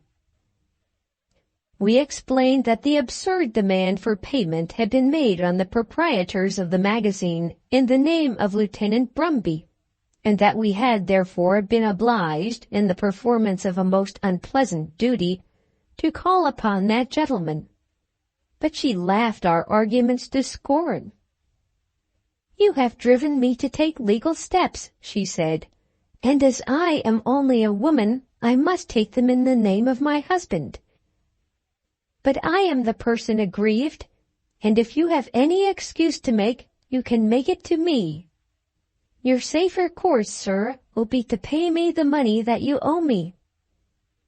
I had come there on a fool's errand, and before I could get away was very angry both with Mr. Sharp and Mr. X. I could hardly get a word in amidst the storm of indignant reproaches which was bursting over my head during the whole of the visit. One would have thought from hearing her that she had half filled the pages of the magazine for the last 6 months, and that we, individually, had pocketed the proceeds of her labor. She laughed in our face when we suggested that she could not really intend to prosecute the suit, and told us to mind our own business when we hinted that the law was an expensive amusement.